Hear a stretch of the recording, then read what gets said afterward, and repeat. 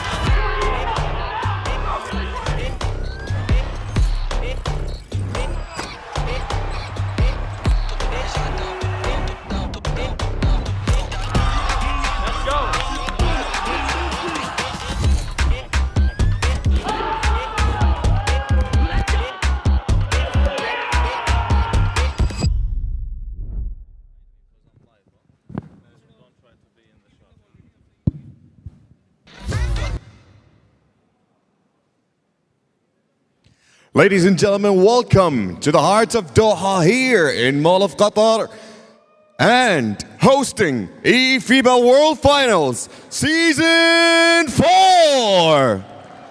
We are now going to be welcoming the teams coming onto the stage in the first ever eFIBA World Finals happening here in Qatar. And also waiting for the next one happening next year before the big day and the big tournament for the Basketball World Cup in 2027. Ladies and gents, beginning now with the first team coming onto the stage, the host country, Team Qatar. Beginning with the first player, Nasser Man 974.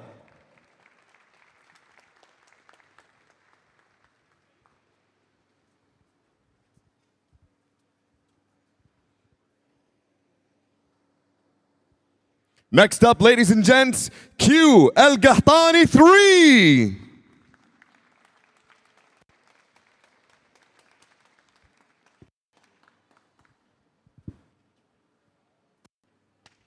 Moving on with the third player, Saad SMS.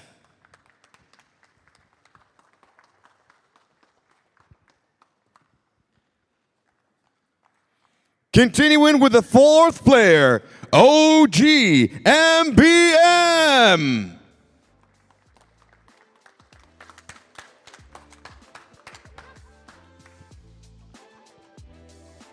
And last but not least, in Team Qatar, ladies and gents, Bin Falafel.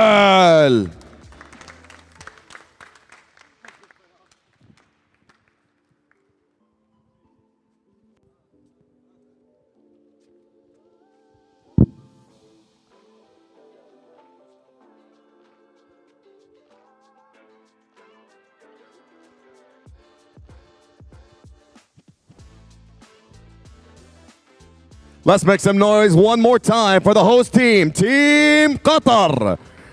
Ladies and gentlemen, and now the second team competing in eFIBA World Finals, Team Lebanon.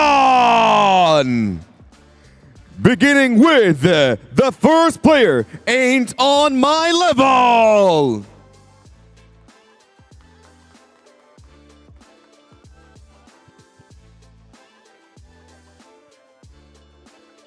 And now the second player, El Diablo.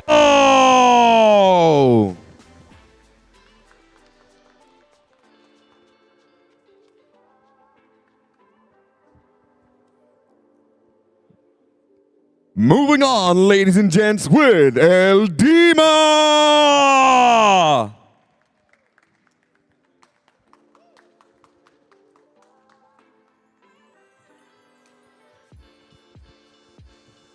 And now with Ray J.I.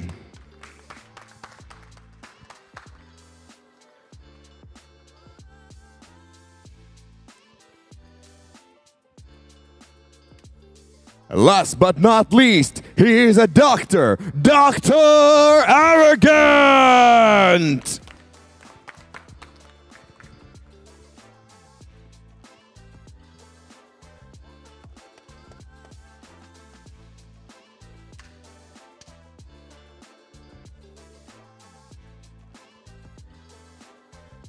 Ladies and gents, let's make some noise one more time and a huge round of applause for Team Lebanon!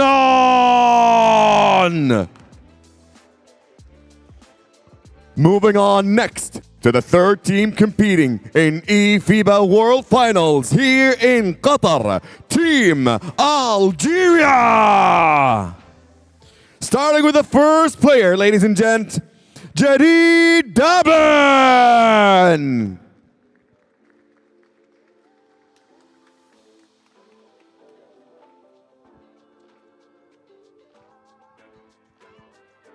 Moving on with Super Seduce.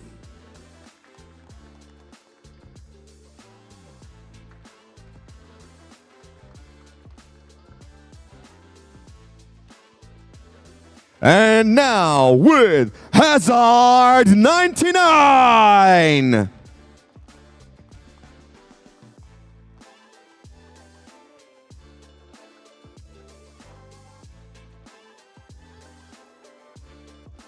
Next is Delice 69.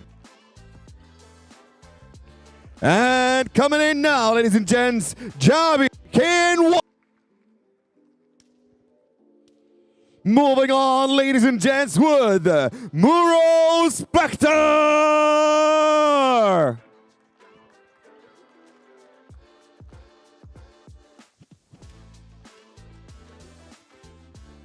Next up, and last but not least, our Grays.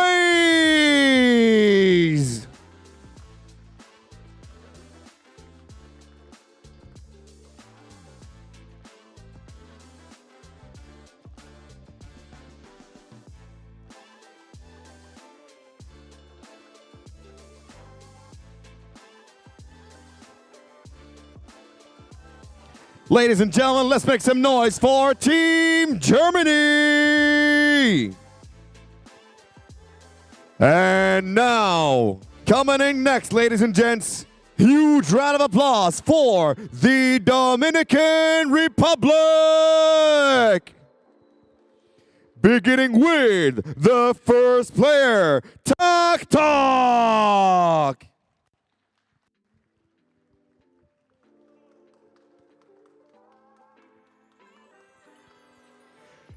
And now with Tarass Drippy.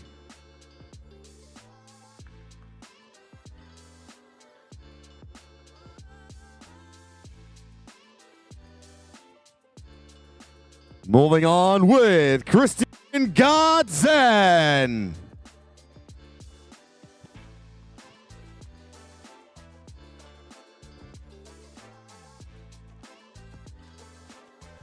And now with Koki Edition.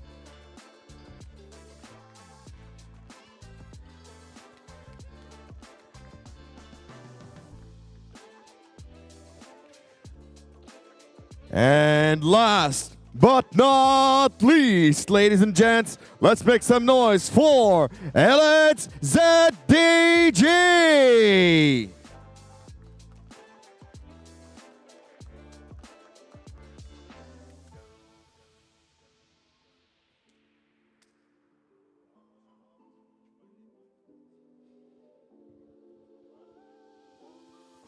A huge round of applause for the Dominican Republic, ladies and gents.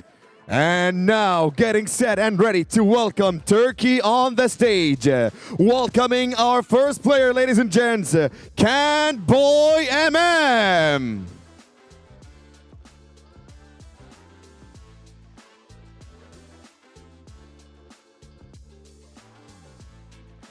And now up, Aaron YT.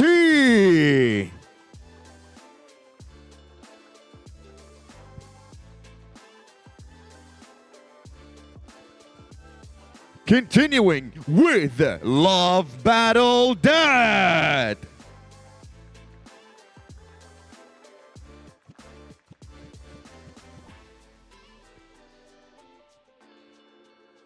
Moving on, ladies and gents, with T. Arcado, The Problem.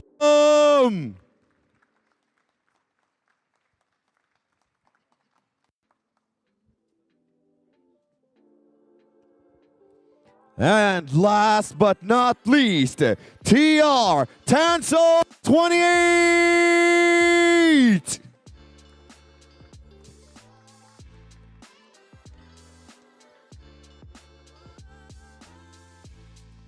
Let's make some noise for Team Turkey, ladies and gents, and start welcoming now the next team, the Philippines. Beginning with LGE Miguel Carlo.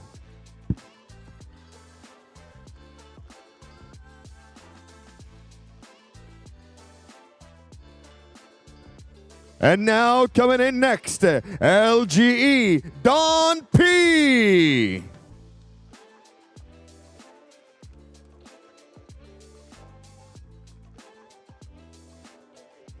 Continuing with Team Philippines, ladies and gents, LGE, I love you!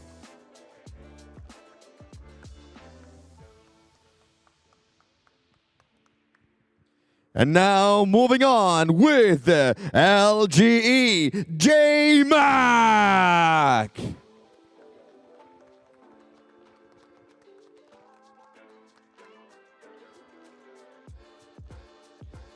And last but not least, LGE Clue!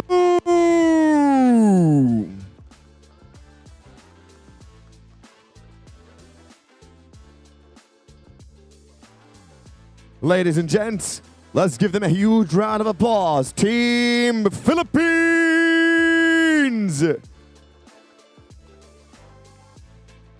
And now we move on with our last team, but not the least, ladies and gents, contender of your World Finals, Team France, beginning with Mamba out.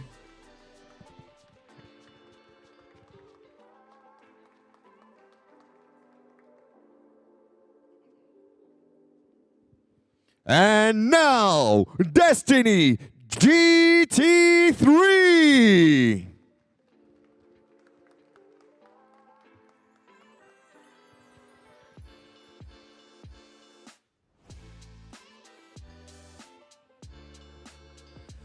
Moving on, ladies and gents, with iClaw.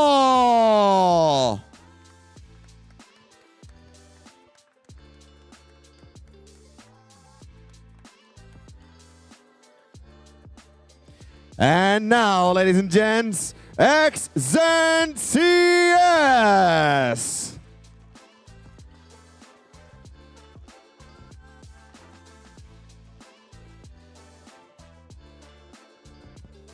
Last but not least, ladies and gents, make some noise, Zyrox.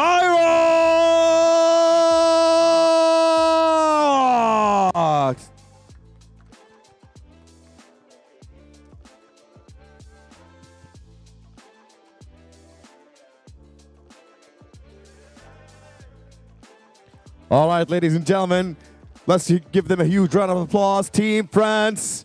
And for anyone watching us and streaming with us, you gotta vote. You gotta tell us, who do you think will be taking this trophy here and winning the eFIBA World Finals here in Qatar? And now, the voice and the mic and the vision will go to our casters.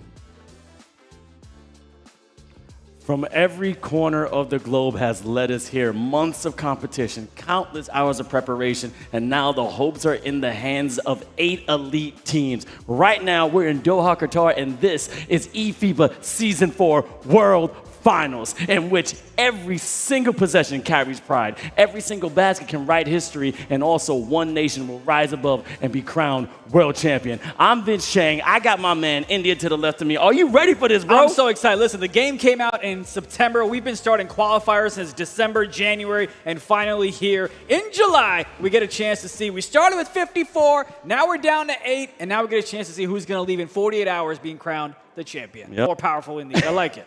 But as this man was saying, competing since September, and also with all those 58 countries, now they have a chance to see who's going to be a champion of Season 4. Now, Season 1 was dope. Season 2 was pretty cool. Season 3 was crazy. But now, we've seen different countries arise, different talent just come out, and you know what? I just can't stop watching because NBA 2K is now above everything else. And you know, we've always said, look, the great players, yeah, you'll be good at 1 or 2 2K, but the best ones are good at every single 2K. And looking at these folks here, they've been here since Season 1, 2, 3, and 4. These are the players that you expect to step up. Every single nation here has 1 or 2 individuals that's going to take them to the next level, and we get to see them play on stage. This is different than when you were playing in your grandma's basement. Now you're facing your opponent right across from you, so you better make sure you hit your shots. No one's giving you meatloaf, no one's giving you a glass of water. You're on your own, and now you got your opponent across from you, which is another detail that we have to really start talking about because we're in the Mall of Qatar, and this setup is crazy. It's absolutely insane. Listen, it's not just the people at home that are watching them. It's not just the opponents across them. It's people at IHOP. It's people at Cheesecake Factory. It's people at Applebee's. It's going to be amazing. The atmosphere is going to get even crazier throughout the day. And I just see participating here, we got Germany, Algeria, France, Philippines, Qatar, Dominican Republic, Turkey, and Lebanon. Now, I'm looking at this real quick. There's some people that are here for the first time, India. Oh, absolutely. You have Germany here for the first time. You have Qatar that's here for the first time. And representing North America is Dominican Republic that's here for the first time. A lot of people say they might be the favorites to win the whole thing. They're definitely be a dark horse. And again, the group phase is going to be crazy, and we're just going to let right now, everybody watching at home, with South America and North America, USA and Brazil were unable to make it, but I'm telling you, the teams that you see here is going to be sick. These group phases that you see, we're going to start with Philippines versus France, which we could take a second with that because they have never competed against each other. There's been an argument who's the best between the two, and now they're starting off Season 4 with a match. What? And I remember seeing them in Sweden where you had France take on the United States, you had the Philippines. They're looking to go ahead and be crowned in the top 3. And I promise you, they don't want to be second and third, so that'll be a fantastic matchup. And on the other side, you've got Türkiye, who's been here before, taking on Dominican Republic, who's got some experience. They've got TACTEC, who's played in the NBA 2K League, but again, Dominican Republic as a whole, first time here in the finals. Yep, Mirabal's not gonna be here. They got another point guard, just Drippy. Now he's a little young. He's like only 20 years old. He's the youngest brother on the squad, but he says he's ready to compete. Now going back to Group A, then you got Germany and Algeria. I gotta admit, Algeria is tough, but the Germans have been engineered to take it to the top. That's a match I'm telling you, everyone has to tune into. We got a chance to see them play last night against Dominican Republic in rehearsal, and they looked really good. But again, it's one thing to know it doesn't count. It's another thing to make sure you hit your shots when it does. Exactly. Now over there we got Lebanon and Qatar. Now we already know about Saudi Arabia, amazing, but Lebanon has been showing out. I'm telling you, the cedars are tall and they're not gonna fall. But Qatar, I've been watching them. They've been working out, and shout out to Ahmed. He's been doing so great getting this federation on another level. He has a whole bunch of other teams that we don't even know about yet, and I'm loving the esports evolving here in the Middle East. Look, I'm telling you right now, if the Qatari team hits their shots the way they hit the gym and the weights, they will be just fine. The biceps are popping. Yep. now we're going to another Group 8, Germany versus France. Now, there's another test. They have played against each other. They have been when it comes to Europe. However, who is going to get this win? Because when we get to the bracket, being on top is so beneficial. Absolutely. Look, as you can see here, when we get to these next matchups for round robins,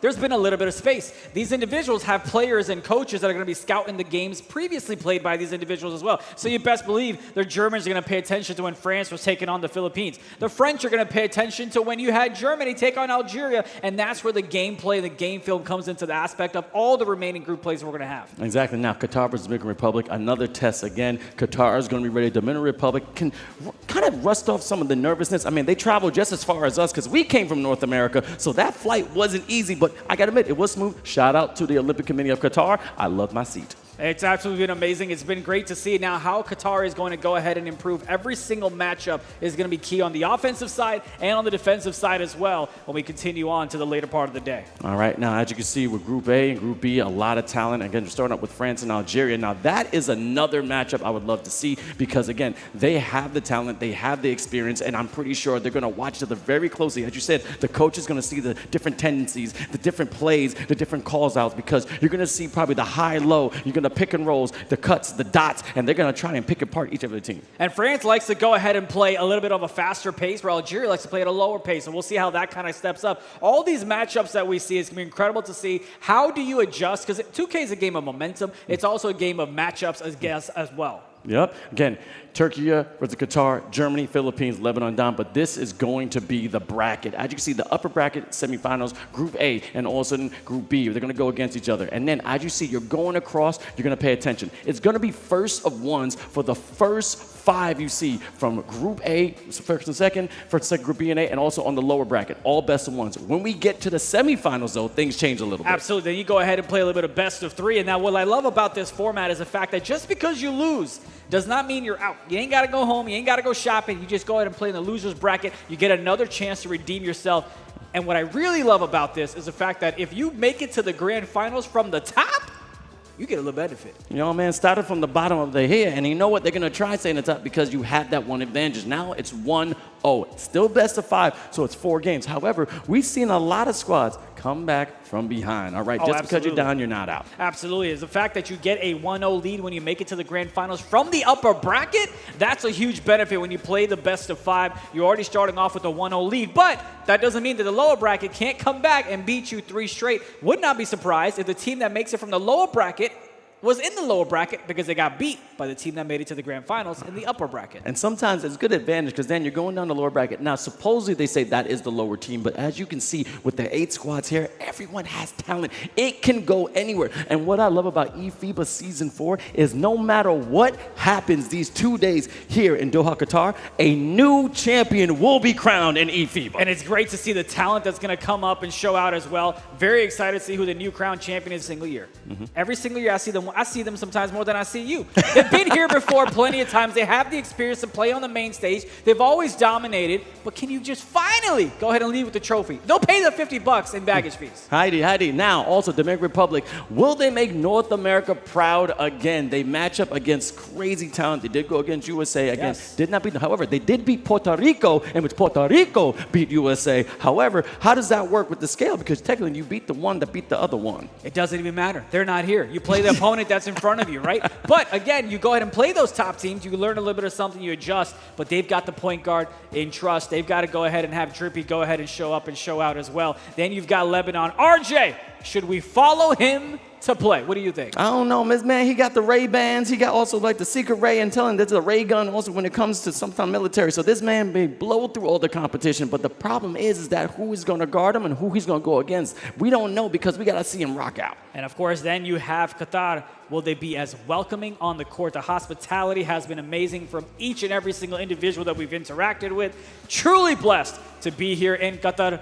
Can they go ahead and dominate on the court, though? All right, those were the power rankings from Group A and B, and I'm telling you, there's other things we have to follow because the players that you're going to watch are just right here. Look at from France, Zinks. This guy is an amazing guard. He knows how to rock out. He knows how to spread the floor, and also he is a perfect player when it comes to France. I mean, he's going to be the one that people want to go ahead and keep an eye on, especially if he's able to help on the defensive side of things. And then you've got Aaron. We talked about the experience that Türkiye brings. That man truly goes ahead and leads them on the offensive side. Almost made the NBA 2K League professional side of things.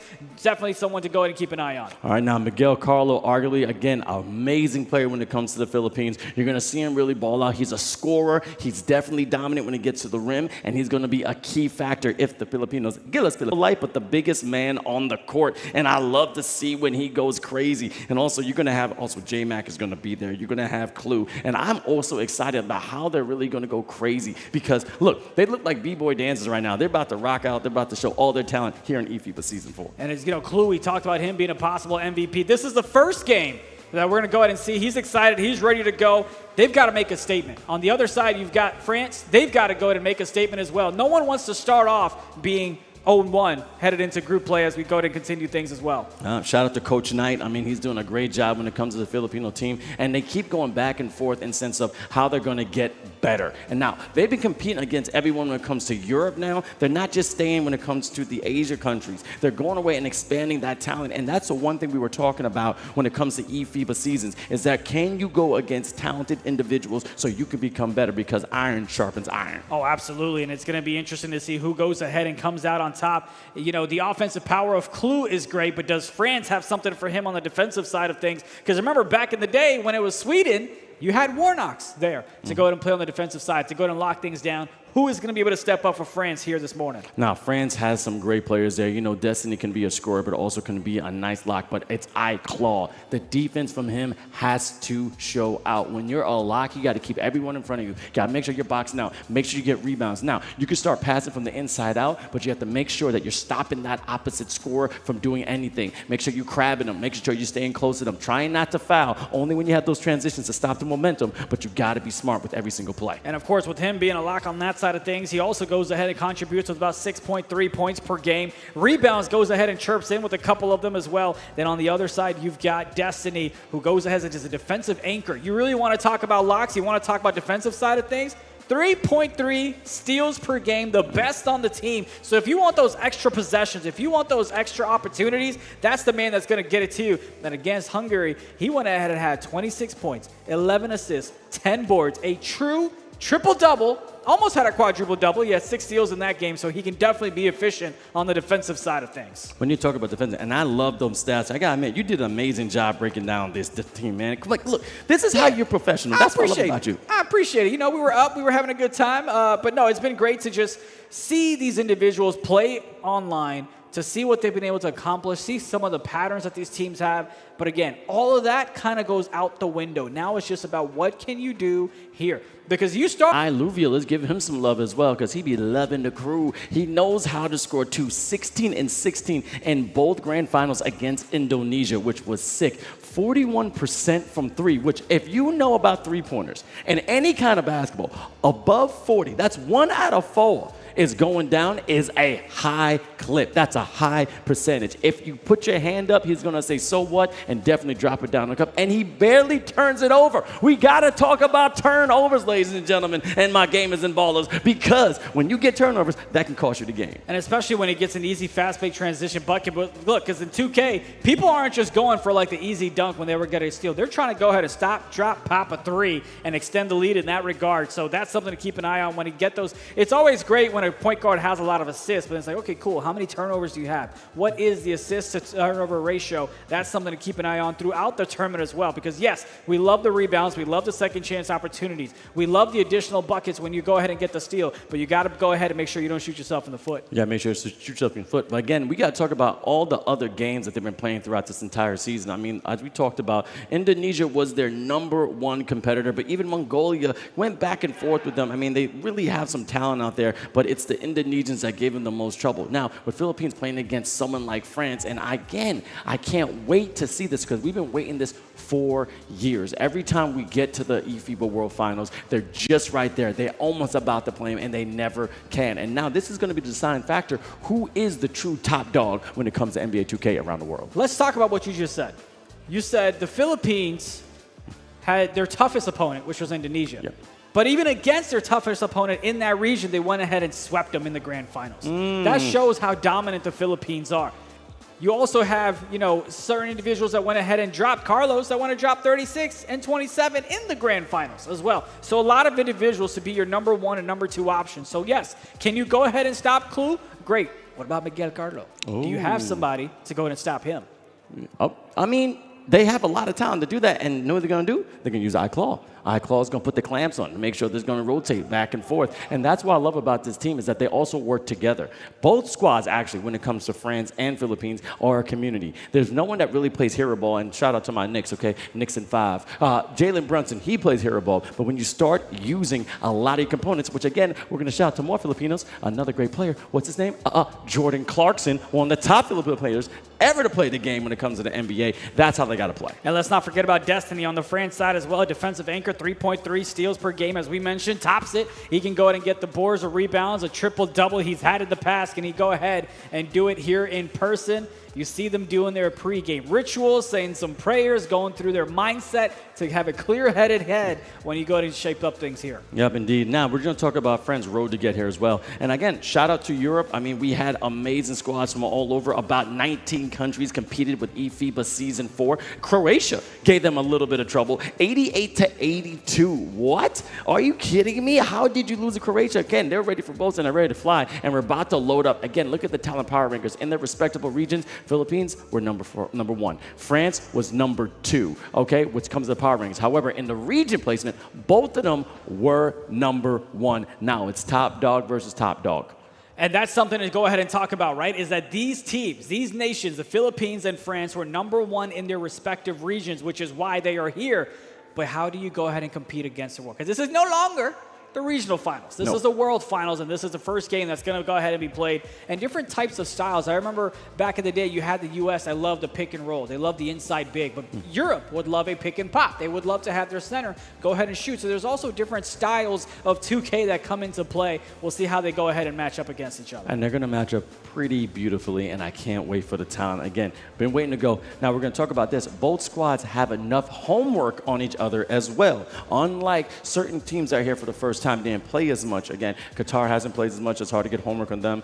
Even with Dominican Republic once or twice. With them, they've been playing for years. They are repeat comers to eFIBA Season 1, 2, 3, and 4. So there's a lot of games that different squads can study from. And someone we haven't just talked about enough is Mamba out on the French side as well. He went ahead and had 11 double-doubles, and he had 2 triple-doubles as well, which is the most on the team. So you want to talk about an impactful player to keep an eye on? There's so many of them. That's definitely one to keep an eye on for sure. Man, but with X-Mamba out being the center, and you told me that you're a center guy, because I remember when you did your rankings that you want to be a big dude. Yeah, well, listen, I tried to go pro, and I almost almost made it, right? I was too separated. I was too almost separated from being a professional. But yeah, the big man goes ahead and has so much impact on the game. Arguably the most important position in the game. Some may say point guard. I may agree with that. What about the second and third most important position? Well, second important, for me, I'm a shooting guard. What are you talking about, man? You need that shooting guard, bro. You need also that small forward. You know, you got to go to protect the paint. So I'm gonna say center, lock. They're all important. Yep, they're all important indeed. But then back when it comes to the Philippines, and then we're going to talk about a guy, when I first was messing with him, it was great. J-Mac, I love you too, bro. 10 points a game, 4.5 rebounds, and 4 assists, and has the team high and what? Steals. Cookie monster. Can I get a side of milk? Yes, indeed. He's going to be ready to defend, and that's what we talk about. Defenders are going to be key. Perfect from 3 against Mongolia. 7 for 7, 21 points, and then again, barely turns it over. And that's going to be key to kind of keep an eye on as well. When you go ahead and stop one person, the second, who's going to be able to stop him? That's a lot of points for a power forward as well. He goes ahead and gets the assist, and he goes ahead and gets the rebound. Somebody from the left side, what does he typically like to do? Does he like to go to this person? Does he like to go to that person? These are things that the coach goes ahead and helps us out. All right, now without further ado, gamers and ballers, we are ready to get the first game of eFIBA Season 4 underway. It's going to be France versus Philippines in the main stage, and on the second stage, Türkiye versus Dominican Republic. We're about to load up, and I can't wait to go. Again, shukran to everyone watching. Make sure you're tuning in. Let me vote you in the poll. Again, this is eFIBA. You can go to eFIBA_official for a whole bunch of information. Also, eFIBA.basketball to get all the clues, all the things you need to know about every single team and every single player that you're going to watch today. Just want to let you know, flipped. I'm just saying. Anyway. Wait, what are you talking about? This is my right hand. This man doesn't know his the schematics There's of a camera. difference between mirrored and flipped. But we'll talk about that at dinner. I love the setup, by the way. We've got the 2 stations going on. You've got the gameplay ready to go as well. I mean, that secondary station, we're going to get a chance to give you exactly what's happening there. That trash, you're even closer there than center stage. So that's kind of really intimate right there. All right, in 3, 2, 1, let's go. Philippines versus France, main stage. We got Don Preach on the top. Listen, and they're in the blue. And also in the white is France, and starting off with the dunk, and Philippines strikes first blood. Nice go ahead and cut from the right side. Defense was asleep. Coming up back now is France. How are they going to go ahead and respond in the early possession? They go ahead and take a shot.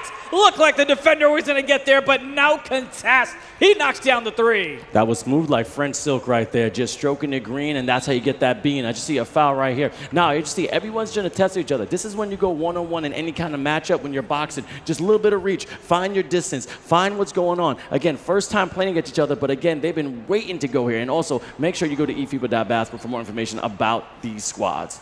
You had a chance to go ahead and get it down low, but he took the contested shot possibly because he knew he had the rebound. Oh, it looked like it was going to be in, but we're going to need people to go ahead and show up on the defensive side of things as well. Still waiting for a steal to go ahead and occur. That one's going to be a shot missed there. Rebound secured by the French. There's the steal. Right on command, they go ahead and deliver. J-Mac over to Miguel Carlo from the right side. Oh, he wanted the cut. He got the cut. Defenders in the air. Passes it right back outside to Don Breach. Cuts it to the right side. Open shot. Money. Everyone gets fed. That's a great thing about family in the Philippines. And as you can see, they're showing the talent with the red, white, and blue. And a little bit of yellow with that gold with that sun. Now, X-Sync's going on the right side, trying to get a little bit of ankle breaker, but that reach and foul. Hey, I learned this in first grade. Keep your hands to yourself. You know, you try to go down and reach into the cookie jar, you might get punished. We are still outside the 2 minutes. Zinks.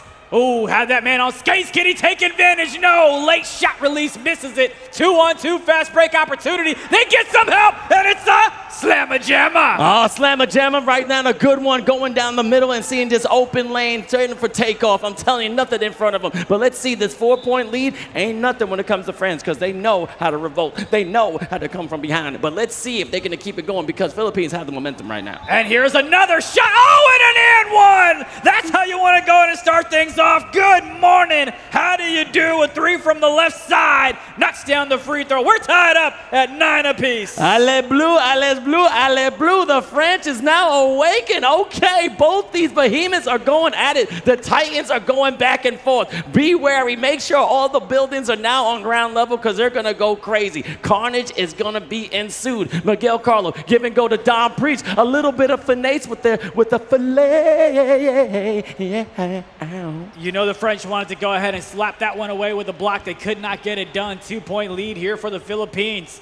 Zinks on the right side. Get stuck. Gotta need a bailout to go ahead and pass it. Ball's loose, but they go ahead and recover it. Mamba out, being the savior.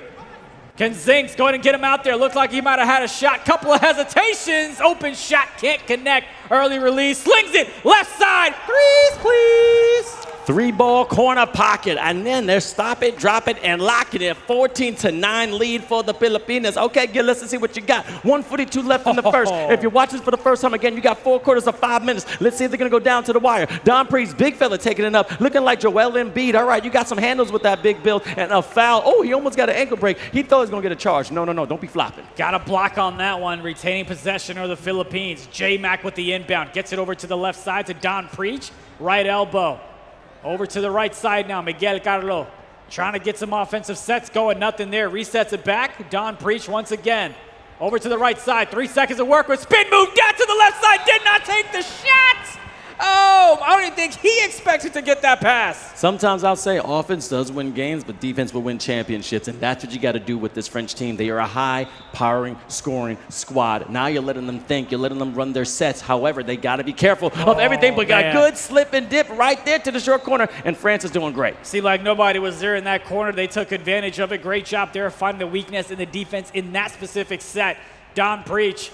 Miguel Carlo on the right side, moving and grooving, trying to find some space. He goes ahead and takes it to the house. Somebody get an ambulance because their ankles have been let back in their country. That was a great shake and bake, all right? Sometimes you're first and sometimes you're last. But again, he put on that gas. But you see France going on the right side. X-Zinks is that mirror, but then a cookies. Okay, swiper all swiping. Clue going on the left side, and then a body bag. 18-11. Great defense leads to easy offense there. They reached into the cookie jar and they found themselves a reward. And a quick foul here by the Philippines, and a smart one, as France was looking to take that easy open shot at the top of the key. Now they'll have a set play coming out from the right side. Mamba resets it back over to Zinks.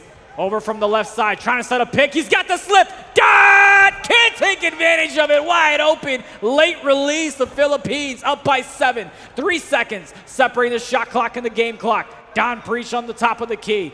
Looking to make a move. Got to go ahead and get it to somebody to reset over to the left side. Miguel Carlos looking for the easy rebound. Don Priest says, I got you. That's the foul. Philippines headed to the line. Going to the line. Liking the beads right there. A lot of colors. But here's the thing. Let's see if you can make these free throws. 19-8. And again, in the bonus, you got to be careful. And it's only the first quarter. Look, with NBA 2K, if you score over 15 per quarter, you're doing time. Don Priest, find Miguel Carlo. Once again, Lovio taking his time. Move your feet. You didn't lose your seat. But look at that great offensive board from Don Priest. He's gobbling them up. It's like hungry hippos. Going to the left side. On the top of the key, Don Priest again, keeping it nice and calm and collected with that right side. A little bit of dribbling, a little bit of butters in the hands. But almost get it. And then Lovio showing some love from that free throw line. 23 seconds of great defense is not enough. You got to play 24, and they did not do that there. The Philippines took advantage of it. But France goes ahead and comes back. Had a midi last time out. What can they do on this possession? Swings it to the right side. Dots it to the right. Destiny. Nothing there for him. 9 seconds to work with. Top of the key. Mamba out. Looking to reset it back over to Zinks. Look at the defense from the Philippines. Had a shot. Oh, that's the type of open shot you want to take advantage of. Knocks down the big three. Magnifique heat. That's how you throw it behind the three. I see you, Frenchman. But Miguel Carlo, let's see. Heart can beat talent all the time. But let's see if they got that heart in them. Miguel Carlo giving that little shuttle pass to J-Mac with the attack from behind the arc, hitting his mark. Anything you can do, I can do better. The Philippines respond back with the 3 of their own. The French down by 11 is nothing in the game of NBA 2K. Plenty of time. 13 minutes of basketball left. You gotta knock that one down. Big rebound by Mamba. Foul from the Philippines. Big man gonna get them boards every time he's gonna try to score, but that time was a smart foul from the Philippines, making sure there's no easy twos and you got some fouls to give on 2 people, unable to knock it down. Again, X-Mamba out, another offensive board. This man is crashing. We talked about the extra possessions, the second chance opportunities. That's what's gonna help France come back in this game. Again, plenty of time, but the offensive rebounds mean nothing if you can't get bumped. Oh my goodness, he blocks that one out of the sky. Don Preach, let them know. That sent it back like Manila traffic, okay? What the five fingers say to the ball? Smack! And then another dunk. A slammer jammer from the Philippines, making it 29-16. The points off turnovers have been huge here for the Philippines. Oh, there you go. Okay, listen. I don't know how many open shots the French have missed, but they're getting mistakes, and the Philippines are saying, I got you. Let me show you how to knock it down. And if you go ahead and look at them, they're talking trash. They're saying, welcome to Qatar. We run this place. This is that big dog energy we want in Doha, Qatar. 10 toes down. They're finding their way all the way to get that crown. But again, it's only the first game, India. We got more to play. And we surely do. Doubled up the score of the French or the Philippines. Zinks goes ahead and gets fouled. Step inside, way to get that midi. Now, if you're the French, you got to recognize you're not going to get all these points back at once. You don't need to go for threes. You just got to get points. You just got to make sure every possession counts and get you something. Do we see a second and one? We do not. Miguel Carlo gets fouled, and he's headed to the line. Now, this hole that French is digging is getting deep, and sometimes you don't have a ladder to get out of it. However, they're going to learn from this, all right? It's a learning opportunity, but the first time you're playing against this well-oiled Filipino team. They have been working out. They have been putting in the time, and now you're showing it right here in eFIBA Season 4. The timing has been a little bit off for the French, but they've got a whole half and then some to figure out. Dot to the right side. The Philippines. 1, 2, 3. Knocks down the three. Oh, man, he's being calibrated like Mega Man, picking up the right weapon. And I'm telling you, that corner has been deadly. And that's how you're going to break apart this French team. But again, defense is absolutely ironclad. The clamps are there. They're putting the handcuffs. They're locking them up. As you see Miguel Carlo going down left side, getting 3 defenders. Now someone is open. As you see, pushing all the way to the right side, a little bit of late. Could not capitalize on that play. Thought he was going to go ahead and pass it out. That's another missed shot by the French. Coming over from the left side, J-Mac moves it over to the right side. Looking to reset it back over up top to Don Preach. Over to the right now to Miguel Carlo. Cut from the right side. J-Mac, nothing there. Kicks it back outside. From the left, looking to make something happen. Looking for a pick. The pick and pop. No, and he missed it. Nobody was at the rim to contest. He just missed it himself. Dots it over to the left side. France. Mamba out, looking to get some points. 8 seconds left in the half. That one's denied. Blocked one more time. That's going to go out of bounds. 3.8 seconds left. France with the ball. Hey, you know what? If I was a coach, you're subbing now. I better see bodies hitting the floor. You got to be diving for them loose balls. We don't give nothing. We don't give an inch. We don't give a mile. But as you can see, the French are trying to respond and going into the half. A commanding lead from the Filipinas. As you can see, dominating on the boards, dominating and scoring, and the defense has been pristine. The biggest difference in this matchup between these two teams is that the French have not been able to make their open shots, and the Philippines have been able to. That's the biggest thing between these two teams. But look, we got a whole half left. Yep. If the Philippines can outbeat you this much in the first half, then you, as the French, can go ahead and come back and do the same thing to them. So there's plenty of adjustments to be made, and that's what we'll see as we start here the third quarter. And also, this is an amazing matchup, but also an amazing community, also an amazing event, because this right here, you see with these replays, it's been sick. J-Mac has been destroying them from that corner. Again, if it's not broke, don't fix it. X-Zink's trying to do some things, but going to side, and now we're going right into the third with 39. With 20 for 4:27 left in the third. 19-point deficit here for France to go ahead and claw themselves out of from the third quarter. From the right side, Zinks over to the left side. Xerox, no, he goes ahead and slams that one home. What a put-back bucket. Also, the FIBA Basketball World Cup Qatar 2027 will be the first time an Arab country will be hosting the flagship World Basketball event. Don't miss out. Secure your spot by early registering now at TICKETS.WORLDCUP.BASKETBALL for exclusive access to tickets and the latest event updates. And that's what eFIBA is about. We're going right into 2027 with that World Cup. I am so excited for it to be hosted here in Qatar. Rumor has it that you're going to try to play for Team USA. Wait. I'm going to try to play Team USA? Yeah, that's what I heard. I'm going to play Team Jamaica. That's what I want to do. Jamaica. That's what I want to do. Playing Jamaica. Anyway, right here, 41-22. Almost a 20-point lead for the Filipinos. They're right there. But let's see if they're going to the left side. Ex-Mamba out. Getting a little bit of calm. Again, in the white will be French. In the blue is the Philippines. Now, it's so much talent. It's so much amazing. Just aura coming from both squads. But the Filipinos are just so good. And you got to find a way to go ahead and stop them. We'll see if the second half is a bit different than the first. There we go. Tearing out a rim. As you see, that deficit is slowly getting back to about 16. If they get it by 10 before the fourth, they may have a chance. Oh, absolutely. If you're able to go to deficit down to 10, you've got a chance to go ahead and win this one and pull off a comeback, no question about it. But you got to play defense. That ball was wide open at the bottom of the net. All right, 18-point lead for Philippines. Going on that right side, Zinks, little bit of space, one-on-one. See him find somebody here. Xerox again, he has to knock that down. Excellent, wide open distance, 23 feet behind that arc. Now again, you have to get a stop here if you're France. See if they're able to. The Philippines, Miguel Carlo gets it over to Don Preach on the left side. 10 seconds to go. Thought he had an open shot. Did not take advantage of it. Gets it down low in the paint. Defender in the air. Makes them pay. You got to be patient a little bit sometimes. We talked about tendencies. When you're watching film, you got to know when this center gets the rock underneath the rim, does he like to go up on the first one? Does he like to pump once, twice? Where does he like to go? Those are the type of tendencies that can help you on the defensive side. And if you know anything about builds, you guys should look at the standing dunk from these builds right there, because even if your block's lit up and that standing dunk is above, he's going to be posterizing you. And now we haven't seen anyone with badge. Actually, we do see a first badge here from Miguel Carlo. We got deep bomber. So this man's going to be looking to shoot. He's going to increase, but a great defense from France. Again, 55 seconds left in the third. Going up, down 8% contest, but then draining it right there, making it 50-38. They're coming out here, outscoring the Philippines. The French are 20-13. This is exactly what you want to do and have a little bit of a comeback effort. They did a great job getting the steal. Now, here's the thing. He had deep bomber, so everyone thought he was going to shoot it. They thought he was going to shoot it, try to pass it, got it stolen. Can they go ahead and step up here for the second time straight?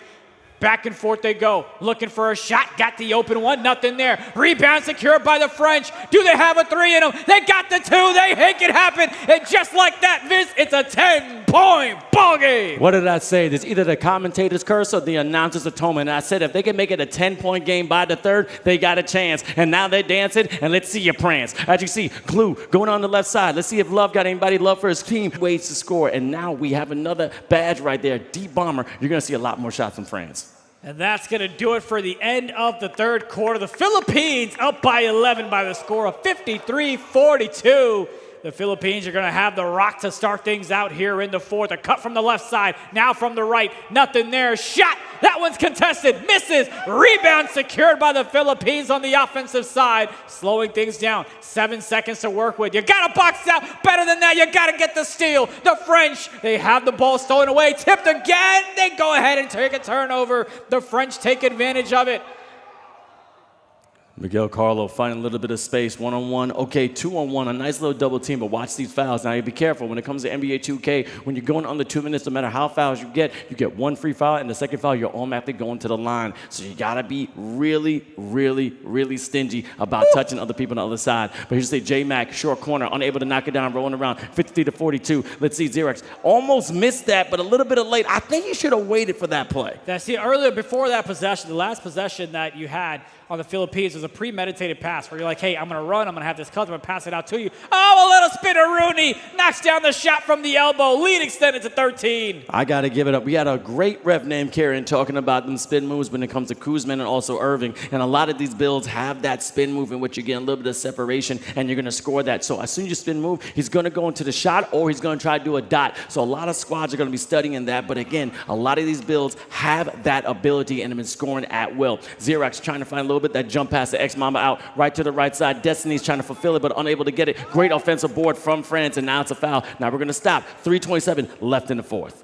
Inbound play coming over here from France. Gets it over to Zinks. Zinks from the right side goes all the way down to the top of the key. Xerox down low in the paint. Mamba. Oh, he tried to get an outlet pass for the three, but it's taken away. Clue with it now. Goes ahead and gets a foul. You can hear the trash talking amping up just a little bit after every possession, especially on the defensive side of things, as Don Preach gets over Miguel Carlo. Top of the key, spins it around to the right side. Can't get it to go. Rebound secured, though. Another offensive board from the Philippines. Miguel Carlo Down low, Clue with an easy slam. As you see, right place and right time. If you saw the position of Don Preach, he was getting boxed out great by ex-Mamba, but even in the game, pushes out and able to get that offensive board, and that's how the Filipinos were able to capitalize on that. But great defense again. Clue got all the clues. He's solving the problem, beating in that passing lane. Miguel Carlo, little crossover, trying to get an ankle, but again, great defense from France, and now the cookies are ticking. Swipers all swiping. 1 but 3 free throws coming up. We already have 1 and 4 and 1 when it comes to starting this game today, and I'm telling you, they're still rocking out. All right, excellent timing on these free throws. 44 to 57. Now, it's still a game, all right? They're still underneath 20 points, okay? Slowly but surely, you got to get it to 10 with 2 minutes left. Now, I talked about this. When you got underneath 2 minutes, you got to be careful of them fouls. You get 1 free one, and the next one's going to go to the line unless they're in the bonus already. This next one, the Filipinos will be going to the line, so they got to be wary of it. You've got No Brain Salazar in the chat saying Xerox 1v5, talking about how he needs a little bit of help from his teammates coming up from the left side.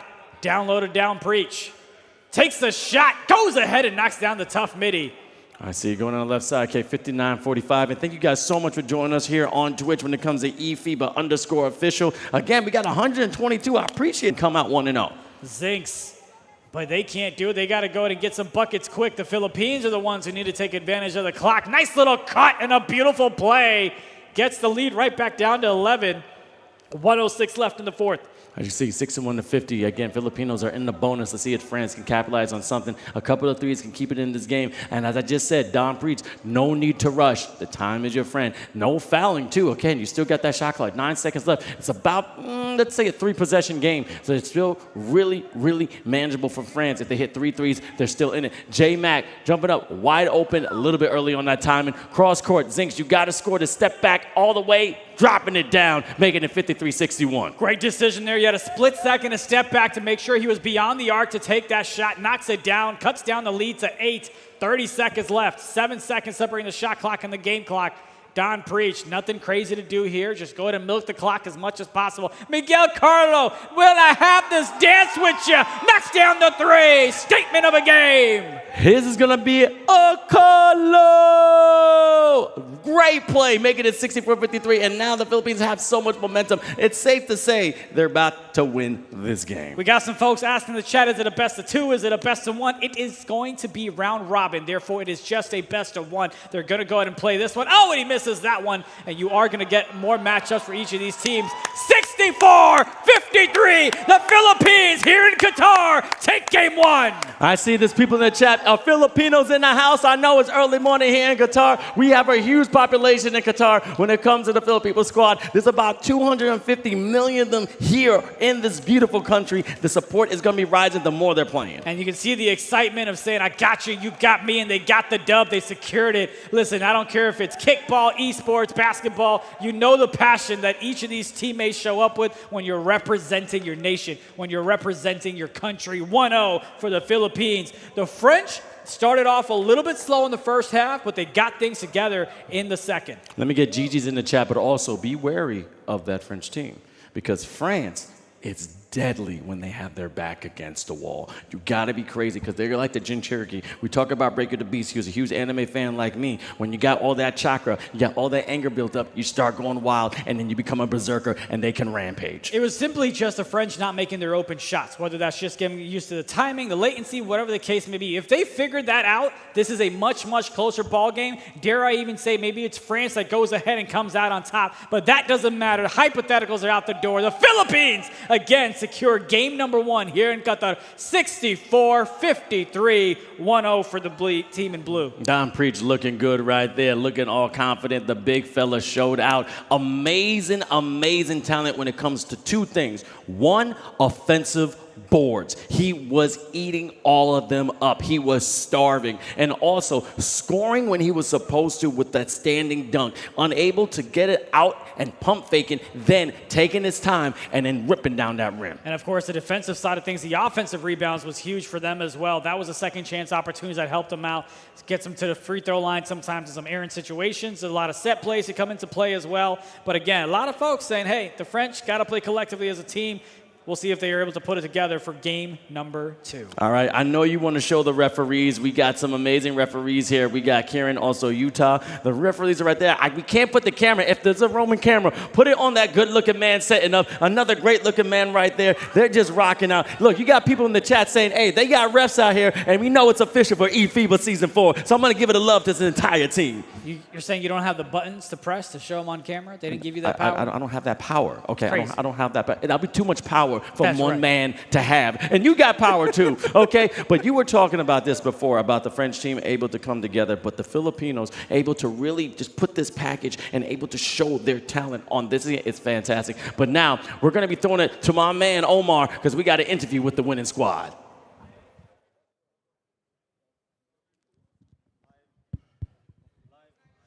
Ladies and gentlemen, we are back with you now here on the stage. What a game, what an atmosphere, what energy from Team Philippines securing the first win of the eFIBA World Finals here in Qatar. And now I have Miguel Carlo. Miguel, you have a big community of Filipinos here in Qatar. They've been watching you from the live stream, and some of them have been watching you here in Mall of Qatar after securing a win against France. Tell us more about that. First, I just want to say thank you to all the Filipino fans who's watching, supporting, and thank you to all of the people here. A first win to start the tournament feels great. We're setting the tone. We're here. We're going for the championship. We're locked in. Big words coming up now, ladies and gents, after the first win for Philippines against France. But what do you think about the next game? Are you going to be keeping that same momentum, or is it going to be a harder time? What you can expect from us from each games, we're going to keep getting stronger and stronger. So next is Algeria.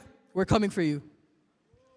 All right, ladies and gentlemen, that was Team Philippines and Miguel Carlo. Congratulations on that win. Ladies and gents, Qatar will be hosting the World Cup for the basketball next year in 2027. Don't forget to witness one of the biggest sporting events here in the region, especially in Qatar.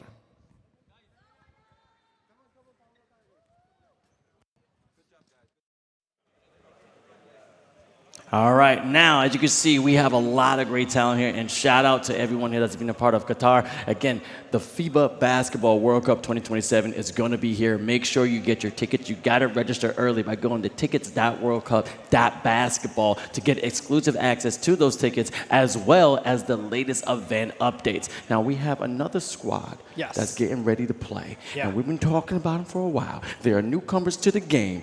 And I'm pretty sure they've been getting ready for this matchup. Oh, they absolutely have been. And we talked about, you know, just because it's your first time on the World Cup does not mean you don't know how to play. You were here for a reason. You qualified here for a reason. So that'll be a great matchup. And, of course, we'll update you guys on what happened with Dominican Republic and Türkiye as well. Again, because we've got two stages. You've got the main stage, and you've got the secondary stage as well. So we'll keep things posted for the folks in the chat as well. Now you've got Germany taking on Algeria. What are you expecting out of that one? Now, this is going to be a scoring phenom show, okay? Both got great big men. They know how to rock out. Now, we do have a missing person from Germany, which is Mr. Tuffalo. Jay Tuffalo, man, where you at? But they do got somebody else. Mr. Marto was there as a replacement. And he was doing pretty good when it comes to yesterday. But we saw a matchup yesterday between Germany and Dominican Republic. Now, that went down to the wire. If you were trying to tell me a secret, I just want you to know they all heard it. Just want to let you know that with the microphone, the way that the system works. But no, you mentioned it. We saw Germany play yesterday against Dominican Republic. They went ahead and showed up and showed out. But again, that's in practice, rehearsal. It's a whole different ball game when you play, when the game actually counts. And we'll see how they come out. And they also got a chance to see France play. They got a chance to see the Philippines play. Maybe that helps you get a little bit of jitters out the way. Yep, little jet the way, but again, Algeria has experience. They've been here before. They've been part of eFIBA for many years. They've been to the grand finals, and they have talent. Well, the one thing I want to watch out is that big fella, Mr. Adong. I mean, he can play power forward. He can play center. We're going to get more elaborate details on them in just a moment, but this is the matchup, and if you're watching in the chat, I appreciate you. If you haven't followed us already, you got to go to eFIBA_official on all different social media platforms. Make sure you put a like. Make sure you put how you liking the stream, and of course, eFIBA Season season 4. And we've been saying they're looking pretty good in the Oh, throws absolutely. here. Yeah, I might need to get me a little stool. You know, just I don't know. I don't know why they gave you one, which is why you look so tall. Just want to make that very clear. But you talked about Don. We also have Hazard 99 on the other side. Second scoring option with almost 20 points per game. He's at 19.9 on 65% shooting. So if you want someone to go ahead and be relied on, that's the man to keep an eye on. All right, but we're going to check out the game stats that just happened here because I'm telling you, this was a matchup you did not want to miss between France and the Philippines. Now, look at that point spread. Every single baller on the Philippines in double digits, and then Mr. Don Preach with the double-double, 12 and 14. You were talking about the 3 points, 8 for 16. 50% behind the arc is absolutely crucial and just nasty. Still had some fouls. Look at the steals, though. 9 steals. You're almost there in double digits. That was great defense from the Philippines. And that's where if you go on the other side, the turnovers is really what hurt the French. We saw the chat saying 1-on-5 in terms of Xerox stepping up. Look, the man almost had a 40-burger, himself. 35 points. Needs a little bit of help from his team. But it's everything that the French, I believe, did wrong was just simply not making their shots. When you get used to the latency, when you get used to the timings, those problems will go ahead and solve themselves. But yes, Zink's got to go ahead and step up. 2 for 8 is not going to go ahead and get the job done here on the big stage. Oh, yeah, but you got to keep that hands. Now, seeing 35 is great, but again, look at that community when it comes to Philippines. And I know they're watching it right now. As you can see, everyone touched the rock. And if you know anything about Filipino culture, when you're going to the dinner table, everyone gets a bite. Everyone gets a plate, and you're going to leave full. This was a great showing out, a great start. But look also the spread right there. Fourth quarter, 11-11. So this is when France was starting to pick it up, trying to find their groove. But the domination, look, 17-7 when it comes to the second quarter. Again, France, 24-16, not a lot. But this has just been a back and forth. But when you got the momentum, that's how you get on top in NBA 2K. It was already a little bit too late. By the time the first half ended, you were already down 19. And it's a tough hole to go ahead and climb out of. They figured things out in the third quarter. As you can see, 24-16. But again, if you're down 20 points in 2K, yes, it's possible, but it's definitely not easy. Expect them to go ahead and come back stronger for their second matchup later in the day. All right, I appreciate everybody in the chat. This ain't I'm mogging, okay? I'm not outclassing nobody, okay? That's crazy. We both look good. We talk about. Go ahead. Oh, Go ahead. Really, man? Really, man? Really, I might break this. Let me sit down.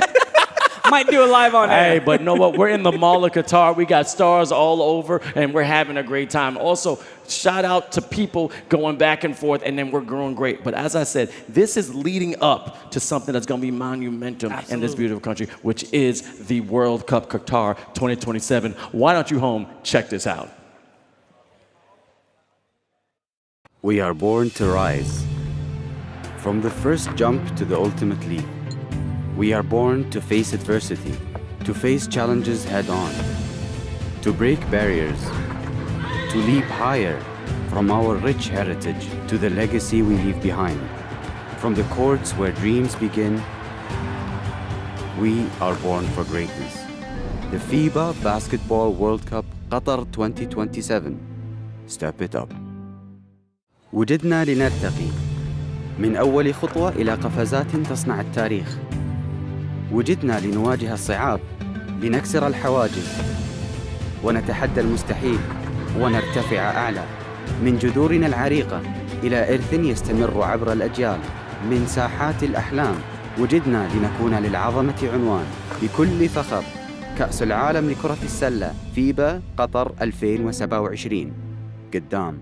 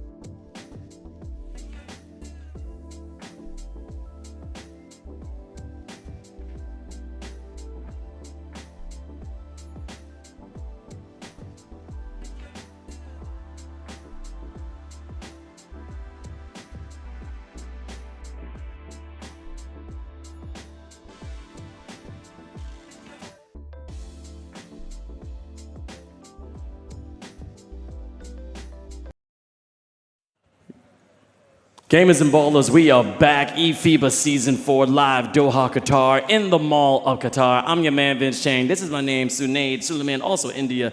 The first match was amazing, and we got more. I mean, it was intense. The atmosphere was great. The Philippines, the French, they brought it in the first and second half as well. You saw them trash talking. They walk away with the dub. The Philippines do. But I want to go ahead and let the folks know of the other station where the games were happening as well. You had Türkiye. They dominated Dominican Republic by the score of 91-62, just completely blew them out, and they go ahead and take the first dub of the day. That was ugly right there. Jamboy, 23 points. Tanzu with 24. Also, the point guard, maybe an MVP with 20 as well. Again, everyone in double digits. As you can see, Christian got Zam with 21 points. Yo man, Tak with a mere 15 and 4. But, I mean, that was a wake-up call. I mean, the Dominican Republic got a taste of true talent in eFIBA. Hey, look, when he dominates, I want you to say you're a man as well, not just when he plays mediocre. You just keep that in check. But the one that I want to keep in check is the point guard for Dominican Republic, Trust Drippy. He goes ahead and shoots 5 for 13. Got to be a bit more efficient if you want the team to trust you. But again, just game one jitters. That's all it is. Nothing else. They're going to go ahead and bounce back, no question about it. But the first 2 games have been played, and you see that it's Philippines. You just got to flip it a little bit. See, that's what I said. There's mirroring, there's flipping. They messed it up over there too. But it was the Philippines that just go ahead and get the dub with 64-53. And then Türkiye is 91-62. That's the way they do scoring in Qatar. Yeah, I can see. I like it, but we can read it because that's what we're professionals. We're professionals. Next group of games from Group A and Group B is going to be Germany versus Algeria and Lebanon versus Qatar. Now, it's going to be Lebanon and Qatar on the main stage. Germany and Algeria will be on the side. And both these teams have been getting ready. We're talking about Germany, well-engineered, well-oiled, ready to go. Algeria got some dominant force. They know how to go back and forth when it comes to the Africa region. But it's Lebanon and Qatar. I'm really interested in how the matchup is going to go. Can I just say something? When you said Lebanon, I thought you said Lebanon. Lebanon? I didn't know what we were referring to. I didn't know if we were just messing things up, what was happening there. But here is the head-to-head matchup for what we are going to see next. It is, like you said, Lebanon versus Qatar. Thank you very much. My enunciation goes back and forth. I'm trying to learn a little bit, Arabic and stuff like that, so maybe I'm getting back and forth. And here I thought I was the immigrant.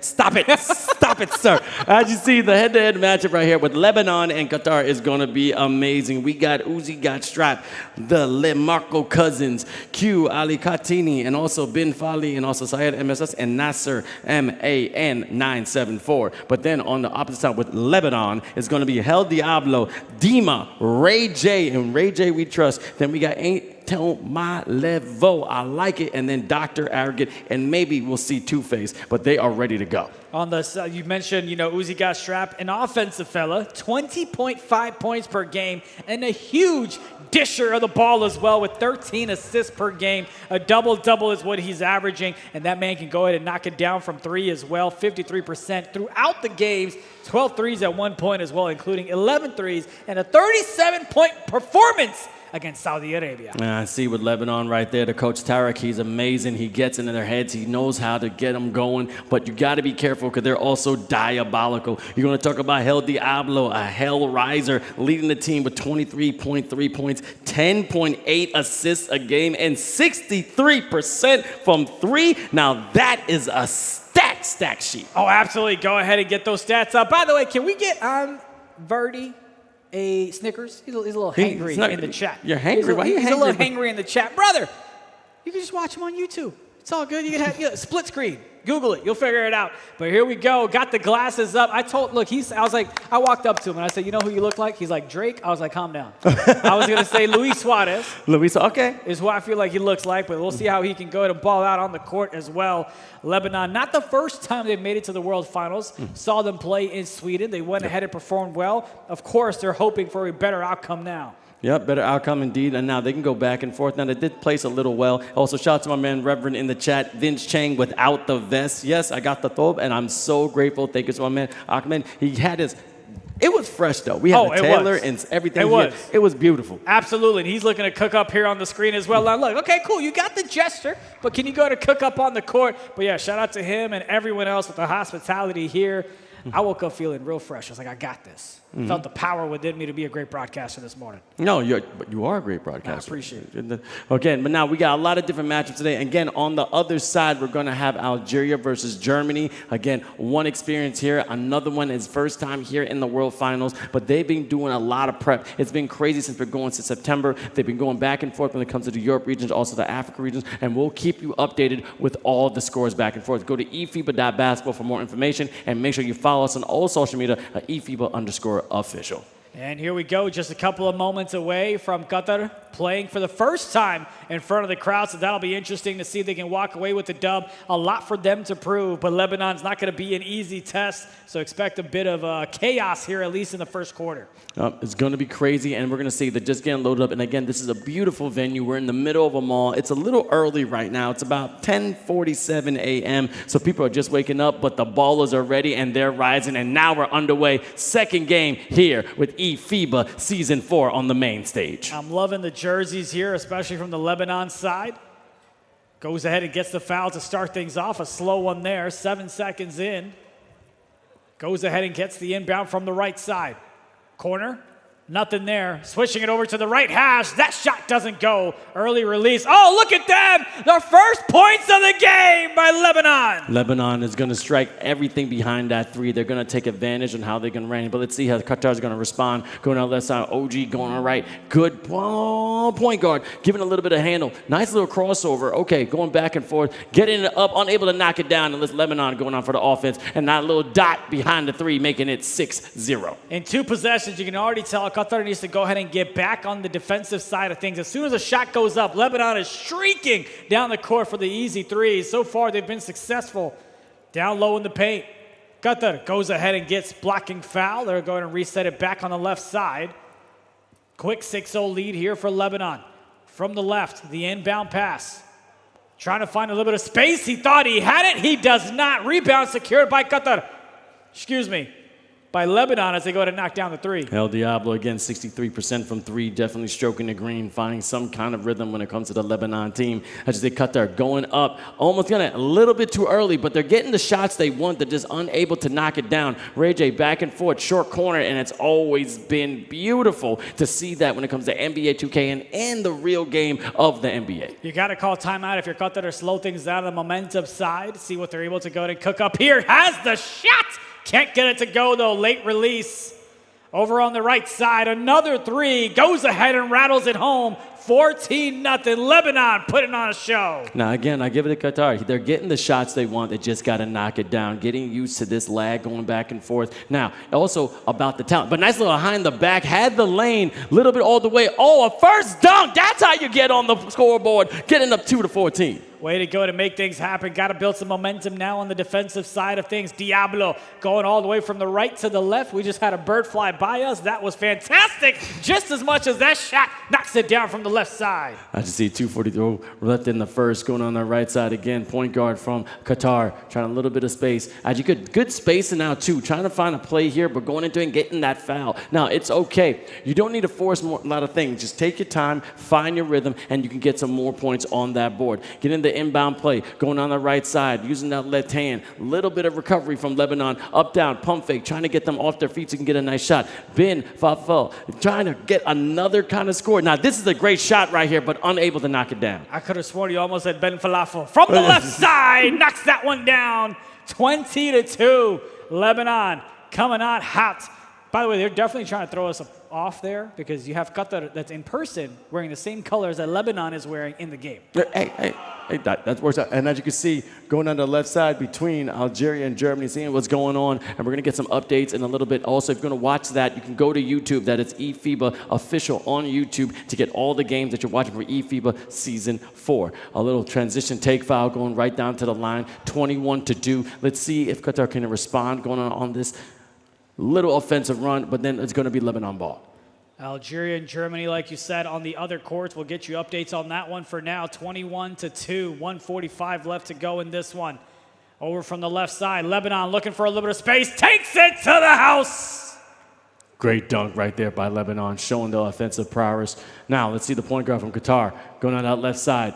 Find a little bit. Good double team from Lebanon. All right, a little bit of scared, trying to get more points. Then the big fella, nice little rockabye baby, getting some more points on the score. This one here is not what you expected coming into this one. We'll see how Qatar is able to go ahead and bounce back. They got to swing on the defensive side of things at the very least and make something happen. On the offensive side, they are struggling a bit. They're looking to bounce back. A minute left in the first quarter, and that's another bucket there.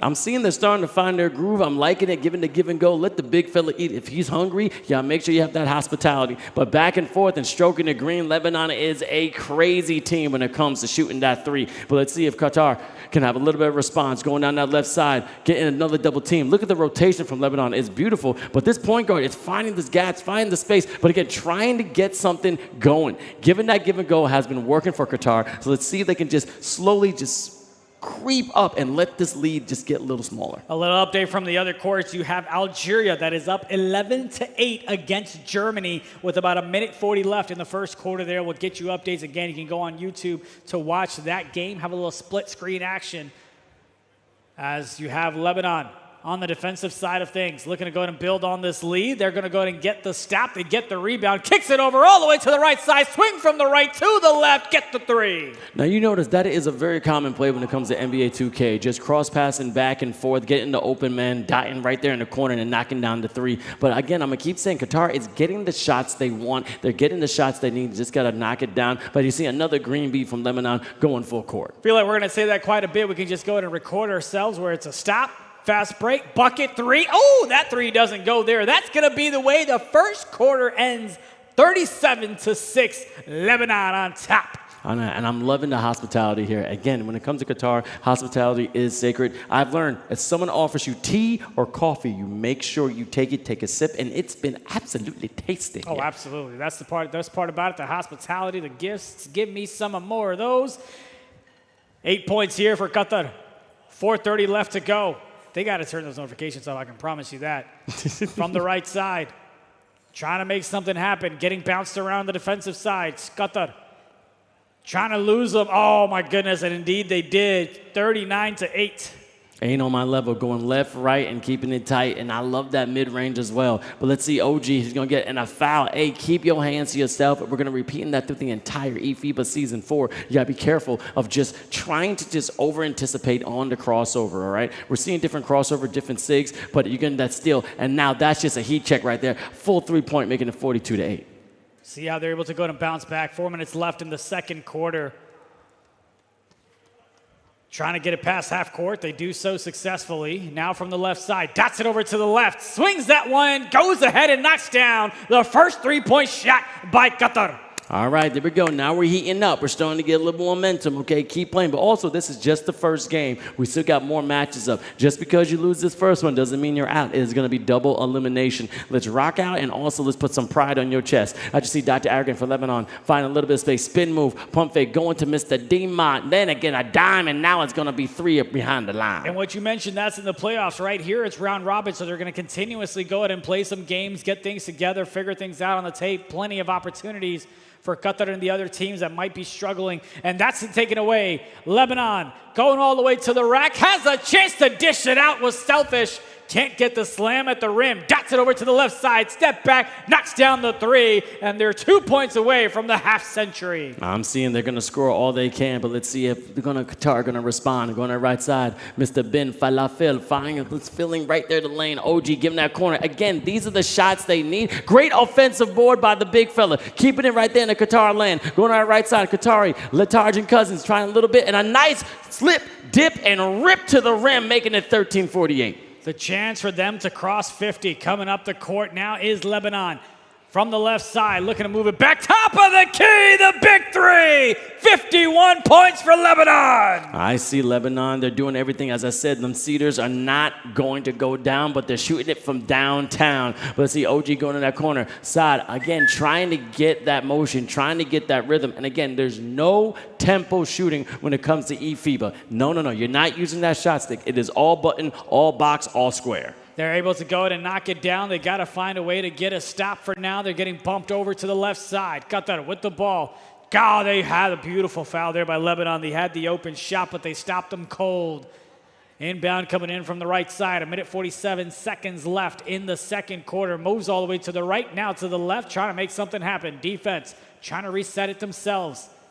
Qatar gets it down low. Another slam there. They're taking the easy two. At some point, they'll see if they're able to get some threes. They already got one. Got to build on that momentum. Deep bomber still activated. Gets it down low to the paint. No, you did not. You did not just try that. He can't make it. Even the strobe lights went off. Nah, you saw that there. Dismaster can increase someone's percentage when it comes to shooting, and also with Deep Bomber was thus going down. And now this is what I'm talking about. Find the rhythm, Qatar. Great three-point, making it 18-54. Let's show some pride. That's how you do it with a beautiful dime. The second three-point shot of the night here for them, 54-18. See if they're able to go ahead and close out the second quarter with some strong momentum headed into the second half. I speak English. I know what I'm saying. You sure? No, not really. Takes a shot from the left side, goes ahead and knocks that one down. You might have heard me say that one before. I hear that too. Again, so go to eFIBA.basketball for more information. And also, don't forget, don't miss out on 2027's biggest sporting event. Secure your spot early by registering now at TICKETS.WORLDCUP.BASKETBALL for exclusive access to tickets and latest event updates when it comes to the FIBA Basketball World Cup Qatar 2027. Get those tickets now. They're going to be selling out, but I can't wait to see all the stars here ball out in beautiful Doha. Quick update for folks on the second station. It's 24-26. Germany is on top. That one's got about 2:40 left to go in the second. We'll provide you updates. Again, you can go on YouTube to catch that one. Catch and shoot from the right side. Another three. 62 for Lebanon. Know the mechanics we're talking about with Kieran, one of the referees here in the eFIBA Season 4, was the no dip. No dip is key when it comes to NBA 2K, and it's not as easy as you think. That means the ball is not going down with your regular shooting motion. It's like mid-arena for Kuroko no basketball. The hand is already there, and you're shooting. But then, great defense there from Lebanon. Stopping that in the corner, almost getting that shot off. Dismaster, and I get it, rock up my baby on the treetop. As you see, them Caesars were dropped, knocking it down. That's going to be the way that the half ends. What a dominating performance from Lebanon. 64 points. They cut that as 11. 23 points. 20 points already for a couple of individuals on Lebanon. We'll see how Qatar is able to go ahead and respond back. They did go ahead and knock down a couple of threes, so they're looking to build on that side. Turnovers aren't that bad, but they got to create more opportunities. 0 steals at the moment from them. Got to get those extra possessions if you want to bounce back in this one. Shout out to my Qataris. They're keeping a gold standard because the one thing is they're getting better by the day. They're getting better by the game. And this is what happens when you have this kind of talent in front of you. And again, if it doesn't take you out, it makes you stronger. This is going to be a lesson indeed. Dr. Arrogant unable to knock that down. A nice little tip from the big fella, keeping it hot, and that's how you know you got pogo stick. Oh, absolutely. Goes ahead and gets that one, takes advantage of it, coming down from the right side now, all the way crossed over to the left. Oh, he going ahead and lost him there. Got Lebanon jumping. Both the defenders were in the air, but Qatar wasn't able to get a shot off. Going to go ahead and get that one fouled. They'll inbound it from the left side. If you're just joining us, it is Qatar that's in the white and maroon stripes, and it's Lebanon that's in the maroon outfits themselves. 20 points there for Qatar. Great dish right there. It was gift wrapped it just like a present during a wedding. So I'm liking this Qatar teamwork. But as the right side, El Diablo, hell raising to the rim. A nice little two-hander slammer jammer, making it 68-20 with 4:08 left in the third. And taking it to the house now. What a slam there by Qatar. Elevated above Doha skyline. That's why I see. Get some pride, get some live, and let's get with the vibes. Again, still ball out. Again, people are laughing, people are smiling. They're having a good time here in the Mall of Qatar. And they get a turnover on the defensive side of things, so they get the ball right back. Goes ahead and dots it over to the right, over to the left now. Trying to find the open man to take a shot. 15 seconds to work with. No need to rush anything. And back-to-back slam dunks for Qatar. That was a sandstorm slam. Okay, see, look at them. We're getting a lot more chakra in there, getting a lot more energy. Keep it going. Let's see if the defense can step it up now. Going to the right side, El Diablo, taking his time all the way to the rim. Stop, pop, not dropping. Dr. Arrogant getting somebody off. And is that almost an and one? No, but a good timeout. Just taking a second, take a deep breath. Because as you can see, Qatar is starting to find a little groove. I'm liking it. I'm loving it. I just need more of it. We'll see if they're able to provide you exactly what you're looking for. The score, by the way, at the other station is 34-28. Algeria has regained the lead. They've got about 20 seconds left before halftime. Continuously will provide you updates as Lebanon goes ahead and gets that one and knocks it down to make it 70 points in this first matchup for them against Qatar. Let's see how this is going to go out. Again, we got a lot more games to play. Again, it's going to be a full-packed day. And if you look at the lineups, we still got a lot more teams we haven't seen get on this court. I'm excited to see the talent from different countries. Again, we got the 8 finalists. And when I talk about people have not going against each other, they're just raring to go. Newcomers, we got vets, we got people who just want to get these rivalries on and popping. And I can't wait till they keep rocking. I just see another stop and pop from Lebanon, making it 73-24. And after these games are over, every single nation will have played, so there'll be some type of tape on them there as they go ahead and get that loose ball over from the left side. Now to the right, trying to find an opening, dots it over to the left. Oh my goodness, the contested shot from Qatar is good for the big 3. All right, we got people from Qatar in the chat going, go to Qatar. There we go, where they're rocking now, they're popping up. But again, as you can see, this is amazing. With the 76-27. Now, as I said, we do have another game that's going on. We're gonna check it out in just a moment. As you can see, we got both games. As you can see, Algeria versus Germany, 36-28. The experienced Africa team is showing what the big dogs are about. And that's what you want to go ahead and see from them. Go ahead and put on a statement against Germany. The first time they have stepped up in the world stage. A rude awakening possibly if they can't pull off the upset, but that's what it is. It's an upset. They've got a lot to go and plenty of games to get back in the groove of things. Algeria up 36-28. Qatar can't finish at the rim. Rebound there by Lebanon. 2-on-none. Mini pop drop. 80 points. I can see they're still going to go. They got a lot of things flowing back and forth to the secondary stage, 28-38, 10-point lead from Algeria. As you see, the 50-point lead right there for Lebanon. Now it's all matchup, all talent, but now knocking down that shot, making it an 8-point lead just for Algeria. Now Germany is starting to slowly come back. Again, it's only about 4:13 left in the third. A lot of time that they can respond. Absolutely, no question about it. See if they're able to. As for now, it's Qatar from the top of the key. Can't get it to go. Tip ball, who's it out on? It's going to stay with Lebanon. Right there, cousins. That's what I want to see. I want to see bodies are hitting the floor. I want to see diving. I want to see hustle. And that's what you do. You keep going until the last minute is gone. 30-83. So what? Let's just ball out. Going on the left side. El Diablo find a little bit space. Ain't on my level. Is now toning down. El Diablo one more time. A little bit early in the timing. Great rebound, a tip, and a nice board from Qatar. And now they're going to be going out with a transition take foul. Let's see if he can make down these free throws. Goes ahead and gets that one down. 31 points for Qatar. 1:10 left to go in the third quarter. Plenty of things for them to go ahead and grow on as they go ahead and get the rock right back. Tip ball. It's going to go with Lebanon. 2-on-2. They have to slow things down. Great job by Qatar to get back on the defensive side. Can they complete the defensive stop? That one is good. Oh, and a tip ball inside. Second chance opportunity that Lebanon is able to take advantage of. Second chance opportunity is going to be key when it comes to NBA 2K26. You got to make sure you're crashing to the board. Make sure you get them rebounds. And again, beautiful offensive board from Qatar, but unable to capitalize. You got to finish your breakfast, man. You're right there at the rim. But a violation out of bounds is going to be Lebanon ball. You know, something when you talk about is tempo shooting and how that's not allowed in NBA 2K. Our refs do a great job of making sure that's out the game. As we go ahead and see Lebanon, 85 points for them, looking to pile it on as we go ahead and come closer to the end of the third quarter, and they do just that, 88 points for them. And we'll keep you posted on everything else that's going on. If you're just joining us, you had the Philippines take the victory against France earlier this morning. And you also had Türkiye that beat Dominican Republic as well. So Türkiye and the Philippines start off 1-0 in the group play. And these four nations, Lebanon, Qatar, Germany, and Algeria, are looking to do the same as well. I mean, a little bit of nervous. We did have both Dominican Republic taking it all, and that was just a rude awakening. But they could go down to the lower level and just creep their way up and still get to that grand final. As we just said, it's going to be double elimination, but a great shot from Qatar. Again, finding the groove again, finding those motions, and finding a little bit of those shots with that stick. But almost a double body bag, and it would have been a crazy slammer jammer, but good defense from Qatar. Got the deep bomber badge as well, so you got to be careful of that from the three-point line. The inbound coming in now from Lebanon. Over to the left side, goes ahead and just chucks it up. Nothing there. And that is the way the third quarter ends. 88 points compared to 33. Lebanon on top. Top of the key, moving and grooving. Goes ahead and dots it up. Did not want to take the shot. Had the cut to the paint, but he didn't get the pass. Now from the right all the way back over to the top of the key.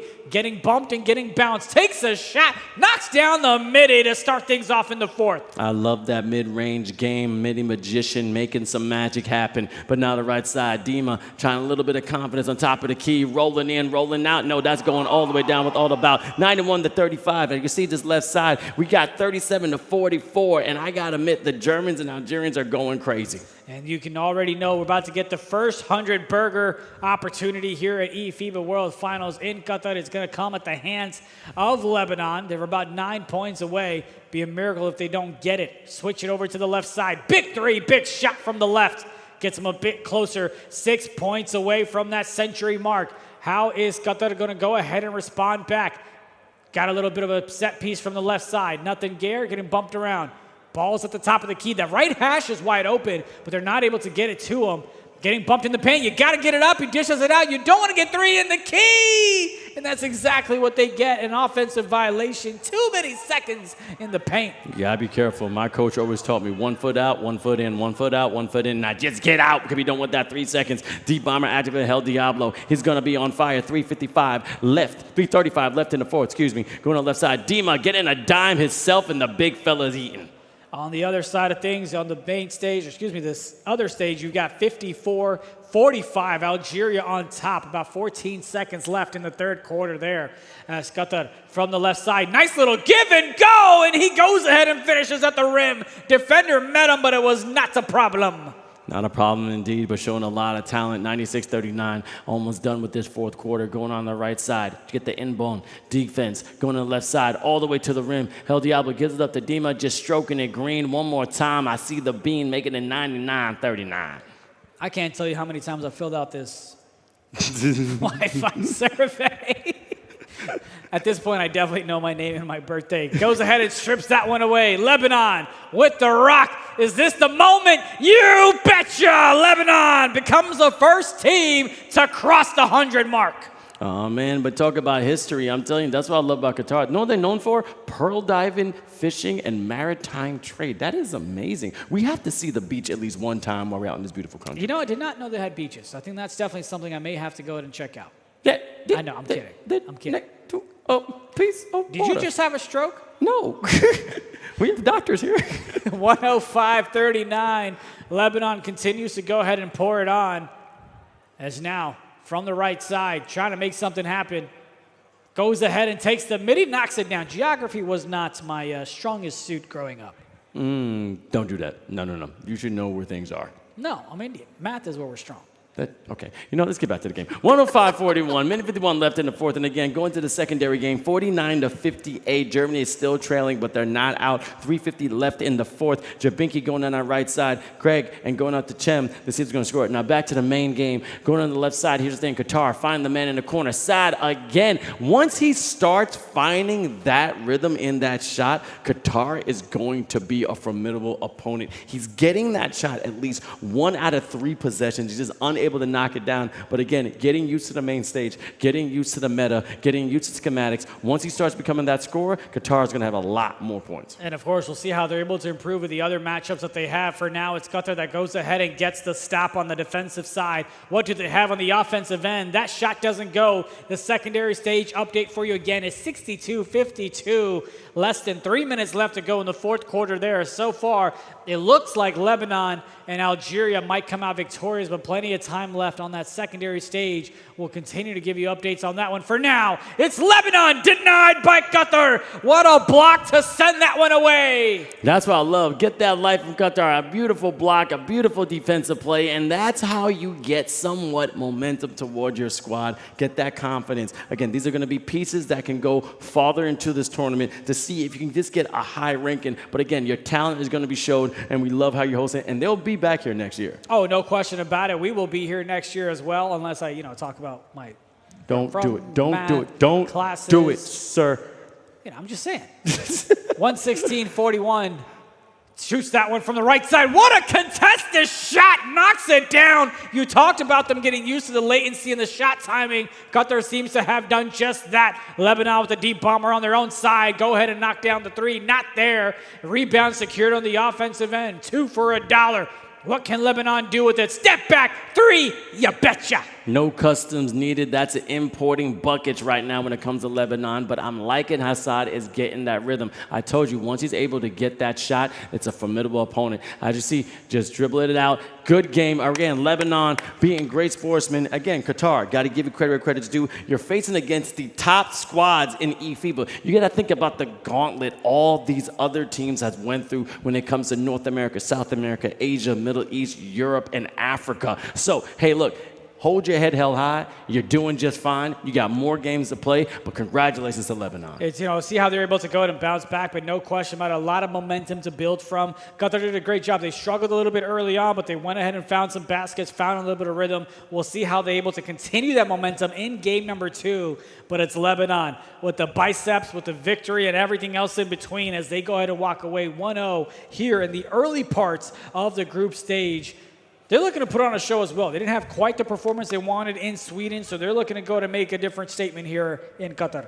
Definitely a different statement. Again, we still got another game that's rocking between the Germans and Algeria, going back and forth, and it's still a pretty decent matchup. A minute 21 left, 56-66, so it's just a 10-point game, which, again, with about a minute left, you can get 3 threes up. But, again, the Germans are trailing, and they're trying their best to find a little bit of revolution in their style. And what we're seeing on screen is you have Qatar that was talking to their teammates, talking about improvements and things that they need to work on. Those are the type of comms that teams are going to be able to bounce back from. And for now, we're going to get moments away from an interview as well. But take a look at the match results in case you missed them.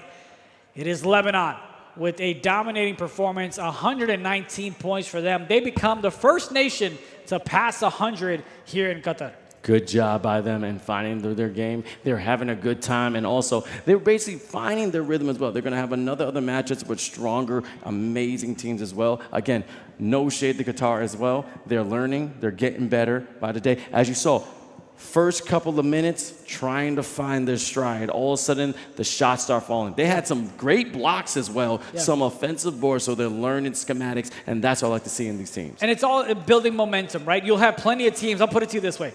Argentina lost against Saudi Arabia in the World Cup 4 years ago. Then they went ahead and won the World Cup itself. What I'm saying is, yes, you may not start off as pretty as you wanted, but how you learn, how you watch film, how you bounce back and fix those mistakes will truly determine. Because look, no matter how poorly you play today, you're going to get a chance to go ahead and bounce back. Of course, only 4 teams make it to tomorrow, so that'll be something to keep an eye on. Yep, and now we're going to throw it to our gracious host, Omar, with the interview.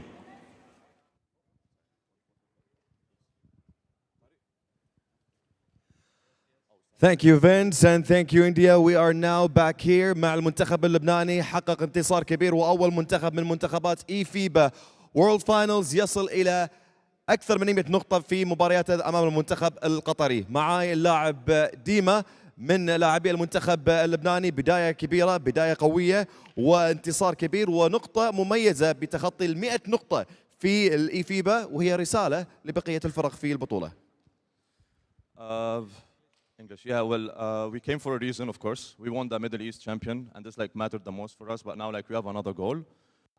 We take in every game step by step, game by game. We locked in for the next games. We tried our best to just take it easy. Any game, we're gonna take it as hard as we can. Next coming match, do you think is going to be a tough one, or is Lebanon team ready for the next match? Of course, this is going to be a tough one. I know Turkey for a while. We also play in EU servers, and we played for a while together.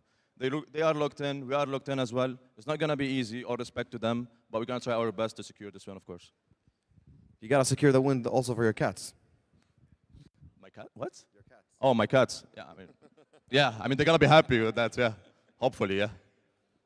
Ladies and gentlemen, that's Lebanon team securing the first win of the World Finals with 114 points against Team Qatar. Now, ladies and gentlemen, giving you a quick reminder, next year, 2027, we're going to be having the big and amazing World Cup for basketball. Secure your tickets now. They're on sale before they get sold out because we have a huge basketball community here. It's going to be the first one and the first World Cup for basketball in the Middle East region. All right, as I said, go to tickets.worldcup.basketball. Get your early registration because it's going to be insane. The community from basketball is growing by the day. Also, the industrial and the buildings of this beautiful city are getting bigger. People are flocking here, and it's fantastic. And of course, now we take a look at the game stats to recap everything that we saw. A dominating performance coming in from Lebanon. 29, 29, 32, 7, and 22 from Lebanon. Just an incredible performance. 30 for 39 shots on the three-point line. I mean, that is just incredible. And Qatar, you can see how they struggled in that first quarter, but they went ahead and found a bit of their groove. They just got to build on that momentum from here on out. Look at that. 24 to 15 is a pretty good stat. I'm liking it. But also, look at the point guard for Qatar. A double-double, 14 points and 10 assists. All right, brother, I see you got some skill. 7 for 14 from the field, 50%. But again, you got to find that three. And again, Saad, 5 for 12. Now, this man was shooting like Steph Curry. He has the green light. My man, John Legend. But I have to admit, I'm liking the way they're starting to get some confidence. Some players in double figures, that means they're still learning. Something to keep an eye on is the turnovers that Qatar had as well. They've got to limit those opportunities for the other teams. 12 turnovers compared to 2. That type of ratio is just not going to get the job done. 6-1 is never going to be the recipe for victory. So coming into the next game, let's keep an eye on it. Is Qatar able to go ahead and limit those turnovers and go ahead and build some momentum for themselves on the offensive side? But credit where credit's due. Lebanon showed up and they showed out. We'll see how they perform when it comes to the second match. And you're already talking about different teams that just waiting to go against other matchups, trying to find a wake-up call, trying to find that talent, trying to find who is going to be the big dog when it comes to eFIBA Season 4. Now, also, the next game that we saw was Germany versus Algeria, and then another wake-up call for the Germans. I mean, Algeria, oh my God, baby, look at those scores. They were definitely showing what they're about in Africa, and the Germans got a good lesson of a taste of just B to A, Belta, I ain't gonna say that word. Yeah, well, I'm glad you didn't, or else you'd be on the early flight back now. Surprisingly, it'd be you, not me. But something about Algeria, they played great in the first half, right? It was close. Our Germany played great as well, but then Algeria just went ahead and pulled away in the fourth quarter. And again, how are you going to be able to go ahead and learn from this? Because we do have a bit of a break coming up here. How are you going to be able to spend time, grab some food, pray, and say, look, this is the mistakes that we made. Here's what we need to fix. Matter of fact, let's watch the match against the teammate that we just are about to play and how they perform and take a look at what we can build on as well. Again, and that's all learning experience when it comes to eFIBA, especially when you're here, you're having a good time. As you said, we're going to take an intermission. We're going to have a prayer break. Respect to everyone here in Qatar. It's going to be about 2 hours, but don't go anywhere. Make sure you go to eFIBA_official on all social media platforms, eFIBA.basketball for information, and of course on Twitch, eFIBA official. We're sorry in a little bit. Thank you so much. We are born to rise. From the first jump to the ultimate leap. We are born to face adversity, to face challenges head on, to break barriers, to leap higher from our rich heritage to the legacy we leave behind. From the courts where dreams begin, we are born for greatness. The FIBA Basketball World Cup Qatar 2027. Step it up. وجدنا لنرتقي من أول خطوة إلى قفزات تصنع التاريخ. وجدنا لنواجه الصعاب، لنكسر الحواجز ونتحدى المستحيل ونرتفع أعلى من جذورنا العريقة إلى إرث يستمر عبر الأجيال. من ساحات الأحلام وجدنا لنكون للعظمة عنوان بكل فخر. كأس العالم لكرة السلة فيبا قطر 2027 قدام.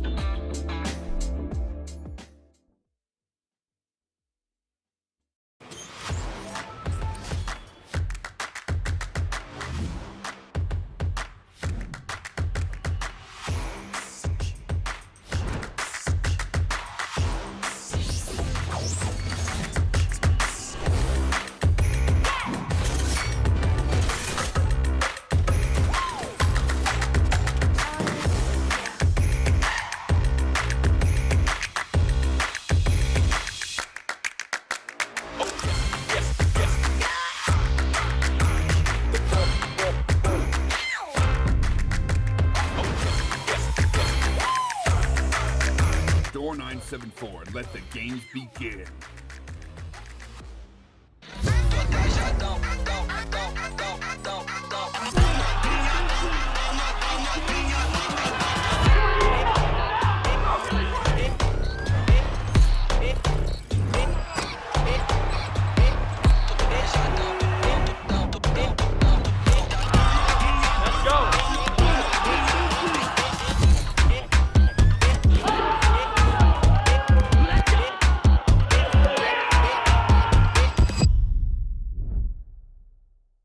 Welcome to eFIBA Season 4 World Finals here in Doha, Qatar. My name is Zunaid. Suleman. Joined by me is my man Jar of Jam, Tarass. We've seen a few games already played here in the group stage. What are your thoughts thus far on the tournament? Honestly, surprises and not huge upsets, but the favorites are already crumbling down. The absolute kicking that Philippines have delivered to France have shaken them off as my #1 favorite. It was the France that I predicted to go first. But the Philippines were really close behind them, so right now they're showing that they're full of energy. So it will be incredibly interesting to see France play versus Germany, our next match, as Germany themselves have lost to Turkey. And yeah, that's going to be a bounce-back game as well. Germans have gone ahead and taken a loss, as has France. So one of these teams is going to go ahead and get the dub here. The French, when they went ahead and played, as you see the head-to-head, the biggest thing that I feel like they lacked was making their shots, right? They found the opening, they made the passes, but they weren't able to time their shots perfectly. The Germans went and played Algeria in the secondary stage, so we'll see how they're able to bounce back. We saw the Germans play Dominican Republic last night here during rehearsal, so they went ahead and stepped up in a major way as well. As you see the head-to-head here, the talent power rankings for the Germans coming into this one was third, and of course the region placement was also third for them, and no other difference here in France. We thought they were going to be #1, and they were #1. So these two teams have played before in the regional qualifiers, and goes without saying, the French got the best of them. Absolutely. #1 for France, but the Germany cannot be counted out. I think one of perhaps two teams, definitely one of the teams with two brothers on the roster, that certainly is going to help them out. In my previous experience, whenever there's siblings on the team, that team is nigh unstoppable.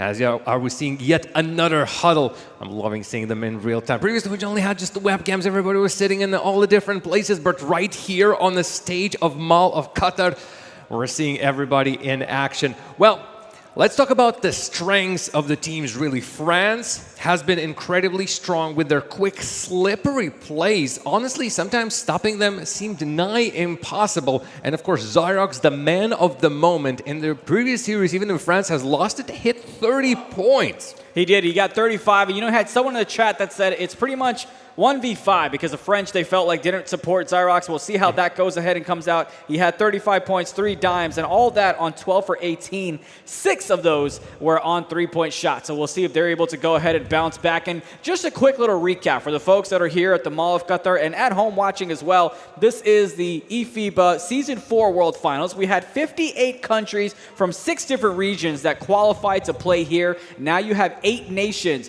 You're seeing a couple of them here. We also have another station where the games are taking place. We will go ahead and update you. And of course, the prize pool is a total of $50,000. That's a lot of money. $20,000 goes to the team that goes ahead and walks away with #1. Before we get to gameplay, are you changing any of the power rankings before you came into this? Okay, so far it has only been one series played for each team in each group. Yes. I feel like to have a knee-jerk reaction is a little bit too early. I love that, by the way. I don't know if he's just washing his face and throwing it at me. I'm not quite sure what's happening there, but my apologies. Go ahead. But yeah, after just one game, having a knee-jerk reaction, I think it's a little bit too early. Every single one of these teams, while having some time to practice yesterday, for them, today has been the first time they have managed to really sit on the stage to be hit by the lights, by the sound, and seeing as we are not just only shouting really loud, but seeing as the whole of the crowd here in Mall of Qatar is supporting or cheering against them. So it's a different environment. So for now, I am sticking to my judgment that I made beforehand. I had Dominican Republic as #1, I had France as #2, and I had the Philippines as #3. As long as one of those 3 nations wins, I feel like I predicted the future. That's the way I'm looking at it as well. By the way, I can only imagine how many kids here in the Mall of Qatar are saying, "See, Mom and Dad, I can be playing video games for a living as well." I'm looking right now at our secondary stage, and like, oh, we can be playing for money? My God, I didn't think of that. Yes, please. But yeah, right here, the prize pool is huge. But I think for the most part. This is about the national pride. Fact of this is the World Cup, so teams are playing for their countries. And here we see Germany versus France. Yet again, also the view of both of the teams. We have a beautiful stage here, India, and beautifully colored, beautifully basketball themed. And again, it doesn't maybe show as much right now on the camera, but it's in a circle in the middle of the mall. Does it get any better than that? Oh, it absolutely doesn't. But here you go, a couple of stats, and this is where the patterns shape up. Jabinki, when they went ahead and played Algeria, although they lost, he had 20 points. His regional average coming into this one is 21.2. So just a couple of notches below, averages about 9 assists per game, knows how to go ahead and get his team involved. His best is always for the biggest stages, though. He had 36 points versus Türkiye in the semis of the regionals, and then he had a 10 3-point, 33-point game in the same series as well. So when the spotlight is on and the moment is for his to shine, he does go ahead and step up. And this is a big game. I think it's fair to say that the favorites between these two nations is got to be France, but both of them at the moment have not gotten a win. Yeah, and again, we just talked about how well the Philippines have either closed down everybody on the French side or just the support for Zyrox was not there as he would have wanted. Again, 35 points, but if the output from the rest of the team is not there, so it's hard to rely just on one of your players. Everybody knows where to go. It's that guy. Yeah, they've got to go ahead and get it from the second, perimeter shooter as well. Got to get your shooting guard involved. Let's talk about the lock where you've got Drowsy, who's going ahead and three-point specialist in that sense as well. Had about 19.9 points, so he's got to go ahead and find a way to replace those points with him playing a little bit different. But the biggest thing is, of course, Craig's defensive specialist, 2.3 steals per game. That is the top among the wings that we've got, so it's up there on that list. But the biggest thing for him, the red flag that I have on my notes is that he is also turnover prone. So it's great that you can go ahead and get the steals, but you've got to find a way to limit the turnovers as well. Better be careful if Germany, when the Germany is going to be playing versus the Philippines, they better beware because Philippines were picking the pockets of France so much. It was wild. So better be careful with Craig's running on that ball. But how about Costa Goated? He barely misses in the paint and passes also working out left and right. So you better be expecting that he's going to be the one moving the ball around, setting them up. And, of course, he is the center, so expect that big boy under the post. Speaking of centers, on the other side, you've got ex-Mamba out for the French. He's gotten himself a passing center, averages about 12 points, 11 rebounds, a double-double machine, and he also goes ahead and sprinkles about 6.6 assists per game. That's a huge asset. Takes a lot of pressure away from your point guard and your shooting guard as well. Give you a little 4-box action so you can see everything that's about to go down before the games go ahead and tip off. And, speaking of Mamba, he's had 11 double-doubles, 2 triple-doubles. That's the most on the team as well. But elite hands. Gets himself at least about a steal, if not more. On the top left, you've got the Germans getting ready for action. On the top right, you've got the French. On the bottom left, you've got 2 handsome fellas that are excited to call the game that is on the bottom right. Any predictions from you? I promise I will not make you do push-ups. Oh, God, please no. It will be 1. That's done. France, let's say France 80, Germany 70. Okay. Even with the score. How about you? I will go ahead and flip that. How about that? I'll make it easy. We'll just go ahead and flip that a little bit, have a little bit of disagreement on that. Done. You got it. Done. Again, no push-ups. I just want to make that very clear. They caught it on camera. We'll see with the keys to the plate. Here's the biggest thing for me. Mamba, looking forward to him to kind of dominate the paint, limit those points in the interior, to go ahead and have some shots. And the biggest thing, the French have got to hit their 3-point shots beyond the arc. And here we go, the tip-off between Germany and France.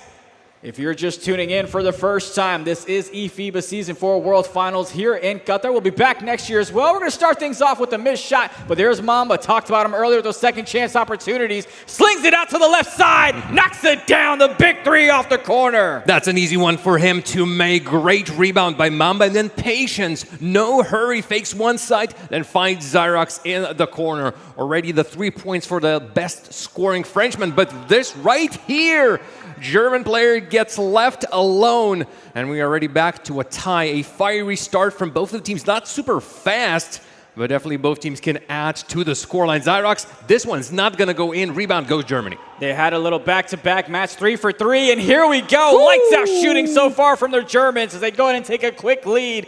Back-to-back threes from them.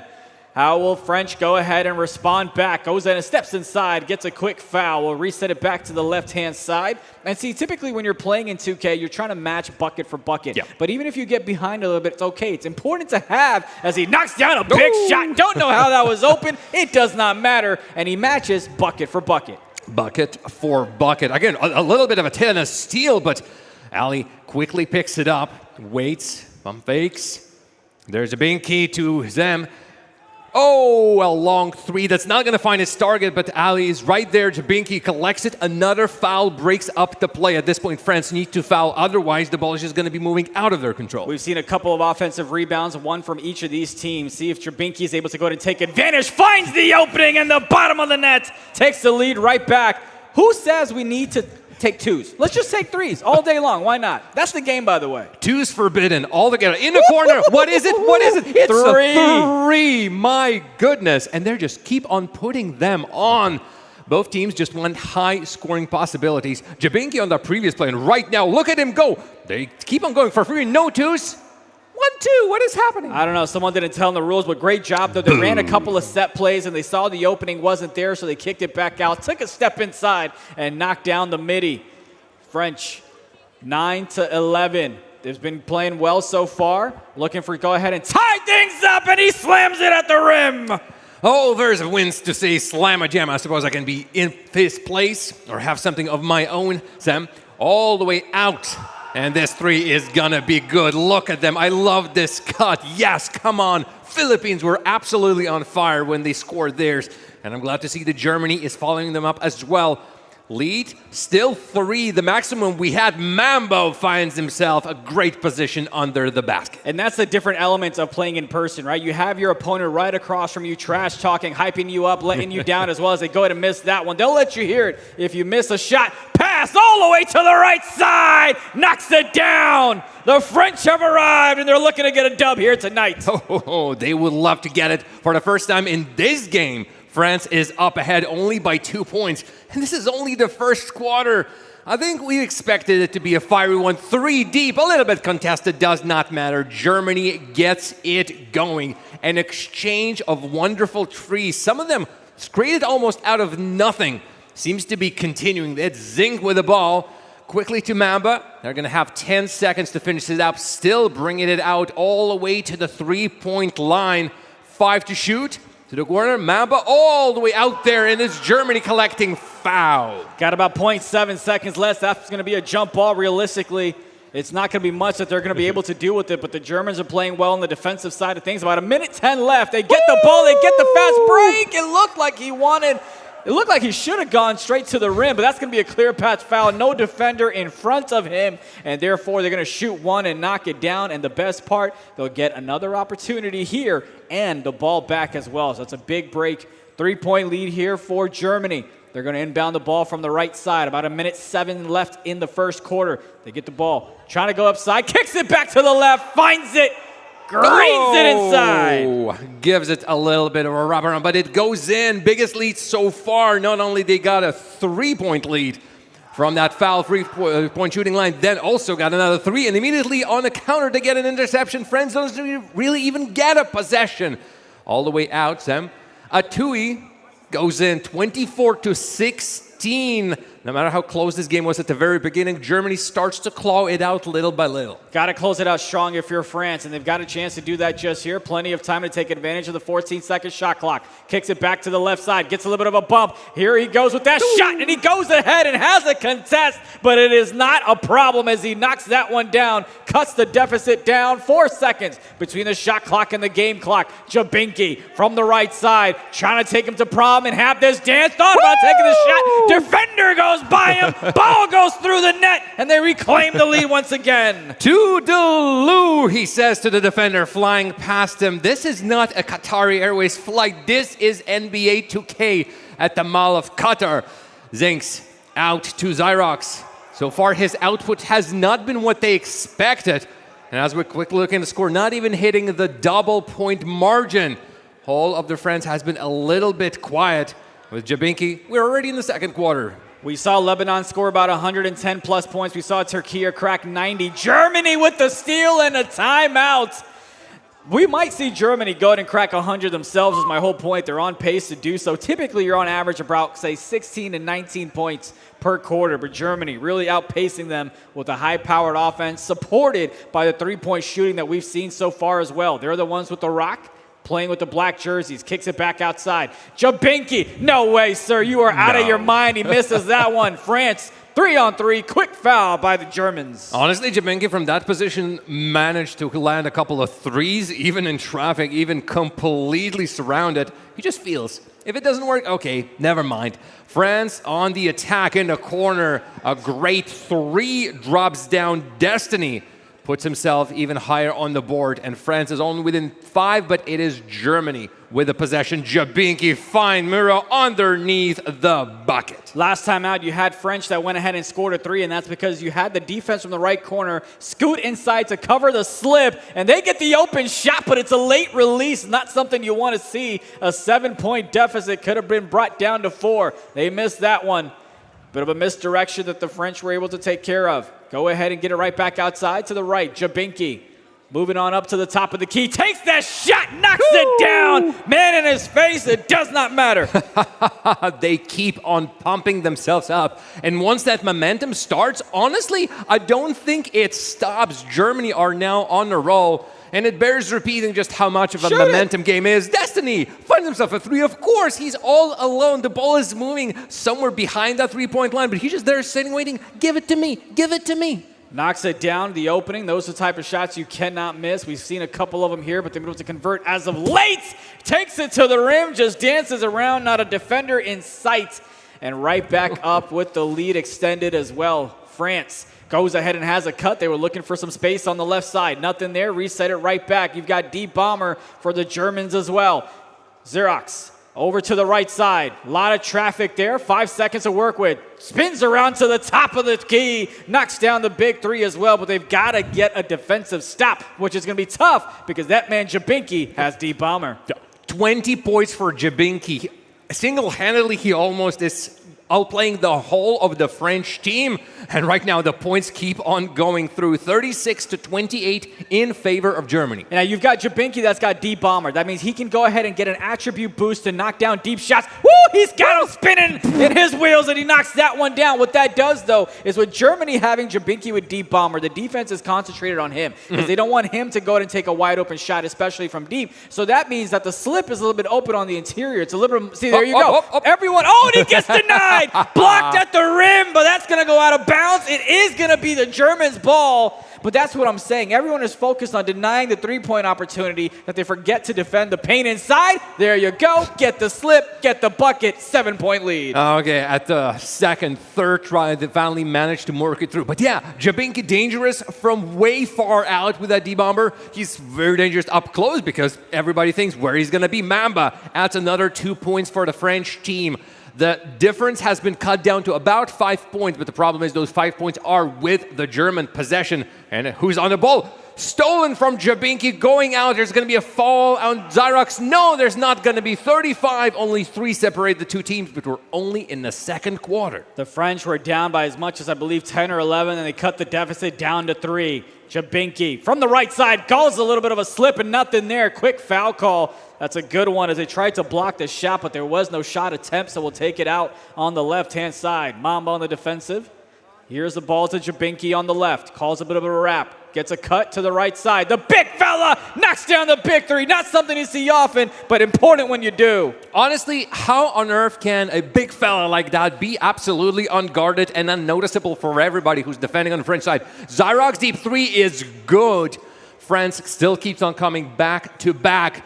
Shot for shot, point for point, and a timeout is also incredibly important for them. It's been 19 three-pointers that have been made by both of these teams. Only 6 missed combined, 3 by each of the teams. So they're absolutely looking for the deep shot. You still have Jabinki with the deep bomber. We'll see how the defense reacts to the deep shots there. Cut from the corner right, nothing there. Kicks it back outside. A lot of traffic over there. You've got to clear it out. Dance it to the left. Loses a defender. Not 1, not 2, but he gets the 3. Had 1 suitor, had 2 suitors, and said no to all of them to really get out of that situation. He is slippery. I thought the French players were slippery. Destiny, I think his foot was behind the line, and it was only 2 instead of 3 points.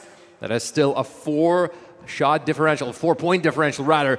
Jabinki, oh God, every single time he gets the ball, I'm expecting fireworks from him. We'll see how they're able to close out the second quarter here. 44-40, 10 seconds to work with. That man right there knocked down a three. Last time out, Jabinki. He's looking to set up his teammates, and nothing there. He's alone. Got to get it to the right. Takes the shot. Looked to be contested. It was. And that's the way the half is going to end. A back-and-forth ball game with about 23 pointers. So you know it's a barrage of points. 44-40. The Germans on top. What are your thoughts on the first half? My prediction has gone wrong. That's what it happens. See, that's why I asked you what you think, and I just said the opposite I will take. Oh, yeah, that's easy to do that. Well, we've had back and forth in the previous series, but what I'm loving as the third quarter is starting already upon a second half, and Miro dunks it on, making 46-40 in favor of Germany. It's like we're having a great game. At the end of the day, we are impartial. Well, absolutely. We just want a great matchup, a back and forth, a buzzer beater, throw in a couple of overtimes, and we're happy with it. France goes ahead and gets the easy dunk there. Jabinki looking to get it past half court, does so successfully with the pass, gets the rock right back. Nice little slip action to match the 2 for 2. Right back to a 6-point lead. How will the French go ahead and respond? A 3 here would be huge. They need something like that. Already seeing a player positioning. It's not going to be a fast offense. Already wasted a lot of time. 15 to Mamba. He gets a twofer, and it's a 4-point differential once again. 48-44, 4 minutes left to go here in the third. Jabinki calls a wrap, has a slip inside. Defender right there. Great job to be in the interior. Jabinki had a defender behind him, gets him flying. Is he going to take the shot? Yes, but he misses. Rebound secured. Woo! All the way to the left side. Step inside, takes the 2, knocks it down. Of course. Germany was already all over him, but all he needs to do is fake out, step in, and another quick extra foul. Destiny just killing the momentum, not allowing Germany to immediately hit another one. A little bit of time, everybody's cooling off, all the while France can think about what they're going to do in the defense just now, not allowing any man disadvantages here and there. Mamba will be throwing the hands up, and as Jabinki gets it, no longer with a D-bomber, but still as dangerous as ever. 23 points for the point guard for Germany. Steps inside, takes that shot. The big fella knocked down the 3 earlier, but he misses the midi. Goes ahead and launches that one. A quick, smart foul by Germany, and a chance for France to go ahead and take the lead, or at the very least tie it up. Here's the opportunity. Xerox, top of the key. Trying to find a pick, trying to find some separation. Instead, he finds himself a tied ball game. Ooh, France has clawed their way back. It was tough. It was versus players like Jabinki, who keeps on putting on the points. Although, ever since we saw him hit that 20-point mark, he sort of cooled down, no longer putting as much out. Part of that credit goes to France, of course, but you still never want to leave Jabinki alone. Just take a step. This could have been a 3-pointer and a 51-point lead for Germany. But this time around, 7 seconds remaining. Woo! Germany, woo, step back. Still not going to go in France possession. That's what we call a $1 million move and a 10-cent finish. Just couldn't go ahead and knock it down after a step back opening was there. Tell them how you do it. Show them how it's done. Knocks down the 3, and French are up on top. Alrighty, in the game that is constantly separated by 2 points, 3 points, this kind of 3 is monumental. Jabinki, still the main target for all of the players on the Germany. They're opting for a couple of horses here and there. I think he was stuck in the air for a moment, the French defender. There's them all open, 2 on him. Not opting for a second open player, and Germany just gets nothing out of this attack. Quick little rollover, and 53-48 is the current score. France in the lead. The story in the first half where the Germans were up talking, now it is the French that are up here in the third quarter. 7 minutes left in this ball game to find a winner, and we may very well get some overtime. The defense fell asleep in the left. The cut is there. The lead has cut down to 3. The Craig just spawned out of nowhere underneath the bucket, and of course that pass was perfect. A foul and an immediate timeout. Craig himself is calling that 3 points. That's all that separates them. There's still 1 minute and 42 to play in the third quarter, and we have that fourth one. And I think we're going to be seeing a show from these two. But it's oh so important to get these points tipped, and it's ball still with France. We saw France, we saw Jabinki from the Germans have D-bomber. Now it looks like France has one on their point guard as well. So keep an eye on the 3-point opportunities. The defense is going to try to deny that as much as possible, especially in a close game like this one. Zinks goes ahead and gets it inside, and he slams that one home. The French with a 5-point lead. They've turned things around here in the third quarter.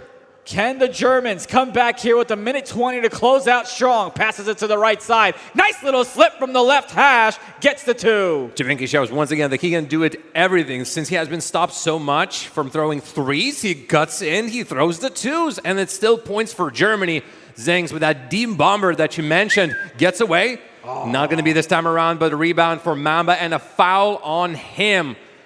There's going to be a couple of throws. First one is good. Let's see what he can do with the second one. Had a feather-like contest, but he couldn't knock it down. The rebound, that's the second foul within 2 minutes. Therefore, they head to the line. 5-point lead here. They're Germans. Don't need to rush for a 3, but it'd be nice to get some type of bucket. Jabinki gets it past that point. That one's stolen away. Easy. A steal by France. Looking to get some buckets, and the points off turnover. Goes to the right. Nothing there. GPS says pass it back to Zinks. He's got deep bomber. Dot! Right side! You betcha!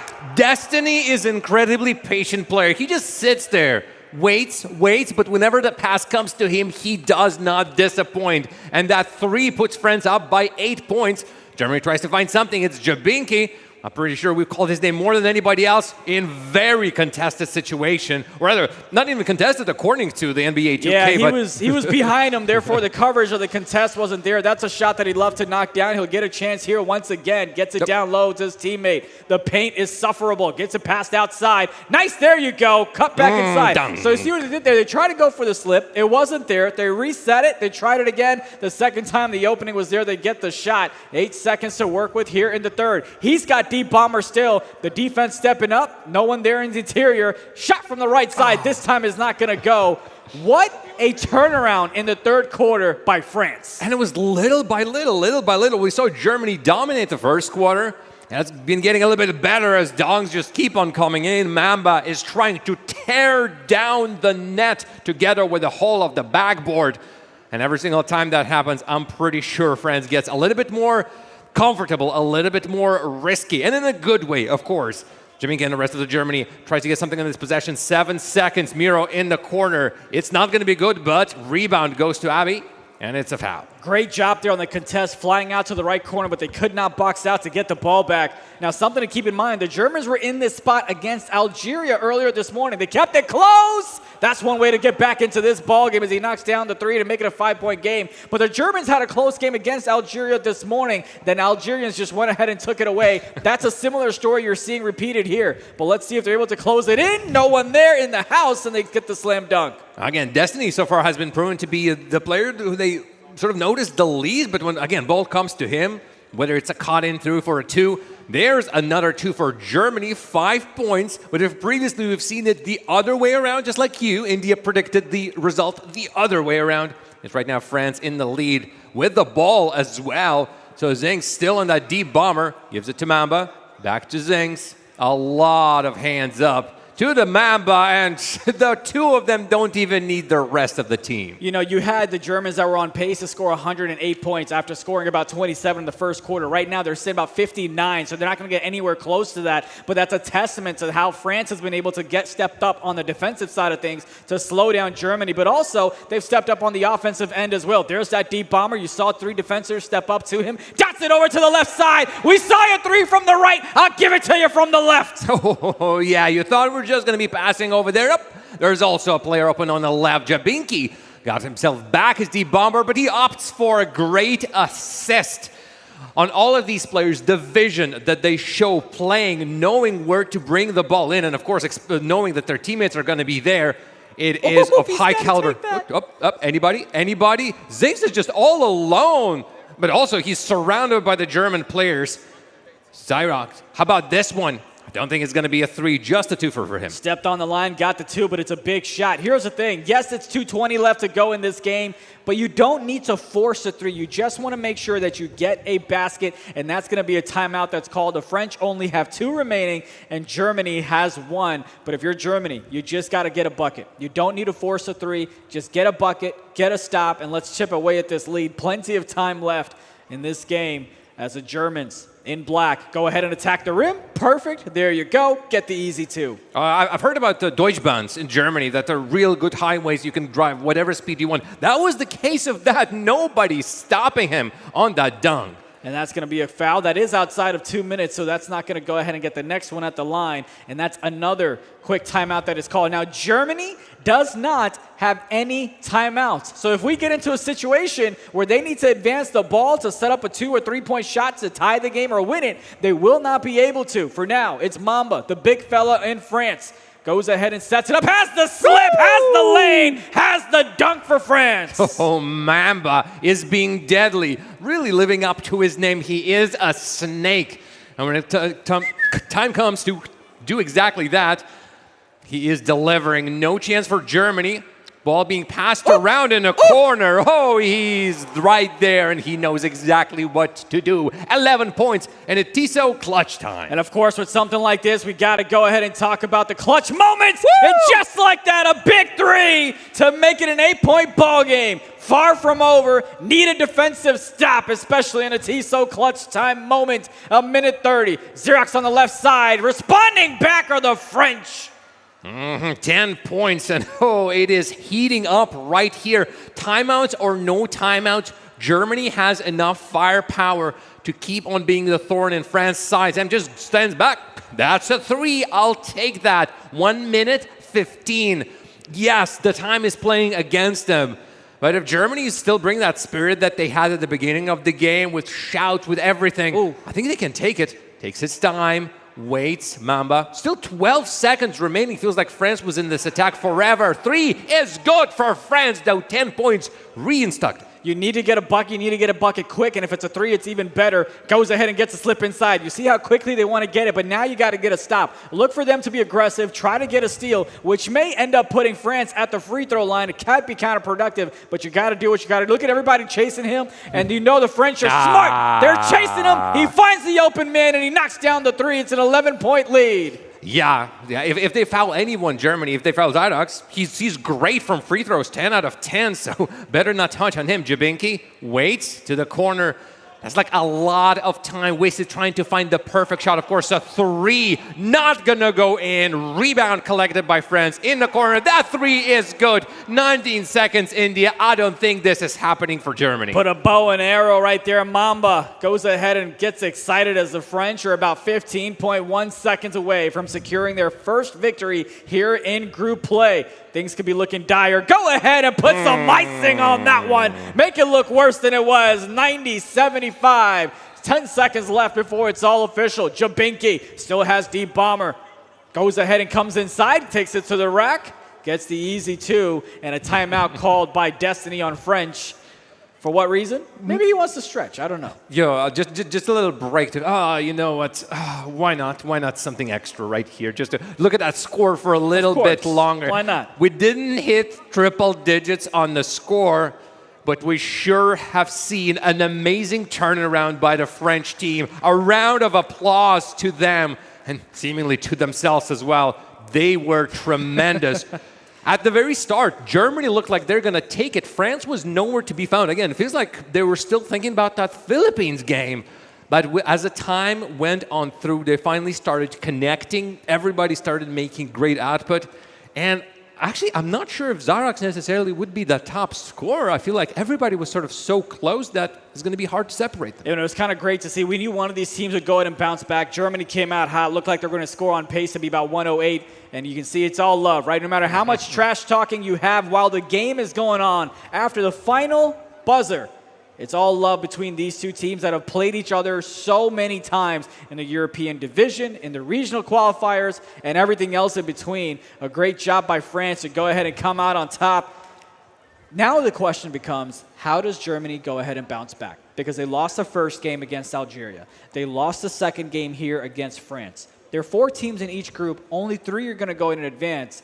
It's a tough spot for the Germans. And they're playing Turkey, and Turkey has been incredibly deadly. I do believe their series has gone to 3 games in the European qualifiers, with Turkey taking the game at the end.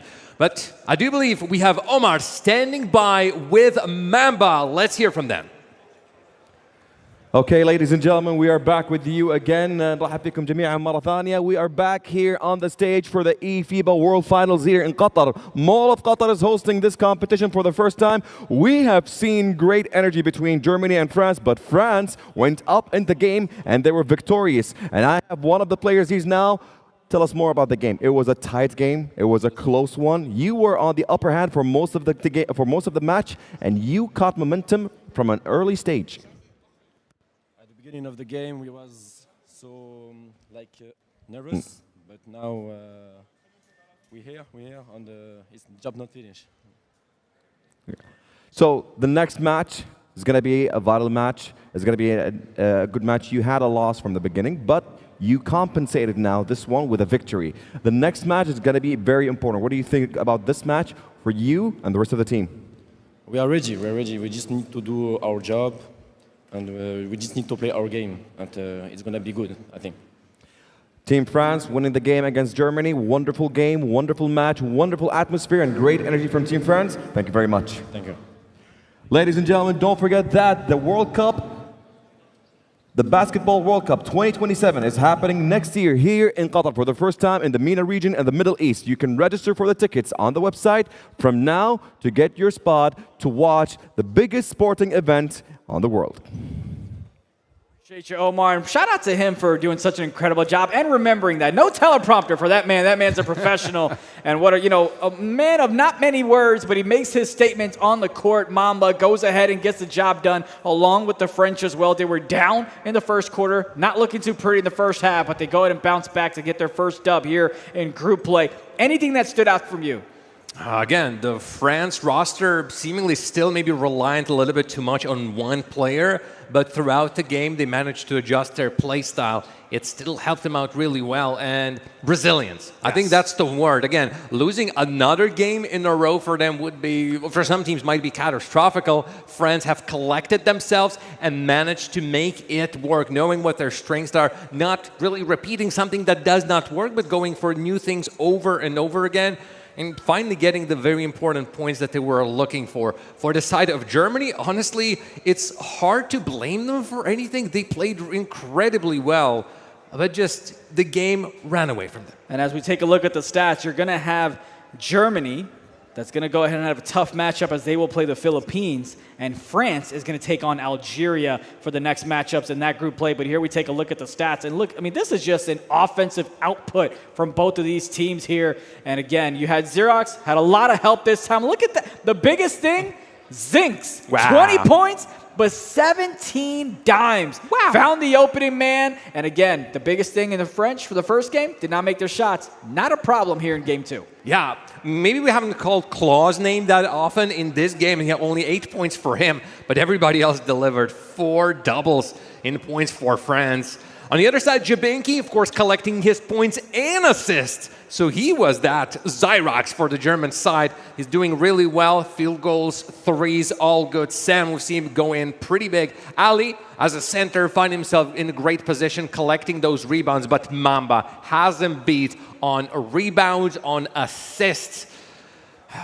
It is wild. And if we're comparing the threes, Germany, while being really great at the very beginning, both teams were really good at just threes and nothing else. Great conversion.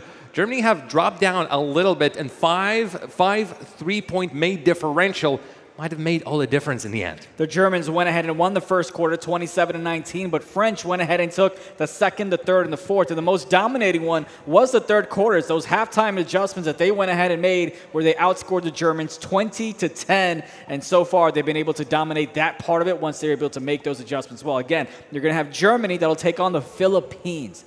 That is going to be an incredibly tough matchup because we saw what the Philippines were able to do to France. Germany just lost to France. You can only imagine what the output of that one might be. I think score lines are going to go through the roof.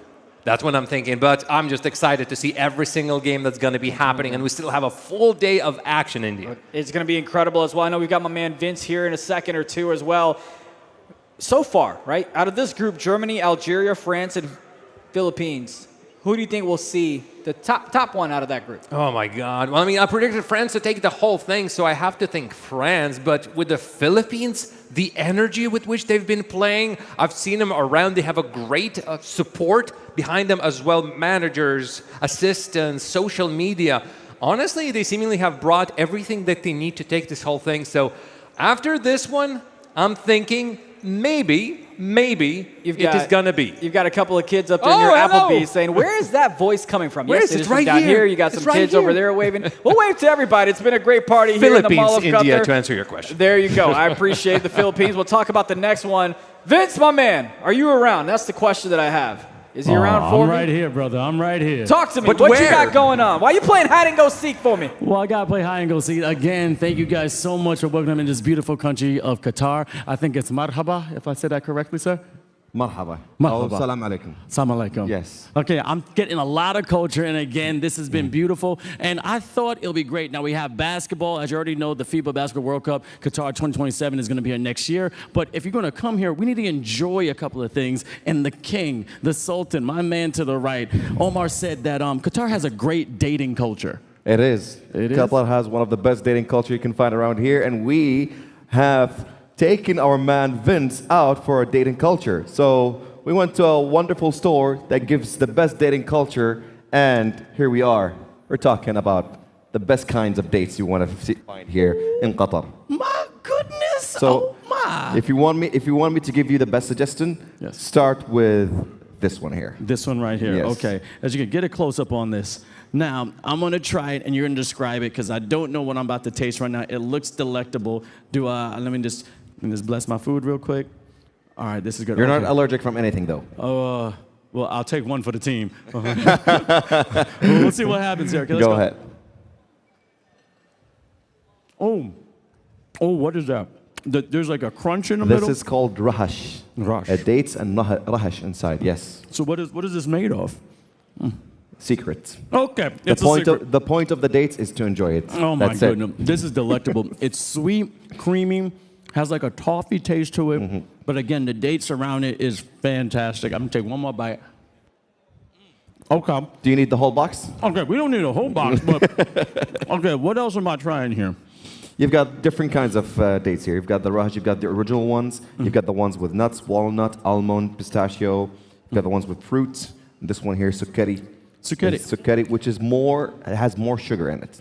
You were telling me about But this. this is one. going to be too much for you because you're already a sugar. I'm already Yeah. sugar. Oh, I ain't that sweet. Okay, I'm gonna give nobody diabetes over here. Okay, but you were talking about in the store that you were specifically asking for this. Now, this is delicacy here in Qatar. Yes. Okay. Yes, Try. you've got different kinds of dates around here, different ways of like growing the dates and like making them ready for occasions and adding any kind of chocolate, any kind of nuts, any kind of fruits, and it just goes really well with it. Okay, I'm sorry. I gotta make sure I eat with my right hand. I apologize for that because I was holding the microphone. Now, also, the chocolate ones. Now, I gotta try this one. This one, it was the dark chocolate. How is chocolate out here in Qatar? Oh, it's very good. It's very good. You still haven't went to the sweets. The sweets. The sweet stores. So this is just a taste of the taste. whole sweets in Doha. Oh my god. There's something else in there. Hold on, look at this. See? There's a surprise in every day. This is delicious. Oh my goodness. Now, this store, how do you pronounce the store's name? This is called qinwan. So it's Q, but with the Arabic pronunciation is qa. Qa. So you say qinwan. Oh my goodness, that is great. Now, we had a whole bunch of other things. Now, how healthy are dates when you're eating them? 'Cause I know they're sweet, but is there any kind of health factor? No, they are healthy. Like the fitness scene here is big. The fitness culture here is big also. So you can see a lot of the people who train for basketball, for football, for triathlons and everything. They always incorporate dates into their training, especially during their workouts. So it's also good for the guys who are training here because it's the kind of snacks that gives you the activation in your brain, so you can have a good focus. Really? So we recommend 3, but because they're so tasty, you can take 10. Oh my goodness. Yeah. And then you're dipping in other stuff and also you're putting in nuts as well. Yes. Now, when it comes to the Qatar culture, is this something as an appetizer that comes out first or is it a dessert? When does it come during the meal? So this is In Qatar, we have a place called Majlis. So when you go to the Majlis, they serve you with the dates, and they serve you also Arabic coffee. So that's the combo in most of the places here, the Majlis. Yeah. Oh, that's it. So dates and coffee. That's what it's kind of like biscuits and cream and stuff like that. Oh my God, it's a great combination. Now, you're a fit dude as well. So you said you recommend 3. How many do you usually eat? Because you're pretty big. Oh, I eat 15. 15? Oh my goodness, 15, that's a lot. But we definitely got to give these dates. Again, when you come to Qatar, you got to check it out. They're sweet, they're delectable, and according to my man Omar, very healthy. And if you're coming here in 2027, because the FIBA Basketball World Cup is going to be here. And how excited are you for that? I'm excited for this one because we know that Qatar is well built and well organized and ready to host this big tournament and this big World Cup. I think it's going to be the first time that's going to be in one city. So it's the first time also in the Middle East and the MENA region. It's the first time happening in one city in 4 different stadiums. I know the previous World Cup was in 3 countries. The World Cup before was in 6 different cities. But happening in Qatar in one city, a lot of people may question that. But because of the experience of the World Cup 2022, Qatar has the blueprint to host any major event. So we are excited, and we know we're going to be hosting the best World Cup. Oh, the best World Cup. I can't wait to be part of it because I'm finding out, I think I don't got nothing in my ear, but eFIBA Season 5 should be here as well. eFIBA Season 5 is going to be here before the World Cup. So I think with this one happening here now, a lot of the people here, especially the teenagers, because electronic sports are becoming a thing. Electronic sports are becoming a thing. I have a history as well with one of my students who is actually studying in the United States in one of the universities specialized in electronic games. So it's becoming a thing now here in the region. A lot of people don't know that, but we are seeing it now live in Mall of Qatar. We're still here today and tomorrow until 8 o'clock. There's a lot of excitement, and we're seeing now the Philippines and Algeria getting ready. The Philippines might do something. They might do something. Philippines is strong when it comes to Asia, but you know, Algeria, when it comes to that African continent, has been dominant as well. Now, you've seen a couple of competitions. We throw it through my man Tarass in India. You've been going back and forth. I mean, how are you liking the competition of NBA 2K, especially in this beautiful arena in the Oasis? So to be fair, it's my first experience now in electronic gaming, and I was like, when I saw this, I was like, oh, this is actually something. And then when I saw the first game, that was the Philippines and France, and how the excitement between the 2 teams and the actual gameplay, I was like, wow. Wow. I was never expecting that. And actually everyone was saying like it's going to be an incredible scene and everything. And kudos to the Philippines because they also have a big community here in Qatar. There's a lot of people also in Mall of Qatar at the moment. They're watching us. They are working around here and they're watching their countrymen doing a good job and making them proud. Exactly. I mean, Philippines, and we got Algeria, Lebanon, France, also Germany's doing a great job. We have a home squad here in Qatar with, well, Turkey has been competing, also Dominican Republic for the first time. And again, it keeps getting better, better, and better. And I can't wait until we see us on another level because now more people are coming in. And this mall has been beautiful. And it gets packed around like, what, 5 o'clock? It does get packed also because it's also like the time of a World Cup happening. So there's going to be a lot more people coming in to watch the games. So there will be in for a treat as well. Oh, yeah, that's it. All right, we're going to get ready to throw it back to our casters. It's been absolutely fantastic. And again, dating culture in Qatar is absolutely pristine. Again, but when you're eating, you want to make sure, because I'm learning, always eat with your right hand, so I apologize for that one. But we're going to make sure, and he's teaching me a lot of Arabic, teaching me about the culture. But again, remember, the FIBA Basketball World Cup 2027 Qatar is going to be here. If you want to get tickets, go to TICKETS.WORLDCUP.BASKETBALL. Register early as soon as you can so you get exclusive access to tickets and also latest event updates. India, Tarass, we're going to throw it back to you and get some more competition of NBA 2K with eFIBA Season 4. Vince, Omar, thank you so much for that. Vince, by the way, I need you to not be selfish. I need you to grab those dates. I need you to grab those biscuits and come on over. Tarass, I'm from India, so we love us some Parle-G. I don't know if anyone folks here in the mall know what that is, but that's a delicious treat that I enjoy. Yeah, please bring us the dates over here. I love I love to have some. I've heard that they are the best, and honestly, right now, looking from the expressions of Omar and Vince, they must be the absolute best. Also, my wife has also asked me, "Hey, could you bring me some dates from your trip to Qatar?" Well, there you go. Yes, there you I would. go. Next up here on the main stage, you're going to have Algeria taking on the Philippines. Earlier in the first game, you had Algeria that beat Germany. And then you had Philippines that beat France. We just saw what France and Germany did. Let's go ahead and put up the group standings so you can see the total picture from all the games here thus far from Group A to Group B. As we told you, Algeria and the Philippines, both of them 1-1. But would you look at that? The point differential is the reason that Algeria is above the Philippines. And, of course, you have France that just went 1-1 and Germany that is still looking for their first victory. What you got in Group B? In Group B, Lebanon is leading the group with a hefty 75-point lead. Dominican Republic already lost one and won one, so there's a ton of points for them, but it's the point differential and, of course, the points that are keeping them a little bit back. Turkey with one win, and honestly, I wouldn't be surprised if they don't top the group at the end of the day. Qatar currently finding themselves at the bottom standings, but they are not out, not by a big margin. As a matter of stands, they will be, whoever ends up fourth still will be playing tomorrow. You know, it's going to come down to not just winning, but you got to go ahead and win by a bigger margin as well. That's going to go and impact the second group of things. Again, we have Algeria taking on the Philippines. Now, when you had Algeria playing Germany, it was a close game. It was kind of like a 29-29 midway through the second, hang on there in the third, and then the Germans just went ahead and unfortunately gave up the lead. Algeria went in and took it ahead. The Philippines, they were just dominating from the get-go against the French. Are you expecting the same type of caliber here, or do you think it's going to be a different type of matchup? I think Philippines have shown us what they can do. I think it's going to be a tough one for Algeria to beat, but please prove me wrong. So far, my predictions have not been on the top, and I feel like if Algeria can all of a sudden be that underdog that shocks the current leaders, Philippines, I'm going to be well surprised. But feel like to me, India, that once Philippines get going, they're going to go absolutely crazy. Again, the energy they've been exuding from their first series has been tremendous. We can, again, start highlighting their players. Yeah. And it's Algeria's squad right there. So, you know, Hazard 99, second Hazard. scoring option there, exactly. 20 points on 65% of shooting as we go to the multi-view on the top left.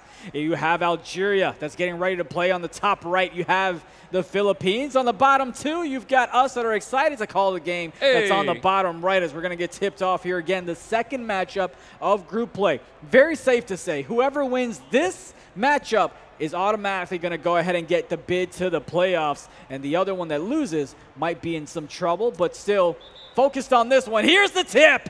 It's Algeria taking on the Philippines. The Philippines are the team in white. Hey! And they start off with a bang with a three, and they're excited out the gates. oh, that's unfair. Starting the game with a handicap of 3 already? You're kidding me?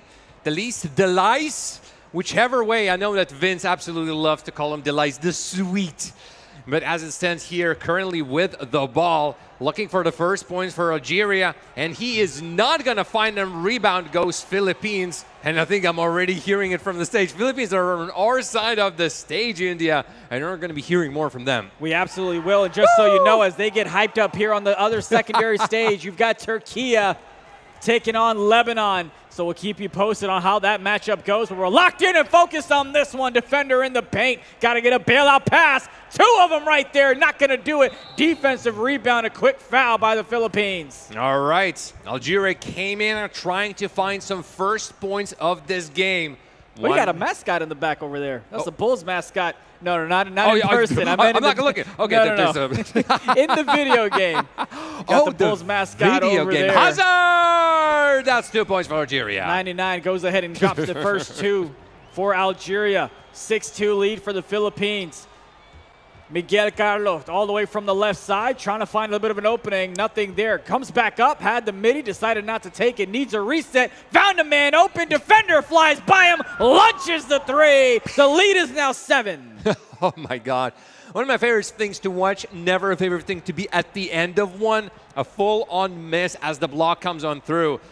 The man with the 99 in his name, Tequila Zanas, gets the pass, and that's a second one for Algeria. But for now, which team is the loudest, India? It is No wonder that's Philippines. The team that's kind of dominating at the moment. And I will say again, they were in my top 3 for the power rankings. They're looking pretty good to go ahead and walk away with this one, but still early on because they haven't even played the teams in Group B, as that one's a miss. A rebound secured by the Philippines. A great job by Algeria to get back on the defensive side and not give up any easy points. Got to get the first half offense here from the Philippines. Swings it to the right side. Has the opening. You betcha. That's 3 more. 10-point lead. They keep on building on whatever they've started, and Algeria has a tough task on trying to keep up all the way deep. Okay, pumps 1, pumps 2.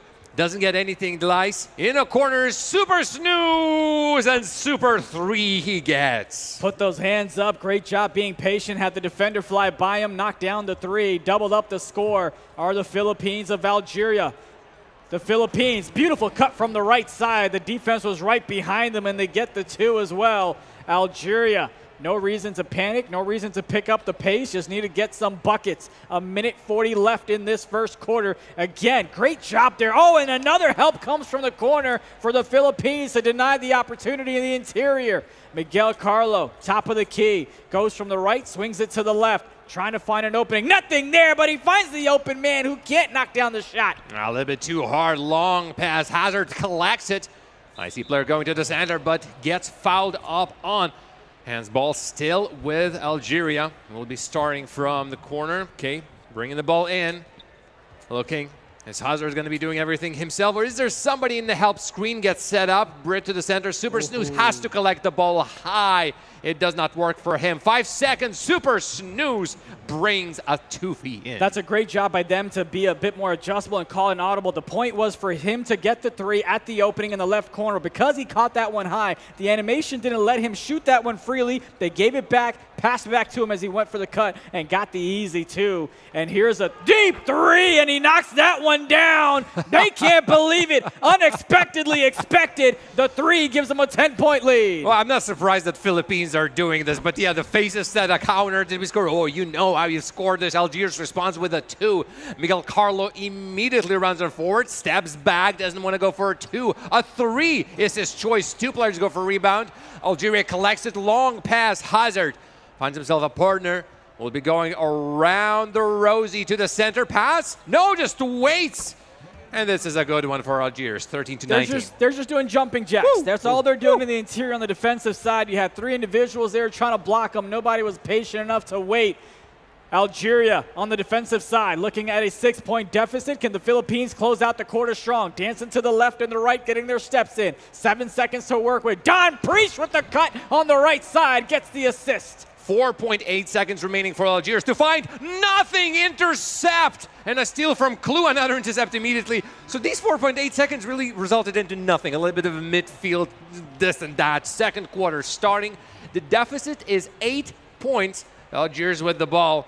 The Lice going for 2, not going to happen. Gets the rebound there from the Philippines. They had a 21-13 first quarter. What does the second one look like? Has the cut from the left, and they go ahead and distract him, right? The defender, the offensive player that was on the left corner, he goes ahead and cuts, and you have the hash that drops down, a bit of a Fifi play to distract the defense on what they're looking to do. That's something where, as a point guard, you've got to be able to read and react. Yep. Are you going to dot the corner for the 3, or are you going to throw it to the slip for the easy 2? Great decision-making there. Now it's Hazard, 99 on the right side, takes the shot, knocks it down. The Philippines are looking at a tough battle against that man. Oh, he is dangerous. He is dangerous. Leave him alone just for a moment. Philippines with the ball looking for a 3. Don P collects it. Miguel Carlo is right there already. Again, they're doing the moves.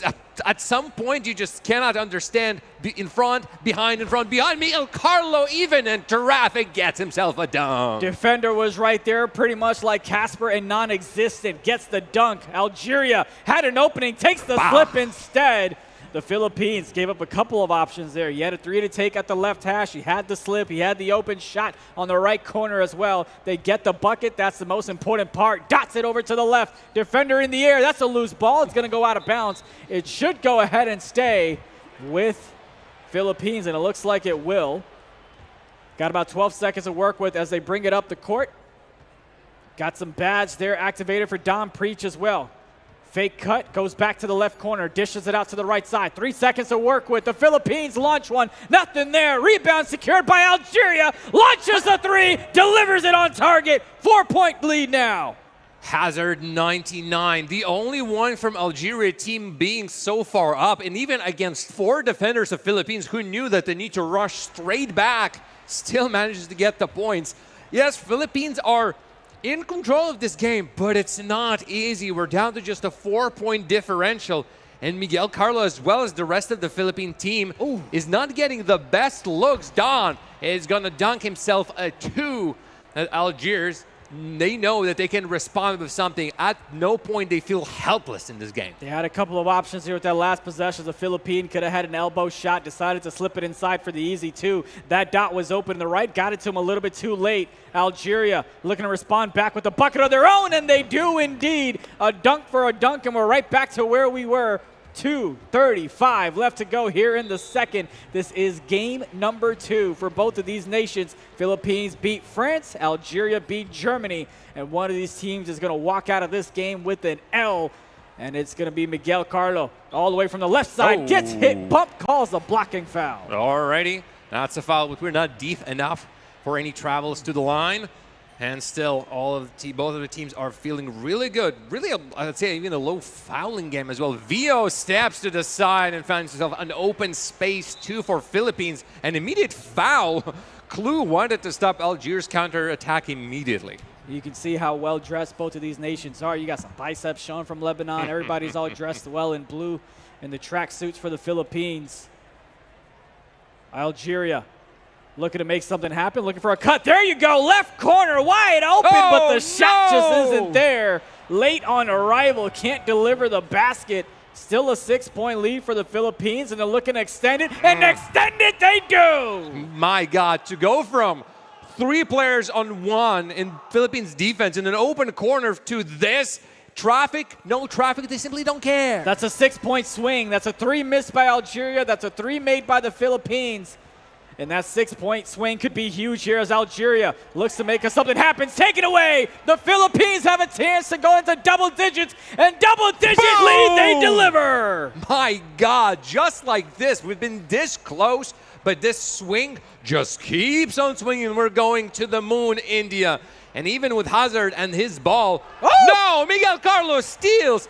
And this is honestly what Philippines have been doing versus France. They've been covering all the lanes and still just kept on coming. You had 3 defenders there launch at him because he's got that deep bomber badge, so the Philippines were able to secure the rebound off of the miss. He's still got badge. He's got a man inside. Dot to the right side. Delivered on time.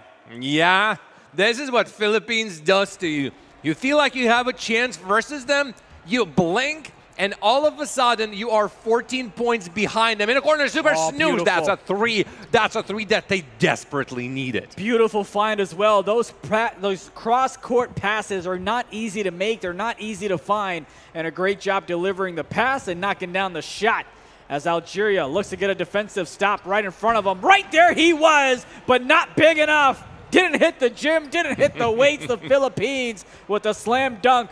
30 seconds till we reach halftime. Algeria down by 13. Dots it over to the right side. Open shot, does not take it. The hesitation. They don't come out with the basket, but they're headed to the line to shoot 2. Honestly, at least something for Algeria to take off of this. First one does not go in.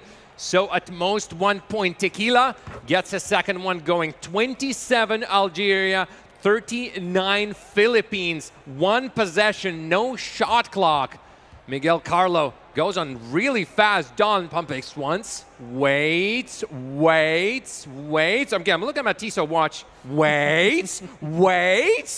Got about 7 seconds to work with. Gets it inside. All right, come on. Now we're just trying to brag as he has the badge, so he took it. Nothing there. At that point, yes, you're up by 12, but the Philippines just got to get the easy basket off of the corner or the slip. But for now, it's the Philippines that are up at the half, 39-27. And you can take a look at the box score there. 14 points for the guard. A dominating performance by everybody. Hazard with 12 has not missed a shot. No, he is absolutely perfect. So is Don P But as it stands, well, you saw that huge swing that Philippines have taken. Yes, that is the correct result at the bottom. Despite it being so close in the first quarter, at the end of the second quarter and the start of the second half, we are looking at a 12-point differential. Right now, ball with Algeria. They're going to be trying to cut it down. Jaden Danon, Lice, goes on, dribble. He's good, waits for Hazard, but he's already covered by, at this point, 3 players, and feels like somebody needs to be open. I see 2 open on the left. Nothing goes in. Nothing there. Takes a contested shot. Nothing happening on the offensive end. The Philippines take a contested shot themselves, but they get the rebound and the putback, and they cross the 40 points. Oh my God, it is so important to have your center right there collecting offensive rebounds. And just right there, Philippines prove that that's the reason why it's so important, okay? Miguel Carlo tries to bait a pass to the corner to Tarass. Super snooze. Again, he's one of those players who just waits for his chance. This time around, wasn't it foul on an Algeria player? They collected a possession. Waited for the chance. He had the moment, but he couldn't deliver on it. Could not make the best of it. Missed the opportunity with the late shot. Hazard dots it over to the left side. Can we do it? No! A second missed opportunity, but third time might be the charm as it's a rebound secured by Algeria. Whoa, a tip pass. He gets it back himself over to the left side to Hazard. 3 seconds to work with. The defense is all over him there. Another bucket there for that man to get him to 29. Well, it's a long way to 99 for Hazard, but he still might show something. Miguel Carlo, Philippines in possession and in the lead as they've been throughout this whole game. Reaching foul, that's Hazard sticking his hands right there where the ref is saying no siree, another foul immediately. Okay, they're keeping Philippines at bay, but at the cost of fouls. Let's see if they're able to go ahead and get things going on their end on the defensive side. Miguel Carlo for the Philippines in white goes ahead and gets bumped again. That's a blocking foul. Came in as Pat, super snus. Gets called for that one. The Philippines will inbound it from the right side. A set play coming up. Goes to the right after the inbound. Miguel trying to decide. Spin move. Dots it to the right side. That was a tip pass. Foot stepped inside. Was a 2 anyway. Doesn't go. Algeria trying to get some easy buckets. Did he step out of bounds? Looks like he did, but it is going to stay here with Algeria. Wow, that was so close. I was wondering, just don't tip over. Don't tip over. It was super close. Algeria keeping the control in the corner. Hazard, super snooze. Pass to Tequila Ananas. Delice waits, but I think there's a little bit of a mismatch. The player against them is 9 feet tall. He's a bear. Shot, no good from Algeria. Don P and the rest of the Philippines are rolling out. He could have just cut down straight there, but opted again for look for his teammates. We'll see what they're able to do on this side. Has a bit of a loose ball. They get it right back. 7 seconds to work with. Has a man down low. Takes the easy 2 for the Philippines on that side. Algeria looking to have a breakaway of a quarter. Almost gets that one stolen away. Looked like he walked right into the defender. That's going to be another blocking foul. Excuse me, no! A charge! It's called the other way. You rarely see that, but this time the Philippines somehow, some way, make it happen, and they get the possession right on back. And you can see the excitement. You can see the hype that they have to get that call, to have this lead, and they're looking to go undefeated, at least in group stage, if not all the way through. Oh, they know it. They know it, what they just got, and it raises their spirits even higher. Again, Philippines, one of these teams, Miguel Carlo does a ballerina, and he gets the 2 points. Philippines is one of those teams that sort of wanted to get that win a long time ago. Hell, we even went to the Philippines, and yet it was U.S. who won there. Tequila Ananas gets a 2. Algeria keeps themselves in the game. There's only 2 minutes remaining of the third quarter. The Philippines have come so close to being in the top 3. This might just be the year where they don't just crack the medal, but they crack the victory on top and be the #1 nation in NBA 2K. For now, it's Algeria. They're looking to respond back. That's a deep 3. No deep bomber. Unlikely that that one goes in, but they do get the rebound. Back over to the right side. That one's taken away. The Philippines now looking to push it up some more. Trying to find the open man. Nothing there thus far. Algeria was there, just could not get the steal off of the right corner, so they're going to reach in for a foul. Shot clock goes from 13 to 14. Minute 16 left in the third. Sometimes you think that your passing lanes are safe, not versus Philippines. Miguel Carlo just keeps on doing the spin moves, and they are incredibly efficient. Philippines just keeps continuing with the domination that they have, adding on to the avalanche of shots. Suleman even stopped for a second, thinking, really, I'm that open? Okay. It seems like so far from the half to now, the Philippines have not been able to budge, and Algeria has not been able to cut into this deficit. It is not going their way whatsoever. 45 seconds left. Algeria brings it up from the right side, getting bumped around, looking for some opening. Trying to get a pick and a reset. They got the pick. They get the reset from the left hash. Dances from the left to the right. Has the slip. Great job on the rotations from the Philippines. That's a loose ball. That's a deep bomber. Can the Philippines take advantage? Yes. You betcha! So immediately, not wasting any time, Miguel Carlos drops himself a 3. And we are entering the 21 point. A little bit less by this point, but the lead from Philippines. Miguel Carlo, everybody's going to be on top of him, as you're already seeing. Two defenders of Algeria. Don P waits, gives it back to Miguel Carlo, and yet another foul, blocking foul. Goodness, they just keep on collecting those to the line. He goes, 1 is off. So honestly, maybe a good strategy. We'll see if they're able to go ahead and make that happen, because you can't just rely on that one. 5.3 seconds left in the third. Algeria. Oh, is that going to be a charge? That's going to be blocking. Come on. Well, that's not going to go ahead and put them at the line. It's going to be an inbound for 3.6. And I'm sure they knew that. I like that tactic. Open shot was there for a moment. Hazard! Can't get it to go, but I like that. They try to set the pick, because either they get the charge call, which means they get the ball, or it's a blocking foul. It doesn't put them at the line, and they get a chance to do it again with a couple of seconds left. Miguel Carlo from the left side. That man is open, but he can't knock it down. Rebound secured by Algeria. Open on the left side. Give and go. Good for the 3. Jaden Adaden makes it work. Algeria, try as they might, they hold on to the speeding train that is Don P and the rest of the Philippines. It just keeps on going. Again, everybody's so slippery on that Philippines team. Again, another little tip, and that almost was a steal. Not this time around, tequila ananas or tequila pineapple for those of us maybe in other places. Hazard, all by himself, doesn't really have an opening, so he's there, but nothing really materializes. Delice?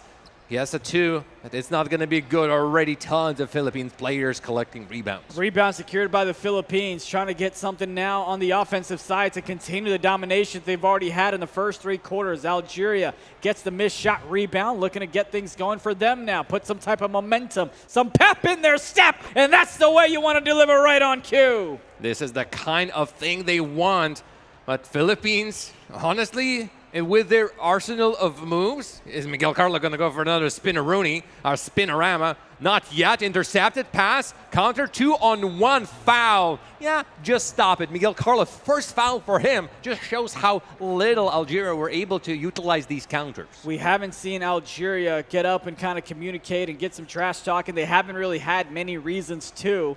But again, they're still in good position with their victory over Germany early on. But for now, the good positioning goes to the Philippines as they get the steal.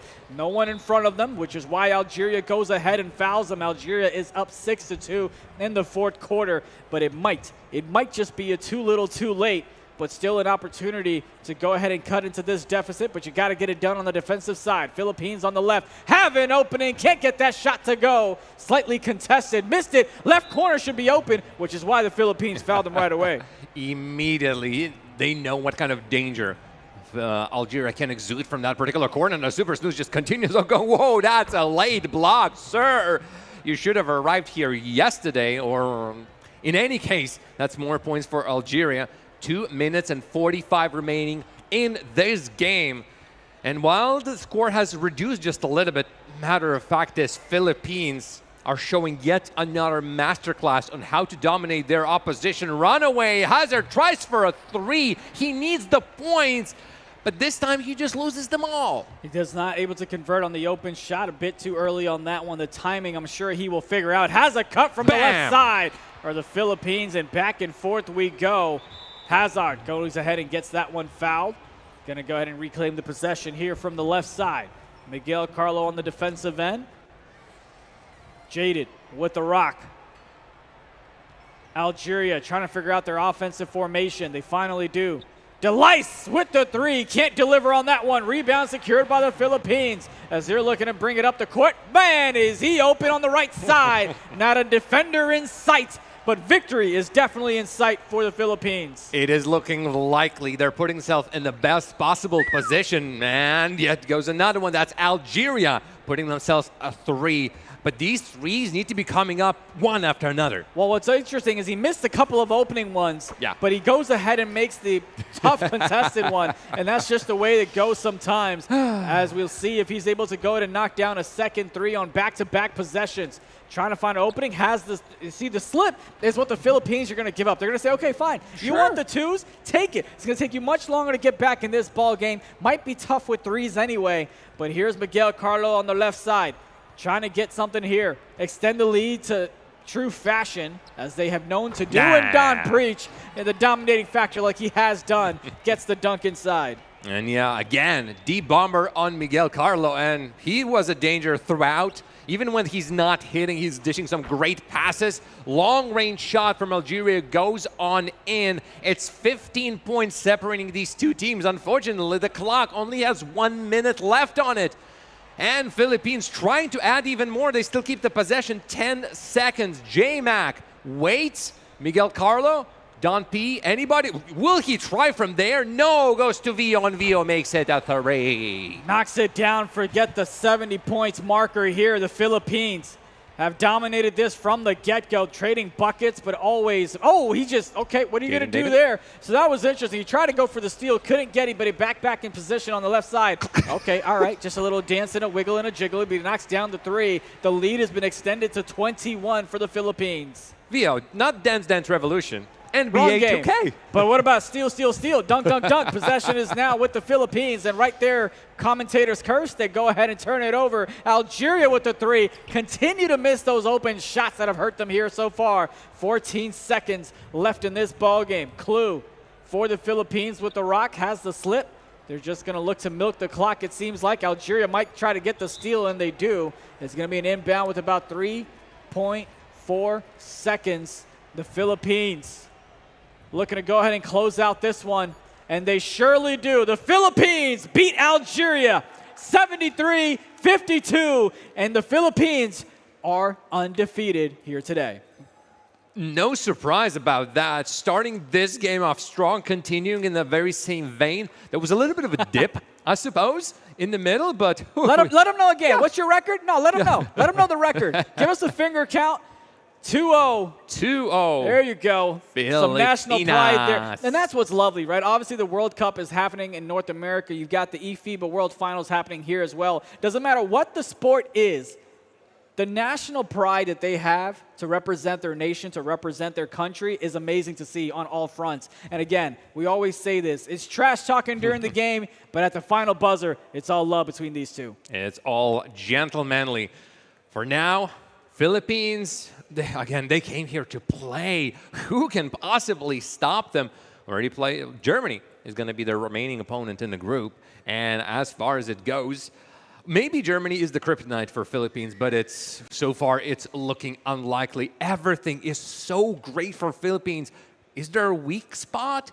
No, I don't think so. Everybody's capable of scoring. Everybody knows their role, and honestly, with the energy that they bring, they seem to be nothing can shake them off. We'll see what the other group may have for them in case Germany's able to not pull off the upset. But here's what's going on, right? Germany went ahead and lost both of their games. Algeria won the game against Germany. They lost one here, so now they are 1-1. France went ahead and lost against the Philippines, and then you had them go ahead and bounce back. And of course, the Philippines, as we mentioned, are 2-0, and they are the only team in Group A that are undefeated at this moment. You see a couple of highlights from the get-go, right? You can start from the first quarter to the fourth. It was the Philippines that dominated all throughout. Yeah, and you saw it started with a steal. It continued with a deep threes, then more dunks and everything. And this one, I think, was the name of the game for a couple of offensive possessions. Just spin-a-roonies from Miguel Carlo, who did not care. Just kept on adding more and more. Super Snooze was great from that right corner, but it was not necessarily enough to really bring Algeria any higher than that Waitsdag end. That was a late one on the jump, but still, not enough, not enough. We'll see if Algeria is able to go ahead and bounce back. But what was interesting to me was Algeria had a couple of open shots that they just were not able to go ahead and knock down. That's something to kind of keep an eye on as they move on to the next game as well. But that's the same thing that other countries have dealt with as well. When you get up to the main stage, you got to get used to the latency. You got to get used to the ping aspect of it. And then you're able to go ahead and bounce back. But so far for the Philippines, not a problem at all. Not at all. Right now, I'm going to do a visual demonstration. Indy, if I could ask you to move just a little bit to the left. To the left. So this is like normal Philippines, like slightly ahead. Sort of. This is Philippines.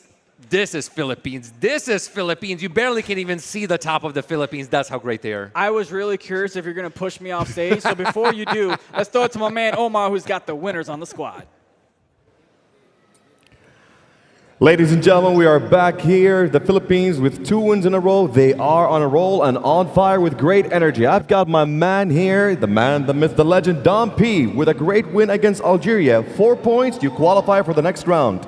Tell me more about this. That was a great game. You have defeated 2 teams, France and Algeria, and you are actually surprising everyone here. Yes, we're just taking one game at a time and, keeping our composure, and not get complacent because the job's not finished. We're really hungry to win this year, and we know it's our year. You already secured that first place. You've got one more game against Germany. Is this still going to be the same energy and the same concept?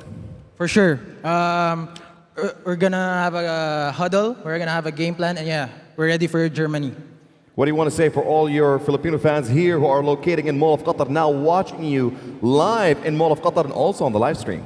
Thank you to every Filipino here in Mall of Qatar and all of the fans all over the world for Team Philippines, and hopefully you continue to support us until tomorrow. Yeah, that's all. That was Dom P from the Philippines, ladies and gents. Congratulations one more time. Ladies and gentlemen, don't forget, next year, the World Cup 2027 basketball happening here in Qatar for the first time in the Middle East and the MENA region. The tickets are out now to register and take your spot. And also at the same time, we have a kids zone area now over that side next to Cheesecake with some giveaways to give for all our spectators in Mall of Qatar. See you there very soon. Appreciate you, Omar, for that interview. Don Preach, the man is putting on a show. This man is looking for the kids zone, by the way. I'm a kid. Stop it. You got to be this tall. It's like the opposite of a roller coaster ride, all right? You can't. All right, come on, get back up here. Who let this man inside? That's what I want to know. But look, dominating performance by the Philippines. It's been great to watch them play. Do you really feel like they are now the favorites to go ahead and win this one? Yeah, I admit I was wrong with my original predictions. Yeah, I put them second overall in my standings. France, Philippines, Dominican Republic. But right now, it's obvious to everybody watching this. There's one team dominating that Group A, and that is Philippines. And I think they have the energy to go all the way through. Yes, there's Group B, yes, for sure.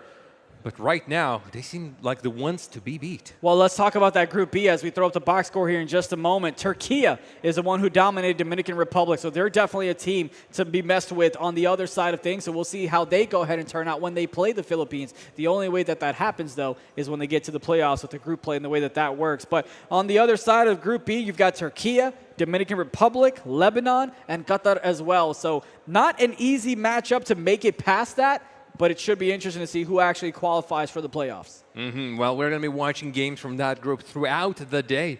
All right, let's see at what Algeria has shown versus the Philippines, or maybe it's the other way around. No double-doubles, but Miguel Carlo, yes, he has been on point again. Points, assists, whatever he wanted from him, he could do it. On the other side, Tequila Ananas, again, as the centers quite frequently do, he not only puts the points in the post, but also sets up his teammates after, I wanted to say, a lot of rebounds. As it stands, we do not have a rebound stat over here. Well, rebounds were definitely there for 60. It's all right. Oh, it's rebounds, not assists. It's all good. It's all good. We've been working hard here. But what's interesting is you have the domination from the Philippines, especially on the three-point side, 12 for 22. That's typically not as great, right? They typically go ahead and score more than that in terms of percentages. But the biggest thing from Algeria is the 8 turnovers. You cannot go ahead and give more opportunities to the Philippines that have no problem going to knock them down as well. Great ball distribution coming from everybody. Miguel Carlos almost had himself a double-double, and a double-double, like you mentioned, from Tequila as well. Don Preach, the man puts on a show on the down low in the court. Yeah, we're looking at these steals. Miguel Carlo, 2. Clue, 3. J-Mac, 2. Those are the turnarounds. that has really hurt Algeria. But looking at the quarter-by-quarter play, Philippines have been making their output known. Again, the first quarter especially, you think, okay, this is getting out of hand. And while every single quarter Philippines have won, it wasn't by a craziest of the margins. They were just putting working man's points, and it just kept on adding up. Algeria kept only to 9 points in the third quarter.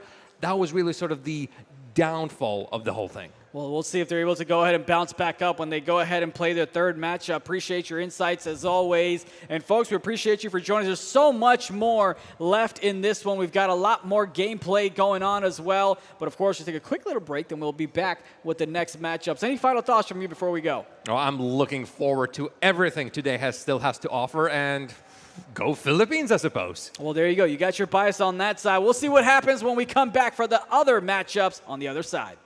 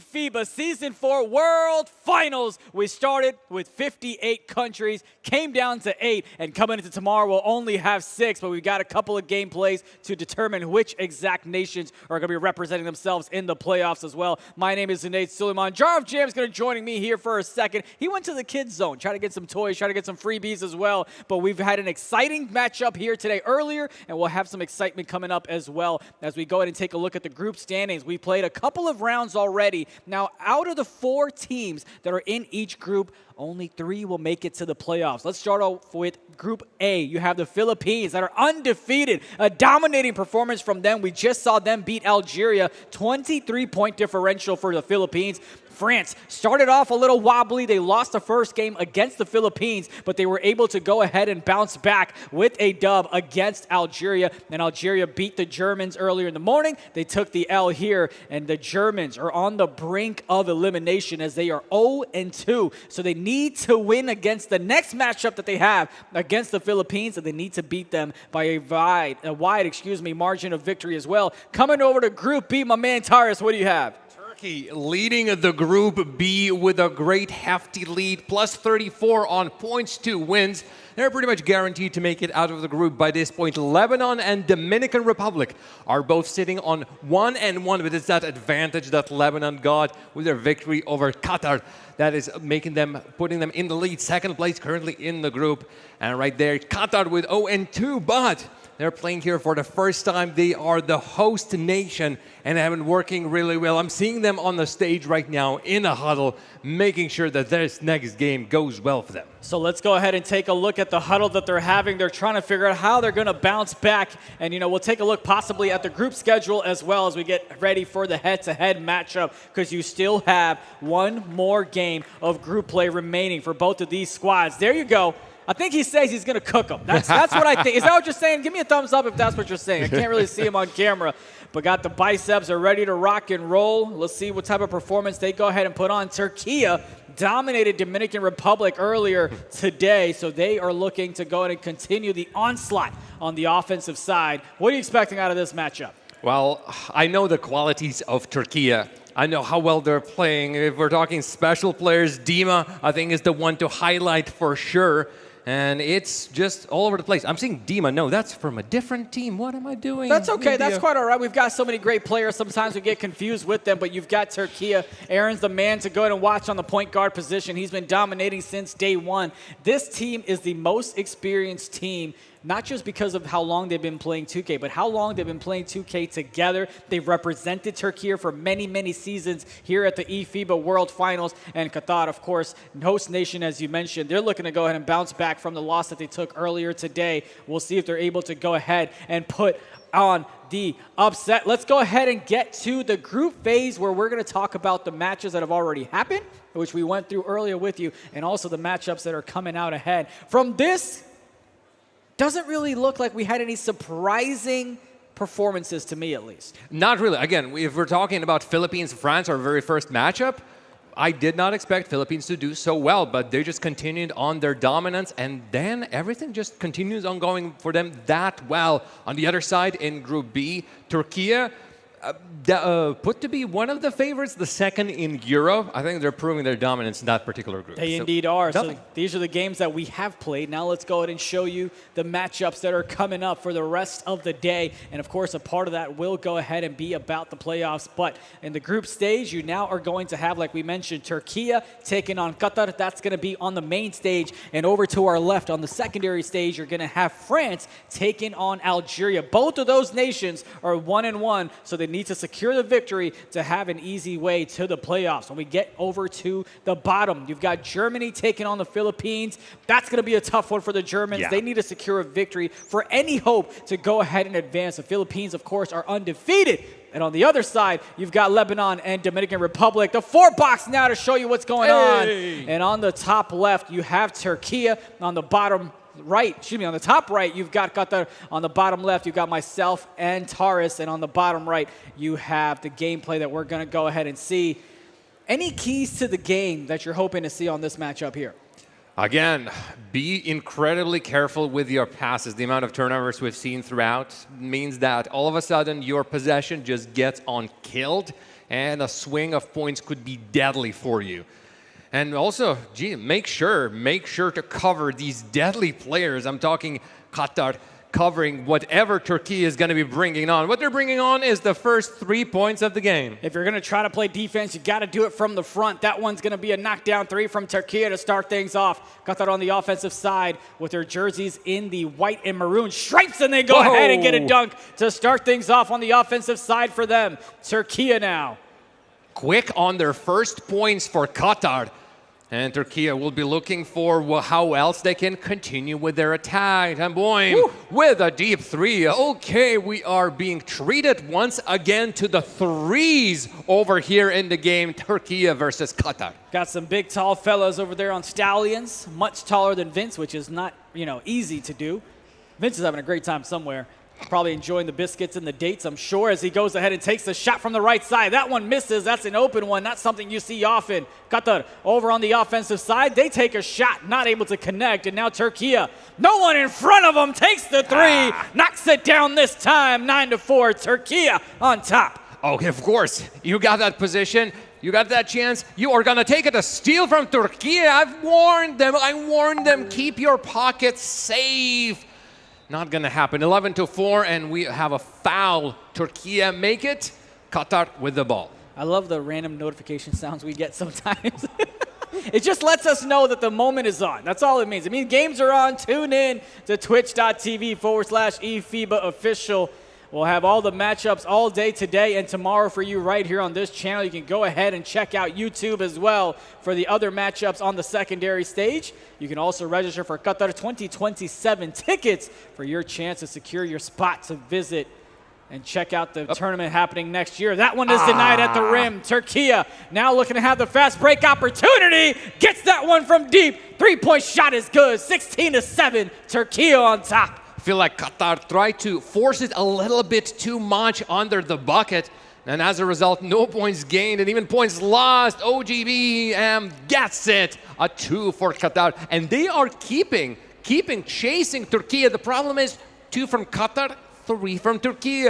2 from Qatar, 3 from Turkey. Even I can do that math. You can't win in that formula there. But what I will say is Qatar has done a great job trying to close out on the defensive side. They're just about maybe a split second too slow. We'll see for them to close it out. What a great cut from the left side. Caught Turkey sleeping, and they get the easy 2. We haven't seen Qatar's second game, but right now in this game number 3, Turkey just doesn't want me to talking about Qatar. No, they keep on dropping these threes. The stats in that particular column must be crazy. Ooh, and the ball gets lost. 4-0.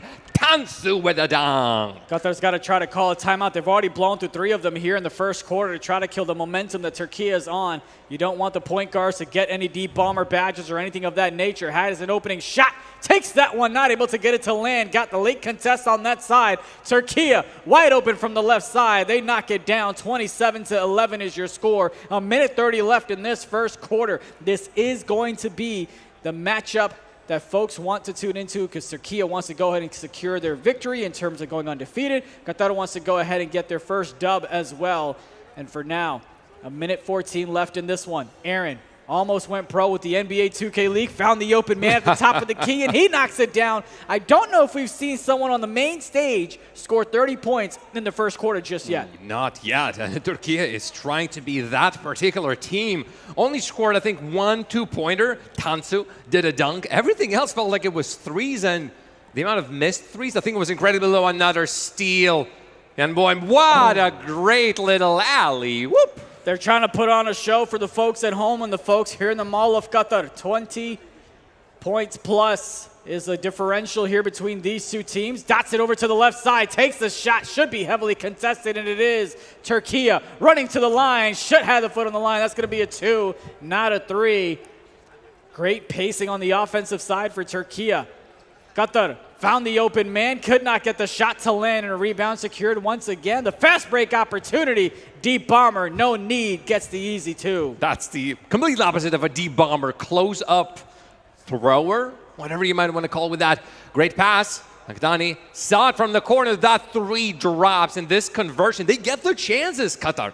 And it's the conversion that betrayed from a mile away, he gets that dunk. Goes ahead and takes advantage of the opening from the left corner. Clear the runway. That man was ready for takeoff. Over there from the right side, gets the steal. 11 seconds to work with. That's going to be a transition. Take easy free throws coming up. Knocks that one down. They'll retain the possession and the ball as well. See if they're able to put up a 40-burger here in the first quarter. Aaron with deep bomber. 7 seconds to work with. Spinner Rooney takes the shot. Can't get it to go. Rebound secured by Qatar. Looking to get a shot up themselves. They do, but they cannot land it. 39-16. Türkiye on top. No, who do you think you are? You think you're Miguel Carlo with that spinorama? Nope. Uh-oh. Not this time around. We're throwing shots now. He might see you at dinner and have a couple of choice words for you, sir. Wrong type of sport right here. Qatar retains the possession of a defensive rebound. GMBM, couple of fouls. It's going to be Kato being a bit problematic for his own team right now. Qatar continues the attack. 17 seconds, plenty of time to find themselves an opportunity in the corner. I think that's sad. Unfortunately, does not get the shot on the other end. Türkiye shows how it's done. Get the job done indeed. 42-16 for Türkiye. We'll get you some updates here on the other stage between Lebanon and France from that group. Continued coverage here. We'll play all of group play today, a little bit of playoffs, and then we'll set the stage for tomorrow, where we will crown our new champions for eFIBA Season 4 World Finals. Whoa. Nice little slip there. Defense fell asleep, able to take advantage for the easy two underneath. I feel like Türkiye is very purposely positioning themselves all around not to allow the threes, but the twos they sort of don't really care about. Qatar did a great job to go ahead and defend that three. They were Türkiye was trying to bait them to cover the slip so they could dot the corner. Qatar now with a shot from the right side. Nothing there. Rebound secured by Türkiye. Trying to get that three off the corner. Defenders are right there. Takes a step inside. Knocks down the midi. Yep, with two and really all the time in the world, a two is a great option for him to take. Türkiye 44 versus 18 of Qatar. GMBM pass, Al-Khatani gets himself a two as well, with 24 points separating the teams. Türkiye once again with the possession, and there's a three wide open. Wide open indeed. We've seen that a couple of times here in this ball game already. Qatar looking to respond back with a shot of their own. A basket would be great here for them to cut into this deficit. Gets it over to the right side for the reset. Tries to dribble behind the back. Gets fouled. Going to go ahead and reset it back from the right side. The inbound coming in from Qatar. Keep an eye on that left corner. There you go. Got a defensive player there to set things up. Switching around the corners indeed. There's the slip, and there should be an easy basket, but not if you foul them hard like that. Headed to the line. First free throw is good. Able to go ahead and only convert one of the two. Türkiye already speeding through traffic, find the opening on the left side, and they go ahead and knock it down. I'm telling you, those transition buckets are money because good defense leads to easy offense. Absolutely. I'm pretty sure Türkiye didn't even wait. Dunk from Qatar. Türkiye didn't even wait for the last free throw to be thrown. Everybody went out. One player stayed just to make that long Hail Mary to the other side as more and more threes get added to the count of Türkiye. Yes, they had to work a little bit on the fouls. You see 4 fouls so far for Türkiye. Biam gets himself a dunk. Again, he gets the freedom, but if Türkiye just returns and throws in another 3, that's, 1 point advantage every single time. Deep bomber there coming in from Türkiye, and they take advantage of it as they knock down to 3 to just continue extending this lead. The deep bomber allows you to shoot that one from a bit deeper than usual. Gives you a boost on your attributes at the 3-point line. That's a tip pass. Who's got possession? It's Qatar. They've got the dunk inside. Okay, this is going to be it. Qatar putting the Turkish defenders on their back and dunking on top of them. That must feel bad. But Aaron doesn't even need a deep bomber. He is a deep bomber by himself. Another 3:59 for Türkiye. And you see if they're able to go and respond back with a 3 of their own. That foul is the second one under 2 minutes, so that puts them at the line. The last time they were at the line, they went ahead and knocked down only 1 of 2. This time, the story is a bit different as they were able to go ahead and get both of them. Türkiye possession. Aaron starts us off. Actually, he does have the D-bomber. Love battle dead. Waits past Dorado. Makes himself known underneath. He has himself the 2 points with Qatar starting yet again. GMBM's constantly with the ball. He starts the plays. And I believe gets sent to the line as well now. See if they're able to take advantage of it. 61-29, Turkey. The main difference, as you said so adequately, is 3s from Turkey, 2s from Qatar, and that's been the difference here. On the bottom right, you see the game that's happening on the secondary stage with France taking on Algeria. Both of these nations are 1-1. A victory secures them a spot in the playoffs. France is up by 1. Trying to find a shot from the bottom right. Over to the right side. Nothing happening there. Gets it over to the top of the key. Defender flies by him. Knocks down the shot on the main stage and the secondary stage. Algeria gets up ahead in that secondary game. Our eyes are back on the game with Turkey. 64 versus 31. That's Qatar in Doha. You can see it written right there as more and more dunks are flying in. Turkey, they feel themselves like home over here. Ball tipped out, but still possession Qatar. And they're going to be starting back from their own side. Turkey doesn't care. They're putting up so many roadblocks for Qatar just to get to the other side of the court. Looking at an opportunity in a corner. Whoopa! A dunk is what gets him 33 points. Qatar, but immediate pass all the way to the other side. Tansu from the corner. What is that? That's a 3. Same thing you were talking about. They weave through traffic. They get the easy dunk inside, then they give up a 3 on the other end. 42 seconds left in the second quarter. That's a pass that's been tipped away, goes out of bounds. Gonna stay right here with Qatar. See if they're able to go to make something happen on the offensive side. They're setting up their offensive put. Got a set piece on the left hand. The inbound play goes all the way to the right. Almost stolen, and they just take it to the house for the slam dunk. 69-35. About 30 seconds left before we reach halftime to close out the first half. And Turkey just goes ahead and takes it to the rim. Not a defender in sight inside the paint. A lot of things to make up here on the offensive and defensive side. Turkey fell asleep there, gave up the opening 2. Gave up the opening 3. Not able to convert. Looking for a 3 on their own. They don't get it to go either. Okay, nobody's aim right now is good, but they're all shooting from pretty deep. Sometimes it's the big fella who usually is not that good at dropping that 3. Kato to the corner. Tansu, again, does not need any enhancers. No boost to his stats. Just keeps on dropping these 3s. Long pass. Al-Khatani. Tarjan Cousins. Time just runs out on this half, but Qatar keeps on finding these wonderful opportunities, keeps on adding 2 after 2 after 2, and that's what's currently is helping them in their series or in this game versus Turkey. Almost everyone for Turkey is into double-digit points. We focus on the bottom right, the matchup on the secondary stage. We have France taking on Algeria. Algeria with a 1-point lead, about a minute left to go in the second quarter. A bit of a back-and-forth ball game as we're all tied up. France is the team in blue. Algeria, the team in white. Algeria with the offensive rock, trying to go ahead and take back the lead from France as they face a 1-point deficit. Calls a wrap, gets it inside, met with the defender inside the paint. Has to reset it back over to the left side. Look for the opening, steps inside, had the open shot. Bad release, is not gonna get it done. Shot from the right side, that one doesn't go. A hesitation there. They're just continuing to just launch them. There's plenty of time on the shot clock and the game clock, but they continue to hurry the shots. Algeria, top of the key, slowing things down finally, trying to find a better shot than the last time out. Left side, Algeria.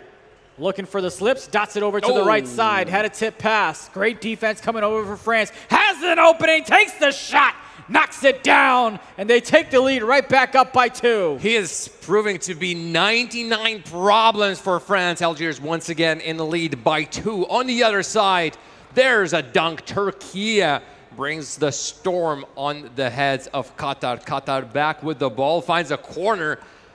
Really close to being intercepted, but this particular 3 does not come in. As the second quarter ends, and the first quarter for half rather ends for France versus Algiers, it's even Stevens, 29-29. And that's the type of matchup you expect from both of those squads as they go ahead and take a break. We'll come back to this action here as Qatar goes ahead and finds the dunk once again. They've been great at getting points in the interior.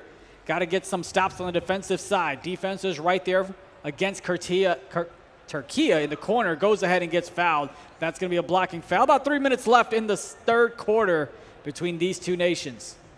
Turkey with control, and again, show that everything seems to be going in. John Boyne, beautiful little shot. Another 3 to add to the force, and we are only 11 points away from 100 burger. Habin Falafel, not falafel, falafel, but I think it's incredibly close. It must be a reference. You know, I'm sure it is. I'm sure he loves it. As you get a shot there. Oh, my goodness. Looks like a defender was right there, put a hand in his face, but it did not matter as he knocks down the three himself. Qatar looking to respond back. On the offensive side, got to be a little careful not to get a backcourt violation. Not one, not two, but three defenders of Türkiye could not stop Qatar from getting the dunk. Wow. I think the only way they could have stopped that Qatar player is by climbing on each other's shoulders. And even then, I'm not sure. That was a great shot. Saving the ball from going out is Türkiye. Love battle dead. Throws one up. Tansu, Can Boym. Can Boym gets a two. And it is back to Qatar for a quick rush.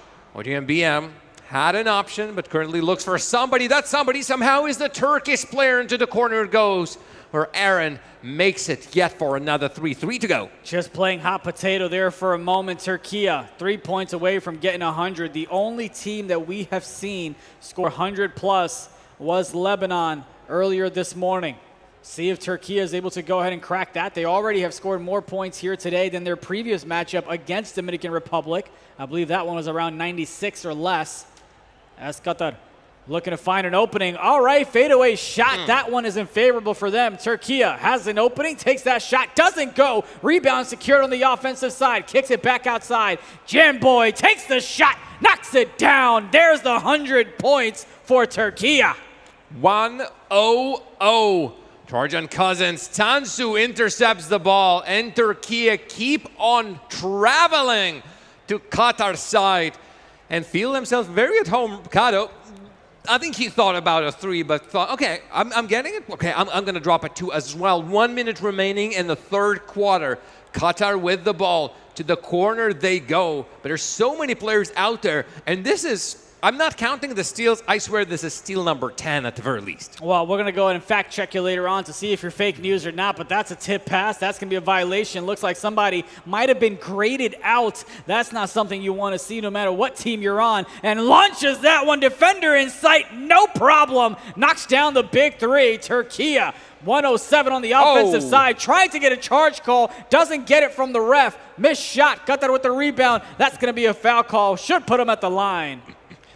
Kado with a foul, his fourth personal, Al-Khatani. And again, he's the big fella, but he works it better than Shaq does, that's for sure. Second one does not go in, rebound goes to Türkiye. Can Boym, he uses his D-bomber to the best of his abilities. 1 point, Qatar. Türkiye find themselves something else. And in the air, on the ground, no matter where it is, something about the wingspan of Türkiye just allows them to steal ball after ball after ball. And that's been the extra possessions that have helped Türkiye go ahead and expand on this lead. That along with the three-point shooting as he goes ahead and misses that one's got the cold ring underneath himself as well. Things are getting a little active on the other stage, so we'll give you an update of what's happening there here in just a couple of moments as Türkiye. Aaron with deep bomber badge, looking to go ahead and pile it on here with this matchup. Spins around, nothing there. Defender right in front of him. That contested shot's not going to go. Qatar with the rebound, launches it all the way deep, and that's going to be the end of the third quarter. It's 102 with the lead is Türkiye, 47 for Qatar. Yeah, that was just not enough time for Qatar to create something at the very end of that third quarter. Spinorama and the alley-oop to himself. You are showing off, sir. You are showing off. Love battle dad. For 1 point, the only player on Türkiye's side that didn't have a badge, but so far has been sort of quiet. But he knows without him, Türkiye might not have been as effective anyway. We'll see how this story unfolds in terms of the margin of victory that may come into play. And speaking of which, there is the secondary stage we promised you, 42-37. France is on top. That was a seesaw battle going back and forth. And as they come closer and closer to the end of the third quarter, it's France with a nice little lead there. Even the quarters, as you can see, a bit of a back and forth, but it was France that goes ahead and takes advantage of the third quarter lead that they have. We'll see if they're able to close it out. Denied up top on the main stage. Türkiye flying from the left, gets the block, but it's still Qatar that has the ball here to inbound it. Looking to go ahead and put some points up on this one. Nice little play. Cuts inside. Gets the easy two. There's three things I love the most about basketball. One of them is a really deep three. Whoa! Another one is a really great dunk. And the third favorite thing, no particular order, is when a big slap comes in and denies the score with a block. What'd you say? You like to get slapped? What'd you say? No, no comment. No comment. Main stage looking pretty good for Türkiye. Secondary stage starting to pull away is France. Focus on that game for a moment as they go ahead and start things off in the fourth quarter. Again, it's Algeria in white, France in the navy blue. Algeria finds some space inside, knocks down the 2 to get it back to a single-digit ball game. But can they get a stop on the defensive side? Swaying to the right is France. Oh, and they respond back with a beautiful midi on the right side of their own. Alrighty, all of this points that France is accruing little by little in the fourth quarter are allowing them to get away from Algeria. But up until pretty much the third quarter, this has been an incredibly tense and close game. Again, the very first quarter has ended, or the first half rather, has ended 29-29. We couldn't separate them. But France is showing what they're considered to be among the best in this World Cup, World Finals in Doha, Qatar. See if Türkiye is able to punch their ticket to the playoffs, as we'll see if France is able to punch their ticket to the playoffs. Dots it over to the left side. Algeria has the open man, knocks down the 3. 8-point lead now for France. And just a little bit, just by a little bit, France with the ball. Zings is as dangerous as anybody on that blue roster. Tries to go for something himself in the corner. It's covered. A chance, not for a dunk, and even a miss from France. Great chance for Algeria. They can go on the counter. What's their chance in the corner? Waits. I think there's an opportunity for a center. 3 is no good, and France returns back.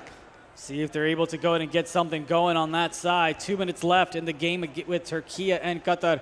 On the bottom right, France and Algeria. 10-point lead. Algeria looking to get it right back into single digits. That one's going to be taken away. A body steal from France and a quick foul to reset things over there on that matchup. Every single one of these fouls is going to be super important. Right now, stopping France from scoring anymore is going to be instrumental. It goes to the side, but collected on a rebound by France. Step back, try to break some ankles. 3 no good. Again, Algiers every single time nothing drops. They are jubilating. They are happy. They don't have to fight another 3 2-point deficit. 3 minutes left to go in that one. Algeria looking to get a defensive stop and get something going on the offensive end. For now, great job. Oh my goodness, they stopped the inside, but they couldn't get back in the perimeter as they give up a 3, and France takes advantage of it to build a lead to 13.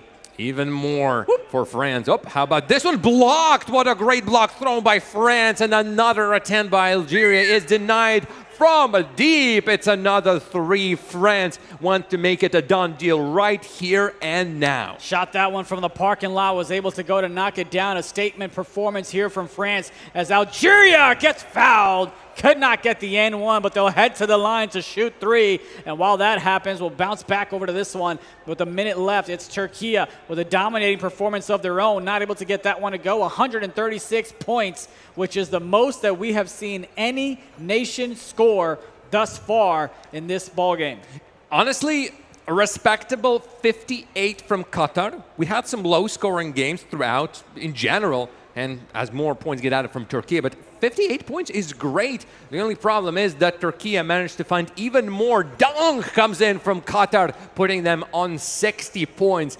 Again, scoring output great. The chances to get things going through the middle lane, cuts and to the post are great. But Türkiye, their 3's too deadly.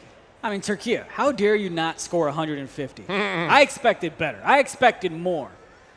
A great performance great performance from them. Again, they've always been in the World Finals. They've always put on a performance, but they've gotten 3rd place. They've gotten 2nd place, but they've never gotten 1st place at all. See if they're able to make something happen here. Aaron with the pass, wide open. He just moonwalked back like Michael Jackson. He had all the time in the world, and he went ahead and knocked that one down. Oh, my. We're only 14.2 seconds away from the end of this game between Türkiye and Qatar. And right now, as Qatar is looking for their long shots, Türkiye is going to be closing Are they going to be closing? This one does not go in, will bounce out to die for the ball. Turkey is really hungry to add just a couple of more points to the score. 3.7 seconds left so we can make it official. Qatar gets the ball, knocks it down. That's the way you want to go and end it on your side of things as Turkey dominates this ball game with 145 points. Qatar, they scored more points today than that game than they did previously, so some improvement there on their end. But Turkey taking care of business, moving on to being 2-0. They're undefeated like their fellows on the other group, the Philippines. They are the danger of group number B, Turkey, and they're just proving that everybody needs to count what they can do. Again, deadly on all accounts, whether Janboy, Aaron, Kado, Tansu, again, deadly with his threes. Love Battle Dead has been quiet as the power forward, but he has been doing great in his own. Again, without his help, if they're down that player, Turkey will not be able to dominate as much. Great sportsmanship coming up like always as they go ahead and shake hands. And, you know, you got to, look, I'll put it this way. They played better than I think you and I could have combined on that stage. God. So, you know, it's got a lot of effort there. They're here for a reason. As Turkey, great sportsmanship coming up from them. And now it's a bit of a danger spot for Qatar as they will play a third match and see if they're able to go and qualify for the playoffs. But Turkey, though, has went ahead and secured their spot with a victory over Qatar, 147-65. A result that I think some may have expected, but again, 147 points is not easy to put up here. Yeah, and again, a situation like this, it's a bunch of extra points, the point differential, that in case of any sort of ties in the standings, is going to help Turkey really well. They have been looking great. And again, so far, it's the group stage. We've only seen teams play versus the teams in their own groups. I cannot wait to see until we see teams from both of the groups colliding together, the best of the best.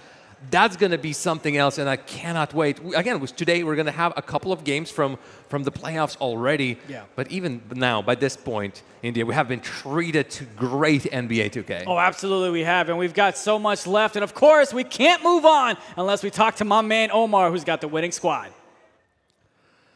Appreciate it, Tar and India. We're back here on the main stage, ladies and gents, and I've got Aaron from Turkey. A big win, wonderful score, wonderful performance, and a continuous momentum that did not stop for Turkey. Aaron, a great performance from Team Turkey. You didn't stop the momentum of the game, and you have devastated the whole game in terms of play, points, and also dominating the whole match. One more game left to get ready for the next round.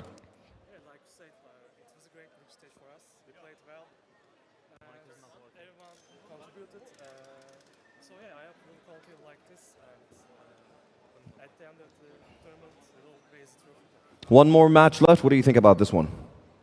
Yeah, it's not going to be easy. They are good opponents. If we play our game, if we do our best, we will beat them. So it's up to us. We just have to play our game. What's going to be the gameplay for the team in the next stage? What's going to be the gameplay for the team for the next stage? We are just going to play our game, like I said. Try to do as not many mistakes as possible. I mean, we should limit mistakes. That was Aaron from Turkey, ladies and gents. We are now going to be taking you, ladies and gentlemen, on the side of Mall of Qatar. We have our step up for the FIBA happening next year in 2027. We are going to be hosting here one of the biggest sporting events happening in the country and also the Middle East and MENA, the Basketball World Cup 2027. Please make your way to the step up over that side. We've got a lot of giveaways and a lot of activations. عندنا وايد من الجوائز مقدمة وأيضا activation مخصص لكأس العالم لكرة السلة المقام في السنة القادمة سنة 2027 هنا في قطر لأول مرة بتاريخ الشرق الأوسط.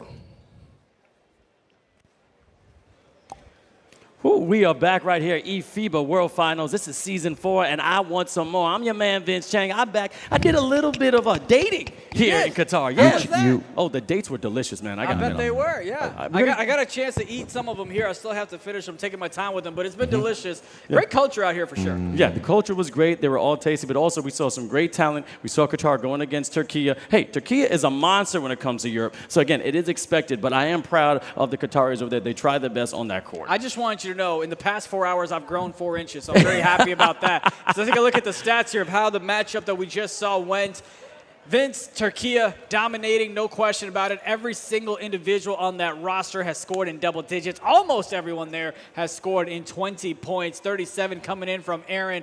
And, you know, you had a dominating performance from all those individuals. The biggest thing for me when it comes to Qatar is the 21 turnovers. That is way too many opportunities for Türkiye to take advantage and have those fast break opportunities and get those easy threes, by the way, is what they had on that side. Yeah, but it's also amazing to see when it comes to Qatar. Look at the point guard, 25 points. And also the big man, Mr. Q, 26 and 7, was dominating down low, getting a couple of rebounds with 7. But again, you can't talk about anybody with Türkiye. I mean, Türkiye is a crazy force. But again, I'm going to give credit to Qatar where Qatar's due. Getting over 65 points in NBA 2K is already hard enough, okay? But then you're going against a juggernaut in which they had 147, but they showed out, they showed talent, and I'm proud of them. Absolutely, every reason to be. And we talked about who's going to be the powerhouse that takes away the championship here tomorrow. Türkiye is absolutely in the conversation, and they've shown everybody as to why. Now you've got Türkiye and the Philippines, both in different groups, both that are undefeated. And with the third matchup that we're going to see here shortly, they will continue probably to be undefeated as well. In Group A, you've got the Philippines taking on Germany. Germany is on the cusp of possibly not making it to the playoffs. That's true, but then also we got Dominican Republic going against Lebanon, which is going to be a great matchup as well. DR Lebanon, I know everyone's going to go crazy for them, but as you can see right here, we got also France, Algeria, that was done. But Germany, Philippines, I can't wait. Lebanon, Dominican Republic is great. And now, let you know, we have a lot of Filipinos here. Any Filipinos, come right here to the Oasis. It's right in the middle, right next to Cheesecake Factory. But also a whole bunch of other amazing different places because we got to make sure we're having a great time. Again, right in the middle of Oasis, this is eFIBA Season 4 World Finals, in which $50,000 prize pool is on the line. It's going to be amazing to see it. Again, we've still got 3 games to play. We just saw a matchup on the other side as well, so I'll update you with France playing there. Were you fixing your tie? Yeah, It's not going to be crooked like media day, yeah? Don't do that to me, man. I had to get another picture. I like your smile. I like when you show all your teeth. Got my crow's feet, too. But also, man, you're going crazy, and I want to go crazy more. We're going to bring my man Omar. Omar's doing a great job interviewing the players. Yo, Omar, where you at, brother? I need you to come over here because he's going to help us in something because this is a collaboration between the FIBA World Cup, which is great because then we're going to do a little activation. So, Omar, where you at, brother? There he is. Look at him. He's right there. Oh, yeah, that's it. We've got a lot of giveaways here on this side. As you can see behind events, we've got World Cup for the FIBA World Cup happening next year in Qatar.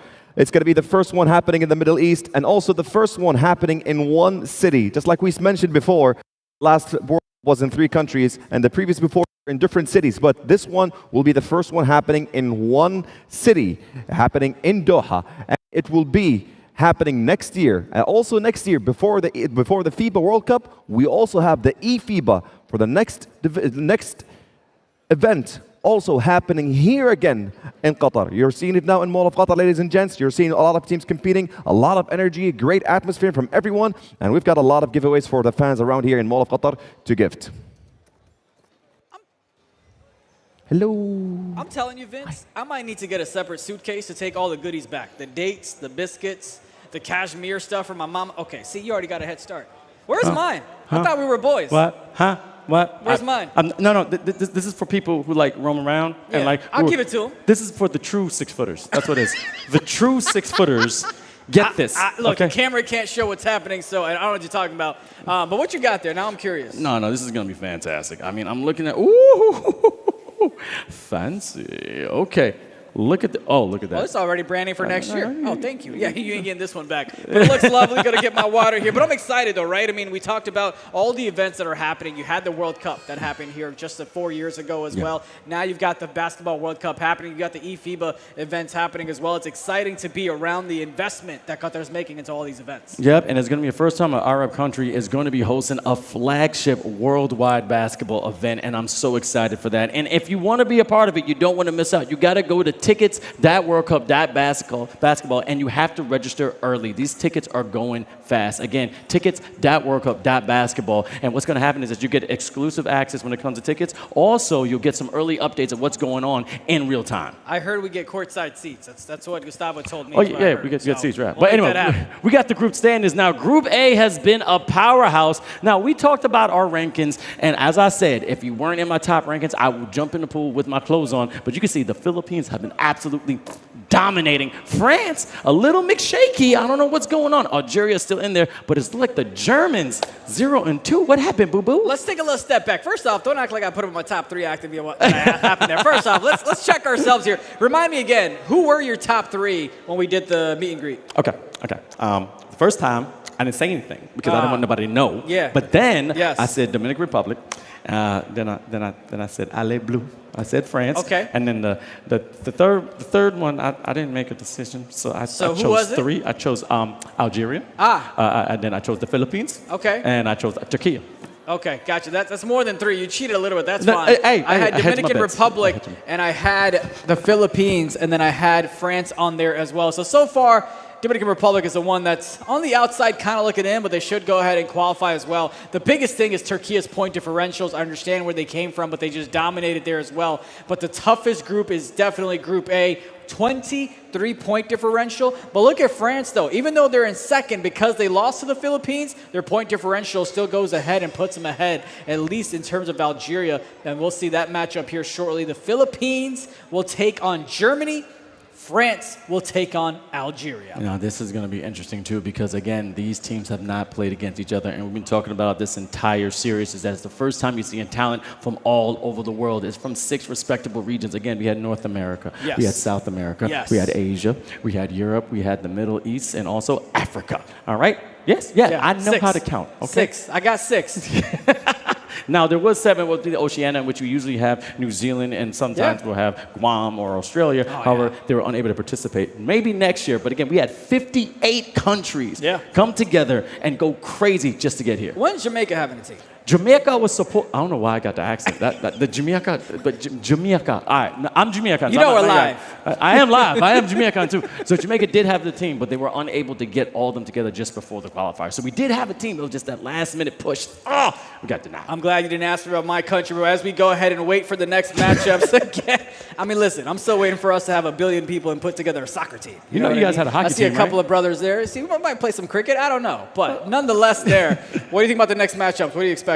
I mean, right now, between Dion and Lebanon is going to be crazy. I mean, we got a lot of great players on that. Coco has been an absolute fantastic baller, but then also Hel Diablo as a point guard for Lebanon. Again, we kept talking about how he can average, but we got to look at Dima. Dima has been doing crazy this season. He's actually scoring behind that arc, and an 8 on my level was getting a little, swaggy with it when he was on that court, and I love seeing the confidence from the Lebanese. Well, it's all about how are you going to go ahead and perform. You know, something I want to do later on is figure out what the stats look like when you're on the stage compared to when you were virtually. Because I can guarantee you they drop a little bit, right? Because you're playing at a slower pace because every point means a little bit more. Every shot has a little bit more pressure. You're getting used to the latency and everything else on that side of things as well. But that's something to kind of keep in mind. Has anything surprised you from when we came into this matchup tonight versus what you thought was going to happen? If you're talking about the whole aspect of it, I mean, look, this is interesting because France is such a strong team, but they're looking a little weak in the first 2 quarters. Okay? And I will say this. Some teams are second half teams. That happens. They need to get momentum, need to get together. But when you have that nobility, when you're number 1, you have to be able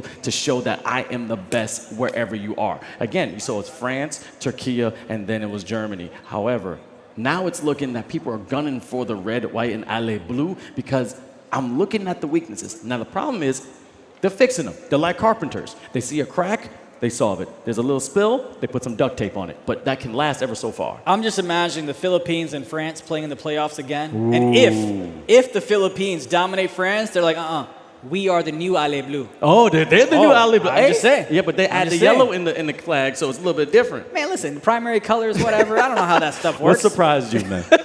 What surprised me, honestly, is the way that the Philippines have been dominating, right? Yes. We've talked about how they've always been looking to crack the top 3. They've been looking to do their best at it. They almost made it in terms of Sweden. They got to 4th place, I believe it was. And of course, now they get the chance. They're dominating here. They're 2-0. They may not lose another game in group stage, but then they have not played the teams on the other side of the group. That's where the tough competition comes in, especially in terms of Türkiye. So when we go to bracket play, it is going to be double elimination. How that faces up and how that mismatches is going to be interesting to see as you see the Philippines walk by. I see the Philippines walking by. Don Preach, and I'm going to give him some shout out too because they did go against Portugal when they were in the Philippines, and that's how they lost that 3rd place spot and got 4th. But they went against another amazing big man, which was Henry Jones, a.k.a. the law firm, was closing that book on him. But Don Preach has stepped up. This big fella has been dominating the paint. That standing dunk is key. He's boxing out. He's actually predicting where that rebound is going to be with no badge. So he has no idea what's going to hold him. He's been studying so much that he's taken this build to a next level. You know, as we try to get the group phase up here, I want to talk about the scenarios for possibly what needs to happen in order to qualify for the playoffs as well. But it's no question, Germany has got to win. Yes. We saw them play yesterday. We talked about them playing last night. But that performance just didn't really carry over into today. Not even a little bit. So that's going to be interesting to see. Are they going to be able to win a game and win by enough of a margin to where they sneak into the 3rd spot and don't get eliminated? Because the way it works, of course, is Group A, 4 teams, Group B, 4 teams, but only 3 from each side are going to go ahead and advance. All right, but they're still going to have a classification match, so some of them are going to get 7th and 8th. So they're not gone yet. They're still going to be here in this beautiful city of Doha, Qatar. However, they won't be playing for a medal, for that trophy. And also, we got to repeat, everyone here in this beautiful mall, it is $50,000 on the line. It is a prize pool. The 1st place is getting $20,000. Yes. The 2nd place is 10 G's. Yes. Then it goes to 6, then it goes to 4. And then we got more money that's going for the MVP. That's going to be 2.5K. I like how they say that, 2.5K. The K makes it feel like, it's like you're on Instagram. Forget the 1M. Give me the K. I mean, we on Instagram. That's probably why we broke. But you know, that's true. I'm doing the same joke over and over again. Man, we're killing time. But hey, look at that. Okay, but at the end of the day, we're having a great time. We're loading up right now. Again, this is eFIBA World Finals Season 4, which is absolutely crazy. And again, we are associated with the World Cup that's going to be in Qatar 2027. And I'm going to keep repeating, I'm looking right in the camera. Make sure you go to TICKETS.WORLDCUP.BASKETBALL. Make sure you register early so you can have early access. But also go to eFIBA_official on all social media content. And go to eFIBA.basketball so you can learn about all these players that are playing now, players that we had in the past. And maybe if your country's not here right now, you can participate in next year. We're going to go to break and we'll be right back. eFIBA Season 4.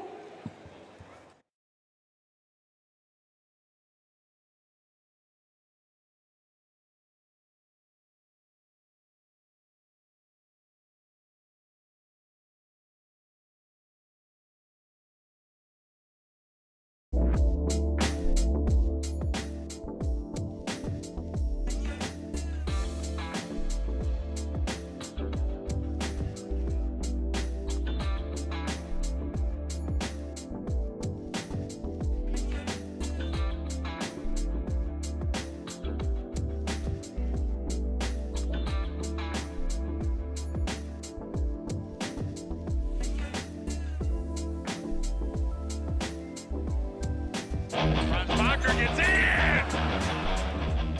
Looking behind the back pass. And now the lob.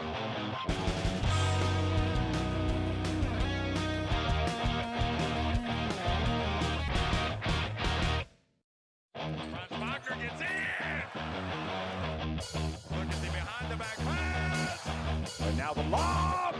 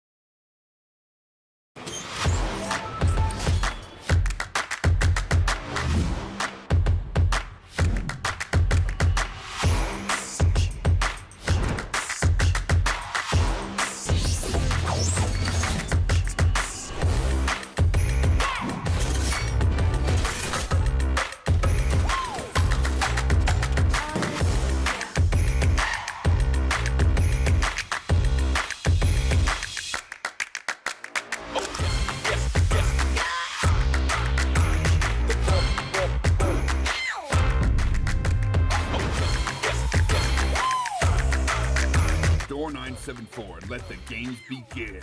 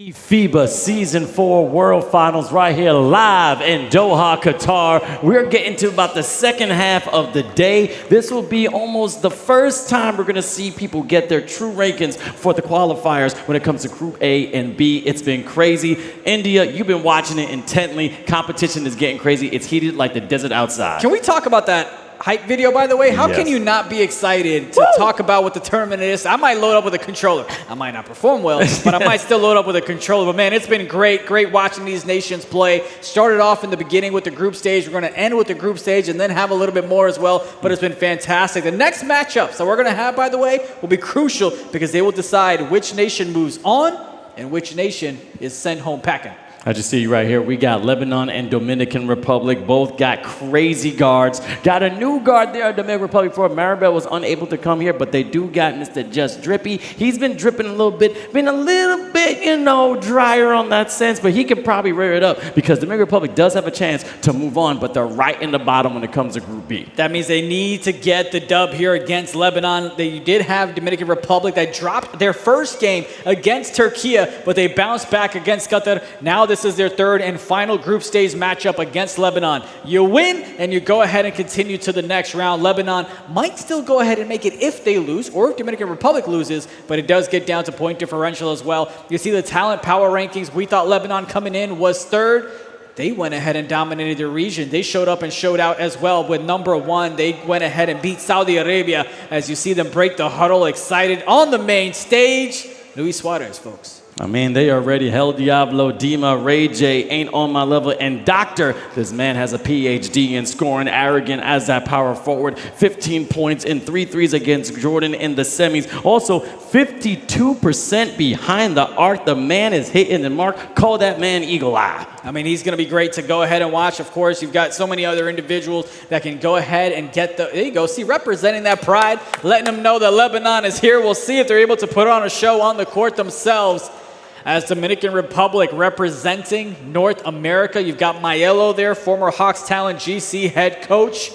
Should be a fun matchup, man. I'm excited to see what type of adjustments they have and see if they come out firing. What are your thoughts coming into this one? Who you got? Right now, it's going to be It's T-Day, GJ. He's about to go crazy. I mean, he's also called Chef Can't Shoot, but the man can shoot sometimes, but he's really a disruptor, as you were saying this. Again, he's got 11 rebounds, 10 double-doubles when it comes to this. I mean, this guy is crazy when it comes to this matchup, but also 6 steals per game. Now, that is a defensive wizard. That is a lock. And that's your man right there, Tack. You said he's going to be MVP. Hey, hold on a second. I said if they go ahead and win, I'm rooting for him to get MVP because a big man never gets any love. It's all about the guards. It's all about the two. But what about the big fella getting the stops down low? What about the big fella getting you the rebounds and that offensive rebounds? What? What are you talking about? Nikola Jokic? Joel Embiid? When's the last time? That's a big man. Those are big men getting MVP. In NBA 2K, somebody won MVP. When's the last time somebody... In NBA 2K. That someone won MVP? Yeah. Last year? Who? Are you talking about Mom and I'm That Man, USA? Yeah, no. I was hoping you forget. Big man, though? Yes, big man. he's a big man. We'll check your positions here in a moment. He was a forward. We're going to check your positions here in a moment, but it's been exciting to kind of watch the matchups as well. I think, you know, you also have, by the way, on the other side of things, you've got the Philippines taking on Germany. Germany, 0-2. Philippines, 2-0. That's the matchup that the Germans need to win. If the Germans do not beat the Philippines, It's going to be a tough time for them. It's going to be impossible for them to move on to the next round. Again, we're talking about Spam Guy. We're talking about Don Preach, Clue, Miguel, Carlo, I Love, and everybody else on that amazing spot when it comes to the Philippines. But also, man, Jabinki, Drowsy, Craig, and not Goated is not here, but Abby's here, and so is Chem. So they're going to go crazy on that side. But yet, everything is on the line. It's either win or go home. Now, there will be a placement match for 7th and 8th place. However, you want to get to the playoffs so you have a chance for that bag. And again, top 4 are going to take home some cash. Oh, absolutely they will. And let's not forget that you mentioned it, the All-Stars, the MVPs, and everybody else is going to get some cash themselves as well as they get ready. Things are starting to pop here on a Friday. Here in Qatar, you've got the game happening on the bottom right. You've got Dominican Republic on the top right.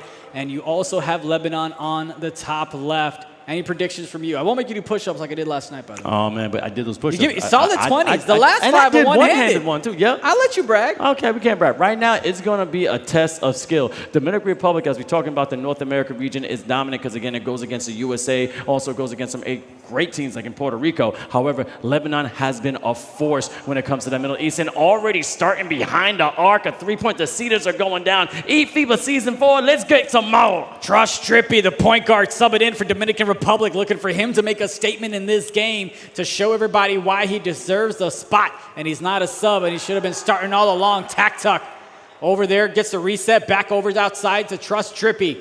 A lot of things happening on the Philippines and Germany side of things. We'll update you with that along the way as that shot doesn't go. Rebound secured. Lebanon on the other side. Quick foul to slow things down. Dominican Republic is the team in white. And you have Lebanon, the team in maroon. In maroon. I have that suit on right now. I'm matching also with the Is Qatar colors. Is that, you rooting that? You guys playing that together? Yeah, it's great. You know I'm wearing the Qatar colors right now. I do. But also, you know what time it is? Game time. And it's also time to give a great thank you to our sponsor, Tissot. I'm telling you, they're innovators by tradition. Also, when we get back to the camera, they're giving us some real nice watches. But make sure you go to Tissot.com, get an amazing piece print on that wrist. It is classy. It is sleek. It is great. You got to get one. Absolutely. No question about it. Couple of different styles, leather, steel. Shot from the left side. That one doesn't go. Gets the tip back. No one there down low to contest that rebound. Just like when you go to a restaurant, just the tip, and it better be a big one. 20% is the minimum, especially when I'm coming from New York City. But trust Drippy, and Drippy we trust. Going down the left side, tacked out, giving it to the big man with that short corner. Now, you're seeing about these fouls. Now, if you watch this for the first time, this is NBA 2K26. It is 5-on-5. Each player on the court is controlled by an own avatar and a person sitting down on that stage in the Oasis in the Mall of Qatar. And Tuck, the big fella, ripping down the rim, getting hungry like he's eating a bowl of mango. Looked like he was going to be stolen away, but he gets that pass across and gets the easy two. Diablo coming up on the court on the left side. Looking for a little bit of cut action there. Didn't press a button, but was blessed with the steal as well. Dominican Republic had some numbers, but they slow things down. Lebanon goes ahead and commits a foul as you had a man wide open down low for the easy two that would have tied things up. Dominican Republic with the inbound on the right side. Gets it down low to Trust Drippy. Coming over to the right side. Nothing there. Kicks it back out. Zen with it now. Trust Drippy. A lot of traffic inside the paint. They clear it out. Tuck comes out. Trying to find a little bit of space. 3 seconds to work with. They had a bit of an opening. Nothing there. Tuck with the rebound. 2 for $1. Can't convert. Lebanon with the rebound. Slings it out to the corner. The three doesn't go. Back-to-back misses on open shots in this matchup here so far. Don't be selling yourself short. Come on, you got to find that stroke. And again, I'm doing that smooth like bachata with the 1-2-3 rhythm. Bachata is going crazy, and Dominican Republic is up by 1. 8-7 with 2:26 left in the first. And again, if you're loving this so much, go to eFIBA_official and eFIBA.basketball. More information about the players, about the game, and of course about this season. And that's going to be a jump ball right there. You can see them trash talking and getting up in their seats absolutely as well, letting them know that they are here and they are here to be victorious. On the other side of the stage, you've got the Philippines taking on Germany. You can watch that matchup on YouTube, but we come right back to this one. Lebanon with the missed shot. Dominican Republic, rebound, 3. That's good, and they extend the lead to 4. I just see right there the captain, tacked up. This man is a big. Waldy is an amazing player. When he was going through the pre-qualifiers, also the qualifiers,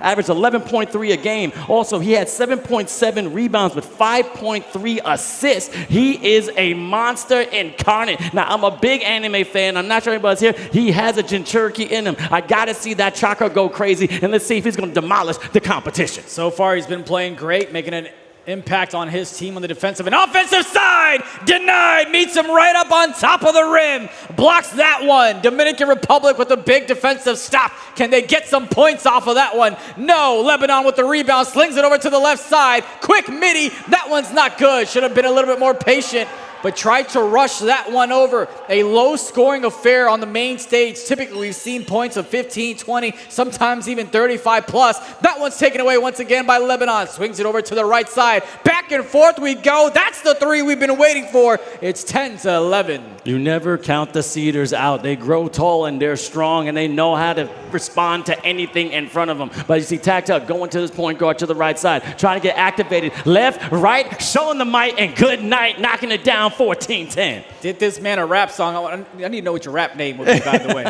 Might just be Chang. I don't know. We'll figure that one out. Chang. I like it. I like it. Over to the right side. Lebanon takes the shot. Can't get it to go. Dominican Republic now with the rebound. The lead was extended to 4. Looking to go ahead and continue piling it on. Shot from the top of the key. That one is good. Had the defender in the air. And you can see they're excited. They're up. They're talking their smack. And they're not afraid to go ahead and ball out and let you know that they are here.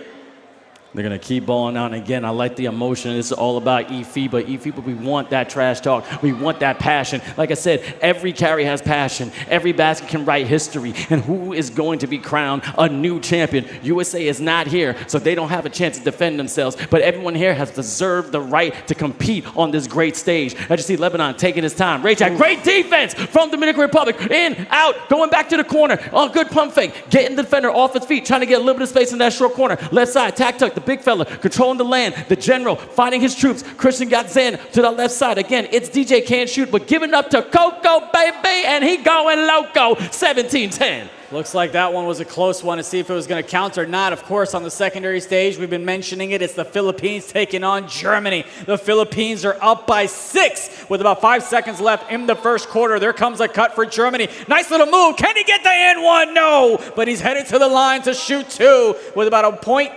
1.2 left in the first quarter, and we come right back to this one. It's a 9-point lead for Dominican Republic in this one. Top of the key shot. That one doesn't go. Rebound secured. Slashes it all the way to the left side. Trying to be a little bit patient. Driving to the hoop. Kicks it back outside. TACTUC with it now. The big fella goes ahead and gets fouled. I'm telling you, these competition is fitted perfectly like the clothes we are wearing today, and I can't wait to wear them tomorrow. And again, it just getting right into your skin, and you got to make sure you do not get your eyes off this. Now, the competition, I said, it has a cash prize and also pride that your nation has become a world champions. 58 countries started. Now we're here to the Elite 8. Let's see who's going to get to the quarterfinals, also get to the semifinals, and then maybe get to that grand finals. The Final Four, and of course the champion at the end to be determined tomorrow. 4 minutes left in this second quarter. Dominican Republic with a 9-point lead. Dropped the first game against Türkiye. They won against Qatar, and now they're looking to close out with a 2-1 record as that shot doesn't go. Dominican Republic with a rebound. Now, you already know, we got so many countries here. If there's any Dominicans in Qatar, come to the Oasis. Lebanese, come to the Oasis. Germans, come to the Oasis. And also my Filipinos, Gilas Filipinas. Let's see all your heart over here. We need to see your passion. But all countries, because what I love about Qatar is that everyone's here and we're part of our family, part of the community. But right there, TACTUC is doing it all by himself. Making it 21-10. The captain, your future MVP, is showing out. Indeed he is, and we need to continue that type of performance as that pass from the left side. Okay, look. Listen, check it. Okay. Lebanon has had plenty of open opportunities, but they just have not been able to time the shots to take advantage of them, and that's led to the deficit that they're facing right now. On the defensive side, they're not able to go and slow down TACTUC because that man keeps on getting offensive rebounds to provide those second chance opportunities as well. Dominican Republic, 11-point lead with about 3:25 left to go. Looking to extend it here with this offensive possession. Calls a bit of a play, gets that shot up, nothing there. Rebound secured by who else? Believe that was TACTUC. Another board down there in the low. TACTUC is doing his thing right now, but again, you can't not take Lebanon out of any competition. They know how to fight. They know with all their might. And as you can see, going to the second game between Germany and the Philippines, it's now a 1-point match, 21-22. Again, if you're rooting for your country, come right here in the middle of the mall, Qatar, at the Oasis. And now a 3 goes down for Lebanon, making it a 13-21. When you talk about Philippines and Germany, I know some people said that might have been a bit of a blowout in favor of the Philippines, but you said you never know. And that's true. In the game of NBA 2K, you never know which way the ball is going to drop. Anybody can win at any given significant point, and it would absolutely be an upset if Germany goes ahead and beats the Philippines. Coming back to this one here, Lebanon goes ahead and secures the rebound, looking to cut into this deficit, goes to the right side, looking to find a bit of an opening. Spread out with 5 out, takes the shot from the top of the key. The big man could not get that one to drop. And now we get it right back to Dominican Republic.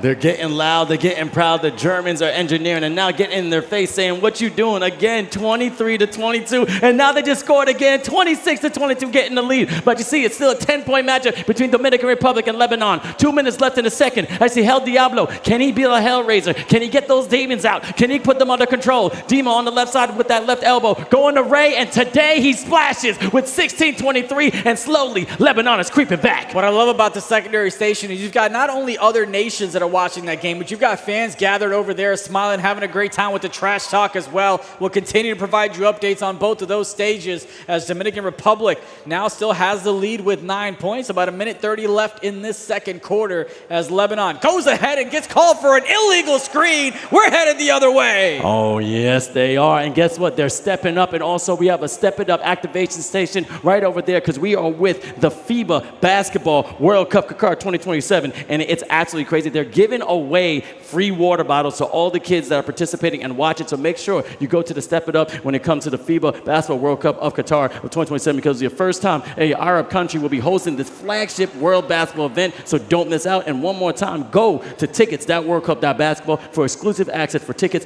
and the latest event updates. But back to the game. As you see, 16-27, the Dominican Republic slowly is now trailing back. Their momentum isn't as fast no more, India. It's not, but right on cue, you curse them up or give them the blessings as they go ahead and knock that one down. Lead gets extended, cut down to 8 as Dominican Republic takes the shot, returns the favor, and just has that one drop. It is going to be a 2, though, and about less than a minute left in the second quarter. Go ahead. Oh, I'm so sorry. I was going to say Lebanon could be a second-half team, and it's been a repetitive pattern. A lot of squads here getting used to playing in person because before the qualifiers, everything was online, so it's a different kind of play. It absolutely is. That's why the trash talking matters that much more. It's going to be a transition take foul, a new rule in the NBA for the past couple of years where you get the free throw to come and you get ball as well. You got deep bomber at the hands of Dominican Republic.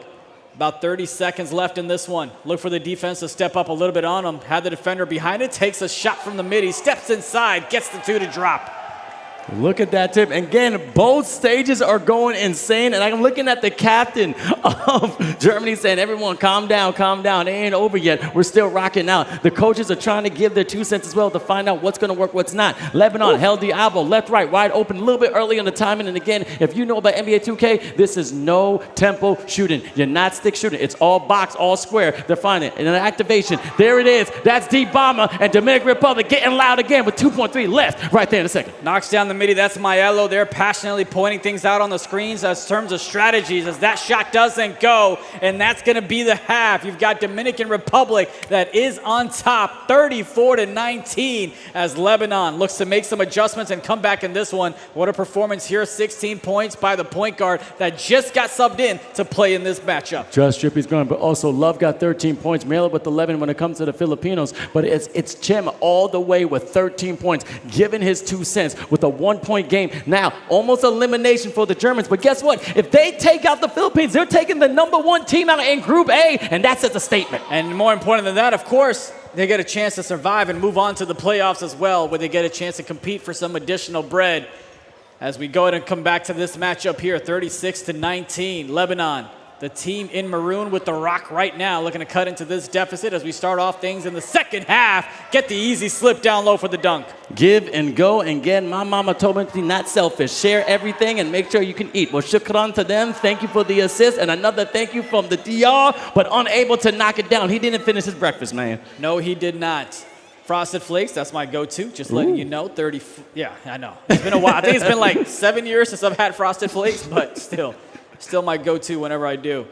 Dominican Republic, trust Drippy.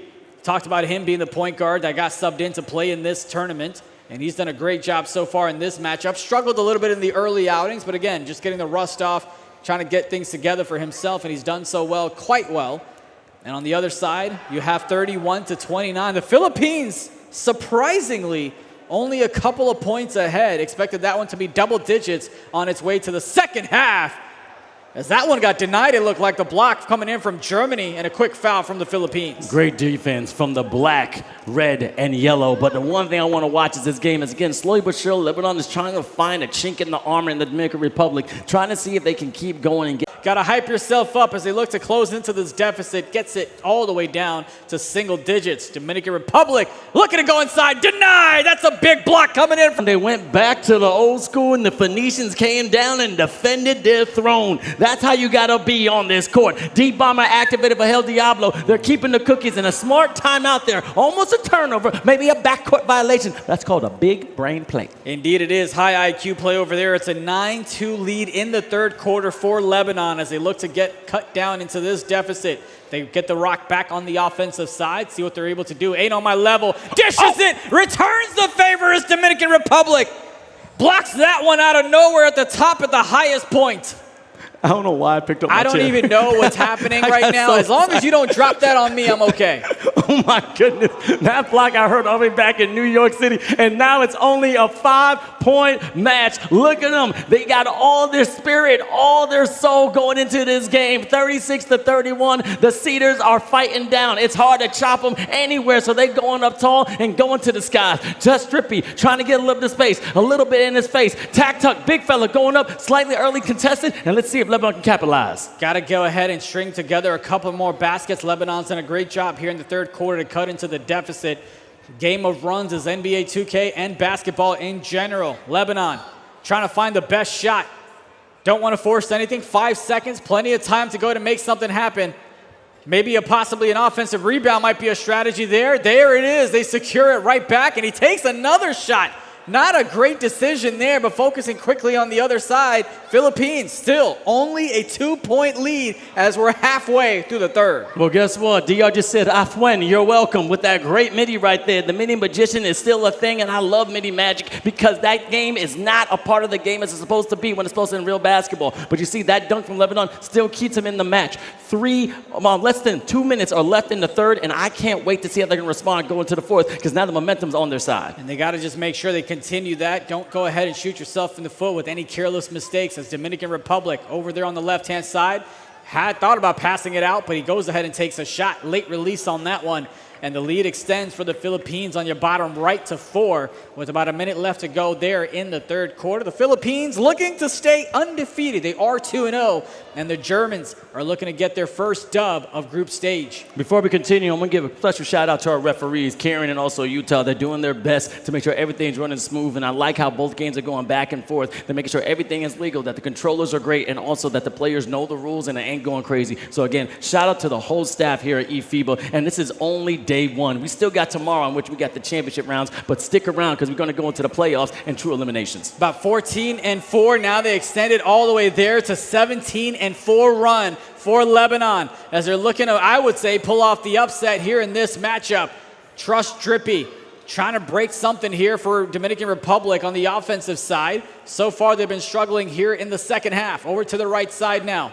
Nothing there. Kicks it back to the left. Has the open shot. Has the three. Extends the lead. Extends the lead, and I'm telling you, that jumper is dripping with rhythm, and that's the soul of the Dominican Republic. Okay, hermanos, what you got? But let's see, Habibi's right here from Lebanon. Can you get something? Can you work it? El Diablo, pump fake to Dima. Can you give a dime? Now you're by yourself. Deep bomber has been activated, so you know you can knock down that shot. Now everybody says, do you have the skill to make the shot, but the will just to take the shot? No, he passes up with a great assist, making it 38-41. No one went ahead and rotated from the right corner to guard the paint inside. Gave up the easy 2, but they're trying to protect the 3. Speaking of 2s, Dominican Republic goes ahead and gets 2 right back with a cut from the left-hand side. Oh my God, let's go right here to the left side. As you see Ray giving it again. And again, if it's so nice, we got to see it twice and one, making it a 3-point match. Lebanon is coming back. Indeed, they are. Look at them ride on this third quarter, continuing the momentum, looking to push forward in the fourth, but we've still got 30 seconds here. Dominican Republic, how do you go ahead and close out the third quarter? It has not been a good one for them, but they did get a 3 the last time out. Gets it inside. Tack Tuck now. 3 seconds separating the shot clock and the game clock. Trying to find a little bit of space. Gets it down low. Tack Tuck with the finish at the rim. Goodness gracious, I'm getting this rim shaking like Santo Domingo style. I see you, Papa, making it 45-41. 3 seconds left in the third. Will they capitalize? And at the buzzer, as Tiso, when it's innovators by tradition, this man is a shooter by occupation. Getting it 43-45, going into the fourth, and Lebanon ain't going nowhere. Let me give you a fourth quarter update on the other matchup. It is 45-36. The Philippines have started to take the lead that many expected them to have in the first half, but better late than never as the Philippines are looking to go undefeated. Quick foul here on the Lebanese side. Now, a lot of things are on the line right now. Okay, we're talking about the Germans. They need to win. They're not that much in a good spot when it comes to that group, but they're showing what they got. However, Lebanon and the Dominican Republic, something to prove. Everyone goes after North America, and now we got the lead for the Lebanese. 46-45. The guns are out, and they're blazing. Indeed, they are. They just were a little late to fire, but they fired indeed, and here we go. Lebanon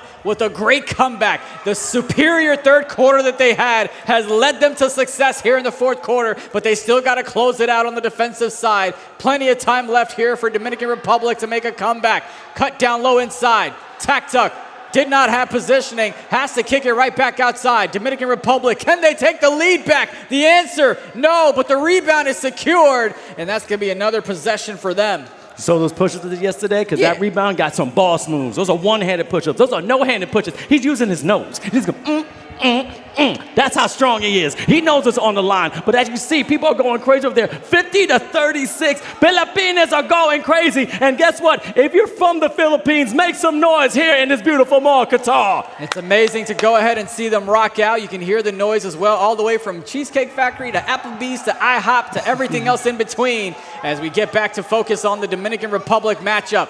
47-46. 4 minutes left to go in this one. Vince, it looked like Dominican Republic was going to walk away with it, but Lebanon said, I got something for you. Just like your internet, I say, oops, something went wrong. And something is definitely going right. Because right here, this is how you put up the fight. And I like to see the might. Christian Zen getting that pump fake, but a smart timeout. You got to do those big, brave plays. Now it's all about possession. It's all about the smart play. What are you going to do? Are you going to play hero ball or team ball? And that's going to be in the conversation with those comms on that stage. The difference here is also the timeouts. You have Dominican Republic that has one timeout where Lebanon, and that one's denied. Blocked from behind. The defensive stop from the Lebanese. Coming in, can they capitalize on the offensive end? A big block on the defensive side by Lebanon.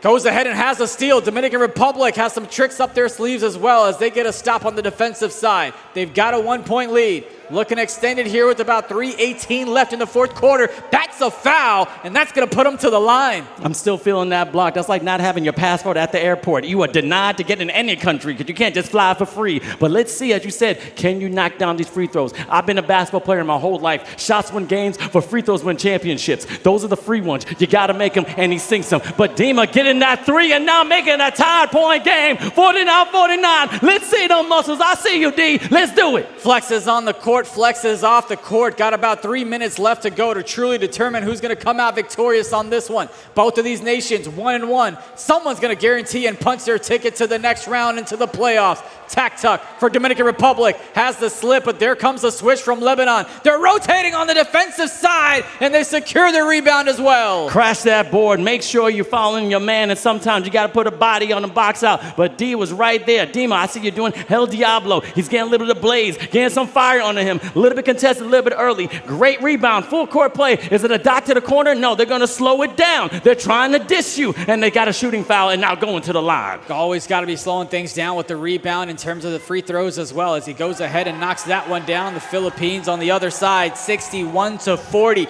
What was a 2-point ball game is now a 20-plus point ball game with the Philippines and Germany. Put it on the after boost. Put it on that nitro. I mean, it's like F1 just racing down to the finish line, and the Philippines are trying to show we are meant to be here. We didn't get a chance to be in the podium last year, but I got something to prove. I see all the hearts over there. Let's keep it going. They're coming here to ball out. I'm telling you, they're looking like the favorites to possibly go ahead and win this whole thing. They've been waiting for their turn as that man was waiting for the shot, but when he got his opportunity, he didn't knock it down. Got some help from the teammate. 2 for $1. Tied up at 52 apiece. Just like the Lord above you, he ain't going nowhere, and that's what I'm talking about. The faith is strong, and they're going to keep going all night long. Now, Trust Drippy has the activation for Deep Bomber. Now, it just went away, but it doesn't matter because he still hits his mark behind the arc, making it 55-52.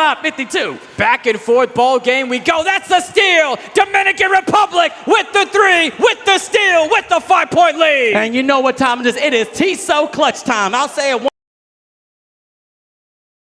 They're going to fit their occupation. And also, I like this little Rich Rods I got. This is one of the 1853. That was given about the China World Cup. I think I should take this home, and we're going to do a little bit of modeling later, me and this man, India. I did not realize you were a watch nerd, but with the watch that fantastic, how can you not be? Lebanon gets it right back inside. Offensive play, has the 3, knocks it down. The lead is cut down to 2. Lebanon ain't going nowhere. They're getting heated. And guess what? The glasses are getting foggy, okay? The vomit on the shoulder really mom spaghetti. He's nervous. When on the surface, he got calm and ready to drop everything because it's on and ready. Let's go. Here we go. You got the Deep Bomber badge on the left side. About a minute 23 left. Who gets to guarantee their spot into the playoffs tomorrow? Who has to go ahead and hope and pray? That one's taken away. Lebanon with the steal. Lebanon with the quick timeout. Go, go, Gadget. Snatch. I'm liking that still, and I'm liking the defense. People don't understand, especially in the NBA, defense has become a lost art. I thought the mid-range one. Nobody wanted to play D. No one to put that fan in front of them. But guess what? Really quick, look to your left, brother. The Philippines just got their win, got the flag going out, and showing some passion. And congratulations. You've got the fans, you've got the flag out and everything as well. The Philippines know how to show up and show out. And look over here, you've got Lebanon with a 1-point lead, but Dominican Republic's got the rock. They're looking to take the lead right back. Tuck with it.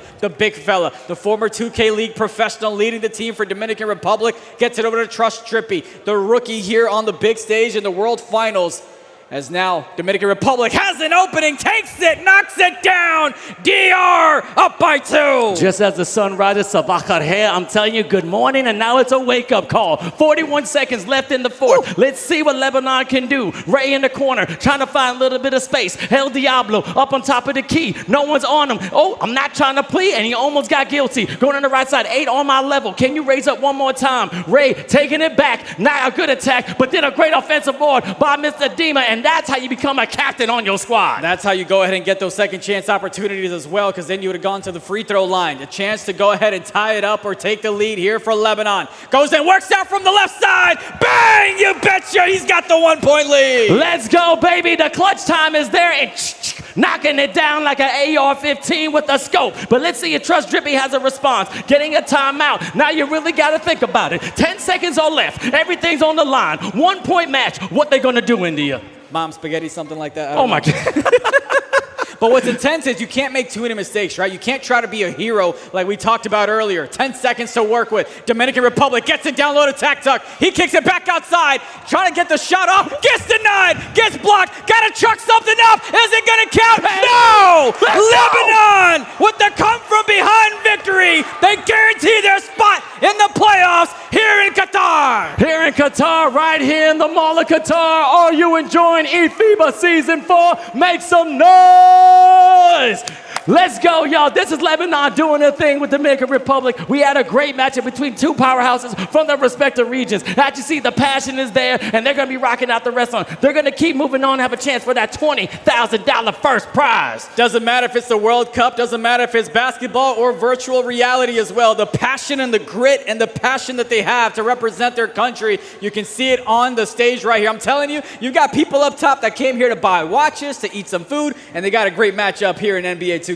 It's called entertainment, baby, and that's all we do. eFIBA will be back next year in 2027 as well for the Basketball World Cup Qatar, and this is just lead up to that. And you see the passion. You see everybody a little bit defeated, but the Dominican Republic, just take a second, all right? We're going to look at the stats. We're going to see if you move on or not, because I may have to go in the pool. I might have to get cooled off. It's 144, whatever Celsius. I'm Fahrenheit. We're not that smart. Yeah. I don't know who this we is, but, you know.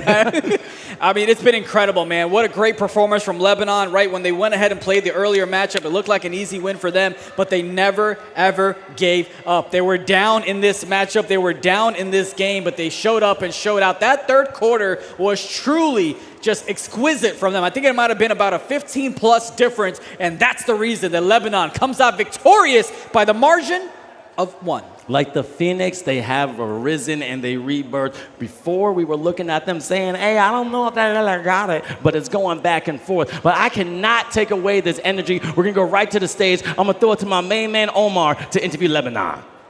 Yalla. Al-Mustafa. Yeah.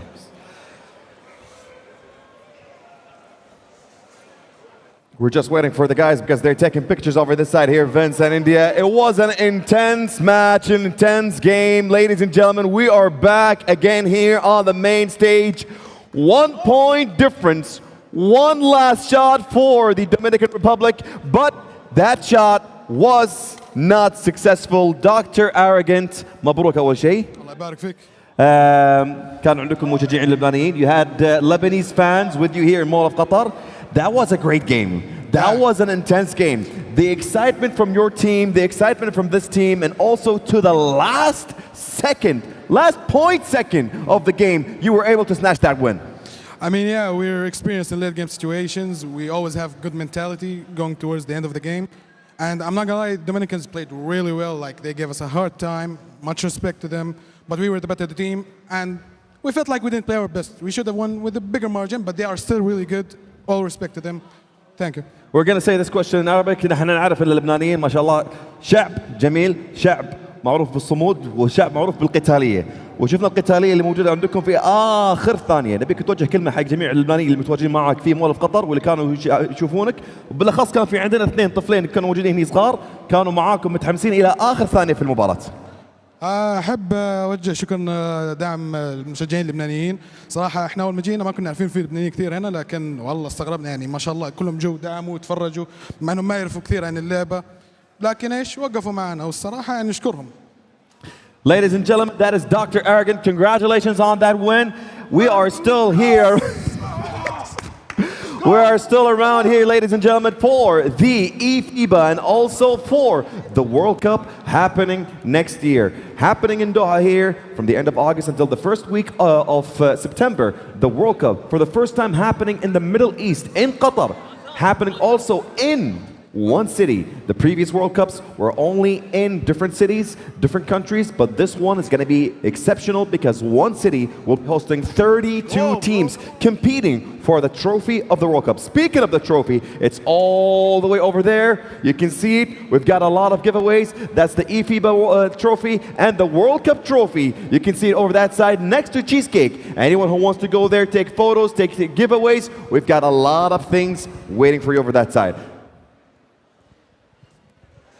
All right, as my man Omar said, go over there to step it up. That is the World Cup trophy. We're giving away free giveaways for anyone here participating, prioritizing the children, prioritizing the future of basketball, especially here in Doha, Qatar. But man, India, I'm still sweating. You know I got a bald head. You can see your reflection. It's so much preparation. I have never seen you burn so many calories. It's been incredible type of matchups to see. What a great come from behind from Lebanon. They were down in that first quarter. They were down in that first half, and they just changed the script. They just flipped it in that third quarter, just really turn it on the defensive side and the offensive side as well. But Dominican Republic stayed right there. They were so close. They were just one shot away, just one steal away from making things happen. As you see the box score, I mean, just a tremendous, tremendous matchup that we saw. I'm telling you, DIMA, don't intimidate my amigos. I know they're Lebanese, but I had to put Spanish on there because that kind of makes fun of the Dominican Republic. I like that because I'm a comedian. Here's the thing, Dima, 14 and 15, double-double, a crucial big man when it comes to this Lebanon win. But I just see 25 points from Hel Diablo and then Ray with 19. Again, look, ain't on my level, didn't have to do much because everyone else was just using their own powers to lift the load. But again, I got to look at that second quarter. 17-9, they were down, but man, they went to the third and they were not out. And that's what we were talking about, that third quarter, 24-11. 11 points is the lowest I think the Dominican Republic has scored possibly throughout this whole tournament when it comes to here in Qatar in the quarter aspect of things. Just a dominating performance on the defensive side from Lebanon. And then, of course, they carried that with a three-point victory in the fourth to put them up by 1. I'm telling you, and it was a Tiso clutch time indeed. But then you got to talk about Trust Drippy. I mean, he's doing it well. He's doing it well, yeah. Doing it well. The first game was a little, iffy, but again, got the rust off, and he showed up, and he did what he could to go ahead and help his team. And this could have been anybody's ball game. This is an easy 50-50 flip that just went in favor of Lebanon, but they absolutely earned that victory as well. All right, now we're going to check the results now. Again, we're going to find out who's in the bottom, who's in the top, but it's been a beautiful day of game play. Look at Group A, 53-64, Philippines being dominant, and in the same time, going over there for Turkey and Dominican Republic, 91-62, just a smacking. And actually goes second way. It's going to be Germany, Algeria. I see Algeria coming out on top. The Germans are engineered, but they were unable to get that win. And also our fellow brothers here from Qatar. It's 44-119, but the second half was insane, India. Oh, absolutely. They went ahead and caught things up here. You had Germany that tried to put up the best possible fight they could against France, but France goes ahead and bounces back from their earlier loss, and they go ahead and get the victory. And then it's Algeria against the Philippines, and the Philippines continue their domination to go up 2-0.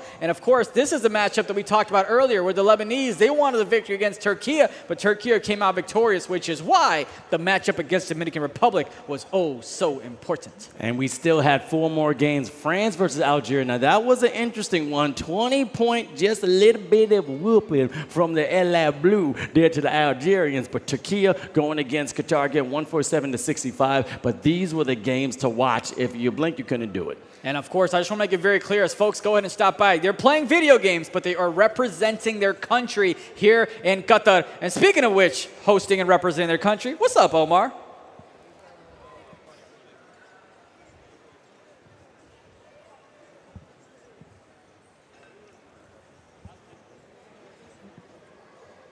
I like that. Can you do? I've tried to do that many, many times, but I haven't quite been successful. He's mixing a little bit of soccer with basketball. Football. Oh, stop it. Oh, stop it. Anyway, right there. Everyone step it up. It's right there in the corner to the left of the Cheesecake Factory. Everyone just start going over there. We got giveaways that we give away to everyone that's participating. Again, just walk over there to step it up. We got our man Omar just watching, having a good time. He's going to give away as many things as he can, and we got more for tomorrow. This man is the king when it comes to tricks with the basketball. Look at that grill, the same face I saw the Germans were doing. That man never has a bad hair day. What's up, buddy? Come again. And here, the step up, this is the trophy of the World Cup happening next year, the 2027 in Doha, from the 27th of August until 12th of September.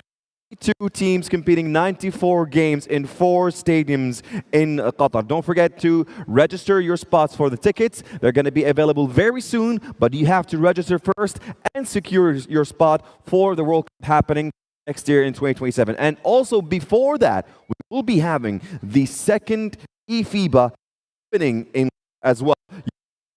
You've seen the teams, you've seen everyone competing in France, you've seen Germany. They have been doing amazing and a great job in the eFIBA. And we are here set up happening next year, giving away who comes across to this side. Again, shout out to everyone participating here. eFIBA World Finals is a transition. It's a step up to the big event that's going to be next year in 2027, the FIBA Basketball World Cup Qatar 2027. You got to make sure you go to TICKETS.WORLDCUP.BASKETBALL. Register early because I'm telling you, it's going to be a monumental event. For our Arab country to host this kind of event, especially on the world stage, is absolutely beautiful, and we want you to be a part of it. Again, one more time, take out that smartphone, because I know you got it. Go to tickets.worldcup.basketball to find out if you get early access. But also, we got to take a second because I saw a little something nice on you. Oh, yeah. What's a little bit of bling bling. Go ahead, talk about it. What's this right here? Well, got the nice little watch. I know you got one nice and easy as well. Tiso, shout out to them for letting us go ahead and rock this out during the tournament as well. You've got a matching one. I like that. I appreciate you, man. I did this for the Qatari colors, too. Yeah. I thought the maroon and white would look get nice raise. on my skin. That's fine. Yeah, try to get a raise. You know what I'm talking about. Shout out to Tiso. Thank you so much. I heard you say our country, by the way. You had one thob, and now you're just a Qatari. Yep, That's every all day. it is. Like I said, shukran, afwan, and zatoon. I think I said it right. It's How do you say we're going to intermission in Arabic? I am not doing that. Not. No, I'm doing We'll practice. No. I'll tell you what, we'll learn while we do go to break. We appreciate you guys for watching. This is eFIBA World Finals in Doha, Qatar.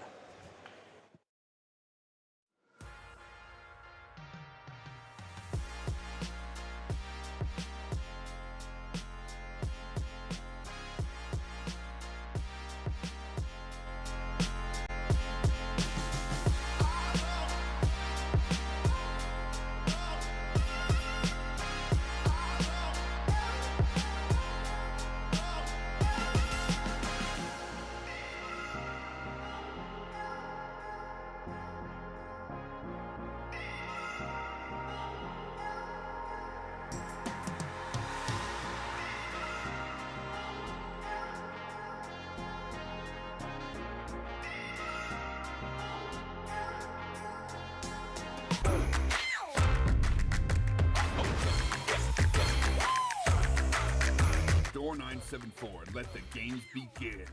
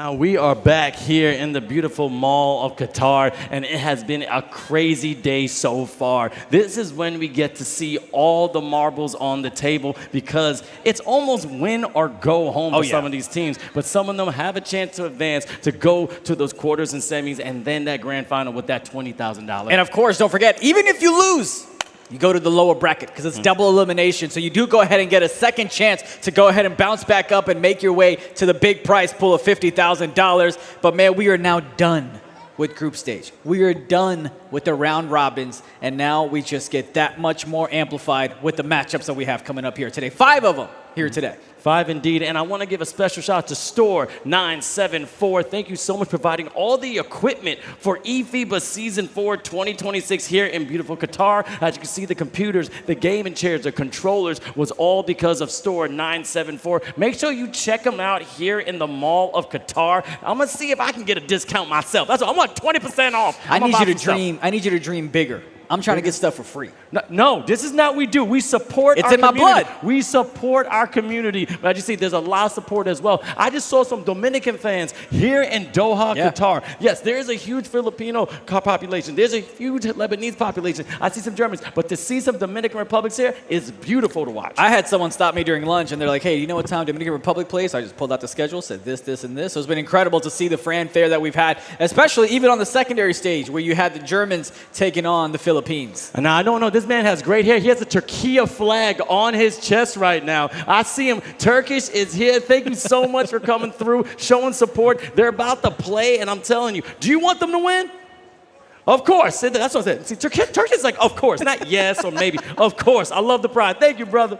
It's going to be amazing to go ahead and see. Of course, yes, Türkiye has gone ahead and advanced as well. Part of Group B matchups. The Philippines have gone ahead and clutched as well with their Group A. Both of those nations 3-0. 3-0, and with that clutch, we're going to talk about the TISO clutch time. Again, shout out to TISO. Appreciate you sponsoring here at eFIBA Season 4. Loving the watches, loving the drip. I'm telling you, it is sleek, it is beautiful, and it looks good on my skin. It does. But no other thing looks good is that trophy, and I wish we could get a close-up on that because that's what they're going to take home, and we're going to keep talking about what the prize pool is about. It's a $50,000 prize pool. Got the big pie of 50 grand. First place gets how much? 20,000. Second place. Boy, you don't do this to me. It's 10,000. All right, third place. I'm panicking. It's 6,000. Okay, fourth place. I can do the math. It's 4,000. Oh, look at that. And then also there's the MVP. What does he take home? Well, here's the thing, though. That's the beautiful part about it is you not even get MVP money. You get money if you make it to the All-Star. You get money on that aspect as well. 2.5K. Yeah, how much they get? Huh? Hey, man, they get the leftover. I can do the math like that. You know what I mean? 2.5K, and I was going to say this joke earlier. The K makes it seem so much better. That's like when you're on Instagram, you have like 2,000 followers. Yeah. But it said 14 karat gold. Yeah, like it said 7K. I'm like, ooh, I feel like I'm somebody. I'm somebody. But again, we had 8 teams from 58 countries compete against 6 different regions. We had North America, South America, Africa, Asia, also Europe, and the Middle East, in which everyone had a chance from September of last year to get to the qualifiers in January. Hundreds of games has tried back and forth, and it was just blood, sweat, and tears. Over 400 participants when you get all those countries that come together when it comes to just eFIBA Season 4. And we didn't even talk about 1, 2, and 3, in which we have so much momentum, and now we're growing even more, brother. Oh, absolutely. We always have new countries go ahead and show up like we talked about here in Qatar. You have 3 new countries that are being represented on the world stage. You have Germany, you have Qatar, and of course Dominican Republic as well, that just barely went ahead and lost to Lebanon, that pulled off the upset with the come-from-behind victory.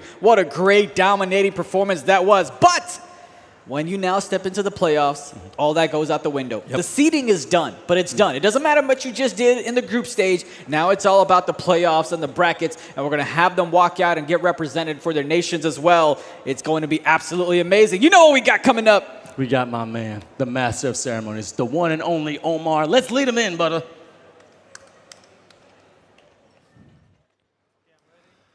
Ladies and gentlemen, we are back with you here on the main stage in our first game on the playoffs. We are now going to be calling the 2 teams on the main stage, beginning with the Philippines, who are going to be playing against Lebanon. Ladies and gents, let's make some noise for the Philippines!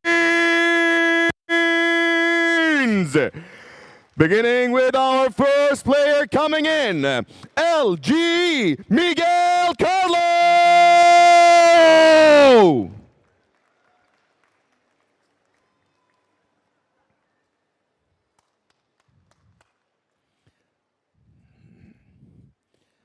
And next is LG Don P.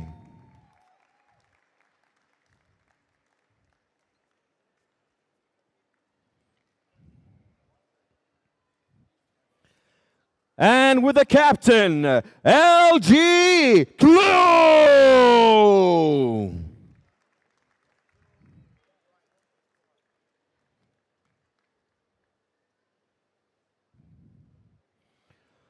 Moving on, ladies and gents, still with Team Philippines, LG, I love you!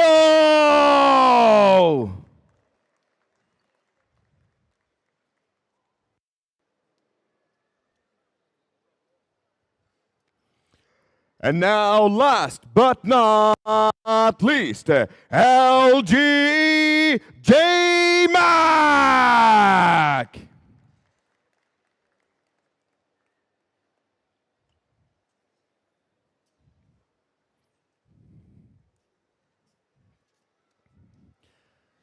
And now, ladies and gents, welcoming on the main stage, Team Lebanon!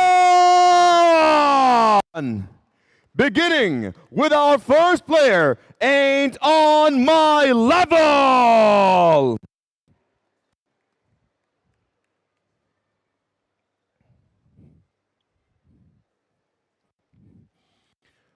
Next up is Hell Diablo!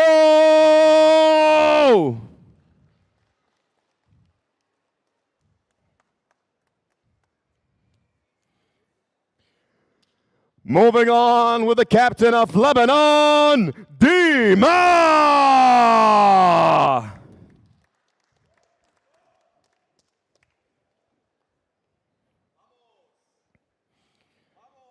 Continuing with Team Lebanon, Ray J.I.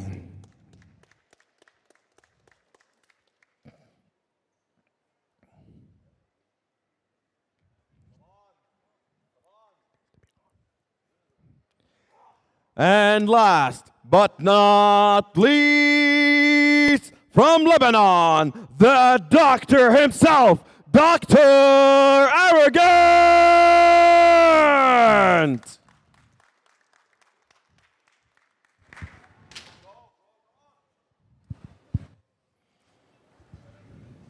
Ladies and gents, let's make some noise for Team Philippines and Team Lebanon! I'd like to welcome and steps forward the captain of Team Philippines, LG Clue. What would you like to say for the opponent? I hope you guys are ready because we ain't losing. Tough talk, tough talk. Dima, what would you like to say? Well, first of all, I want to thank Qatar for this amazing tournament, and also the Al Rayyan Hotel, like the one where we stayed, and the Mall of Qatar, because it's amazing, and it's a very nice experience. And I want to say it's not going to be like yesterday, bro. We're here to win, man.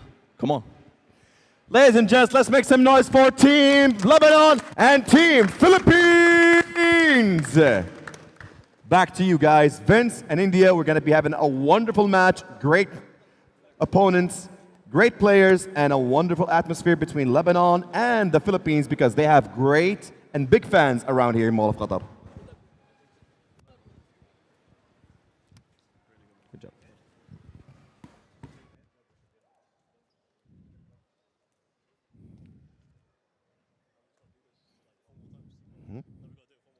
Yeah. I see. Now, as you can see, the dominant forces are on top of that stage. These are titans within their own realms. It's going to get shaky. It's going to get quaky. And I know for a fact somebody is going to be the big dog of eFIBA Season 4 at this matchup. And it's got one more day, and they're this close to that bag. And look, we've already seen Lebanon come from behind, pull off something that, Polymarket may have said was low odds. Now, I would say right here, they are once again the underdogs coming against the Philippines. The Philippines have not lost a game. They swept Indonesia in the Asian finals to go ahead and make their place at Qatar, and now they go ahead and sweep group stage. We'll see what they're able to go ahead and do against Lebanon. As you see the head-to-head, they've got the swagger. They're pointing at them, saying, we want you. You're next. But Lebanon, they've got the momentum coming in from the victory over Dominican Republic as well. So you know they're in the flow of things. And don't forget, Lebanon went ahead and won their region as well with the Middle East. So both of these are juggernauts from the respective regions. Yep, on that top right there, you got Love, you got J-Mac, you got Don Preach, you got Clue, and Miguel Carlo. I'm telling you, possible MVP. And they've been balling out. I've been giving so much credit to the big man right there on the Philippines. Been a dominant force inside that paint. But again, Hell Diablo's been balling. Dima has been that factor. He doesn't need to score. He needs to make sure he gets those boards, make sure he plays defense. He can kind of be between a lock and a center, but he's all over when it comes to being a guard as well. You know, he had 29 points in the grand finals, game number 3 against Saudi Arabia in the regional finals as well. He's a passing big as well. Not only can he go ahead and get you 14 points per game, not only can he get you 11 rebounds per game, but he also goes ahead and sprinkles a little bit of 5.3 assists per game as well. And that's what you're going to go ahead and need, because the Philippines are not going to make it easy to give you open shots as well. You've got to create from the 1, the 2, the 3, the 4, and the 5. And we know that Dima's going to be someone to keep an eye on as well. Now, again, as that center had a double-double. Now, he just basically played. So now he has a lot of momentum. He got a lot of energy. He's going to transition that into the next game. But the Philippines as well, they also had Germany, which was crazy. I mean, look at that. 20 points from Miguel, and also Mr. Vio with 20 points as well. So they know how to score. And again, talk about the talent power rankings. Philippines were second in their own region, first. And also Lebanon, third in the region, first. Dog go against dog. Who got more fangs? Who got more fight? Now you're not only just representing your nation, you're not only representing your country, you're also representing your region as well in terms of the Middle East and also Asia as well. So that's going to be fun and fascinating to go ahead and watch. We've seen this story before. The Philippines love to go ahead and show out early on as well. You see the playoff bracket. So let's go ahead and explain how things are going to go. You have Algeria, that's a part of the lower bracket. You have Dominican Republic, that's a part of the lower bracket. The way that it's going to work is the Philippines and Lebanon are about to play. The loser of that is going to go down into the lower bracket. Then you've got Turkey and France. The loser of that is going to go down to the lower bracket. And then whoever loses from that lower bracket, bye-bye. Gone. That's it. Get your passport. You're gone. However, now we're going to go a little backwards. Now, when you win from game 1 or 2, you're going to play against each other. Yes. And this is for you to get some bragging rights. Yes. Because now you're trying to be number 1 in the upper bracket. So now you have a chance to kind of get a bye, because then we get best of 3s and what? A best of 5, which you have a better chance of just determining and sizing up your opponent to see if you can take him out later. And of course, you can see from the nice little bracket there as well, the winner in the lower bracket goes ahead and moves on to game number 5. All these games, 1, 2, 3, 4, and 5, you are going to go ahead and witness here tonight. We'll be here probably till about 8 or 9 o'clock, so it'll be a fun matchup. We will know who goes ahead and advances into tomorrow. Vince, I already talked about the Philippines being favorites against Lebanon.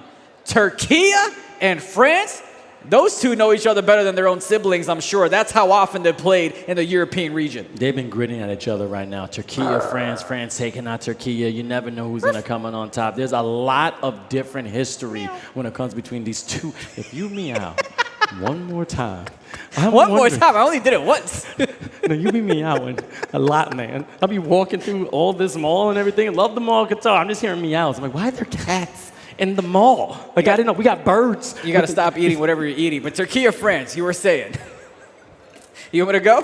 Fine. You have Turkey that's been in 3rd place. You've had Turkey that's been in 2nd place, but they haven't been victorious in the World Finals. That's the statement that they want to make here today. In Sweden, you had France that almost pulled off the upset against the United States, but they fell short. You had Warnox that went from that region all the way to the NBA 2K League in the United States as well. Obviously, France looks much different than they did, but Turkey, a lot of experience. Just about everybody that played in Sweden, that played in the Philippines, is back representing the nation of Turkey. Indeed, representing very, very well. The new team from France is good, and you know, they make you a little nervous. They're a second half team. They start off slow, but then they rev that engine, they put on that nitro, and then they're blowing by. But the thing about it is that this is all about revenge. Who's going to be the top dog in Europe? You already know the top 3 came over here to the beautiful city of Doha in the country of Qatar, and it was Turkey, France, and also Germany. Now, who was on top? You know it was a Frenchman. The Yes. Frenchman was showing a lot of grit, a lot of poise, but then they're coming here. It's a whole different ball game because I'm repeat to everyone watching this for the first time, for the couple of months since September of last year, it's been all online play. Nothing has been in person. You cannot smell what someone had for breakfast. You don't know if they put on body deodorant. And some of the beautiful cologne that I got here in Qatar, they did not have on. Sometimes it's a tactic. You're going to stink to get your opponent off like their rocker. But however, now you got the opponents in your face. They're screaming. They're showing passion. They're showing emotion. And that's what online play has not in our way have anything, because in person, it gives you that little bit of edge. Of course, and you thought the trash talking was great when we got into group play. Wait till you see the trash talking here in the playoff rounds as well, because every single basket, every single minute matters that much more. As you see on screen are the Philippines. You've got Don Preach, you've got Clue, some fantastic talent on the Philippines side, all suited and booted. Got a head coach right behind him as well. Head coach indeed. And also, I got to give a coaching salute to Store 974, supplying all that equipment that you see on that screen when it comes to the monitors, also giving us those PlayStations, also those cameras and the controllers. Check out Store 974 for helping us out and being a great attribute to eFIBA Season 4 in Doha for 2026. Love each and every single one of our sponsors that helped put this event together. It's been fun. It's been great. Who thought playing video games could be this much fun? And yes, we will broadcast it like it's the World Cup, because you know what? It is the World Finals. It is the World Finals, and also this is associated with the FIBA Basketball World Cup Qatar 2027. And I'm telling you, I am so inspired that it's the first time that an Arab country is going to be a host for this historical basketball event, especially in this region. Make sure, take out your phone, go to tickets.worldcup.basketball. You need to register early, ladies and gentlemen, because they're going to sell out. It's insane, and you get exclusive access to the tickets and also updates. And also, can we shout out this beautiful mall right here? Mall of Qatar. So many different stores, so many places to eat. It makes me feel at home with so many things that I know from the USA is here right now. So I don't feel like I'm away. I feel like I'm just coming back. Look, two things. One, I can't believe they got Applebee's here. Two, I love how your pronunciation of an Arab country instead of the way you've been saying it. Yes. It sounds more local now. No, it's, you're improving. I thought I said it wrong. You got me scared and everything. No, not in a little bit. How you doing? Yeah, I'm not saying the other way. You're crazy. But yes, thank you so much, Mall of Qatar, for showing so much love. And also, you said Arab. That's what it was. I never said it again. I've been saying Arab for the whole time. Okay, I got a little talking. Yo, shout out to everyone that's helping up from the Olympic Committee. Talking about my man Ahmed has been amazing. Okay, Jocelyn has been awesome. They've been coaching us when it comes to the culture here in Qatar, teaching them out little things. You know, make sure you eat with your right hand. Make sure you're respectful. You know, always accept tea and stuff. And we got something special for the people at home. We're going to wear something really nice. We had a little taste of it this morning, but now we're going to have more tomorrow. And look at Lebanon. I just said, now, Coach Farrak, as you see him right here, he is ready to go. He's looking at the camera. He's looking like he's in focus, and he's giving up. But we're about to get going right now. It's your man, Vince Chang. Also, this dude right here, India.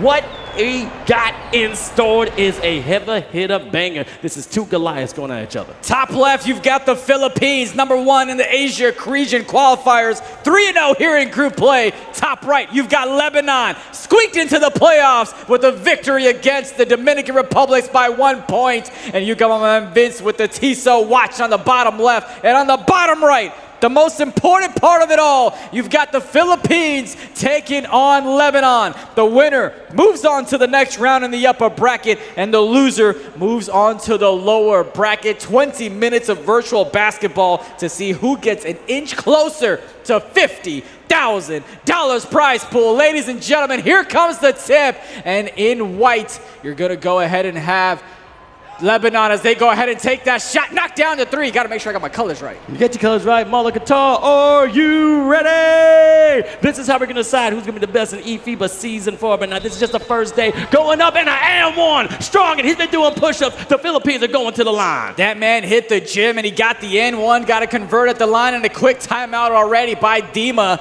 And then, you know, look, the Philippines, they love to go ahead and just run with the rock, and they love to go ahead and get their three-point shots. So Lebanon's got to not try to match their pace, but play at your own pace as the Philippines. They get the N1. Can they convert at the line? You betcha. 17 seconds in. Already go ahead and see what this type of matchup is going to be. Diablo coming up inside for Lebanon. Has a slip inside. Rotations coming in from both sides, and a smart foul by the Philippines because you had the corners open for the easy three. Now, India, look at this defense. They're basically clustering everything. They're double teaming anyone that gets inside that paint. They're congesting all the drives. As you see, double team there gets both people off their feet. You lose your seat, and now he's getting that XP up, making 2 more points for Lebanon.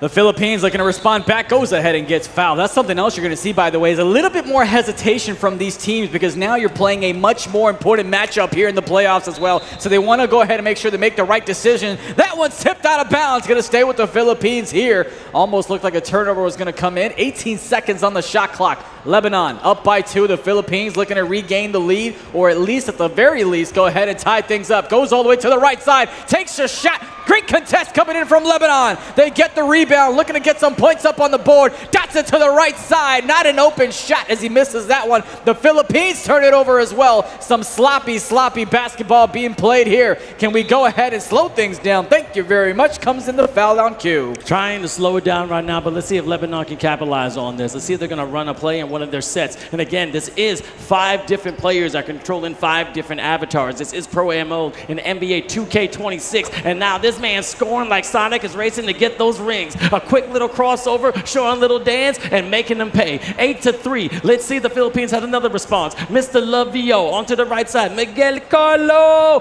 keeping that rock to the left side, trying to use that screen. Look at them hands in the passing lane in the defense. Like ironclad. Dr. Arrogant got a PhD when it comes to this game. A short corner ain't on my level. Going to Dima, and it's a green bean. He's a lean fighting machine. You got to think a timeout was coming, and there it is to slow things down. Now, when Germany played the Philippines, it was a 2-point game, right? Headed into the half, and then the Philippines went ahead and blew them out. But this is the type of start you want if you're Lebanon. You want to go ahead and come out ahead. You want to go ahead and put some pressure on the Philippines. Try to have them make more mistakes. Speaking of mistakes, almost went ahead and stole that ball away, but the Philippines crashed it at the net. This man was going right through. That was an earthquake one and an earth-shattering dunk right there. They're trying to say a statement. Philippines have been down before, but you can never count them out because they got that heart, they got that soul, and they got the support of all the Filipinos right here in Qatar. But I can say, ain't on my level. Lebanon got support too. Dr. Arrogant, what he gonna do? Going that left side, they can't get it a little bit too early on that shot. Rebound secured by the Philippines, and this is where they're dangerous. So Lebanon does a great job getting back on the defensive side to make sure you don't give up some easy offensive buckets on the fast breaks.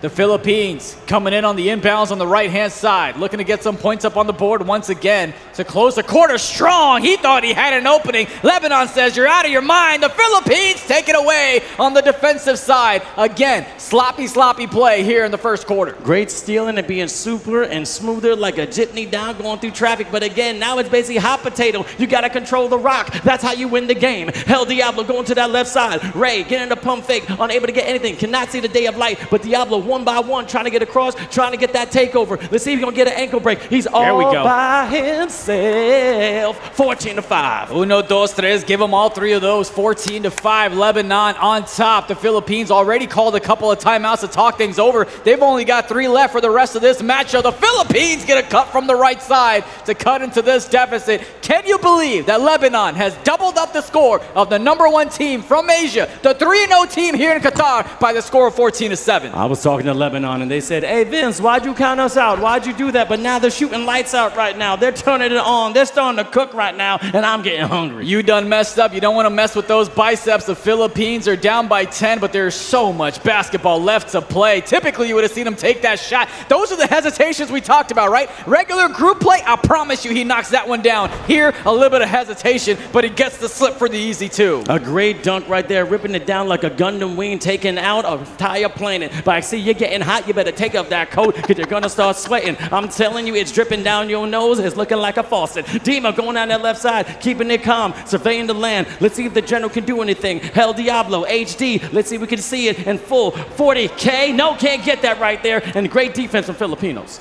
See how they're able to go ahead and close out the quarter. Almost went ahead and had a backcourt violation there, but gets it past just in time. The Philippines looking to make something happen. A little bit of traffic in that left corner. Gets the slip. Now look, typically the Philippines love to go ahead and get the easy threes, but they've adapted. They've gone ahead and changed things, and now they're taking what the defense gives them, which is a lot of interior baskets. They're cutting through traffic like a tricycle through the mountains, and I like it because they're being real calm. But then look at that double pump going between the legs, getting some finesse with the Cedars. Lebanon with 19-11, 18 seconds left in the first, and we still got 3 quarters left, 5 minutes each. Let's see who's going to come out attack. Miguel Carlo, let's see if he got some smooth stuff going up there with the Dom preach, and he's preaching from the man from the sand, saying, I'm that man that can slam. The corner defender came in, but not in time. He was a little bit slow. The Philippines with the tip pass. Can't take possession. 8.6 seconds left. 6 points separating Lebanon and the Philippines. An upset in the brewing. That is the second time now the Philippines have tipped this inbound pass. Just milking the clock away. If you're Lebanon, if you're a fan of Lebanon, if you're a fan of the Middle East, you gotta love the way that they're playing here. Stepping up with the toughest opponent thus far here in the Philippines. 2 seconds left, dishes it out to the right side. Can't get that one to go. Lebanon on top, 19-13. As you see, that lead is slowly creeping back. It's really, really cool, but guess what? The Filipinos know how to stay calm and collected, but each one of them are part of like a road crash. They know how to steal. And as you see right now, the defense from Lebanon, let me take it back. Maybe they are the road class because they're doing a left-right, little short corner, but that was a long 2. If he was on my team, I'd say, hey, man, move back just a little bit. Listen, with the team that you're going up against with the Philippines, you'll take whatever basket you can go ahead and get. I love the fact that the Lebanese are not being too aggressive. They're making the smart decisions, and they're taking it one basket at a time, one possession at a time on the defensive side of things as well. Don Preach with the dish on the left side. Gets the 2 right back for the Philippines. I saw the jutsu right there. That was substitution. You didn't know where he's going to go, and then all of a sudden, now you see him, now you don't. We got magicians on this court. I just go left side, Ray, trying to make sure it's calm. As you said before, taking your time. The clock is still your friend. It's only a 6-point game, but 4 minutes left in the second. Going down to Ray. He's in the corner, pump fake, trying to get the defender off his feet. Ain't on my level. It's leveling down. What can you do? Defense again for the Philippines. Gets ahead, and that's a shot clock violation. That's how you play defense, baby. They may be down, but they are not out. You can see the Philippines getting off their chairs and talking their trash as they're looking to make a comeback here in the second quarter. They've got about 6 points left to go. They've got the rock to make the deficit 3 if they want it. Almost had that one taken away. Gets it back over to Don Preach, who has a cut. The little fella dishes it to the right side, but the defense stayed there. Did not move a muscle. To the right, the Philippines looking for a little bit of space. All they found is defenders till the last second. You can play 23 seconds of defense, but it's 24 seconds on the shot clock. It's looking like Aaron Yeager and the Titans are here, but then Levi came out and cutting them down. But that's how you find your way to score when you're the Philippines. But Lebanon still got the power. They still got the lead right down to the right side. That was a dangerous pass, making me a little scared right now. I need to take a nap because I'm giving too much energy right now. Are you going up time? Ray going up almost with the slam, and great defense from Philippines. Denied by the rim, and that's just the way it goes sometimes, but the Philippines are coming back in this second quarter. They started off being down about 6 or 7. They made it to 3, and now a chance for them to go ahead and tie things up with the 3 from the top of the key would be great. Do I summon set 3? I'm trying. I'm doing my best. Am I going to get it? No, it's stolen away by Lebanon. A fast break opportunity, slams it home, and the lead is extended to 5. 2-word showtime right down the lane, giving a nice, bringing the pain with that dunk. Lebanon 23-18. It's still hot. It's still great. But this man sold it. He didn't do his calf workouts. You gotta jump higher, baby. My 5-year-old niece could have made that dunk. Not quite sure what happened on that one. Diablo now for Lebanon has that one taken away. The Philippines says, let me show you how to dunk. One possession ball game. The Philippines looking to make a comeback. I'm about to show my age. Swiper, no swiping. Who know Door to Explorer? And that's how you get it on the other side. But again, going up, doing a little bit of acrobats. And as you see, the trash talking is there. And DJ Clue know what's going on, boo-boo. I just love seeing like 5'5", like, yeah, I'm in the house. Hey, you want to talk about 5'5"? You want to talk about 5'5"? Hey, look at the stage. You're at the same level height, baby. Don't talk about me. Once you get behind the stage, see what's going on. Has the midi. Oh, and he got the foul. Got bailed out. Shouldn't have. But a free throw coming up now to go ahead and make it within 1.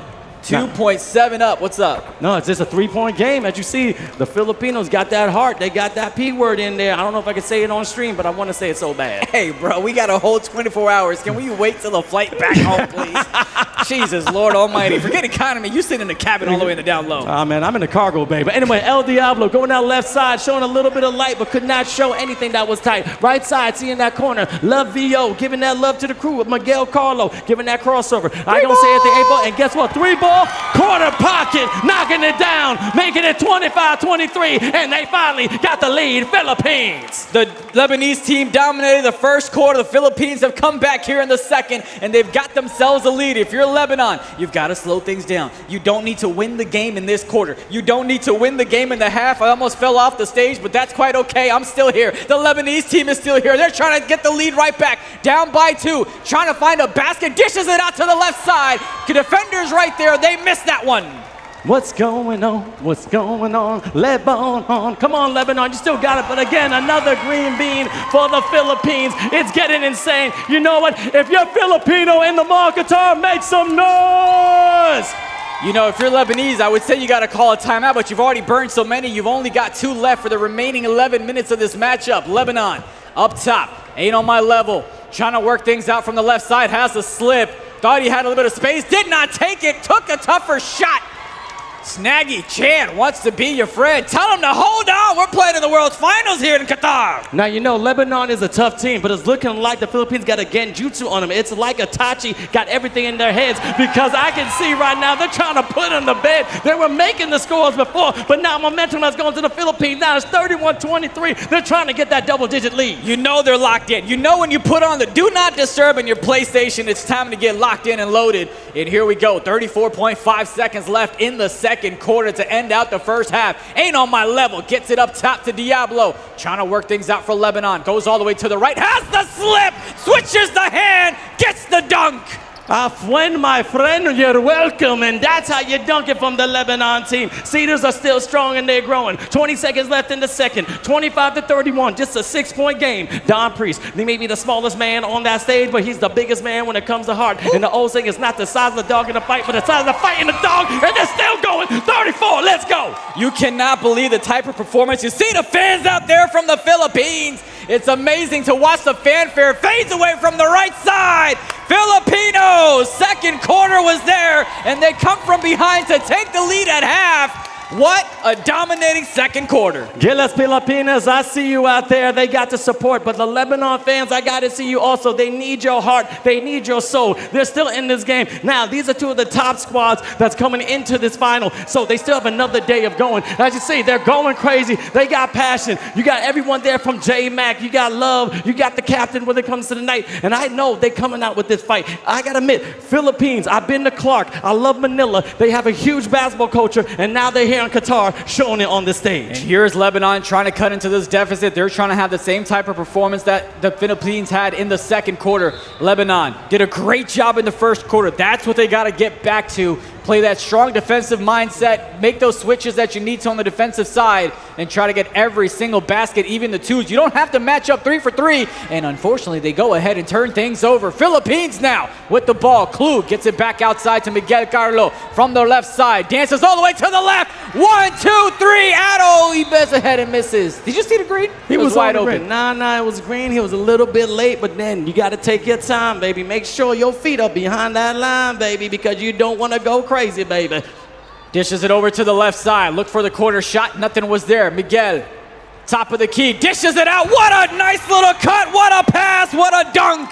Call that man Kyrie Irving, Jason Kidd, and especially Steve Nash, the best point guards in the game, sees everybody. And again, when you see that pass, that's trust in the teammates. But Lebanon, you still got it. You're not out of it. And he's going up from behind the arc, unable to hit his mark. And let's see, there's going to be a spark right here in the Philippines, getting the foul, transition, stopping the bleeding. But now they got to capitalize. Lebanon got to step on the defense, brother. The way that you and I broadcast is how the Philippines play. If I'm Lebanon, they got to go ahead and slow things down. Try to get the best basket. Spinner Rooney with the shot. Nothing there. Gets the put back. Any way you want it. You want the dunk, you want the three, you want the putback. The Philippines are going to give it to you. Just like you do to all your waiters, you give that tip, and the tip went in. 40-25. Let's see right there, going all the way to the rim. I got three with Hadouken. Trying to get some power. 27-40. Lebanon's not out this game. In case this man gets himself in trouble, I want you to know I do not know him. They just put me up next to him over here. I'm just saying, brother, you saying some wild stuff out here. The waiter, you give a tip, man. We gotta get that 20%. Come on. Oh my goodness, 27 is the score for Lebanon as they go ahead and give up that 2. I like that though, but look, you gotta slow things down. Lebanon, their third quarter performance hasn't been what they've wanted either, but that's okay. There's still about 8 minutes of virtual basketball left in this one. We've seen crazier comebacks, and they can start right there with the ignition of a 3. Slowly but surely, and then slow and steady may win the race. It doesn't matter how you start, it matters how you finish. And there's a lot of game to be played right now, but a delicious dish and a beautiful finish. 45-30, 15-point lead. The Filipinos are going. The 3 by Lebanon is no good if you give up a 3 to the Philippines on the ride right back. Let's see if they're able to go ahead and respond back. Lebanon in white with the rock, trying to go down, has the defender in the air, does not take advantage of it, dishes it out, tipped out of bounds, but it's going to stay here with the Lebanon. Lebanon has a chance to capitalize on it. Hell Diablo, come on, Hellraiser. Let's see if you get them demons coming out. You're going to need that darkness. Let me see that dog. And almost got that dot in the corner, but man, he sold it. Going down the right side, J-Mac, I love you too, bro. Going from here. Now you can see Miguel Carlo trying to get a possession. Now as you see, slow, steady, didn't win the race, but look at that offensive board, and man, smack that man like you owe him lunch money. That was like a, what's his name? Green from the Warriors. Why am I blanking out right now? Draymond Green? Yes, that was that type of foul. Oh my goodness. The white facial hair has me looking like Alzheimer's. This is terrible. I gotta remember the names. They got doctors over here. They can get you some medication, and I got dedication here. Plus, all these Filipinos there, about half of them are nurses. So they know it can help you out, brother. There you go. So going on this left side, like you see, Lebanon has a little bit of momentum. Dr. Arrogant falling over. You ain't SGA. Stop flopping. You see if he's able to get rewarded like SGA, but so far no good. 17-point lead here for the Filipinos.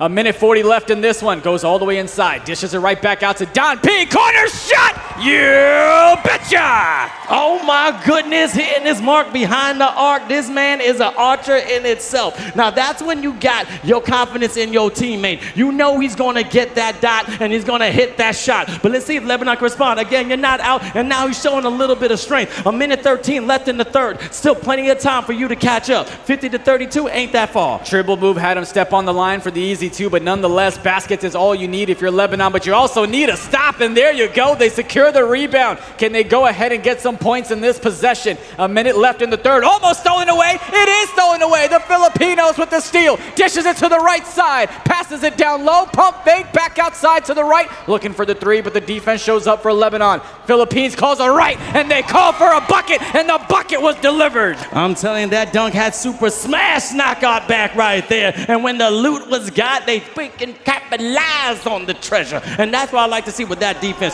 Once again, look at this defense. It is acting like a spider web. Anytime you're moving, they got the hand on the passing lane. They rotating. They're moving their feet. I'm a baller. Keep your man in front of you. You got to look at the waist. Don't look at the ball, because that's how you get disgraced. And they all are going ahead and get a free throw at the line here as well. That's the second foul underneath 2 minutes. Lebanon looking a little bit scary here, but again, no matter who wins or loses this game, if you lose, you are not out. You are just going to the lower bracket. You will have a chance to play later on tonight. We've got additional 4 matches coming up after this one, as that one is almost taken away. Diablo from the left side. Got about a couple of defenders in front of him. He's looking to lose them, but he's not able to. Has to go ahead and toss that one up. Nothing there. Rebound secures. Chucks it back up. That one's going to count. The lead is now 20. He's still got the energy. And anyone, thank you so much for watching. It's your first time watching this. This is NBA 2K26. It's called Pro-Am Mode. Each one of these players have an avatar, and this is leading into the FIBA Basketball World Cup Qatar 2027. It'll be the first time our country will be hosting a flagship World Basketball event. Don't miss out. Make sure you go to TICKETS.WORLDCUP.BASKETBALL for exclusive access. And as you see, the pride of basketball is right here. Plus, I just got word that we'll be back next year for eFIBA Season 5, because Season 4 is absolutely giving more to my core. And a quick timeout from the Philippines. You see all the fans that are here supporting them as well.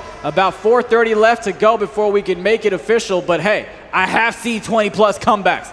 The Lebanese need to go ahead and get a stop here to ignite some type of comeback. We saw them come back against Dominican Republic, but it's not going to happen if you go ahead and give up offensive rebounds. Yep, and shout out to everyone helping this come together. They're still balling out 56-34. Also, shout out to, I don't know, a store called 974. Check it out, giving all the equipment, making sure we're seeing this amazing stream clearly, giving the cameras, giving the microphones. Tiso, keeping the watches on our wrists, and make sure we got that clutch time when it comes to the game. So again, special shout out to our sponsors here with the NBA 2K and the beautiful eFIBA season. They go ahead and call a clear path on that one. Lebanese will go ahead and take the easy free throws and go ahead and retain possession of the ball as well as we look to get into this one here in the final 4 minutes and 16 seconds. Lebanon kicks that one inside, kicks it back out. The give and go is good, and he knocks down the three. I got to stretch a little bit. I may get a cramp. I almost pulled a hammy watching that. That was way too fast, and they put on the gas. 39-56. As you see this defense now, Lebanon's throwing a little bit to the left, now a little bit to the right, and now they ain't got much might. They better get a good Gatorade in them. Going at the left side, DJ Clue. Let's see what you're gonna do. Don Preach, the big fella, giving it to Love VO. Let's see if he got some more for his team. Pump fake, trying to get the defender off. Miguel Carlo going left, right. Let's see what he got tonight. Now with the shuttle pass. Hey, I'm loving the crew, and I'm loving the crew. Philippines are up even more. Don't even need to see if he scored that one. That man is open. It's an automatic knockdown shot. Lebanon down by 20 once again here in the fourth. In the first playoff game, and they slam that one home from the left side. Goodness gracious, God almighty. That's some power right there. 59-41. Now 3 minutes left in the fourth. Some people may quit, but Lebanon never does. Because again, they were top when it comes to the group, so they're not out. So they still got a lot more power. Going out the right side. Now look at that foul. Hey, Ray, keep your hands to yourself, man. Don't be slapping nobody. Vince, as you catch your breath, I want you to know you break that chair, they're taking it out of your paycheck. Best believe it. I'm just letting you know. Miguel Carlo, 59-41. The Philippines looking to celebrate a monstrous victory. Dishes it out to the right side. Thought he was going to try to take it himself. Looks to attack the paint. Gets denied. The Lebanese team comes out strong on the defensive side in 2 seconds. They get the block. They get the rebound. They get the two. What the 5 fingers say to the ball? Smack. And I better get this check at my paycheck. But when they built that stage, it already came out your paycheck. So I don't care right now. As we go over here, another score for the Philippines. 61-43. They're loaded and going. I do not know if I'm in Filipino land or if I'm in Qatar. I cannot tell. The fanfare here is incredible. I love to see it. Lebanon over to the left side. They need the three, so they walk back out, and he knocks it down. Great patience, smart IQ play. Just like that. If you know Mortal Kombat, whoopsies. I saw that, but let's see if anyone responds here. Again, we still got a little bit of play right now. You're not out of it. Let's see if we can make it at least a double-digit game till it comes to the single digits, and then let's see if they're going to respond. Again, no one left him all by himself. Went through the back door, robbed everything, and came out. But you can't do that Qatar. They'll take you to jail. What is wrong with you? As they go ahead and knock down the three. Ladies and gentlemen, again, like I said, I do not know this man. They just put this man next to me. I got nothing to do with him. Don Preach over to the right side. This is pretty much all but said and done, but there's still a slight possibility that Lebanese can go ahead and pull off a bit of an upset. They're jumping, trying to get the defense to stop. The left corner is open. They get it down low. To the right, they take it away. Lebanon looking to ignite the comeback here in the last minute 30 in the fourth quarter. Dishes it back outside to Diablo. It's got the midi, knocks it down, but you're going to need a lot more than that. Instant transmission, and also with the technicality when it comes to the game, you may see that Demon is grayed out. That means his player is now controlled by AI. It is now an AI avatar. This happens when it comes to 2K. Sometimes a disconnect, sometimes there's grading out, but that just happens, and that's part of the game. We're going down the right side. Miguel Carlo, left that man like a bad relationship. Shout out to my mentor, Kyle Montgomery. Also a great offensive rebound from Don Priest, trying to get a little bit more control, just bringing out. Now the shot clock's in your friend. The game clock is your friend. Tiso is your friend as well. Thank you for the watch. 3 seconds left for the shot clock. Goes up, knocks it down, 65-51. The producer just said something. We can't hear him because that's how loud this place is right now. The Filipinos have the lead of 14 points. 50 seconds left in this matchup before they secure victory number 1. Lebanon not going away easily as they call a cut from the right and they deliver the basket. And now, when it comes to the real game, you get a certain amount of fouls. Dima actually fouled out, so it's actually real. So that's why it's graded out. He wasn't disconnected, it was just fouls. Thank you so much to my man, Utah. And that's what you call an MVP referee, giving me the information I need to make sure I'm an MVP when it comes to this MCing. 56-65. Now, they came out just a little bit too late. Lebanon still got fight because they still got another game today. So they're not out just yet. But the Philippines showing so much love, and they're trying to prove us wrong because we did not have them going this far. The Philippines, we did not. Is that what you just said? Yeah, this far.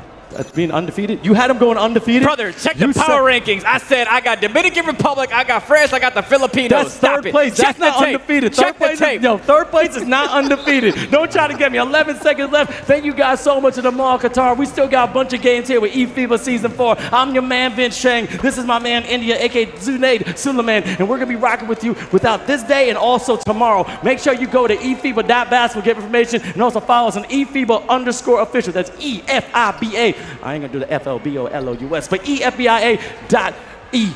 Let's go. And here I thought Brown people were good at spelling and winning the spelling bees, but here you are knocking them out. Gets the 2 to end it, but it's the Filipinos that go ahead and come victorious on the first matchup here in the playoffs in the eFIBA World Finals in Doha, Qatar. That's what I like to see. Look at the love, look at the passion, and again, I cannot say more with the fans. I'm gonna let them rock out. Philippines, make some noise!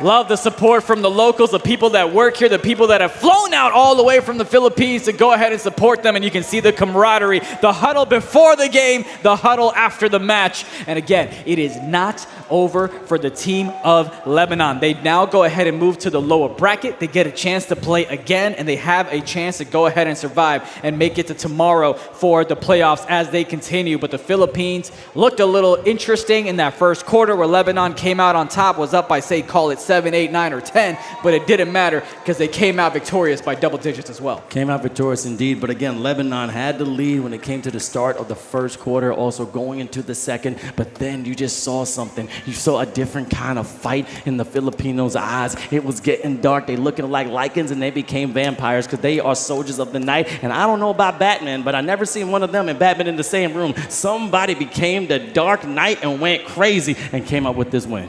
I'm Batman. I tried to do my best there. You know who the Philippines remind me of? They remind me of the Golden State Warriors from maybe 5, 6, 7 years back. Not Warriors of today. Not right now. No, not right now. No. They like retired, non-LeBron, everything else. But here's why they remind me of Golden State Warriors from 5 years ago. Yeah. Back in the day, no matter what the score was, no matter how down the Golden State Warriors were, it could be down 10, could be down 20. They always found a way to come back and win when it mattered in the second half. And there you have it by the score of 67-58. Philippines go ahead and get the victory. And you have Lebanon that moves on to the lower bracket. Still a tight game right there, as you see. Oh, absolutely. Single digits. Yes. Single digits. And that shows the fight in Lebanon. Now, I'm looking at Dima. He looks at me all the time saying, hey, Vince, why you cheer for us? And I do. And I'm going to cheer for you. But it's been absolutely insane that they can go crazy. Now, I'm not going to take away the energy. We got to give it to the master of ceremonies here in the Oasis. Omar, take it away. Hey guys, before we...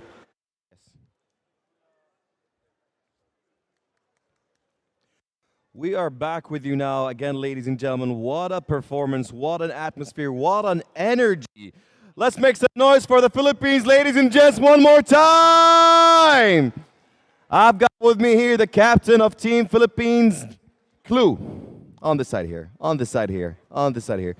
There's a lot of emotions coming from you right now. There's a lot of things coming out from you right now. You were closed a little bit before the game, but after that, you just exploded. Something inside of you has been released. Can you tell me more about it? But here you go.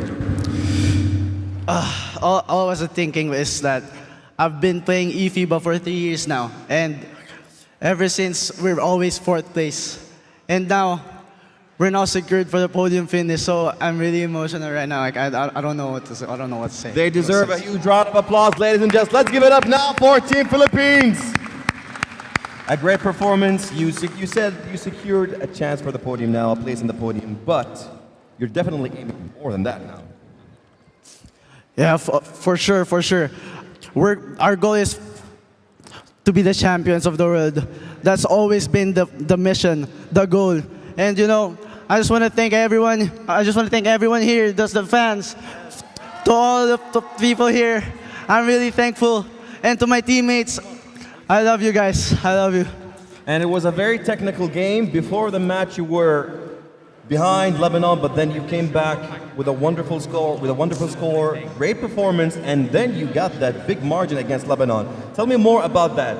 You were trailed behind Lebanon in the beginning of the game, but the whole team were composed, were calm, and they took the game step by step. All I can say is it's when preparation meets opportunity, and you know, we've been talking about our composure, and yeah, that's it. That's how we won. Ladies and gentlemen, that was Clue from Team Philippines, the captain of Team Philippines. We give them a huge round of applause for winning this game. And one more time, ladies and gents, this is happening here in Mall of Qatar. It's also happening next year. And after that, we will be hosting the biggest basketball tournament, the World Cup, here in Qatar from the 27th of August until the 12th of September, happening in Doha in 32 teams coming to Qatar with 94 games of basketball happening in Doha. Ladies and gents, if you want to get your tickets, register now. They are available for registrations before they sold. And also, if you want to witness everything happening here, we are still waiting for the champion of eFIBA tomorrow. We also have a section for FIBA back here next to Cheesecake Factory where you can see the trophy, take photo of it. Maybe you would get out from Mall of Qatar with a prize. See you next.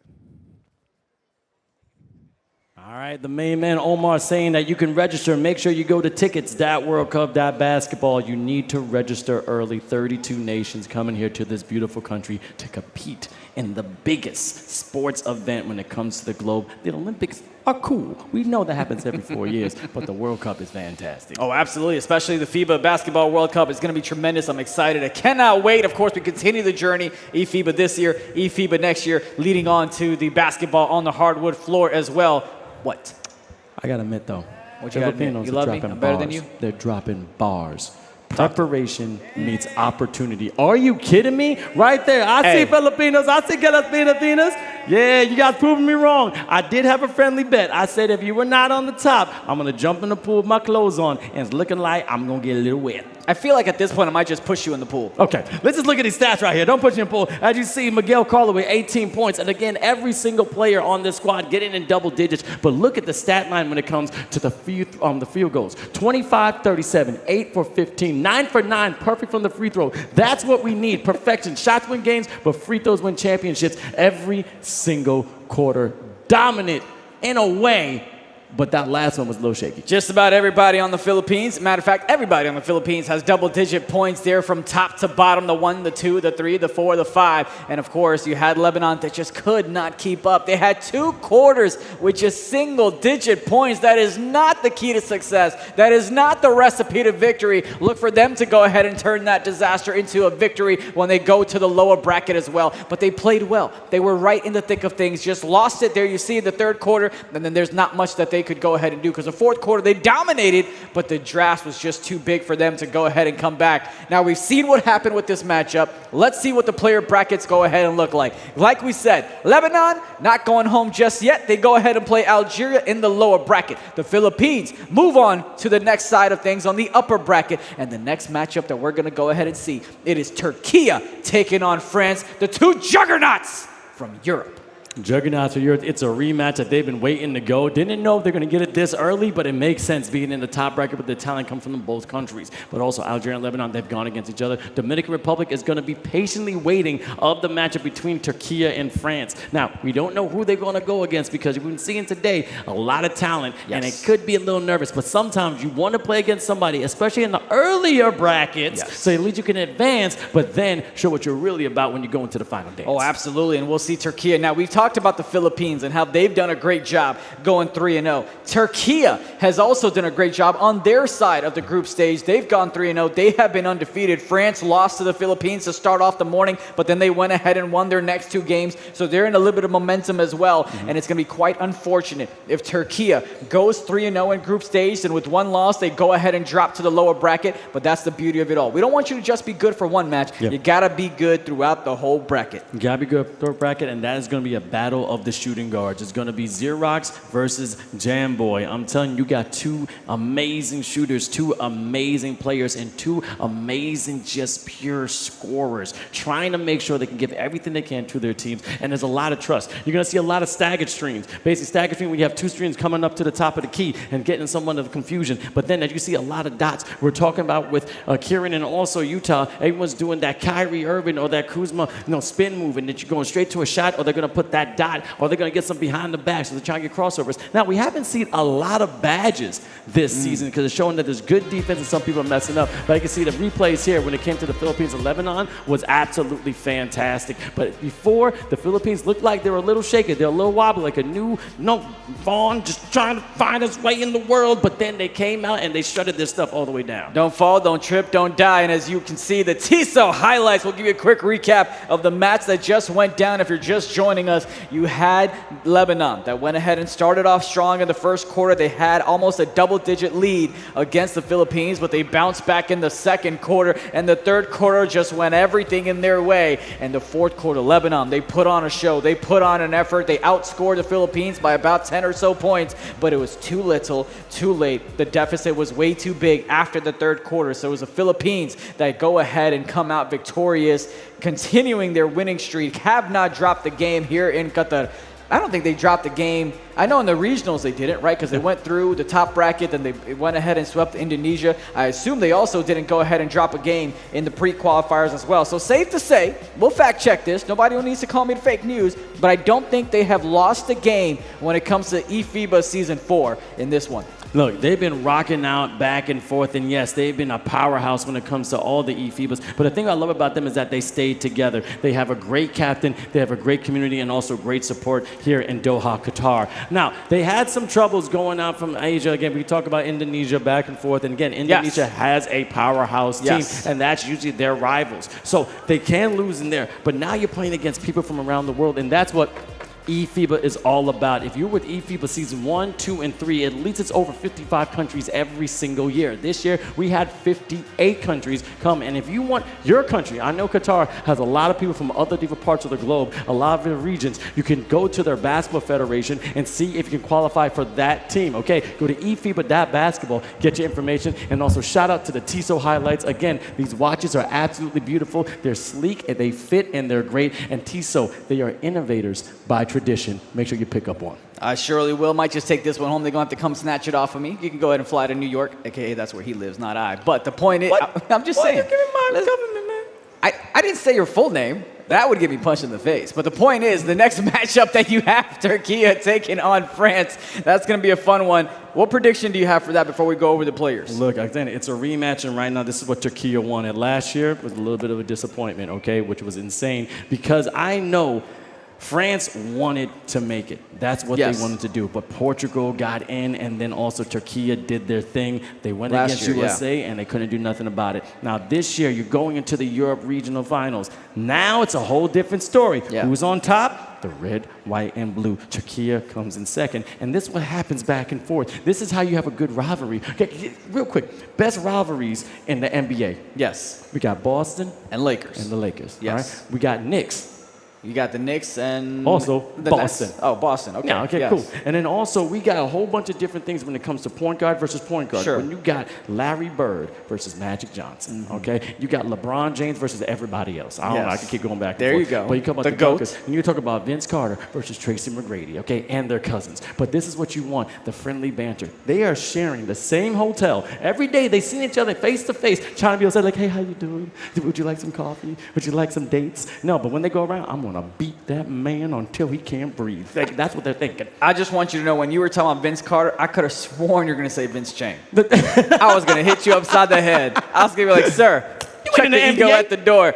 But no, man, it's great to kind of see these individuals compete. And again, every game is different, right? Every game of 2K is also different. So how they go ahead and adapt and come out ahead is going to be interesting. We talked about Aaron plenty of times from Turkey, wanted to go to the NBA 2K League. The leading scorer and the engine on the offensive side, 25 points per game on a ridiculous 68% from the field when it came into coming into Qatar as well. Money from everywhere, 74% from the twos, 61% from the threes, 100% from the free throw line. It's insane. Again, when you go back to also the finals, and you don't talk about France for Turkey, the first time they saw each other, again, in the finals when it comes to this year, the score was 71-65. 4, okay? Yes. So that was going toward France. And again, it was going to be best of 3. Next game, another smack-a-lackin'. A nice little 78-59. And I know I'm saying this right now, and Turkey is right behind me, and I'm feeling the fire on my back. They're getting angry. They left. They I'm left? kidding. They're right there. Oh, they're still there. Okay, they're still there. Man, don't you do that. Don't you lie to me, man. Did you talk about the 40 burger that Aaron dropped against France? Oh, my goodness. Are you kidding me right now? You talking about the 40 burger? He had 52 against Israel. He had 40 against France, and he had 33 in the quarters. So that man could dominate no matter the competition. All right, but here we're going to thank some people also. Thank you so much to our sponsor here, giving all our equipment at store. I forgot about the polls. 974. And also vote in the polls right now. Who you think is going to win? Shout out to TISO as well. And also give it up to Qatar Olympic Committee. We have so many different representatives here helping this come together. They're able to get the flights here, Amen. our beautiful hotel. And Amen. now we have more games for everyone here in the Mall of Qatar. Make sure you stay tuned. We got more games for you for eFIBA Season 4. We'll see you in a second. Meow. Meow. They haven't taken us off camera yet. Oh, that's fine. Okay, we can stay on. What other animal noises can you make? I'm not going to make any more animal. We have Let me get a cow. We have a lost child. Hello, children.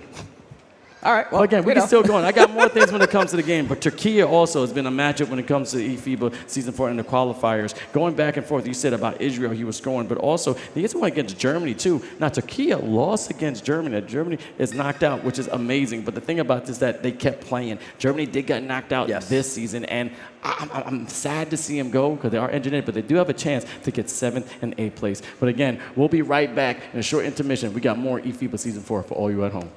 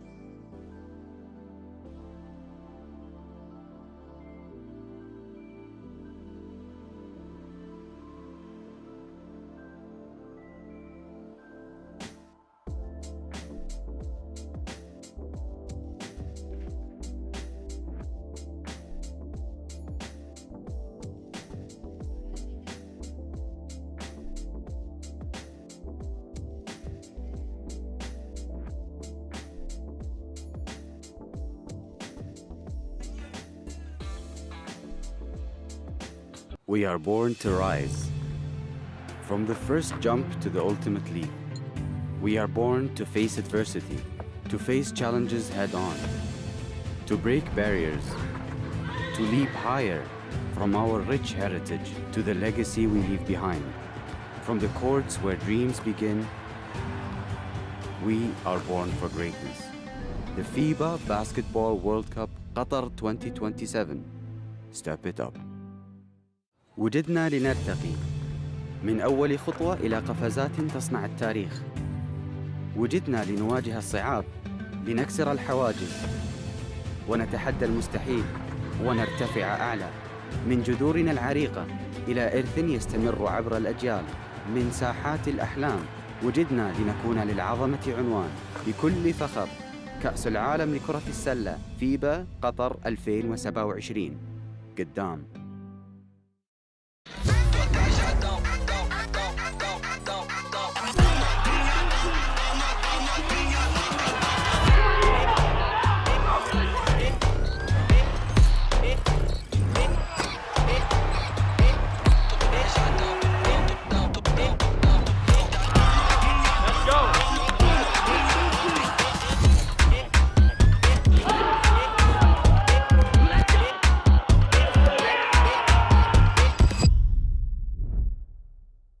All right, eFIBA Season 4 here in the beautiful country of Qatar. Assalamu alaikum, my brother. Wa alaikum salam. All right, and now we're going to roll. As you just saw one of the first major matches, it was absolutely insane. Philippines are now undefeated when it comes to this tournament. Lebanon is still in there. They're not out. They're going down to the lower bracket. But now we got two top dogs. Yes. We got some rivals, and they ready to go. Turkey is mad for what I said before, but France is going Ale blue, and I can't wait till they hit the stage. Here we go. We're going to get a chance to check out Omar. Let's see who we've got coming out on the main stage.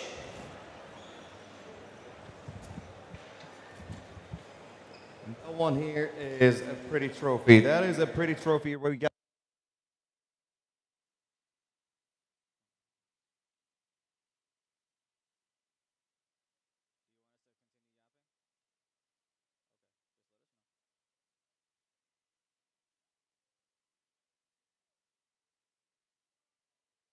You know, something else here, Vince, as we go ahead and give Omar a second to get his mic together, is the beautiful trophy that he was talking about. We got a chance to see two trophies. We've seen the eFIBA trophy right over there by Omar, but Omar also went on a tour all the way to the Cheesecake Factory to check out the FIBA trophy as well, something that I am not skilled enough or tall enough to compete for. Well, guess what? That is Step It Up over there. And saying this is a The transition. irony of that, by the way. I know, yeah, I'm looking at the box. Anyway, it's going to be Step It Up right here, which is crazy. eFIBA Season 4 is also going to eFIBA Season 5. Yes. Which is in what year? Oh, 2027, duh. All right, and what's happening in 2027? You don't think I can do 2026 plus 2027? Well, you know what I can do? Talk to my boy Omar. All right, get back to Omar. We're back with you again now, ladies and gents, and as you can see, this beautiful trophy here, who's going to be the winner of that trophy is going to be decided tomorrow. But now, we've got the two teams coming onto the main stage, beginning with Team Turkey. Beginning in with the first player, Can Boym.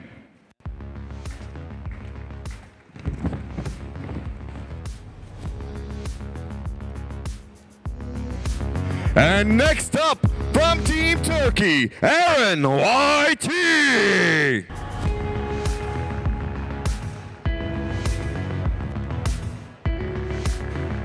Continuing to move on with Team Turkey, Love Battle Dad.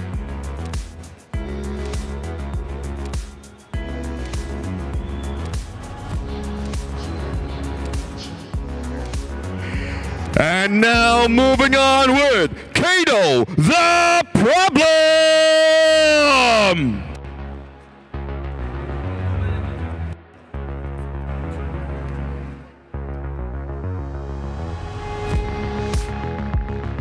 And last but not least, from Team Turkey, Tanso Twins.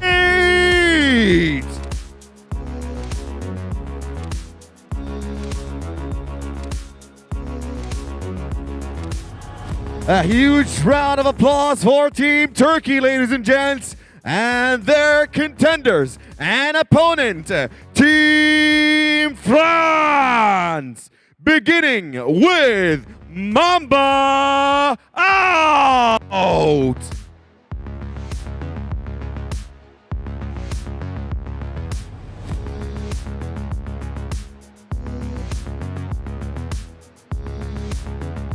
And next up is Destiny GT3.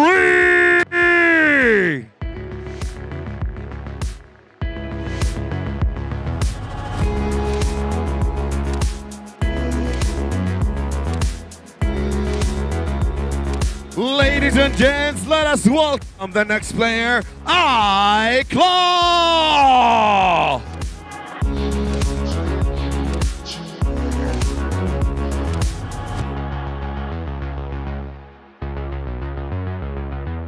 Still going strong with Team France, ladies and gents, with XNTs.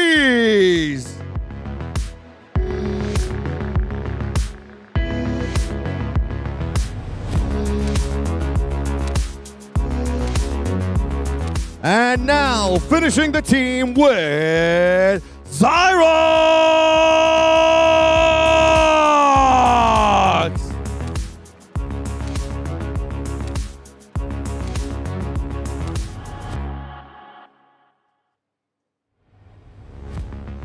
Ladies and gentlemen, let's give them a huge round of applause. Team Turkey and Team France.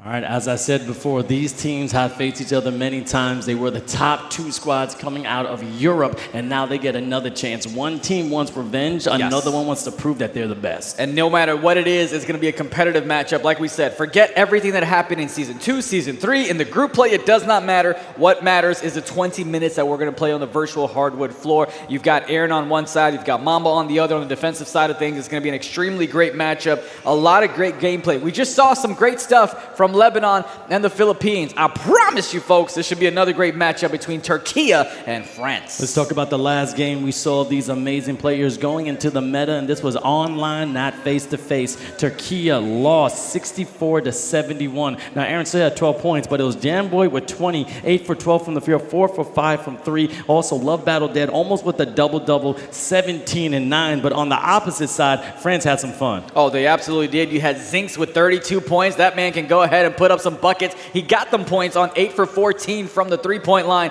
And then you had Claw that went ahead and stepped it up on the defensive side of things as well. Had himself a couple of cookies. And you want to talk about cookies. Destiny, the power forward, stepped in with 3 steals of his own as well. So both of these teams, they're kind of complete on the offensive and defensive side of things. It's just a matter of who is going to click when. And you can see the talent power rankings. We had them both somehow, some way in first. And then, of course, the way that they placed was you had France that went ahead and won the regions. And then you had Turkey right behind them in second place. You got to see the point guards are going back and forth because we have gotten in the chat, and I haven't checked the chat in a while, so I'm sorry, Twitch, but E9 Rennie, Aaron has been the best point guard when it comes to everybody unanimously. He knows how to rock out. He knows how to pass the ball. He also knows how to be unselfish. I mean, widely consistent. 25 points in 11 different games. You were talking about before, 52 points against Israel with 9 threes. Yes. I mean, if you have 3 threes, that's impressive. But 9, baby, that's a lot of cheddar. Oh, it absolutely is. And of course, you have Kato the Problem that's gone ahead and competed with them earlier as well. So there's a lot of great players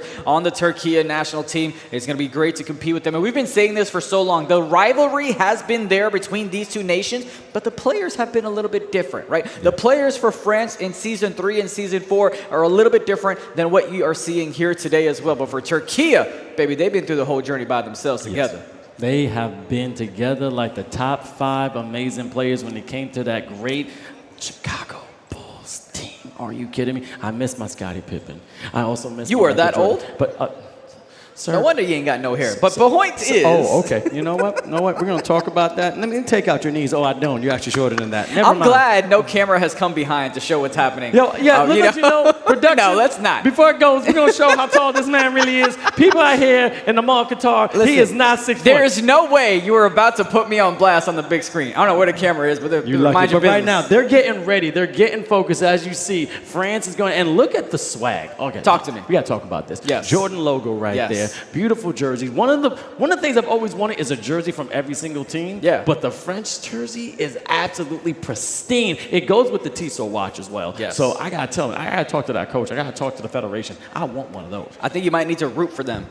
Root for them. No. Because Turkey also has a dope jersey as well. The red and white. It's sick. But as you can see, that's the trophy. That's what they're waiting for. But also, everyone that's tuned in for the first time, this is eFIBA Season 4 live in Doha, Qatar. There is a prize pool. $50,000 is going to be divided amongst first, second, third, and fourth from 20,000, 10,000, 6,000, 4,000. That's going to be in USD, baby. There you go. And let's not forget, if you make it to the All-Star, you will go ahead and get... Oh, you're going to get $1,000. And if you go ahead and win MVP, you will get $2.5K. And if you go ahead and win Defensive Player of the Year, $2,500. And what am I missing? That's it. Thank you. I was afraid I was missing something. I just want to make sure I wasn't wrong. I didn't want to say, and that's it, then you correct me. You know what I mean? I just want to double check a little bit. And again, shout out to what's going on next year. It is going to be the FIBA Basketball World Cup of 2027. First time our country is going to be hosting this amazing event. It is on a global scale, and I cannot wait. Omar said it before. I'm going to let everyone know right here in this mall. Take out your phone. You got to go to tickets.worldcup.basketball. One more time, that is tickets.worldcup.basketball. To register early. You can't buy tickets just yet, but it will be selling out immediately. Also, to our sponsors when it comes to Store 974, also giving our sponsors to Tissot, giving amazing watches, and again, innovators by tradition. And they're making this a tradition because we're going to be here next year again while the World Cup's going to happen. It's going to be before, but we're going to have some more fun with eFIBA Season 5. We talked about Aaron on the Turkey side on the offensive. Let's talk about Camboy as well, or Jamboy as some would like to call him. You've got the second string scoring option, the secondary creator, if you will, that is able to go ahead and get about 15 points per game, 6 assists per game on 62% of shooting. Against the semis, when he played against Germany, stepped up, knocked down 35 points with 13 assists, a nice double-double there against Italy as well, and he's had 4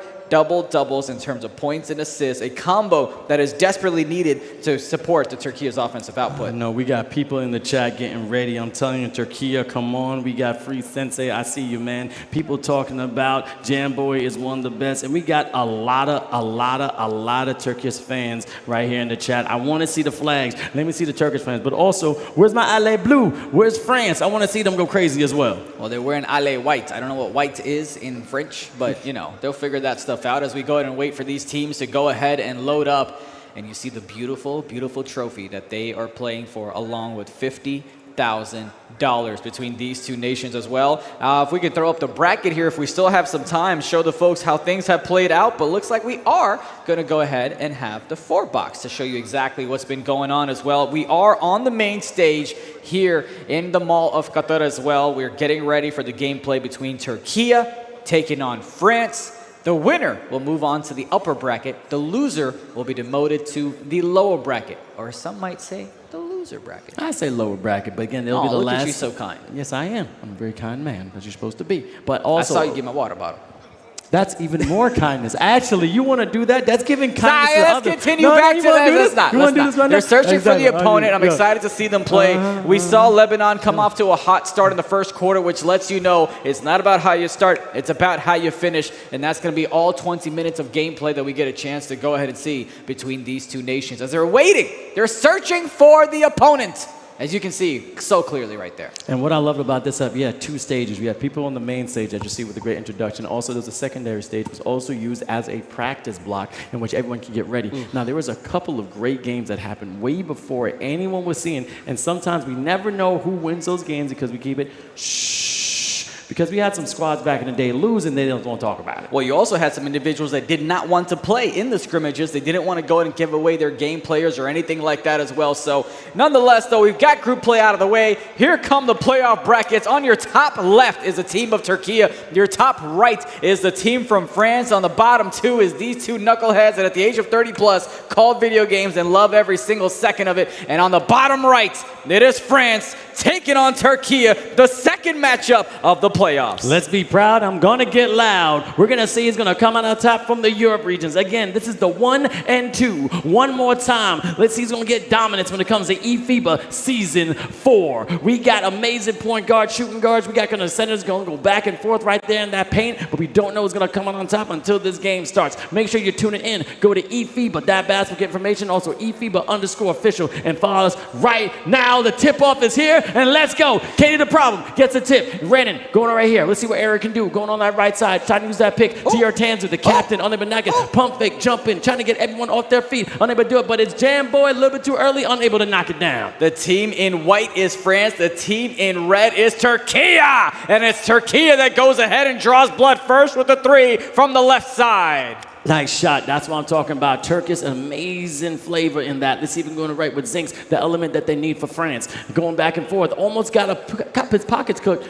Pockets took. Wow. That's okay. It's been a long day. We've been here since like 7 a.m. Yeah, it's good. But I can see another inbound here. Ex-Mamba out, trying to find some space. Zinks going to the left, trying to get a nice little crossover. Pump fake, back and forth, all the way to the rim, and then knocking it. No, he can't. He sold it. But a great offensive board from Ex-Mamba out. Going that, and again, missing it. Wide open, a little bit too early on the shot. Couple of opportunities, just not able to capitalize on them. Almost got a backcourt violation. Slings it all the way to the left side. Turkey now, left corner is open. Instead, it's picked off by France. They've got a little bit of a breakaway opportunity. Turkey goes ahead and fouls them to slow things down. You know, also notice, look at the beautiful court it is. It's great, customized from the world, you know, and it's great from everybody. It says Qatar right there. I love the colors. The color scheme is different from other years too as well. Yes, it absolutely is. I love the color scheme that we've got here in Qatar.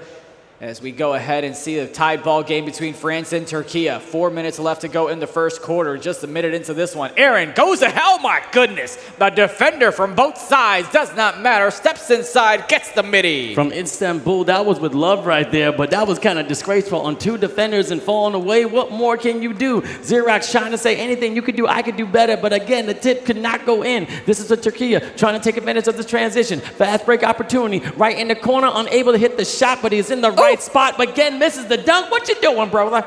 Had a shot from the right side, wasn't able to connect. The putback was defended well underneath the paint as well, as France looking to go ahead and get together on some side of things. That's the Windows 95 sound, by the way. Let's go ahead and knock that shot. No foul called as well. Tied up at 5 apiece. I love it. You remember Windows 95, right? I remember. You were like, what, 20 when you were using that? Windows 95. Oh, stop it. Stop playing with me. 5 points for each of these teams as they go ahead and launch this one to the right, all the way to the left. France goes ahead and knocks down the 3. I can see him getting loud, and this is how you get the energy in it. Come on, we got to get crazy. I know the Filipino fans are away, but I know people are watching. Let's see what they're going to do. Aaron going on that right side, giving a little bit of flavor to that great crossover. Giving it to Tanzu, and that right there was Turkish Airlines kicking for takeoff and knocking it down, making it 7-8. See what they're able to do on the defensive side after that dunk from the left.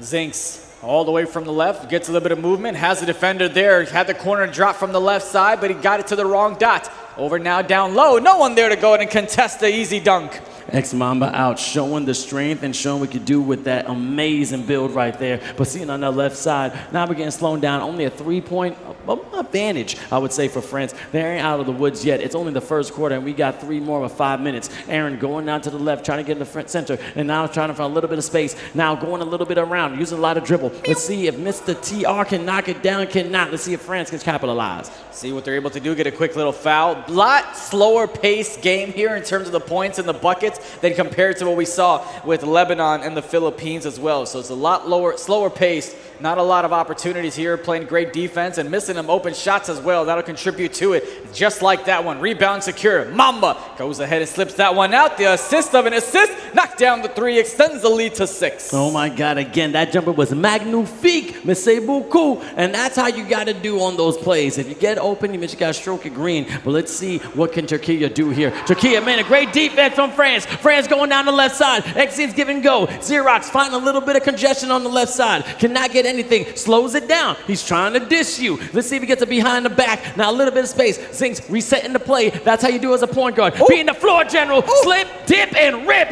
then down the rim, 15-7. The offensive player there went from the hash to the corner straight, slipped inside to paint for the easy two as Aaron looking to find an open man. Has the defender in the air. Janboy takes a little bit of a different step there. Does not go. He did not mean to take that type of shot, but it does not matter. Türkiye able to get the rebound, get the putback as well, and it's France, the dominators of Europe, that are up by 6. Still in the game here. I see if France going to take advantage of this. Zinks, again, this point guard trying to get bad to see if he's trying to work on that deep bomber to get some more shots up. Ooh, just left them ankles broken. Call the hospital, put it in the ambulance, and look at his dance. He's going for a prance, making it 18-9. We talked about it being a slow-paced affair. France said, watch this. They strung together a couple of buckets, and they've doubled up the points of Türkiye. 18-9. About 7 seconds separating the shot clock and the game clock. Janboy to the left side, contested, not a problem, knocks down the 3. Stroking it green with that green bean. I'm telling you, he's heating up like Bazaar in July, and I like it. Let's see it fly. Now going to his left side, X-Mama out, the big fella, keeping everything calm and collective, surveying the land again one more time, using the clock. It is your friend. First quarter's almost done, 12-18 on a 6-point game. A runner, a little all around the rim, hit everything, and still getting it in, making it an 8-point match. Way to go to close things out in that first quarter. France coming up now with the rock in the second to start things off. Building on this 8-point lead is the #1 objective.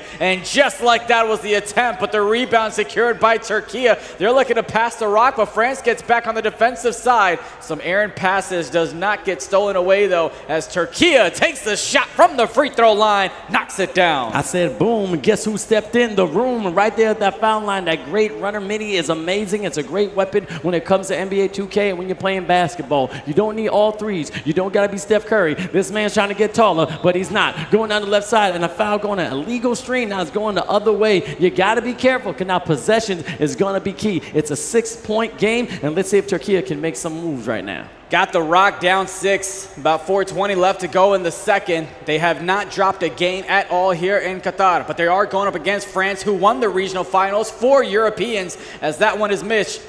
France from the left to the right, missed shot, nothing there. Rebound secured, Türkiye. Not as many opportunities here on the offensive fast break, so they're going to try to create something on the first half offense. That's the right side, open shot. Late release does not go. I see everybody's going crazy. Also, we got some people on stilts. I see you, brother. They had LeBron James jersey on that from the Lakers. Got to switch it up. We don't know where he's going to go. Could go to the Warriors. But again, loving the love, loving the basketball culture here, being a part of eFIBA Season 4. Also, the FIBA Basketball World Cup Qatar 2027. That's going to be exciting. That's going to be amazing to see the atmosphere, the culture that is all brought here in Doha. 22-14. France on top.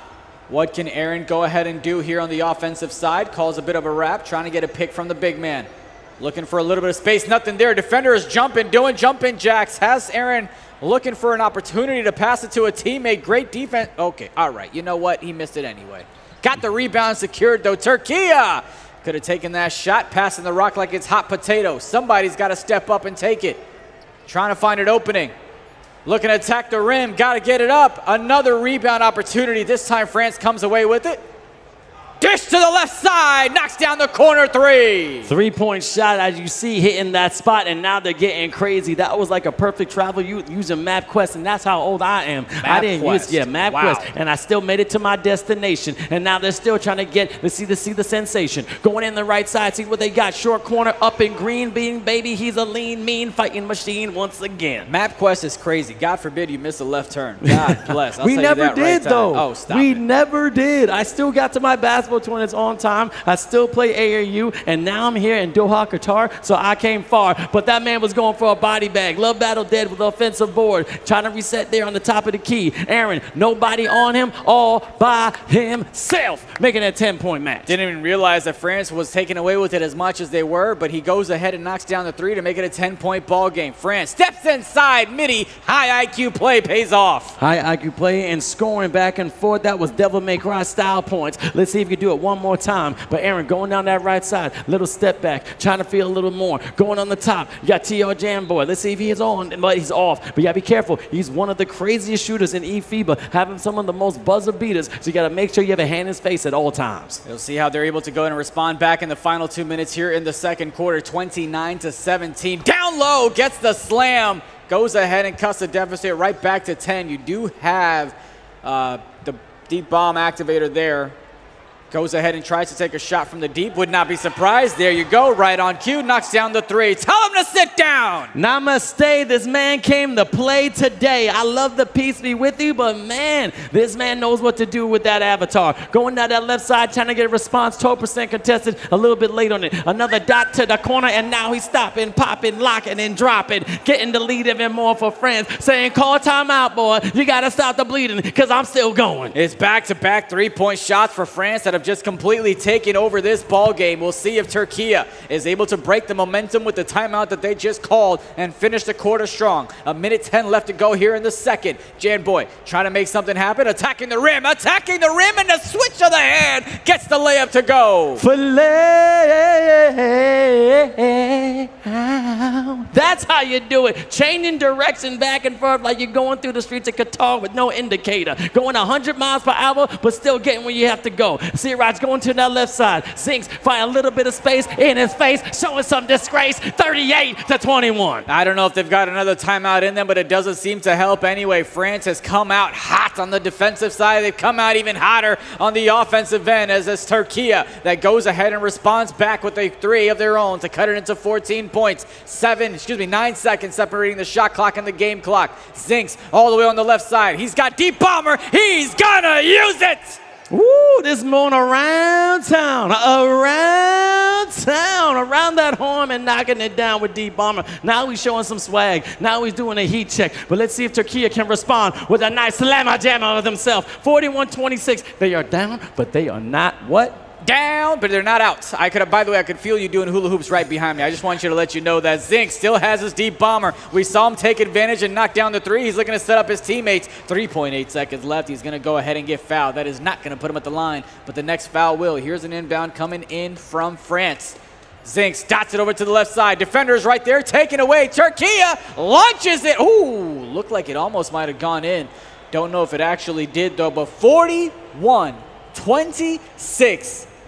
France on top. France right now showing the dominance that they were the defending champions of the Europe region. But again, shout out to all the countries that are participating here when it comes to eFIBA Season 4, especially with the World Finals. Again, as you see right now, we have France and Türkiye, but also Germany, Qatar, Philippines, Dominican Republic, Lebanon, and Algeria were part of this amazing squad as well, elite, and now they're checking out. Now, this is when the referees are going to come into play. All right, we got two amazing referees. We got the one kid and also Utah. When things are going on, you're going to call in and see what's going on. You got to make sure everything's fair so they can play the game. I will say, so far, we have not had any issues, knock on wood, knock on whatever you want, as the gameplay continues. As far as we know, we'll keep you posted on any changes, but for now, it's Zinks all the way on the left side. Dots it inside. Whatever problems they're having, it's not big enough. They get the easy bucket. Next Mamba out, it's X Mamba in, and his fin and shin. That's why I like to see the big man going down the lane. A nice little jump pass to Love Del Dead. I thought that was all ball right there, but hey, if the man and the zebras are in there on foul, I can't say nothing. No, we cannot. It's all algorithms. It's all coded. You know, it's never wrong, is what I'm trying to say here, as they go ahead and knock down the second free throw. Türkiye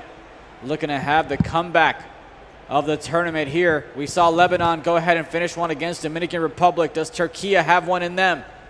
Currently on the defensive side. Oh, almost went out of bounds, so Xerox goes ahead and calls a timeout there. Didn't want to go up and give up an easy possession over to Türkiye. Sometimes it's a master class like Final Fantasy VII, Sephiroth waiting for a counter. You don't need to attack first. Just calm down and wait for your opponent to come to you. Sometimes you want them to punch first, want them to kick first to see how you're going to respond, and that's what France is doing. Zink's going down that left side, little crossover, snatch back, uptown, eye claw, find a little bit, then Xerox knocking it down. How you doing, buddy? You should be here, not here. Give me a high five. Couple of folks here hanging out with us at the quarters of the broadcasting booth. We always love and appreciate them, giving away some high fives, and that one's going to get stolen away. France with it now. Over to the right side. That's going to get tipped out of bounds. Now let's see how they're going to respond again. 46-20. Again, game is not out of the reach yet. No. They still have a lot of chances. Can make it a 16-point game if you get this score right here. Going on the right side, one of the best point guards in the game. Find a little bit behind the back pass. A little bit of delectable dish with that finish. I like it, showing some swag with the assist. When you've got a spread of a margin of victory like this one, you're able to go ahead and mess around a little bit, get a little creative on the dishing and the assisting, as that's going to be a quick foul. Reach in there by Kato the Problem. Looking to go ahead and get Türkiye out of this hole of 16 points. 4 minutes left to go here in the fourth quarter. Mamba, the big man for France, trying to make something happen. Zinks all the way on the left side. Goza has a cut there. Goes ahead and gets the easy two. Look at that reflexes like a cat right there. I'm loving it with ultra instincts. And that's where you have to find where you're on the floor. Make sure you're aware. Kissing off the glass. You don't need to swish all the time. Unable to knock it down. Getting that rebound. Mamba out. Giving to his point guard. Let's reset the play. Not today. Big fella going up. He didn't finish his breakfast. Sometimes you got to go left. Sometimes you got to go right. And now the middle. Good night, 32-48. Down the lead to 16, but there is still so much left for Türkiye to go ahead and build on as Mamba tries to come out and set a pick, calls a wrap, is Zinks looking for the open space. The gather there wasn't that great. He has the open man who's going to try to get something going. Mamba down low in the paint, resets it back over to Zinks. That one's taken away, stolen by Türkiye. They don't have numbers, so they're looking to go ahead and slow things down and reset for their half-court offense.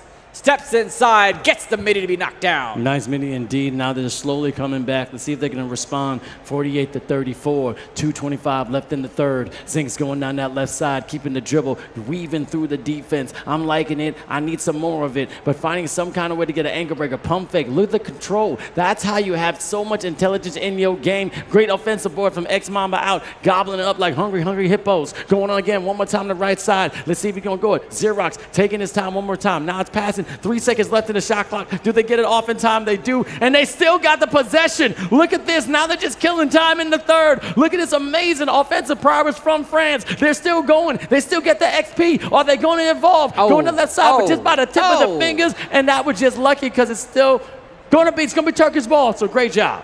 Yep, went right, slipped out of his hands, went out of bounds. Türkiye is going to take control of it. 1:44 left to go here in the third quarter. Türkiye over to the right side. Gets a cut to send it over to a 12-point lead for Türkiye. 12-point lead indeed. France. They still got energy. I got you, baby. Don't worry. You're all right side. Got you. Xerox. Find a little bit of light to see if they can find something in the afternoon. The C going to the left side. Zinks still able to dribble out. A little shuttle pass to Mamba out, and big man can get down and slam it down. Gobbling it up the rim, making it 50-36. This is the type of performance we accepted from France, but Türkiye's got to step it up a little bit, make it a ball game. Headed into the fourth. Denied. Blocked that one from behind. I love the defense, and I love every kind of defender doesn't give up the play. You may get beat, but if you put that hand up, you can stop a point on that board. As you see Jamboy, he's a shooter all by himself. Love Battle Dead has arisen, and just like Jinwoo from one of my favorite anime, Soul 11, arise.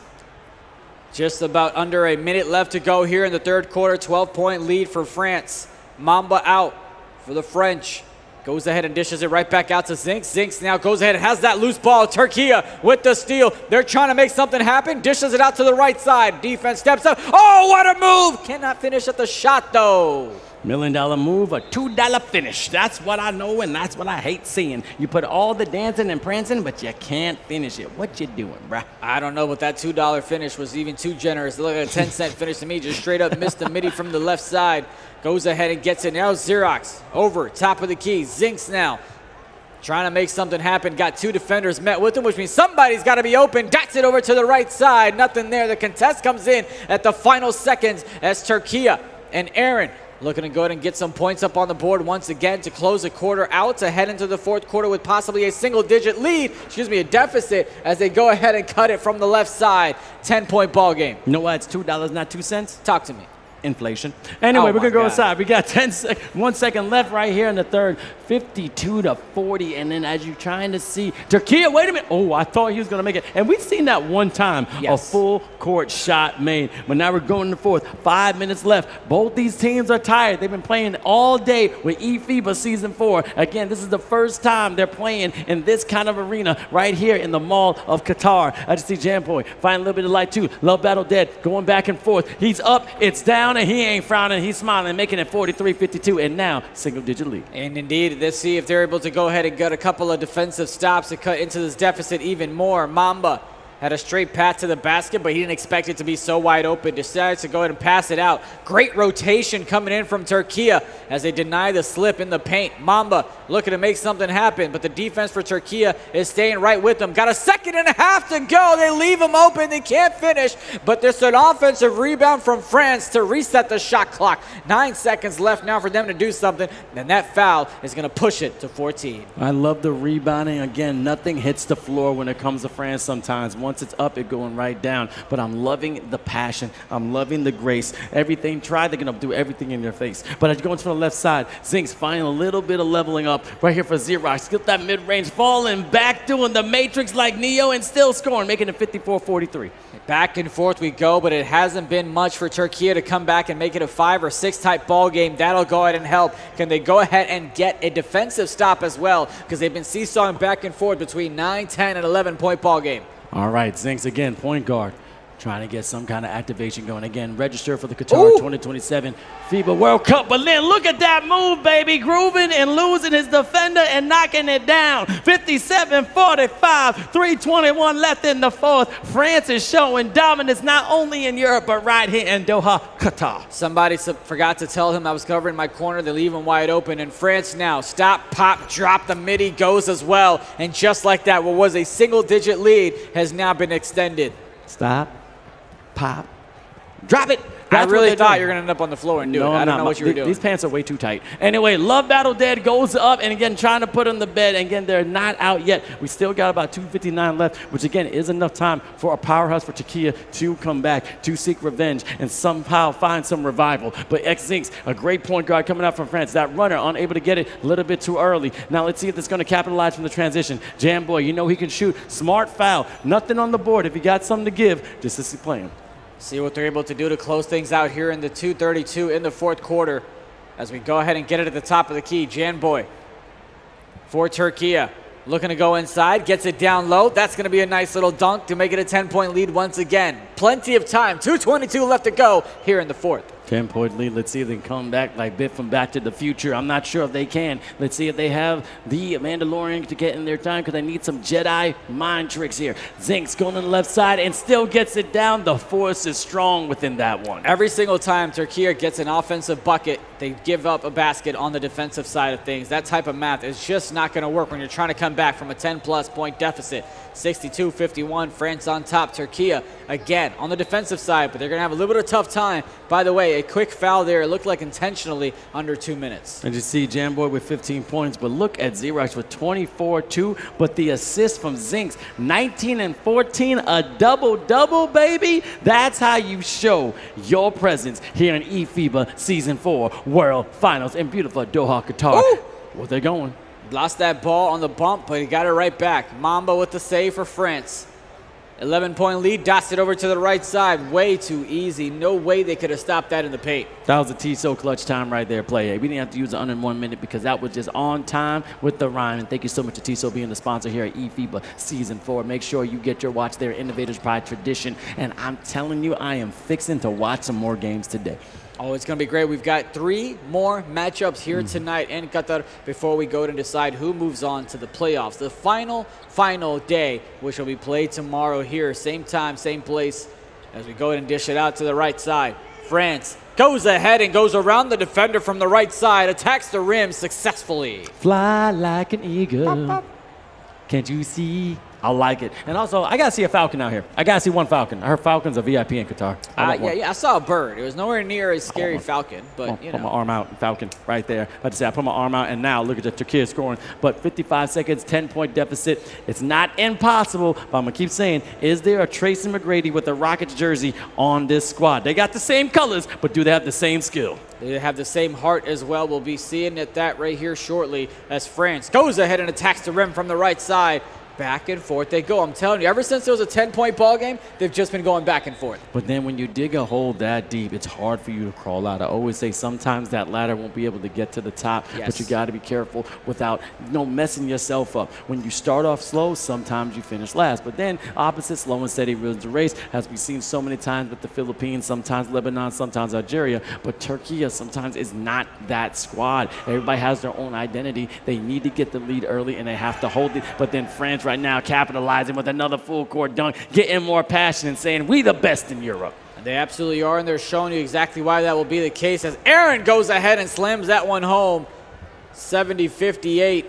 Aaron and his team doing everything they can to go ahead and stop France from extending this lead and taking it home as they will move on to the upper bracket. Absolutely beautiful. Just like Kila, they come from a household of assassins, and that's exactly what they did, 70-60, and they're still showing a little bit of fight. We even got Dishmasher activated. They're diving in the crowd. Even the Meta fans are going crazy. Turkey has a lot to do, but they're not out as well. Since they were in the upper bracket, they do have another chance. Now, what's going to happen, though, is that know who they're going to play? Ooh, it's going to be a dangerous one. It's going to be a dangerous one, but for now, we celebrate as France goes ahead and comes out victorious against Turkey, showing everybody exactly why they won the regional qualifiers for Europe. They come here, they show up, they show out, drop game one in the morning, but now it's evening time, and they've got things together, and they move on in the upper bracket. Almost fell on camera. Don't do that, but it's all sportsmanship. It's all love between these two nations. That's Habibi right there. Shukran, saying thank you for all the matches, but also that's what you get for amazing competition. But we already know these two are rivals, okay? Yes. We got the friendly banter. It's not like the old school in the 90s in which Michael Jordan don't talk to nobody, the king, the Black Mamba, Kobe Bryant wouldn't even go on vacation with nobody because you're enemy number one from the time we get on the court, even when we're off the court. But this is the camaraderie we need with the NBA 2K community. I love it, but you know they love competition, and it's not done yet because they could still see each other in the grand final, so it's going to be insane. Very well they could, and if they do end up seeing each other, it would be France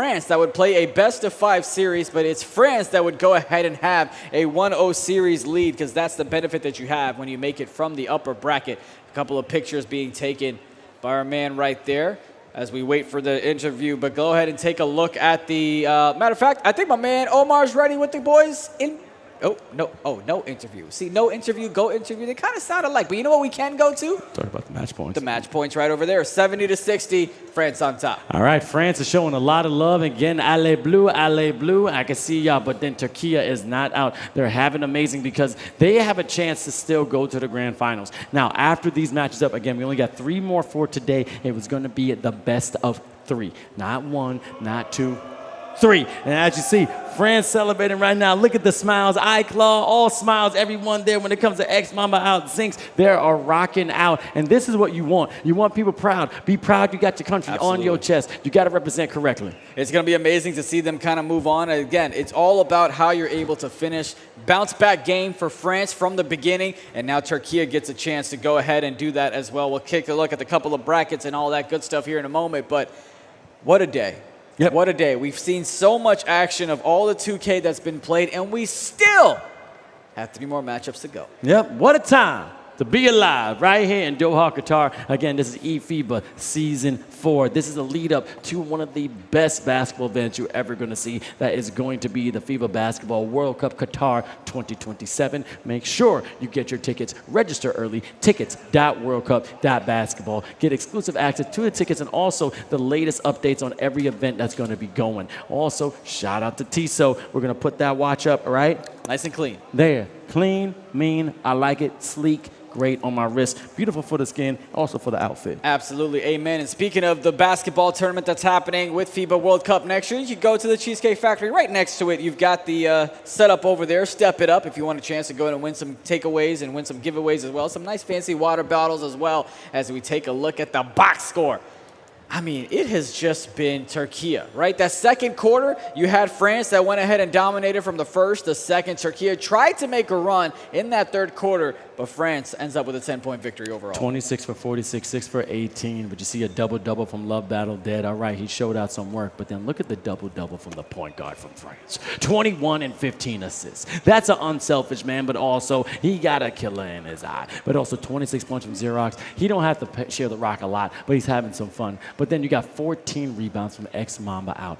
boxing out cats, making sure that ball does not hit the ground, and keeping the possession for his squad. Not a single three-point shot was missed by Xerox. 4 for 4, knocked them all down from beyond the arc, and that's exactly the type of performance you need from your 2 guard, right? Your 1 is obviously clearly dominating with 20-plus points, but if your 2 can go ahead and pile it on as well, that is a great, great chance for you to come out victorious on the Türkiye side. You did have Jan Boy put up 20 points, 5 assists, but the biggest thing is just those opportunities. 6 for 18 beyond the arc is not going to get it done when your opponent scores twice as many three-point shots as you do. Talk to him. That's what I'm talking about. Give the facts. And you know what, India? Quick math. I have not given you more praise. You're an amazing analyst. I appreciate You're it. a fantastic MC. I appreciate it. And you're a great Comcast. I appreciate it. And look, you bring the energy, I'll bring the nerdiness and make a great little duo. We've got my boy Jar of Jam who's going to be joining us here shortly for the next matchups as well. But man, are you surprised by anything that we've seen here in the playoffs at the very least? I'm still surprised, but I'm not really that surprised that Philippines are going crazy. The support is real. They got all the love, but look at the scores. 57-58, Lebanon going down to the lower bracket. They're about to face Algeria right now. This is going to be an insane battle to the winner circle. They got the Lebanon crazy Cedars and also Algeria with the fantastic gameplay that they can do in the Middle East. I'm really excited. I'm Africa. I'm so excited. Algeria, winners of Africa. Lebanon, winners of the Middle East. Of course, now from that one, whoever loses the matchup, you're going home. Whoever comes out victorious from the lower bracket, you move on to game number 5, and then you try to go ahead and make your way. That's going to be played on tomorrow as well. Excuse me, game 5 is going to be played on tonight. The next one after that, the best of 3s, will be played tomorrow, and that's going to be a ton of fun action here starting at about 11 o'clock or so. But, man, Algeria and Lebanon. Yeah. It's going to be a fun one. Lebanon came off of the high by beating Dominican Republic by 1 by the score of 61-60. They were doing well against the Philippines. Yeah. They were up in that first quarter, but then the next 3 quarters just did not quite work out as we take a look at the head-to-head. Check the head-to-head again. Lebanon has been absolutely insane. We can talk about El Diablo, okay, and Mr. Idema. Now, it was crazy because he did foul out, so you got to be careful of that. Again, you only get 6 fouls, so if you don't do anything about that, you're going to go bye-bye. But then also, we got Jaden Dan, Super Snus, Delice, which I call him, it's technically Delice, because I like him. He's real Delice, but I say Delice because the man is nice and end dog. But I got to watch this man, and we're going to do it one time. Hazard! 99. That's what I'm talking about. Let's see if he's going to step up and put that guard position where it's supposed to be. And, you know, we haven't seen him kind of step up the way that we've wanted to in the past, and we've seen him do as well. But again, with the moment bright lights, it might just go ahead and step up on the other side. The Lebanese team, they know how to go ahead and string together a couple of stops. They know how to lead those stops to some offensive power juggernauts as well. That'll be something to keep an eye on as well. And now as you go ahead and search your paperwork, I love when, look, you gave me praise. I got to say, you got all your papers. I feel bad for the hotel printer because I know you be printing. I got all that ink, and kid you not, they came to me and actually they sent me a bill to my room. But I'll talk about Mr. Delice because he's so nice, Mr. 69, leading the score for Algeria with 20.9 points and also 7 assists. Spectacular behind the 3 with 62%. But you got to watch a real anchor for the team. This is what you said, double-double machine. 11.7 rebounds, 6.9 assists. That's the one person. Adong, this man is a dog as well. He had 25 boards versus Angola and double figures rebounds in the grand finals versus Morocco, which all again, we're going to see Morocco later on. Yes. So shout out to all Morocco fans here in Qatar. And you, of course, have Super Snus as well, two-way big, about 10 points per game. Shoots about 57% from the three-point line. Against Angola, he had 5 steals, 21 points with 5 threes against Egypt as well. So he's able to go ahead and come out. The best part of it all is the fact that he has a low turnover ratio when it comes to the assist and turnover aspect of things as well. And again, you have Jared that's going to go ahead and step up as best as he can on the wing. I love the fans out here. Again, beautiful Doha, Qatar. It's my first time in the Middle East. I'm trying so much of your food, learning so much about your culture. I just had a good date night when I'm talking about the dates that were filled with pistachio, almonds, cashews. They were covered in chocolate. It was absolutely delicious. I think that's why I have so much energy. Omar said it's really nutritious. It gives you power. 3 a day is recommended, and this man eats about 15. I was going to say, you know, he said he eats 15? Yeah, he did. That's crazy. Omar, you crazy, bro. 15 dates? Are you serious? That's a lot of sugar. But he's like, yo, man, that's how I'm so big. That's how I'm so There's strong. so many jokes there, but I don't want to get kicked out, so we're going to keep it moving on that side. You hitting me doesn't help. And let's go ahead and, you know, it's going to go ahead and have our boy Jar of Jam that's going to join us here for a second. But as I go ahead and walk away, Vince, This is going to be a crazy prediction right here. Algeria versus Lebanon is going.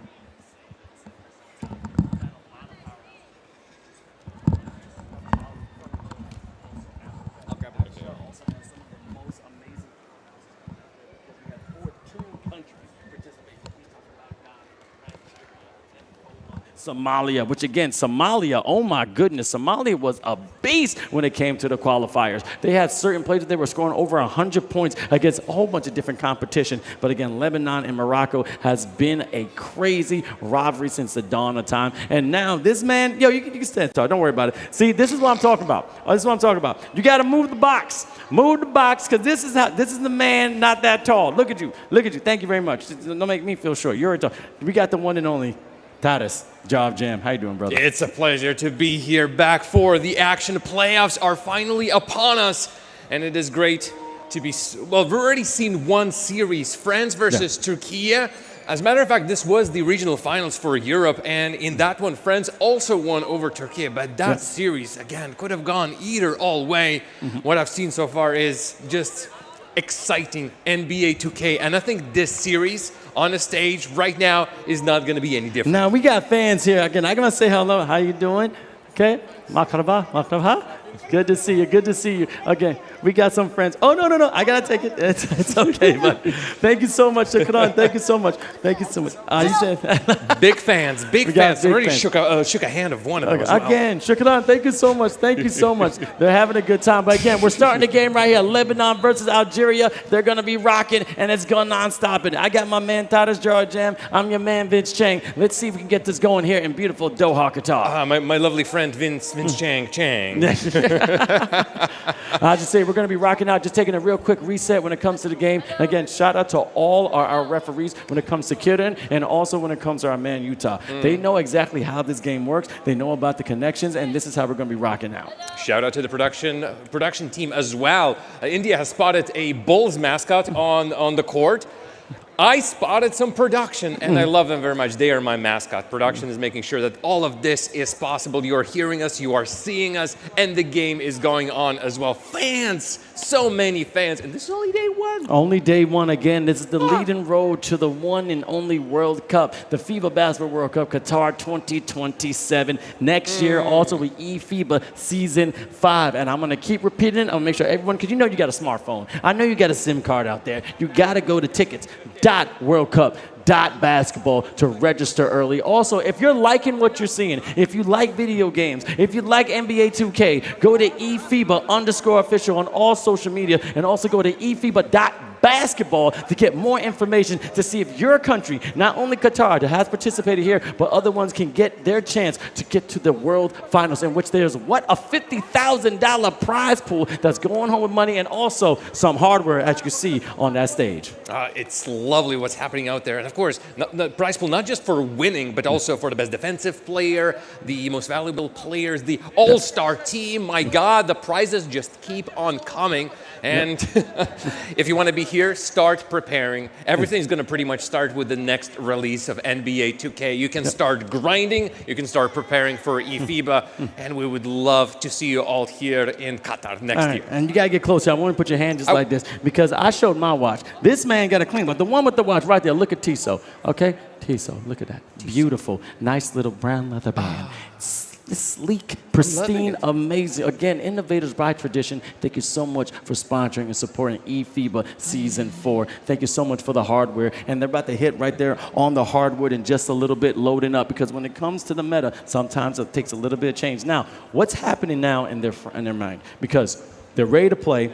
This happens sometimes. Yep. Is this a reset? Do they take their time? Or they're going to be off balance? What do you think is going through everybody right now? Honestly, any team that has been hot right now is going to be in a little bit of a trouble. Yeah. They're cooling down slowly. And obviously, if you're not used to this kind of thing, even a little bit of delay, like, stuff is not going the way I planned it to be. Oh, no. That's why you need a strong captain to really be strong mentally for your team and making sure that you just always keep your head in the game. But we are seeing the action happening, and we're seeing some, photos.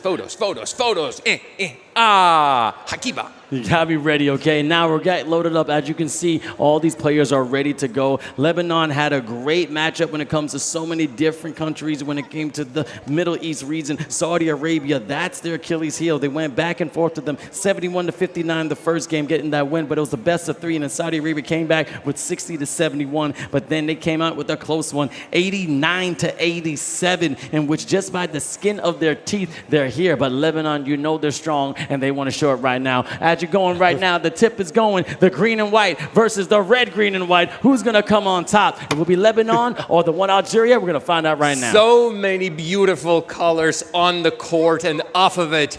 Delight. Oh, so sweet, so sweet. And of course, the man whose name we have shouted from the rooftops, Hazard. It is going to be one wonderful game. We're already 3 points for Lebanon. It is the Algiers with the rock, and this is gonna be a good 3. Ain't on my level, leveling up right now, and that's why I see him power up just like Vegeta. See if you're gonna get that Super Saiyan God. Now we got 3-3 tied up. Super Snus, he said he's gonna step up. He's trying to go out Super C's, that's on USA. Hazard! But again, look at that amazing 99. Amazing dish right there to the right side, making it 6-3, 4-15. Again, we're just starting, and they're already heating up. El Diablo trying to rise up. Let's see what's gonna do in this possession. Threes. Another 3. It is a sale right now at the Mall of Qatar with all of those 3s. Lice Hazard is open, throws it to Super Snooze, back to Hazard to 99, of course. From the corner, Jaden Daben. Hazard waits 9 seconds on the shot clock. Underneath, Tequila Ananas makes it another 2 points for Algeria. Silk Road position right there. I'm loving it. I'm feeling it. And I know they're going to keep going. But let's see how Lebanon is going to respond. El Diablo trying to get some ankles. Looking on that pick. Going around, stroking the green, being behind. And no, I get to see it right now. 9-8. They still got a little bit of a lead. But as you see, it's been a shooting frenzy between these two squads. Hazard 99 being a hazard indeed. Pump fake. You move your feet. You lose your seat all by himself. Look at the smiley face. Scoring again. Making a 1-point lead. Food over the line. So no 3 for him. Jaden was looking pretty good in that spot. Attack on the other side. Lebanon gets hugged very tightly. El Diablo is not allowed to play his full game. Into my level. Will he be going? There is a bit of a bleep and blap and bloop, but we pay it no mind, no attention, and no score on that particular one. There we go on the right side. Hazard 99 keeping a little bit under his feet, getting a little bit of crossover as well, keeping everything in front of him. He's trying to get some ankle breakers so he can get that takeover. Let's see if he's trying to go for a badge. Going on the left side again in that corner. Cross, great defense from Lebanon. Now, Algeria throwing it away again. That was just a brain mishap, but it'll be Algeria ball going on the same side. Alrighty. Moving on out. Passing out Delice once again. Hazard finds himself, Jaden Dana, but this gets passed out and another foul. Clock gets reset and a shooting foul with Ain't On My Level going to the line, sinking one.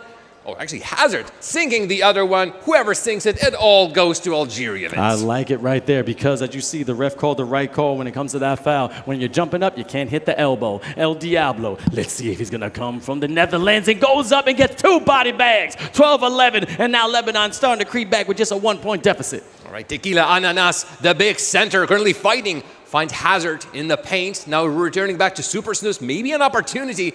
Decides against it. Algeria wants a 100% clear-cut chance. Super Snooze way on the other flank. The Lice, a little bit of a shot. That goes in. Again, only 2 points. But honestly, in that traffic, that contested, I'll take it. Take it. Make it and don't break it. Here we go. Ain't On My Level. Woo. Falling away. Wide open, but crazy shot. Dr. Arrogant. He got a PhD, but now he got a PhD in missing. No, come on. So nice. I saw it twice, and now you're just not making it, brother. If you're open, take your time. And if you know NBA 2K, there's no tempo shooting here. They're not using the stick. It's pure box or pure square. Let's see what this skill right here. Hazard 99 giving up Super Snus all by himself, just creeping in like a cat and making them pick with attack. 16-11. First quarter of this game between Algeria and Lebanon is a fun one. Again, they've started with an exchange of 3s back and forth. Here's a little bit of a mid-range shot for Lebanon, keeping it within the 3 points, but it's Algeria with the ball starting out. Again, they have shooters all over the court, so let's see which one of them is going to step up. Well, for now, nobody. It's a foul. Reaching foul by Ray. And again, Delice also means sweet in French. I learned that, but again, this guy got a sweet game. But see what Delice is like him because he's nice. Hazard 99, taking away, little jab step, looking like Steph Curry, just draining behind the arc, hitting his mark, making it 19-13. And now the lean is going toward the red, the white, and the green. Ooh, yes. Again, the colors. So beautiful. So beautiful. Again, we are being treated over here, too. I've been over around the Mall of Qatar, and there's some beautiful cashmere scarves, so glistening. That's what I'm currently seeing on the court as well. Everything is so shiny, colors, vivid. And the gameplay, Vince, oh, it has been great ever since we started today. The gameplay has been fantastic, and they're going to keep rocking right here. Hazard 99. Now the good defense right there from Lebanon, finding a little bit of space. Ain't on my level is now leveling up. Solo 11 are rising. Let's see if you're going to keep surprising us with a great game. 2 points right there for Algeria. And also now they're up, going on the right side. Seeing a little bit of Hazard, giving a little crossover. Oh, the boss is trying to toss, and look at that. 22-17. Right, 22. It's 5-point differential. El Diablo rushes out, ain't on my level. Has an opportunity for an assist with a smoke. Well, smoke, a screen. They're working out on it, ain't on my level. Still waiting. Dr. Arrogance sets it up for his center, but that's not going to work out. Collection of a rebound by Algeria. And Tequila Ananas Hazard. To him, a little bit of a mid-range shot, and it does dip in 24-17, Vince. Beautiful. I'm liking it. I'm rocking it. Everybody's having a good time. But you see Algeria coming out from a risen, being like a phoenix. And also, you can never count them out. They know how to ball. They know how to play. And that's what I like to see. Now, 24-17, 0.7 left in the first. Going on our right side. That's a deep three off the front of the rim. Unable to capitalize. And now we're going toward the second.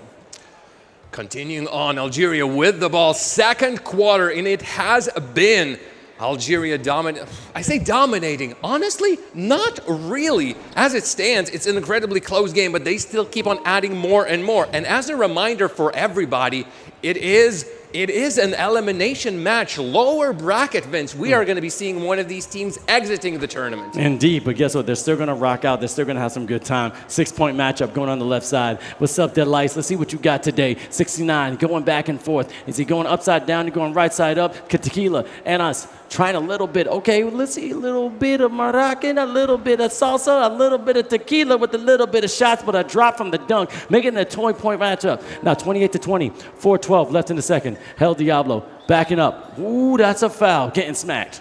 Ooh. It is going on as they need to stop their opposition. Again, momentum. This has been drilled by you, by India, into my head. Momentum is important. So what's the best way to break down that momentum? To just smack on the hands. Just stop it for a little bit. Just hug somebody and say, come on, why must we fight? We could be friends. Ain't on my level. Sets it out to El Diablo. Has one against him. Maybe a midi. Yes, that's going to go in. Lebanon finds themselves 2 points.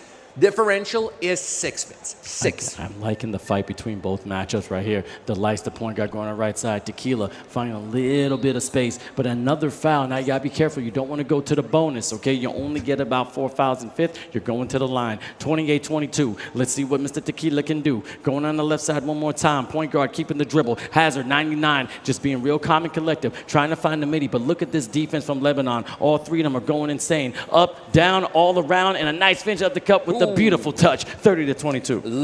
Lovely. They keep on adding on to their points tally. El Diablo pauses it a little bit. I liked how they're just retreating them. They don't have to rush. Again, there's plenty of basketball still to be played. It's only the first half, and my level is being surrounded by multiple Algeria players. But now 2 seconds remaining. Shot clock. Dr. Arrogant is found in the corner, but that three is no good. An immediate breakaway. Hazard, 99. Again, baits one player out, but that three is no good either. See right there, ain't on my level, going on the left side. See if you can knock it down. Another green bean. All right, I see you, Machine. Still making a 5-point game. 2:41 left in the second. Trying to Delice going on the right side one more time. Now this point guard is really quick. You know, see, trying to give off that hit so he can get his defender right behind him and trying to get to that rim. Now see for this inbound play, going for another screen. Again, screening out, getting a toss. So basically you see that handoff, so it'll be no turnover. Going on the left side, Hazard. Again, this guard can do a lot of stuff, but look at this great defense from Lebanon. Going full court, so it ain't a backcourt violation. Delice, see a little bit of nice, see a little bit of daylight, but unable to knock it down. Alrighty, this is a chance then. There's Ray ain't on my level. Waits, but no. Ray J does not go for that option. From the right side, he goes. 3 points, Lebanon. And in a game that has been slowly getting away from them, they shot, and in the end, they're now only within 2. Only within 2, but again, this is the game that we've been matching up for. These both squads have an equal amount of talent when it comes to their guards, again, to their big men, and also their gameplay, their scores, and look at that beautiful teamwork right there. Finding the slip, understanding that that short corner is everyone's friend when it comes to NBA 2K, and especially comes to basketball. If it's open, you got to take advantage of it. El Diablo behind the back. Dr. El Dima all by himself. Just stands there. It's his day, his birthday. Everybody's singing him happy birthday to Dima. It's 2 points. They're going to take that in this incredibly tough matchup where points are far and few between. But these threes, though, are making sure that Algeria stays up ahead. Oh, you have a stanky face on you. 1, 2, 3, uno, dos, tres. That's the finish, and that's I said to all the rest. That's how you score right there in that corner. 3-ball corner pocket. El Diablo, find a little bit of space. Ray, trying to get a little bit of grace in that. Now, see what you're going to get with this ankle breaker. Now it's going to put him in a body bag going to the left side, and now he's unable to do it. Great defense, locking him up, and then you got to take advantage of it. Are you going to capitalize? We're going up and down, and now Algeria got 38 to Lebanon's 30. Wow, those threes, again, counter-attacking, sending all of your players immediately once you know that, okay, the play is over in your defensive side, just send everybody out. That big old pass to the other side works more often than not, and you have to be mindful that Ray J, oh, that three doesn't find the intended target, and now a little bit of personal foul. Tequila Ananas does get himself a foul and continues on with Lebanon in control of the ball. A rock, as you boys are saying. No, big team, and it's even going to hold on to the rock. El Diablo going in that corner and again, stroking it green. Another green being a 5-point game. Lebanon still crawling back. 37 seconds left in the second. And as you can see, everybody's not giving up when it comes to this matchup. Delice going all the way to that short corner. Look at that elbow. Back and forth. And I thought he had that open shot. Mr. T trying to find a little bit more down the lane. Going up there, super snus. Finding a little bit more. Fink going up, and it's a little bit contested. Unable to capitalize, but amazing offensive board by Algeria and keeping it on their side. It did feel like they had options, but they kept on looking for something better, and in the end, they had to take an option that just whatever they could have. Timer was running out, shot clock. Delice, Hazard 99 gets two to jump on him, and that three is good, 41 to 33. Hazard 99, this man is right there and showing the dimes. That was a 10 out of 10 play, and let's see if it's going to get all the way. Now, going into the second half, it's been a great matchup between both matchup Tarass, and I gotta admit, it's been a little crazy. I just see right here, 28 points from Hazard, which is absolutely demolishing, but only 12 from El Diablo, and it's still in the game. We're still in the single digits, but what do you think the one of Lebanon has to do with coming for the win? Honestly, if all the points are on Hazard 99, go for Hazard 99. Just, again, two players jumping from, of course, a bit overboard, too many cooks in the kitchen. But as it stands, the plan for Algeria is pretty clear. Hazard is intended receiver of the pass. Ilananas is intended shooter of that three. So yeah, stop him. 3 for Lebanon, 36 for them, 5-point differential. Back and forth, as you can see. Anything you can do, I can do better. Delice going here. I know it's the least, but we call him Delice because his man is nice. 69, doing a little bit of a jab step. Mr. T finding a little bit of room, but giving the give and go to Hazard. And right now with the big slammer jammer, 43 to 36, the powering up. I like seeing it. Ooh, man. El Diablo in control. Again, I love how slow Lebanon takes some of these attacks, some of these possessions, and this dunk had nothing slow about it. Quick cut, quick jump, grabbing that net. And another 2 points for Lebanon now to stop Hazard or whoever gets to the ball on the side of Algeria. Great S-rank reference right there when I said when that was a good powering up. And again, you see the jump meter and they're going crazy. And I see Hazard 99 one more time. Call this man Daft Punk. He's coming back like Drake, back to back, 45 to 38. Ooh-wee. El Diablo once again, the man to roll it out for Lebanon. Ain't on my level, get on his level. A three from him is good. The lead keeps on shrinking more and more. If by the end of this third quarter we are absolutely tied, Vince, I wouldn't be a single bit surprised. Not really surprised at all, because they're definitely balling out. But you see, Ain't on my level is like a full metal alchemist, baby. He's an alchemy master, making everything he can, making his own shot, as you see, going to the line. And now he has a lot of pressure, okay? 42 to 45, 3:16 left in the third. Now, look, this right here is the lower bracket. You got to be careful. If you lose, then you're out, so you got to be careful. And it's only one game, dung from Algeria. And they want to be the team that stays on, continues on their run from the lower bracket gauntlet. For now, Dima finds himself a great little assist from his teammate. And another 3 points, 3 points. It's also fickle, also hanging in the balance. But it's Algeria still throughout the whole game in the lead, continuing to be so, and adding another 3 to the tally. I see the lights, I'm telling you. Let me see it more. Let me see them shots. Put up that trident, put up that 3, 50 to 44. 3:34 left in the third. Smart transition foul. You got to stop the momentum, okay? That's when Algeria really has to think about, hey, what I want to do to Lebanon. If Lebanon starts getting a little bit of green, get a little bit of love, get a little bit of dunks, then they can come back and just, they did it right there, making a 4-point deficit. Oh my God, some tasty dunks coming on from both sides. Delice, let's see what kind of nice he does have in his back pocket. Ananas, he's not a 3 shooter, he's a center, so he opts not to go for one. Previously, perhaps, yeah, not as successful. Now goes all the way out. Hazard, 99. Where's the... Already an illegal screen by Tequila Ananas, and they have to go the other way. You got to keep your feet still. You can't be moving on those screens. If you do that, then them referees are going to call it. Now, we're going down the left side one more time. As you see, the pressure is absolutely suffocating. Ain't on my level. Gives that dime to Ray, and it's time to play. Beautiful play, and now it's only a 2-point deficit for Lebanon. Sometimes these passes just cut through space, time, wormholes, whatever it is, but you think it will be intercepted. No doubt about that. Interception over here. Steal by Lebanon and dung by Ain't on my level. Vince, what did I tell you? A tie game. Now it's a tie game. Let's see how they're going to play out now. A lot of pressure is going toward Algeria because Lebanon was behind most of the time. But this is how you find out who the real dogs are. Now, pressures either does 2 things. Either burst pipes or make diamonds. Who we're going to find the diamond in the rough? Who's going to be king of the sands? We're finding out right now between Lebanon and Algeria. Wow, that's not just a reaching foul. That's just, I'm going to slap that ball out of your hands. You cannot do anything about it. Of course, there's a whistle. Hazard, 99, with the ball, has a really big defender against him. To Tequila Ananas, who dunks it on through Algeria. Back in the lead, but 2 points. It's just one possession. Big T, I see you, baby. Being that big fella underneath the rim. Let's see how you're going to go. Now, Mr. Diablo, let's see how you're going to get behind the arc. If you're going to hit your mark, but get contested. As you can see going on the left side, Algeria giving the Hazard. 1-2 punch. Super snug. Not going to do it. Unable to knock it down. Wow. This could have been a go-ahead 5-point thing. Not going to work out. And it's Lebanon now. Ray J. The question was, what was it? Would we allow RJ to play? The talent rankings, the power rankings. Whatever it was. Got it. Doesn't matter. T going on the right side, getting crabbed. Like you see, great defense from Algeria. But let's see. From Lebanon. Going to the left side. Delights, pump fake. Hazard 99. Find a little bit of space. Looking at it. Looking at that pump fake. Understanding who's in front of him. You cannot be rushing anything. Take your time. You still got the shot clock. Knocks it down, making it 55-50.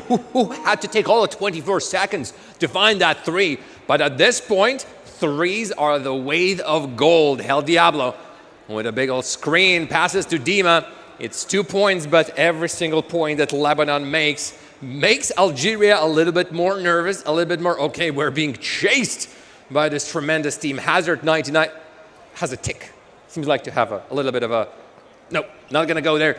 Delice, 69, ball gets dropped, violation outside the court. Nice pump fake right there. Just making sure they get the defender, trying to get him to jump. So maybe you have an open lane to the basket. But again, it's only a 3-point matchup, 3.1 seconds left in the third, and we're still rocking out with eFIBA Season 4. A nice little shorty credit right there with that short corner, making it only a 1-point match. Lebanon is creeping back. This man is like a tick at your ankles and biting you and ain't going to let go until it's fulfilled. But again, Dr. Arrogant knocking it down and getting the lead, 57-55. Oh, I'm hearing Lebanon right next to us. I'm hearing them. They're incredibly happy about going for the lead. 2 points again. It is a quarter that's still full of potential action, but it is something that Lebanon can start building upon. A little lead to Tequila Ananas. The ball goes out to Hazard 99, the main scorer for Algeria. So many hands and bodies in front of him, and he cannot make that shot. Ain't on my level, gets possessed. And Hazard drops in his first foul of the game. Rarely do they need to stop Lebanon like this, but at this point, anything that you can break them down counts. Anything's possible. And another three. Anything's possible. Again, great three right here, 60-55, 4:18 left in the fourth. Now we're going down to the wire. Who's going to come on top? I have no idea, because both these ballers have been brawling. These are two Titans, as I said, Godzilla versus King Kong. They're destroying cities, but they're making sure they're putting their foot down. 10 tones down, because these big dogs know whoever loses goes home. There's so much on the line right now, Tarass. Honestly, by this point, I don't really mind who wins, who loses. I've made some predictions. All of them has gone wayside. I've thrown away all of my notes. And I'm just watching great games of NBA 2K. And right now, this could have been a great, even more of a go-ahead. A three from the corner, Super Snooze with a foul. Algeria is forced to stop Lebanon roughly. And right here, El Diablo waits, and of course, sailing away is the defender. This has been like a seesaw, up and down, but you see Lebanon is now taking control of the game. That's when you find the momentum. But let's see if Algeria has any kind of response. Now, you just said before in the half, gives it to Hazard, but they found a way to stop Hazard in his tracks. Now he's ain't hazardous at all, because you know why? They have a hazmat full suit. They know exactly what to do with any kind of gas, any kind of poisons, and that's all I want you to see. Look at the defense. But again, Hazard taking his own shot, making it drop, hitting it at the spot, 58-63. As you said, he has been incredibly quiet, so this is the first one we've seen from him in a really long time, be it a hazmat suit or new regulations, but a three from Hazard 99 is answered by three from Lebanon. Woo! Ray came to play today, and I like creating the shot, but one more time, 8 on my level, and now he's evolving, going from a Pikachu to a Raichu. Let's see that Thunderbolt, making it 61-68. Oh, what a steal! Hazard brings it on, only a 2, but this is just breaks the possession of Lebanon. It's a freebie. Almost nothing has happened, but 2 extra points for Algeria. 2 extra points. They're rocking now. 3 minutes left in the fourth. As you can see, a 3-point game between Lebanon and Algeria. Let's get in now for the rebound, going up for the inbound. El Diablo going back and forth, trying to get the defender off with a little rocket, trying to rock him back and forth like Rockabye, baby. Ain't on my level has been stepping up immensely. That's how you do it from the corner. You want a wild card, somebody who just a super player that steps up in the last quarter, and right now ain't on my level seems exactly that. Tequila Ananas and the rest of Algeria are trying to break down to this defense. Hazard, well, there's a chance Tequila Ananas immediately gets covered. Honestly, even that white outfit has thrown me off. Shot clock beat, 3-point differential. Again, we're closer, and while the possession is with Lebanon, matter of fact, this is no longer such a huge advantage that they had previously. Look, this from downtown and got some North African confidence. That's what Algeria is all about, and that's where they came from, taking out Morocco, and that's how they got here with eFIBA Season 4 World Finals. But don't get it wrong. The Saudis were going out Lebanon, but Lebanon came out on top, and they're ready to rock. As you see, 66-69, 2 minutes left in the fourth, going down to the left side. Ain't on my level, been leveling up this entire matchup, but he should have took that shot, but he's being unselfish. Full court pass, great defense. As you see, smart transition foul to stop it. Alrighty, not going to the line just yet. And Algeria is going to have to start from the corner with a chance, of course, for a 3. And on my level, guarding whoever is getting past Hazard. Well, there's just caution lights, big yellow tape. Now we are going to the line. Tequila Ananas, first one is good. Brings Algiers within 2, and now within 1, 68-69. Fantastic, and now it's the Tissot clutch time underneath 2 minutes, and it's only a 1-point matchup. Tissot, again, innovators by tradition, and thank you so much for supporting here, eFIBA Season 4. Now, see how they're going to respond. As you see, Algeria is in the bonus, so all the fouls are going to go to the line, but it's still Lebanon ball. Lebanon trying to get the inbound. See the screen? They're going to do a quick handoff so there ain't no steals. As you see, Diablo find that screen. If you're going to find a little bit of space, up, down, almost in his face, and unable to knock it down. That was in the face of the defender right now. And Delice going on out. Ain't on my level. Hazard almost left alone. Screen is being set up. They're covering him really well. Goes on in, goes on out. He runs the whole play and then ring around the rosies. The dunk goes out. Going around all the way the horn, trying to get the defender on his hip right behind it, but unable to finish his breakfast. But Mr. Delight's all able to do it too, but a great offensive board from Mr. Super. And now in the corner, knocking it down, and now you're making it a 2-point match. Algeria now got the lead. Patience worked out for them. There was an opportunity just for a 2, but they found themselves something that can put them in the lead. Important differential. If there's a 3 hit here, once again, Lebanon goes in the lead. Hell Diablo.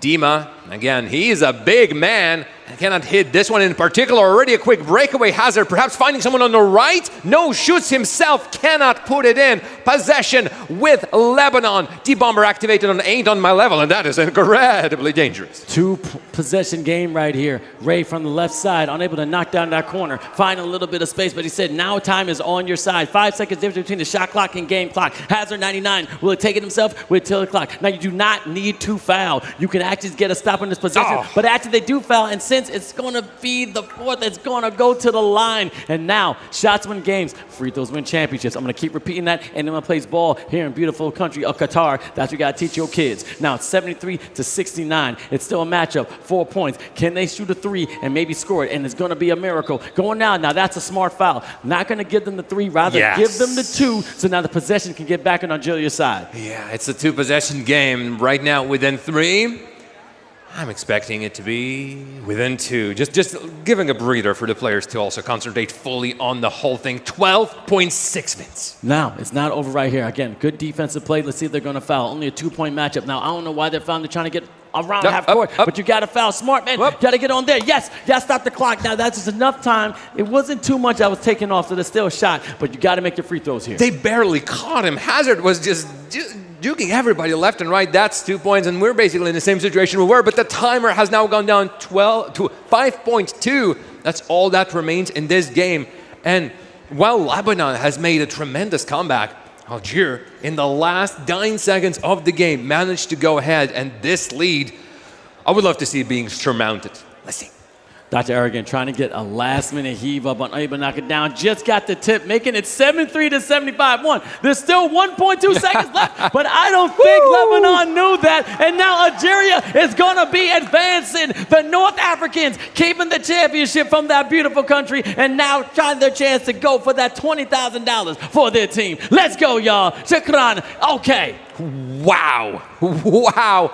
And then wow some more. We have been treated to this matchup. Only can happen here during the grand World Finals of eFIBA. This is season 4 in Qatar, Doha. And this is Lebanon versus Algeria.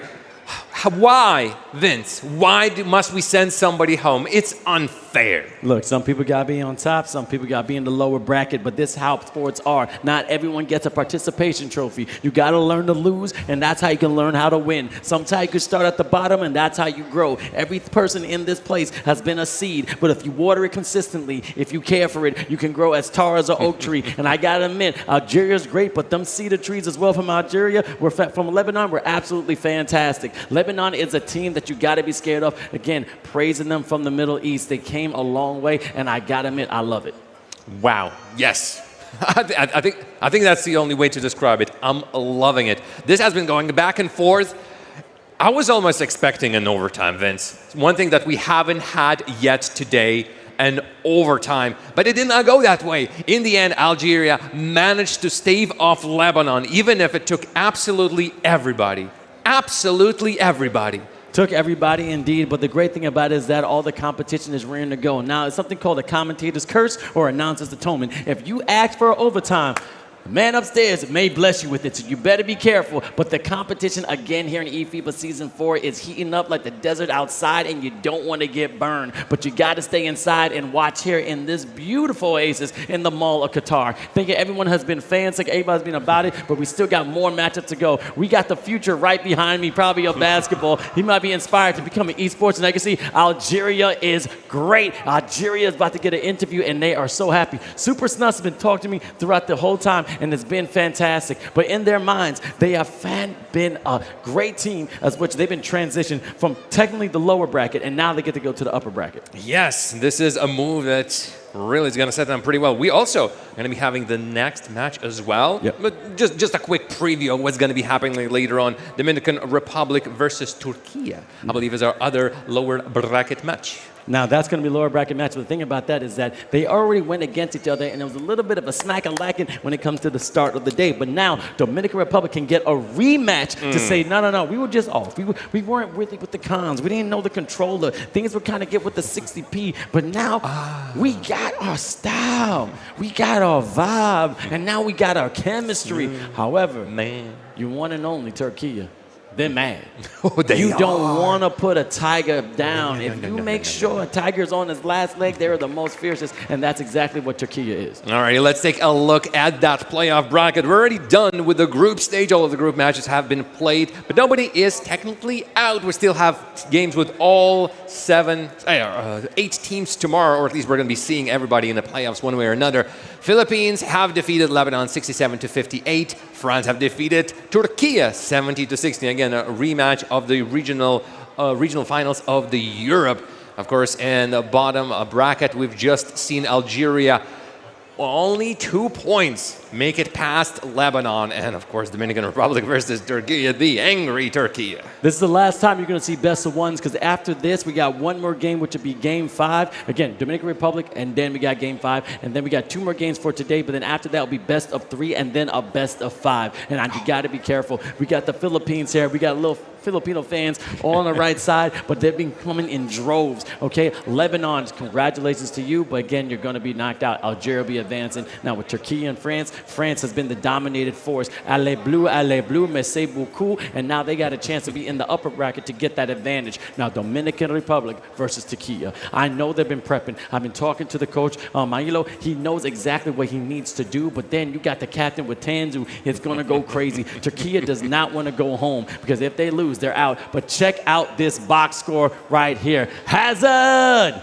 99 or 44 in this particular case. Look at his scoring output.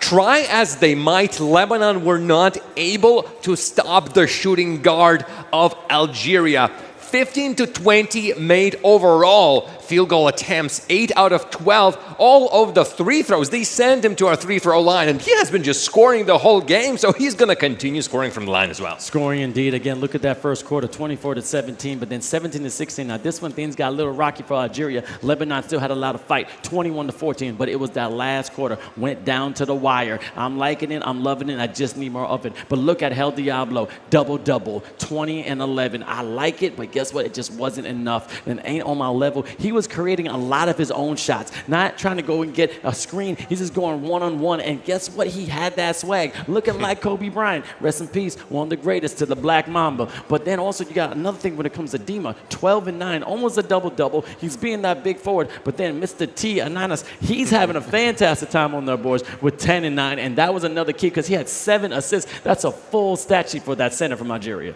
Yeah, I'm also looking at the overall attempts of the 3 attempts. 22 Algeria, 13 made, 28 by Lebanon, and overall 45 attempts. They've been getting their chances, but either they have not been peaking their opportunities that well, or of course Algeria was just trying to be the absolute nuisance on the defense. Overall, as you can see, it was a 2-point difference. Just 1 bucket, 2 free throws, however you want to look at it. And even if at the very end, Lebanon, third quarter, managed to get themselves a 7-point lead just off of that, in the end, Algeria went back on in and finalized this match. I know Algeria has something to prove. They want to get in the rankings. Again, they've been here before with the grand finals. As you see the TISO highlights. Again, shout out to TISO, amazing sponsor of eFIBA Season 4. Innovators, Bride Tradition. Let's see if you can find your time right now. But you're going to rhyme into left and right. Dr. Arrogant was knocking it down for Lebanon. And Lebanon was looking strong,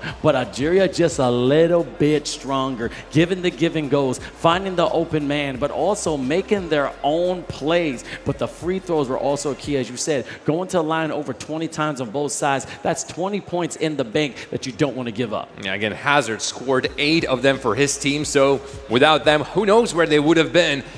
We're seeing the white of the Lebanon ain't him a level on the breakaway. Again, opts for himself a little bit of a 2-point attempt.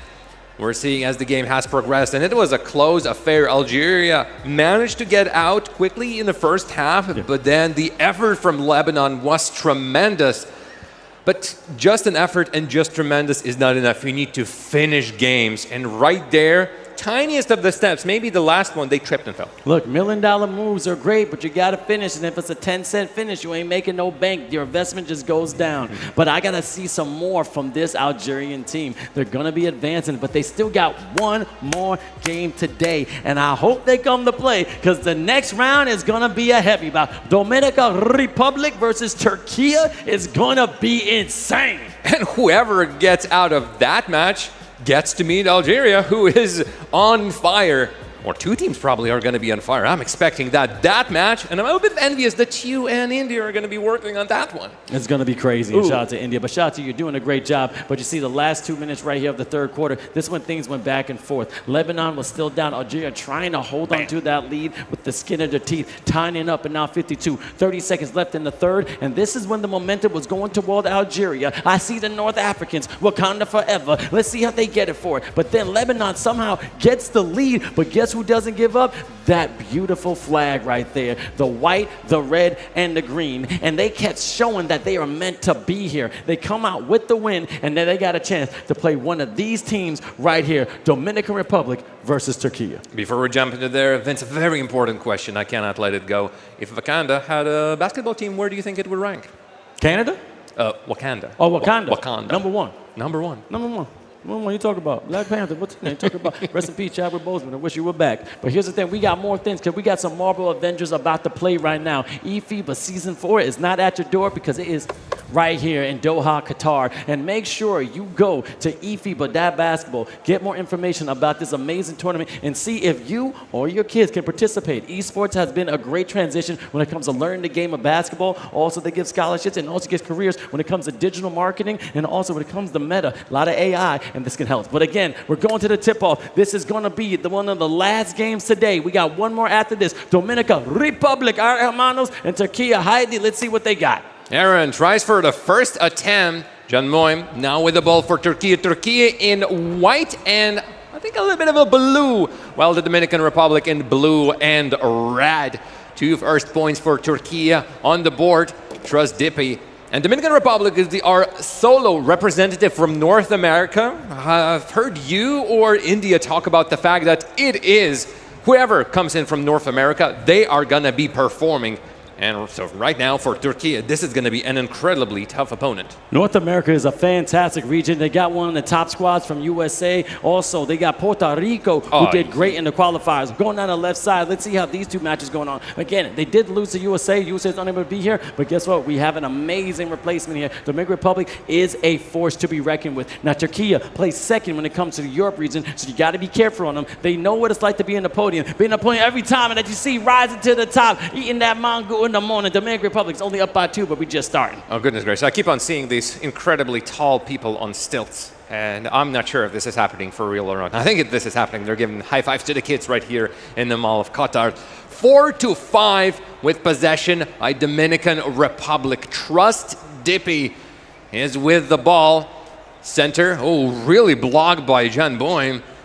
And nobody really available in the corner. They move about, but there's no real opportunity. Nobody's open. Turkey is good, but not as good as to stop Taktuk. 1-2 step. If you know salsa, you go 1-2 to the side, 1-2 to the back. That's how you get rhythm when it comes to those shots and also those passing. Dominican Republic is now in sync, but Turkey is a little bit warmed up. They know how to ball. They've been balling each other since eFIBA Season 1, with they came champion with a crazy buzzer beater by Jamboy. And another shot from Turkey, 8-6. They're building it up. Those threes really working well for them. With Dominican Republic bringing it all out. John Boy's high up there and out of bounds. He just pushes the player out and say, get out. We are going to be taking this possession, and this is good for Turkey. This is basically a turnaround. No point scored for Dominican Republic. Turkey started themselves.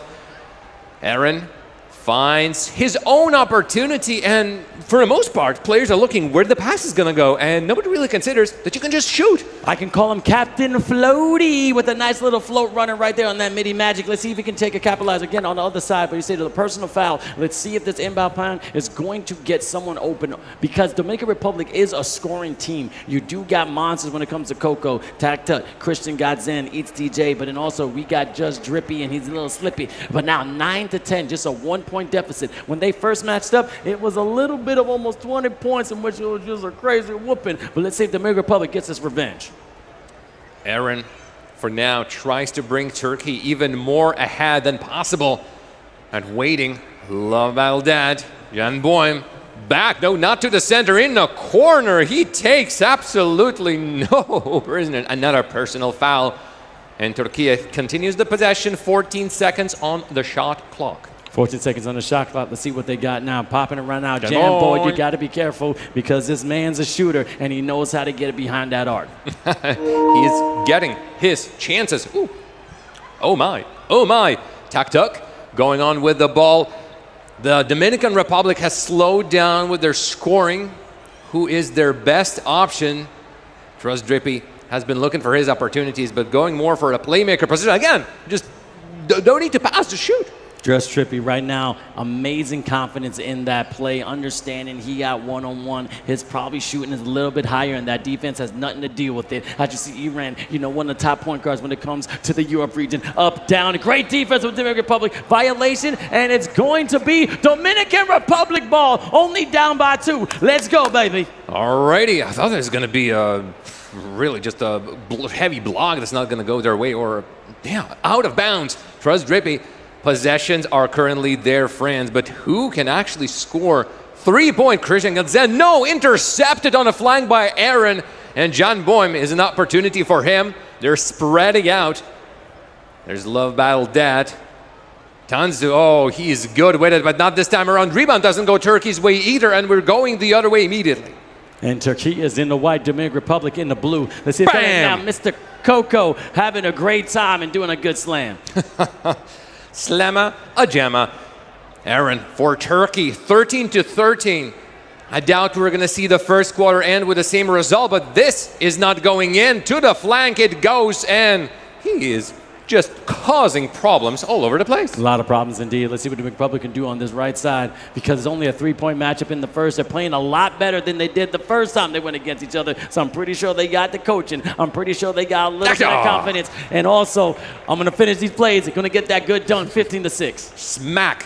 Only 2, so Turkey is still in the lead, and Aaron and the rest of that squad. Jan Boym with a 3, 19-15, still 4.4 seconds to go. Tarass Drippy usually need a lot of time. Koki from the corner, not gonna hit it. Rebound, not in time. We're starting quarter number 2 with Turkey in the lead by 4 points. Here we go, 4 points, and let's see, going into the second half, again, more confidence for Dominican Republic. Just Drippy, trust Drippy, we're gonna trust in him. Again, with that mid-range, and again, if it's not broke, don't fix it. Keep going and keep shooting. Yeah, keep on going for all the opportunities that are presented, because sometimes you can't even get one. So why not? Jan Boym steps on out, and that too is good. Unfortunately, a little bit past the line.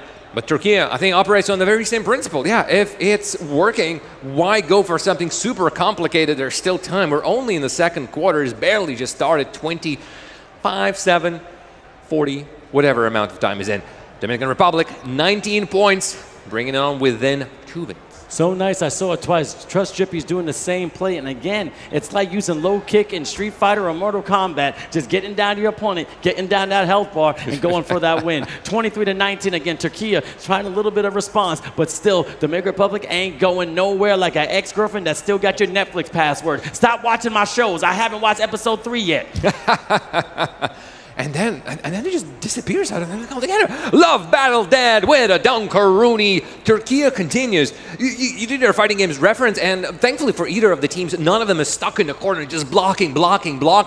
But the score is slowly getting out. This 3, though, is going to set Dominican Republic in good stead. Now, Trust Drippy right now is starting to get wet. He is showing a lot of confidence. This is kaiju level impact. Let's see if he can transform into the monster that I know he truly is. He's one of the youngest players on the squad with the Dominican Republic, standing at 20 years old. But he's right here in Doha, Qatar for the first time, leaving New York City. NYC, stand up. I'm from Brooklyn, Long Island, and I have a little bit of Harlem in me. But I see Dominican Republic still got that bachata in them, tying it up 25-25. Beautiful. Threes are dropping for Dominican Republic, and the lead that Turkey has carved themselves out has evaporated. Jan Boy didn't go for 3, went for 2. 2 is still good. 2 is still going ahead of Dominican Republic. 2 minutes 50. Second quarter continues on to be really a flurry of shot, 3s, 2s, whatever it gets going. Christian Galzen goes back. Ooh, pass behind the back, but Tactic cannot realize it and goes on the other side. Aaron gets fouled out. It is a personal foul, just stopping that breakaway. Them bullet passes are crazy when it comes to NBA 2K, and sometimes the vendor may not receive it, so you may get a fumble, but you got to be wary of it. But that was a smart play because it's a faster pass, so you could just like that. That's a good thing, but then what the fire finger say to the ball? Smack! Amazing block and great defense, but it's still Dominican Republic on this left side. Let's see right here if they're going to try and get the score from Turkey. Now, Dominican Republic is having great defense. Turkey trying to get some scores. Everybody by himself. Love Battle dead with a great dunk, 29-25. We've seen him a little bit quiet in the previous series, Love Battle dead, but right now he is feeling it in his post position and keeps on slamming a dunk after dunk. And Turkey is only more happy for that. Ooh, that's going to be and one.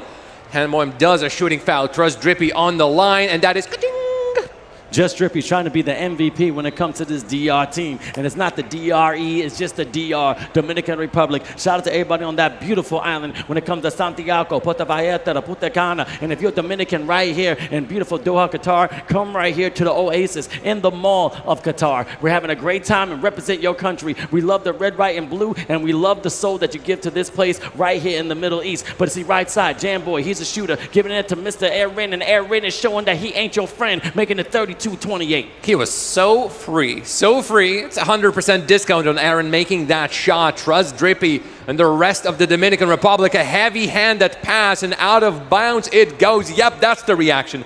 That's the reaction. Sometimes that pass is just a little bit too ahead of him. But, man, you ain't Peyton Manning, okay? I don't know who you think. You think you're Tony Romo? Even though I'm a Cowboys fan, I'm used to losing. But anyway, back to here. Aaron going from the right side. Nice little cross. Pump fake. Giving up the Love Battle dead. Big man with the 3. Oh. Doing a little dance. Showing a little love. It's going on tonight. 35-28. Is he the top scorer? He's slowly becoming the top scorer for Turkey in this particular match. And I'm loving that for him. Christian Galzen. Again, high-flying passes that are forcing these awkward animations for Dominican Republic, but still keeping the possession. Tak finds Trust Drippy. Turkey just knows where the ball is going to go, so best they can do is 8. Who?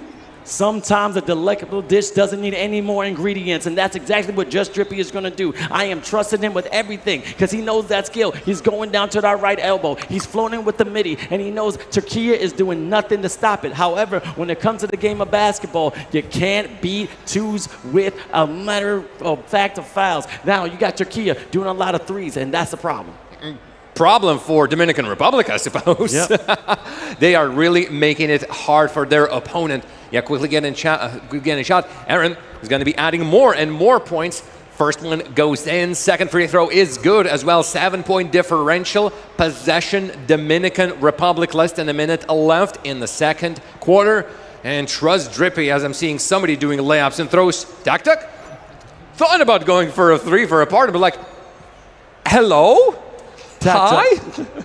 Tak going for India could be an MVP. He's actually showing out being the captain of the team. Aaron going up again, hand up, so what, finishing at the cup, but then knocking it down behind the line. 40-32, 8-point matchup. As you see, Turkey going into second gear, one of those teams that is a second half squad if you put them in the right spot, but I've seen them not claw back. They need to keep this lead. This is when they're strong, and this is when they use momentum going into the third. Dominican Republic are cooking something. 25 seconds remaining, 11 on the shot clock. Again, we are just waiting, and they're utilizing a lot of their timeouts just to make sure that the possession is not wasted. They execute to the best of their abilities, but so far, again, Turkey has done a great job defensively, and it's really tough for Dominican Republic to find any sort of opportunities. So they just go for whoever possesses the ball for the twos. Exactly. Excellent timing there for Dominican Republic, and also it's only 40-34, 11 seconds left in the second. Let's see if they're just going to dribble it out. Time is their friend. Enon ready all the way to the crib like a Thanos snap in just a second. It's 42-34. 5 seconds left in the second. Still in the bonus. Dominican Republic just drippy, trust, drippy, busted, drippy. That's how you knock it down from the midi. Sorry, when you said crib, the baby or the house? Never mind. Alrighty, let's quickly check the stats that they're showing to us. Aaron with his 12 point, with his trust drippy on her side of Dominican Republic, putting on 23, 100% field goal percentage. He's feeling it. Feeling it. Oh, yeah, when you go to the crib, you talk about the house. That's where I'm from. Yeah. Okay, when you're in Brooklyn, you're going to chill at the crib, all right? We're going to go at the house. We're going to go where you him, the home. No, I'm just chilling at the crib. Now, going on the left side, trying to find a little bit of love. Trust drippy. All right, TD, find a little bit of space. Crossover, going up, bossing up, trying to get some open man. Like you said, it's DJ, giving it back. Now, they're trusting this man with all the shots, and I'm liking it. But then look at the foul. Turkey, seeing that was going to be an opening, so you got a foul to give, and you're slowing down the offense. If you're going to make it there in time, just hack at them, straight at them. Christian Gadzen finds himself cookie way deep. That is drippy, and he is going to drip for a 3. And that's the differential between the two teams as well. Wins. Dominican Republic still trailing, and Turkey has been an incredibly tough opponent to catch up to. Coco has not gone loco yet, so there's still a lot of hidden talent in them, and that chakra is going to be emerging. You know about the 1 tails, the 2 tails, the 3 tails, all the way to the 9 tails. Big Naruto fan here. Now it's 42-39, 3-point matchup. As you see, great defense all the way to the grip. Coco now going loco, 41-42, Dominican Republic coming back. Alrighty, a steal from Turkey means that that breakaway was 2 versus absolutely nobody at home. Love battle dead. Goes on deep. We're going to be having out-of-bounds ball. It's for Turkey, as it is Dominican Republic crashing on it. 13 seconds on the shot clock. Plenty for Turkey to make any sort of a shot. Genboim has been great. Tansu, haven't called his name a lot. Love Battle Dead again opts for something, but instead goes for 2 at the very end. Why not take it? Love Battle Dead with that reverse layup, understanding where he's at the crib, but he has that great layup package. Trust Drippy. Come on, TD. You're always open, just like the bank. Going down that left side, but he's going to create his own shot. Now you can see Christian Gadzen. This man doesn't send. He gets everything when it comes to playing and gets everything that's going to go to his point guard. And now it's tied up once again, 44-44. Oh boy, if this would have been a fourth quarter with 4:44 left on the timer, we would have thought, okay, somebody just photoshopped this image. No, not to be. 44-44, big on breakaway. Christian Gadzen, a hard shot to make. Rebound goes to Dominican Republic, and they immediately call a timeout. It's a little bit chaotic, so they want to slow it down. Still have plenty of time. Here's the thing. Now it's 3:13 left in the third. Back and forth you go. It's all about momentum. Do you want to slow it down? No, because the Dominican Republic plays better fast. They play better when they go through their point guard, which most teams done. As you see, Trust Drippy got in a badge. He's activated, but unable to knock that down. Great rebound by Tacked Up, but then gets his cookie stolen. I want some extra milk. Could be Camel's milk as well. Going up with the big Kato, the problem being the solution. Limiting it down, 46-44. Right back they go, Dominican Republic. Again, shooting output is there, no doubts about that. And we talked about Trust Drippy, he has been hitting 100 on field goals. Now perhaps a little bit of less, although not sure if I've actually seen him miss. The rest of the team is also supporting them really well. And sometimes he can just step back and find himself a 3, easy peasy. For now, it's Christian Gadzen. 1 second remaining, long-range shot already. Rebounds being collected. Turkey goes the other way. Dominican Republic needs to stop right now if they're going to keep the momentum. But Turkey is a formidable opponent. You got to be careful with them. They're literally a final boss in any kind of RPG. They're a final boss when you got a Street Fighter game, and you got to be careful because they still got moves that you haven't even seen yet. They've been practicing hard. They've been playing together. They got the chemistry. Let's see how DR going to respond. Well, this lower bracket matchup is really the point where you need to be bringing out everything you have in your book. I think that was a foot behind the line. Also, just a straight up miss. So no point, no siree.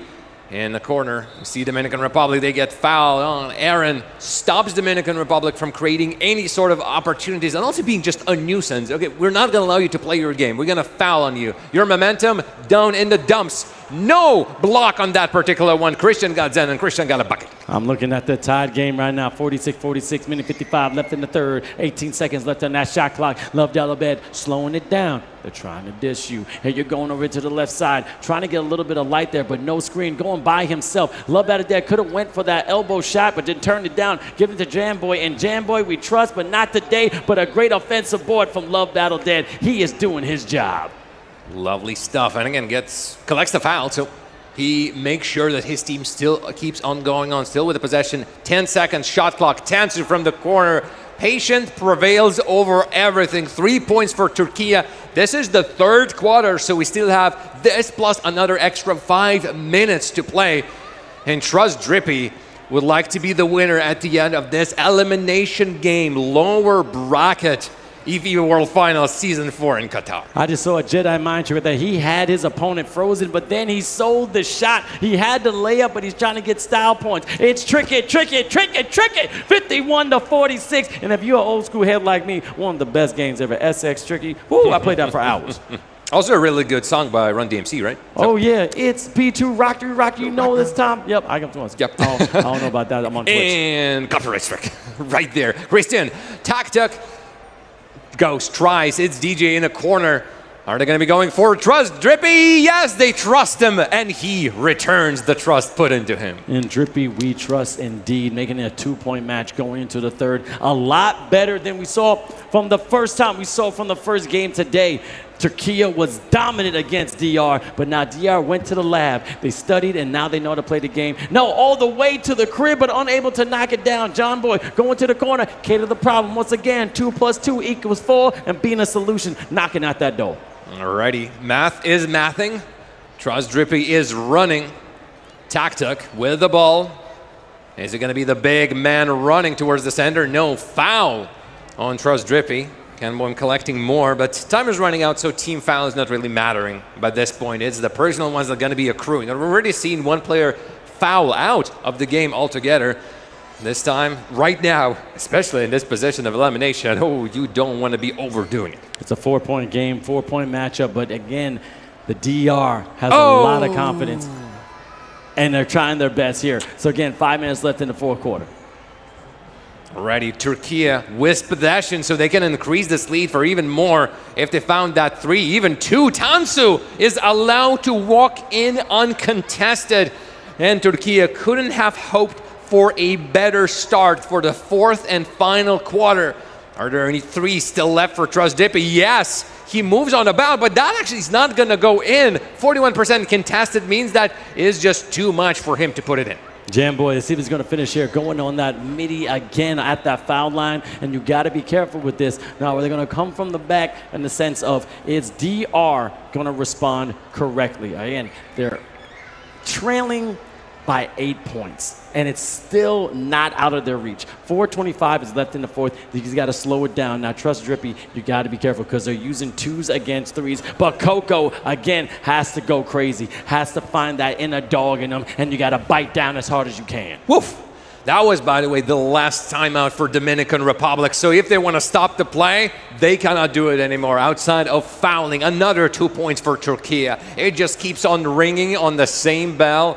And the lead keeps on staying or even growing as it is. Trust Drippy, is he going to be the savior for his team? No, finds TikTok, and it's a great pass, so gets himself an assist. Trust Drippy, 6 points. Türkiye can play as slow as they want, or perhaps just going to go for absolute everything.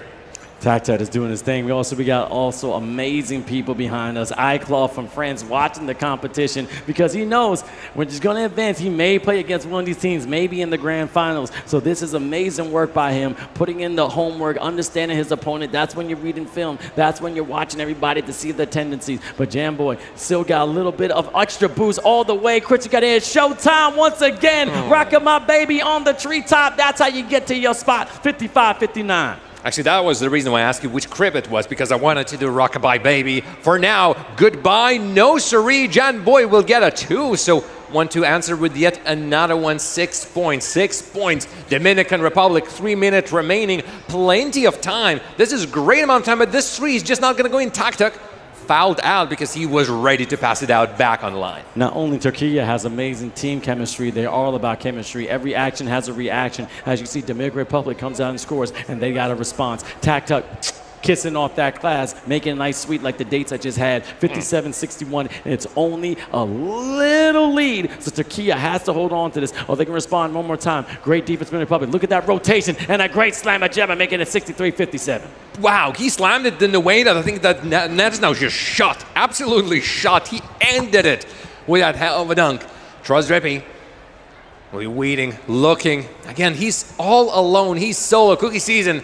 Baits one player, but cannot get it dropping. 12 seconds. Christian Gadzan. Does he have it? Does he have the calm?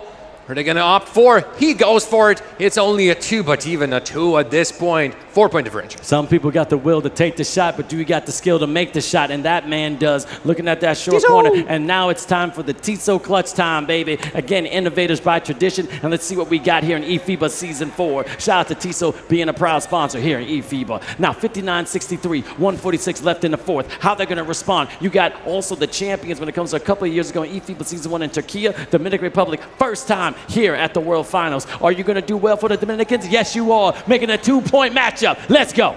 Only within 2. Turkey, alrighty, now every possession is so important. Cannot overstate it. Aaron runs around, just allowed to go for a 3, and Dominican Republic, you need an answer of your own. You have a deep bomber. Tarass Drippy, I'm not surprised it's him. He has been dropping some of these bombs previously. Foot past the line, so only a 2. Timeout immediately.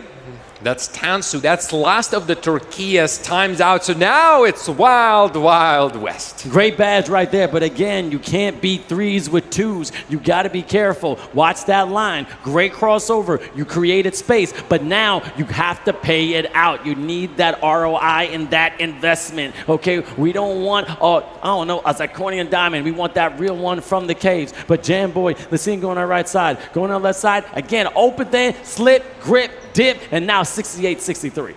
Righty, plan for Dominican Republic right now is just find anything. Honestly, by this point, 3s have not been found as easily. 2 is a good one. But now the Herculean task, maybe even Sisyphean task, of trying to stop Turkey from scoring. And it's easier said than done because Aaron just walks in, says, I own the place. Here's another 2. Goodbye. See you later.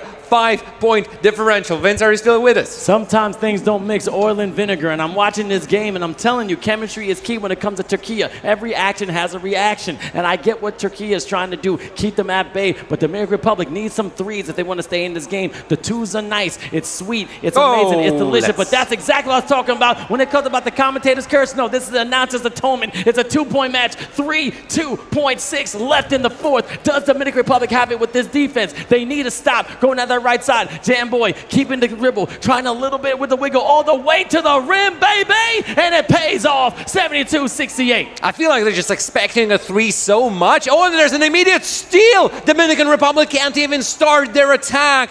They're just gonna wait. Is there gonna be a foul? Aaron waits with it. If he could go right home with this ball, and this just goes out. It's going to be Turkey's ball. It's still their possession. They're in the lead by 4, and it's only 7.7. Miracles need to happen right here on the court in the Mall of Qatar in Doha. Look, we did our rankings, and I said this at the meeting. I tried to tick some people off, and I can see the Europeans, my Middle Easterns, my Africans, and my Asians, they're all angry. We said the Dominican Republic is going to come out on top, and now it's not a flop because they did so much better than they did the first day. They're just getting used to it. 74-68, they still got some fight in them, and I like it. Get down to that last whistle. We don't stop until the referees say, game no more. Absolutely, that's the mindset. In the corner, Cookie 3 gets into the hands of Turkey as they throw another last one. This is a team that has blood, sweat, and tears. That's what it cost them to win this game. They are just exhaling like, finally, we can breathe, because the last quarter has just been a wild affair. Tough matchup, and I know what Turkey is thinking right now. Hey, we almost had 100 points when it came to that first game, and now what happened? You know what? The DR went into the lab. They improved themselves. They were finding out what they did wrong, and that they should be proud of themselves. They played a great game. Again, that man right there, it's going to be the future of Dominican Republic esports. Trust Drippy, and Drippy, we trust indeed. Tack, the captain, going crazy, but again, it was a great matchup, a great game. Nothing was given at all. Everyone had to work for every single shot, every single steal, every single rebound, which how a basketball game should be played. Yeah, and Turkey once again proven that they are able to disrupt their opposition with well-placed steals, great blocks, and of course, when the time came for them to answer the call of scoring, did they deliver? Yes, they delivered, and they could rely on every single member of that team. By the end, I'm pretty sure that Love was not able to be the top scorer for Turkey, but center for Turkey has been just on point. Yep, it's been on point. It's been absolutely crazy. And look, this is the competition we won in eFIBA Season 4. You may be down at the first couple of games, but then you're going to rebound. Shout out to Dominican Republic making it all the way. But now it's going to be Turkey advancing. However, they still got a great wall, a strong titan ahead of them, because Algeria is ready for them. Now, you have almost no breaks whatsoever. You're going back to back. And just because you're playing the video game doesn't mean you don't get fatigued. Look, your thumbs may be hurting, you may be sweating, but also mentally, because you're using both sides of the brain, you're going to be drained. Yeah, but that's maybe the good thing about the esports. It's not only about how well you press on the buttons, it's endurance, it's stamina, it's mental. If by the end of the day you cannot gather your wits about you and really get into the zone over and over again, teams that can do better than that, they're just going to proceed on further. So Algeria and Turkey, they had a long day, but whoever wins, I think, can really prove themselves to be the most resilient team. That's what I love about these round robin, about these double eliminations. It gives everyone a chance. And look at this box score. 15-19 when it comes to the first quarter, 21-23. Now a little bit of advantage in the third quarter, 13-11, but this is when things got a little hairy, 21-19. I'm looking at Trust Drippy again, 39 points, 1 rebound, but still 6-6. 16 for 19 from the field, 6 for 9. That's a stat sheet, but they need a little more help from the other teammates. But as you see, Turkey was rocking out. They were, and I'm just looking at steals and turnovers. As it stands, 6 turnovers from Dominican Republic. Could have been the difference between the day and night. Could have been the difference between this being 74-68 to the other way around in favor of Dominican Republic. But throughout the whole of the game, Dominican Republic always put at least 13 points. It's just that Turkey managed to eke out one more, maybe 2 more here and there, and they were really on point when it mattered. Exactly, but Jamboy, with that 23 that you said before, is beautiful. 30 for 44, 10 for 17. You're getting 10 threes up there. That's just a monster. Going to the free throw, I like it. But look at the assists, 22. Everyone shared the rock. I told you they are true chemistry, not only when it comes to teamwork, but also when it comes to actual chemistry and elements. Action has a reaction. Every single time Dominican Republic came down with the 2, they came back with the 3 that kept the lead. And it's always interesting to look at these two teams that follow different strategy. Again, it's obvious looking at Dominican Republic. Trust Drippy. He's a great player. He's the star. Bring the ball to him. Bring the ball to him. While on the other side, Turkey managed to utilize absolutely everyone. So you never knew who's going to be the next one dropping a 2, a 3. So you had to look absolutely everywhere. And it's in that moment, Turkey could all of a sudden do a cut, and you're not expecting a player where he ends up being, of course, dunking on you. Exactly. Again, a lot of great competition Turkey was going against back and forth, because they have known almost every single point of talent when it comes to Europe region. They've also played North America. They've played USA. But look at this replay. Again, shout out to TISO Highlights. Again, Innovators Pride Tradition, and also proud sponsors here at eFIBA Season 4. Make sure you get your watch as soon as possible. They're clean, they're sleek, and man, they look mean on your skin. Get that little ice chocolate right there on your wrist. Now, going up here, Coco had to step a little bit. I wanted him to go loco. I wanted him to go kaiju. I wanted him to go Super Saiyan God, but he was unable to get anything really going. But it was trust drippy the entire game, creating for themselves, looking like a Donovan Mitchell, looking like a Steph Curry, even a little bit of LaMelo Ball doing that little step back. But however, sometimes you can't do it by yourself. Jalen Brunson tried to do it again. Here's the thing. Now you see me, everyone gonna be me, and now I got threes, Knicks in 5. But I got to give it to my Knicks one more time because that's how you got there, because of teamwork. Teamwork was key, and that's when Jalen Brunson started to take a little bit away from hero ball, so I put a team ball. But again, Dominican Republic, I give credit where credit's due. They did not stop. They did not keep the rock going. They just basically had something in their mind that we're going to come back some way or another, but did not. I wish I could call myself Tarass Jam. Ooh, what a slam right there. Dominican Republic, as you can see, have been constantly keeping it close, tying the game. But I'm not even sure if they ever got into lead. If there ever was one chance, must have been by 2 points at most, and then it was immediately cut down. And again, they kept it at pay. Turkey, every single time they had a chance, it got down to 3. Now, it's always a couple of digit games. Nothing really got crazy like the first time we saw. Again, 10, 20, even 30-point leads was out of the scope of Dominican Republic. They were coming here for pride, for representation from the DR, that beautiful island down in the Caribbean. They got the Caribbean spice, they got the Caribbean rhythm, and they represented all my Españols out there, my hermanos, my hermanas. You guys are great, and I love the support here in Doha. I saw some people from Dominican Republic that they were here, and they're having a great time. Oh, yes. I never got to do the Republic Dominican Cuba Caribbean song, which is a shame, but it is a wonderful send-off for the team that has been here for us throughout all of the days. Unfortunately, only going to be here as a spectator tomorrow, but it is what it is. It is the nature of the World Finals. You have to be strong to make it to the next round. And right now, that last series of today is going to be a doozy. Algeria versus Turkey. Where do we even begin? What a time to be alive. It's going to be a great matchup, and I'm telling you, these two teams are raring to go. Now, they're already warmed up. They just played, and that's a key thing when it comes to NBA 2K, because some they're of both these in players, the dub. Yep, both in the time. They play for hours, they play for craziness, and they get ready, and now they're going right back. I mean, look, Turkey just got off, and now they're back on, so they're ready to go, and Algeria got a little cold. Algeria, well, we'll see. They had time maybe to relax. Again, we've been talking about rest, relaxation. Maybe that's going to help because, again, the long day, it has been something else. Oh, wow. Vince, again, I wish I would be here, but we are going to be slowly introducing the man, the myth, the legend, the country. Oh, yeah, the country indeed. We're going to have my man, Zunaid, Suleman, a.k.a. India, join us for the final matchup, and it's going to be great. Yo, Tarass, Jam Majar, it's been an absolute jam. I appreciate you. But let me do this real quick. You stay right there to start talking, because I'm going to get rocking, because he needs a little bit of a stool, because he thought he's going to get me. Yeah, I'm going to do this live. Yeah, let me put this live. Here we go. Let me help you out. Yeah, why don't you step on up there? There you go. You guys, everybody saw that? Everybody saw he stepped up. He stepped up.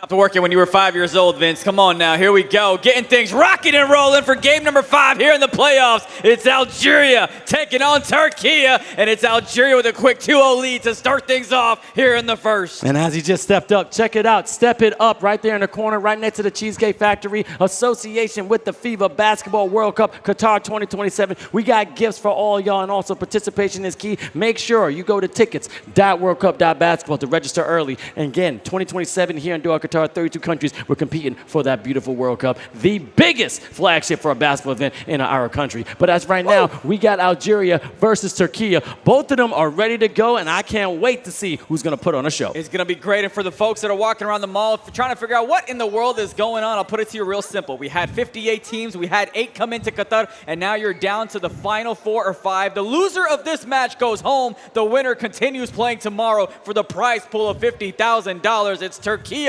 in the red. It's Algeria in white. It is win or go home. It is a best of one. Do or die. And Algeria comes back with a dunk of their own. Do or die. Let's see who's going to fly. But again, let's see if they're going to revive like a phoenix from the ashes. Aaron, he just came off a great game, but let's see if he has a response. Mr. Aaron knocking down that 3. A little bit of glitchy, but still 8-6. Peekaboo found the opening top of the key, knocks it down, puts Turkey up by 2. Algeria looking to respond on the offensive end of their own. Turkey trying to stay stay in front of him. Losing for a moment, tries to get it to the left side. Bit of traffic, goes ahead and takes the shot himself. I like it again. And with that peekaboo style from Mike Tyson, one of the best boxers to ever do it, keep it close to your mouth and make sure you got your opponent. Punching my gloves, I'm going to punch you right back. And that's right now Algeria's trying to do to Turkey. Oh, they were able to not lose their breakfast going on the right side. Kick of the problem, trying to be the solution. Great defense from Algeria, keeping the white going. On the left side, Naren being the point guard, crossing it over, trying to get to the rim. Go. Step back, attack. I like it. I love it. He sure would have loved to go ahead and step beyond the three-point line, but nonetheless, he knocks down the mid. He gets the lead right back to Turkey. Algeria working out on the left-hand side now, trying to go ahead and reclaim the lead, or at the very least, tie things up here. 2:27 left to go in the first. Not enough space there. He had a little bit of it, hesitated, and now they've got to make something happen. Slings it over to the right side. Forget the tie. They'll take the lead. Algeria on top. 10-8, it doesn't look great, but now it's 10-11. Now we're going to heaven. I like it, and let's see if let's get more of it. Now with the lead, let's see if Turkey has a response. Again, they great chemistry. Let's see if they have the reaction for Algeria. They had it for the Dominican Republic. Again, talk about the commentator's curse. That's the announcer's atonement. Oh my, this man had a contest right there, but it did not matter as he returns the favor of the lead and takes it right back for Turkey. We should have started taking a tally of how many lead changes they have. Shut up, front the door. How did he go ahead and get that one to go in? Here we go, Jam Boy trying to find a little bit of common collective, only down by one. Let's see what he can do. Aaron up, down, all around, unable to knock it, but great offensive board. Now a dot to the corner, hitting the spot and letting it drop. I know I'm talking to somebody who left that man wide butt spanking open to go ahead and knock that one down. Turkey again reclaiming the lead. We sound like a broken record at this point. Yep, and let's see if they're going to happen again. 2 points ain't nothing. Again, Algeria, we showed, can come out from any position. They can definitely come back if they're down, but they're never out. But let's see what Hazard's going to do. From the right side, little bit of space. Excellent timing, right in the face. Someone's disgrace. Bit of a high-paced ball game that we've got. Still a minute left to go. Both of these teams looking to crack 20 on their way on a pace to be on 80 points for the game. Goes ahead and calls a quick timeout. You saw them try to get the steal. Algeria did, and when they failed on the swipe, they helped for the teammate to go ahead and slow things down with the foul. That is under 2 minutes, so the next foul is going to put him to the line. Tries to go ahead and slam it home. Gets denied by the rim, but it's still Turkey's ball. 9 seconds left to work with it. Trying to dot the right corner. Gets it to him way too late. Even I saw that one. Off the hizzy, and look at that defense. They didn't know he was doing it, but getting the steal. Tied up game 47 with the first almost done. Tanzu, the captain, unable to knock it down in the short corner. Going down the right side. Now Hazard, he's been an amazing player. He's been an amazing key for Algeria's victory, but now going to the line, as you just said, these free throws will be key, and a good timeout to stop the momentum. We'll see if they're able to actually do something off of that set play. 41.2 in the first quarter. And you can see neck-and-neck ball game. That's exactly what you can expect, especially with the high pressure. Again, you win, you move on. You lose, go to dinner, go home, whatever you got to do. All right, let's see what's going over here. Going to the left side, going to the left side. Let's see, here it is. Finally, a D-book move. Nope. Jam Boy going on the right side. Jam Boy one more time. A nice little crossover, a little step back, pushing away, looking like Kyrie Irving right there. So we've seen that a couple of times. Right now I'm curious if the next time the defense is anticipating it, so they go ahead and step up, and he just goes ahead and rim runs right past him for the easy two as well. Something to keep an eye on, because it's at the end of the day, it is all mind games, as that's a foul headed to the line. All right, going down the left side, what they're going to the line. Both of them are trying to capitalize on it. Careful of those fouls underneath that 2 minute mark you said in the first, and that's an NBA 2K rule. We can't do nothing about it, India. No, it's not my fault. It's not your fault. If anyone, it's all right. We'll blame Tarass. 2K. We'll blame Tarass. Jar Jam. Now again, let's see how Turkey is going to respond. They just came off another game, so they could be excited. But a good flash of pass indeed. Jam Boy going up to Love Battle Dead. Up, down, all around. Little bit the mid-corner, short corner is a beautiful dish, and now it's delicious. Make it 20-20. Tied up. We talked about how they wanted to be on pace for 80 points. Both of these teams are, but only one is going to come out victorious. And Algeria, Turkey tied up at 20 apiece as we start things off here in the second quarter. Turkey in red, Algeria in white. Turkey with the rock, looking to find a little bit of space. Found it! Cannot hit the basket, though. Rebound secured by Turkey, and the putback is good. Great putback there. Again, that's amazing chemistry, understanding where it's going to be, and just studying the rebounds. One of my favorite rebounders, Dennis Rodman, when it comes to that 90s Bulls, he would actually study the spins and finding out what was going on. I don't even know what the sound effects are. It wasn't me, I promise you that. Yeah, what's going on? I don't know, you and Tara's been doing this. You guys okay? Did you guys have a meeting? It's just random noises that have nothing to do with the game. Man, I had chicken popcorn out for dinner, so 4-point lead here for Turkey. 4 quick points points here in the second quarter as Algeria looking to respond back.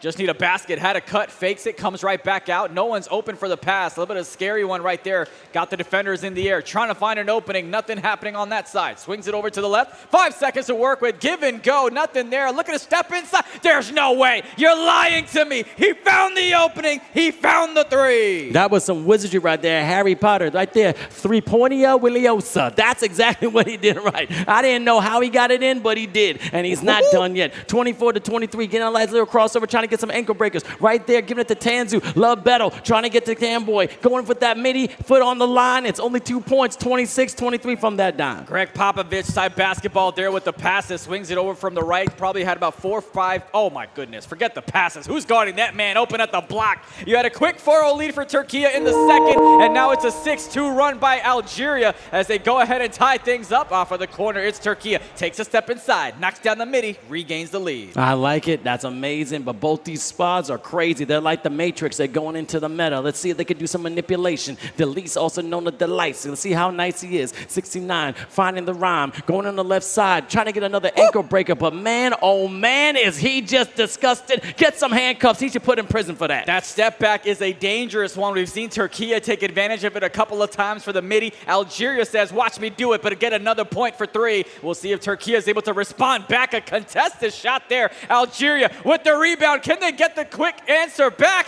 You betcha! Algeria with another 3. Back-to-back 3. Put them up by 4. If you know, I know my Sasuke.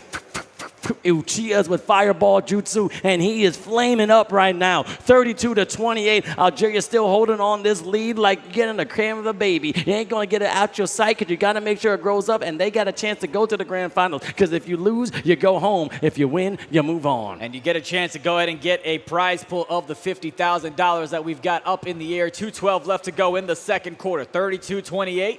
Turkey with the rock leading, down by 4, looking to go ahead and cut into the deficit themselves. Dot to the left corner. Who's got that man as he knocks down the 3? Afwen, my friend, and that's how you score from that assist. Giving that great court vision, looking like Hawkeye, finding this man in the corner and giving the deliciable dish. But let's see if they're going to get it again for Algeria. Delights being so nice. Give him to the corner one time. Super taking a second. Hold on. He's trying to dish you. But no, I got Hazard. You got to be careful. This man is hazardous. Up fake, pump fake, but gets denied at the rim. Turkey defense from the Ottoman Empire. Met him at the highest spot to deny the opportunity, and just like that, you've got Turkey now looking to claim back the lead like we saw and back and forth in the first quarter as well. Turkey down by 1 with the rock at the top of the key, gets it down low in the paint, pump fake, nothing happening there, kicks it back outside to Janboy, looking for the 3, looking for the basket, and he goes ahead and knocks that one in. Big man could do anything he can. I know you could do it better, but that dunk was absolutely rim shaking. It's quaking. I'm thinking that was a magnitude of 4.5. But let's see if Mr. T giving up, and I don't know who is passing. There's probably a 6 man over there. Hey, that's a little holding. That's a little pass interference over there. Yeah, wrong sport, but it still counts. I don't know where that pass was going. Red card. Yes, that's you just mixing up all 3 sports at that point.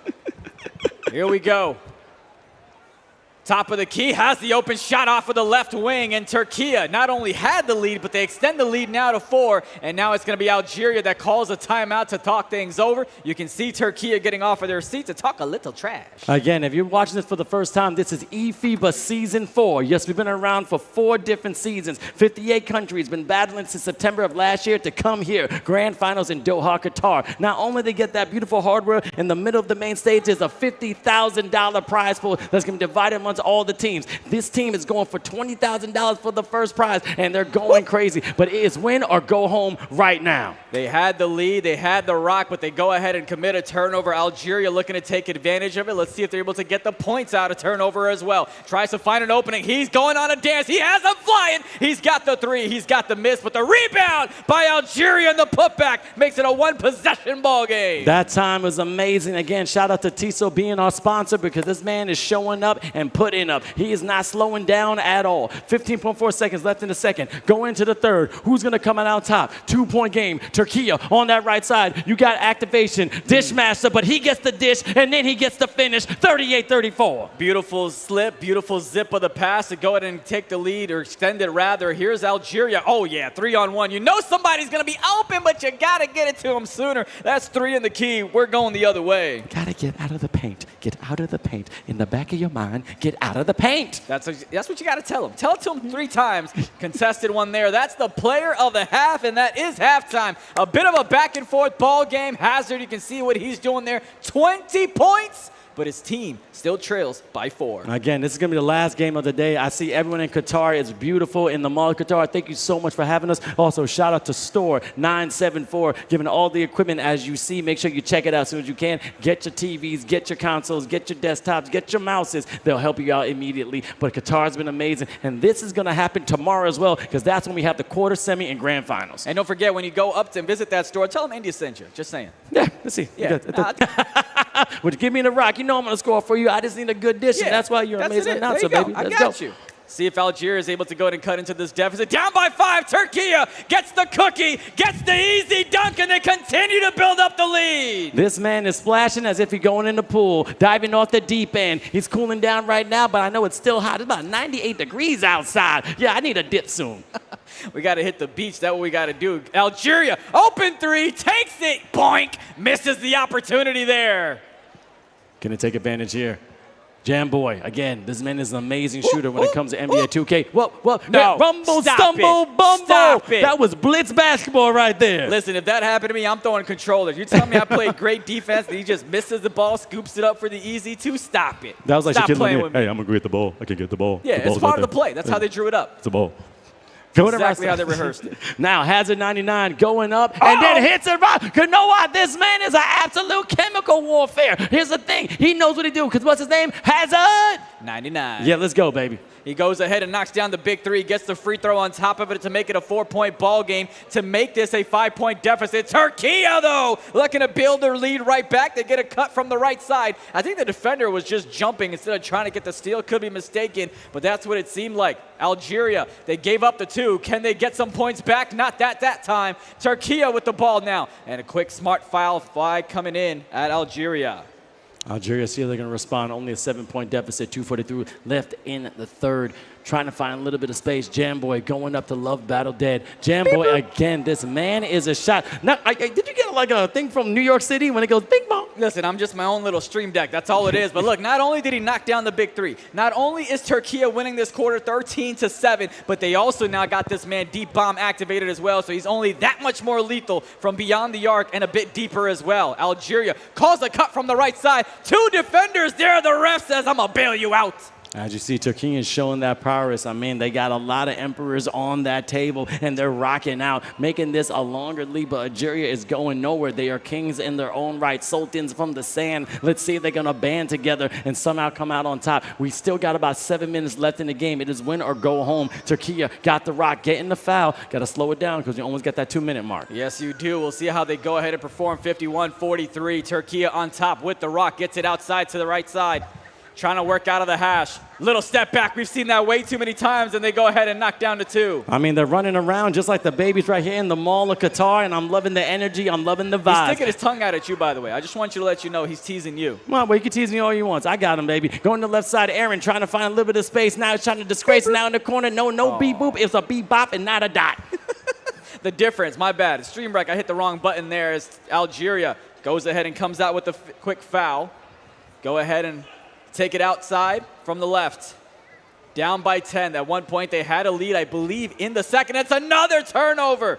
Jam Boy gets it down low, gets the slam dunk, and the lead is now 12. Nice slam right there. 55-43. A minute 34 left in the third. Now you can see a little bit of that circle is that the license code. You got to be careful. You got to heat him up. Now some of his attributes going to be delayed. He's not going to be able to make certain shots. Not going to get some certain layups. But Hazard taking his time, surveying the land. Mr. T. Let's see if he can get it back to his guard. Hazard trying to find a little bit of crossover. Jaden DeBen has been real quiet. Let's see if he's going to be arisen. Going up from the top, getting a foul, and now he's going to the line for 3. That's the second time we've seen a 3-point shot get fouled. By the way, you've got his teammate that's continuously on the right side go ahead and have his cold ring as well. He's not going to be as impactful on the offensive side, so that only hurts Algeria's chances to go ahead and come back in this one. But again, Plenty of time left. A minute 12 here, another 5 minutes in the fourth. That is enough to go ahead and claw their way back into this one, but they've got to get a defensive stop right there. Almost had it, got a tip pass, but it's Türkiye that retains the possession.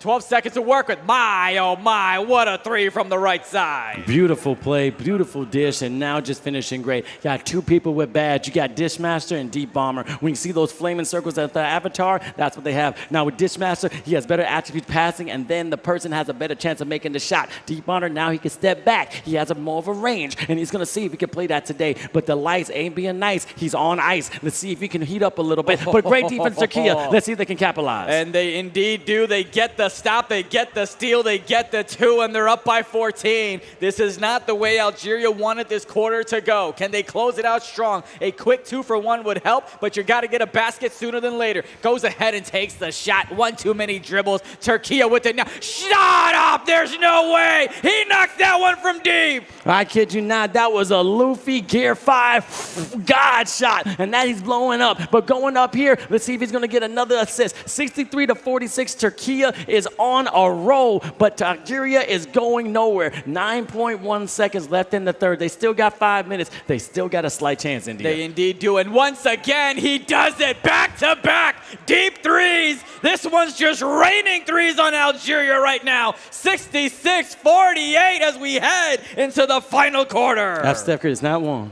It's not two.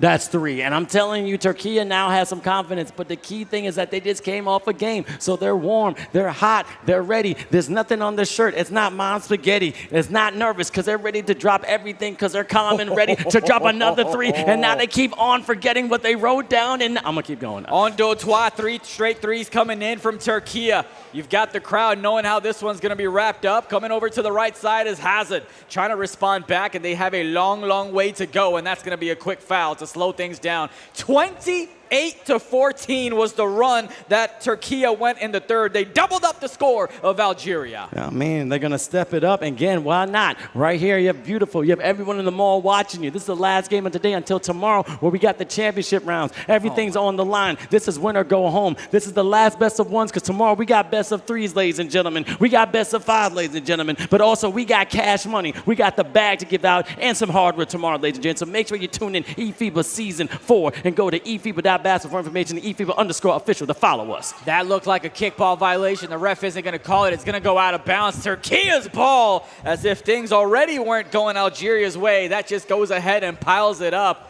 31-14 here in the second half. A timeout has been called. Algeria unable to make their open shots, and that's hurt them here a little bit. But Türkiye taking advantage of the Deep Bomber badge, knocking down big threes, knocking down the threes when they need to, helping their team out into this big lead. That one's tipped out of bounds. It's going to be Türkiye's ball. Again, to the right there, go to TICKETS.WORLDCUP.BASKETBALL because in 2027 we have the World Cup in beautiful Qatar. Again, the FIBA Basketball World Cup Qatar 2027 is around the corner. First time a Arab country will be hosting this flagship world basketball event, and you don't want to miss out. Secure your spot early by registering now at TICKETS.WORLDCUP.BASKETBALL for exclusive access to tickets and also the latest event updates. Amen. Cannot wait for that one. Long journey ahead. We have eFIBA basketball here this year. We'll have it again next year. Then we'll come back with some real hardwood action when Qatar goes ahead and holds the FIBA Basketball World Cup. As Omar let us know, just in one city. We're not going everywhere. You just got to hang out here with us, and we'll go ahead and take care of you. Algeria missed the shot, but they get the rebound back. Looking to go ahead and chuck something up, and what they chuck is a turnover as Türkiye has got it.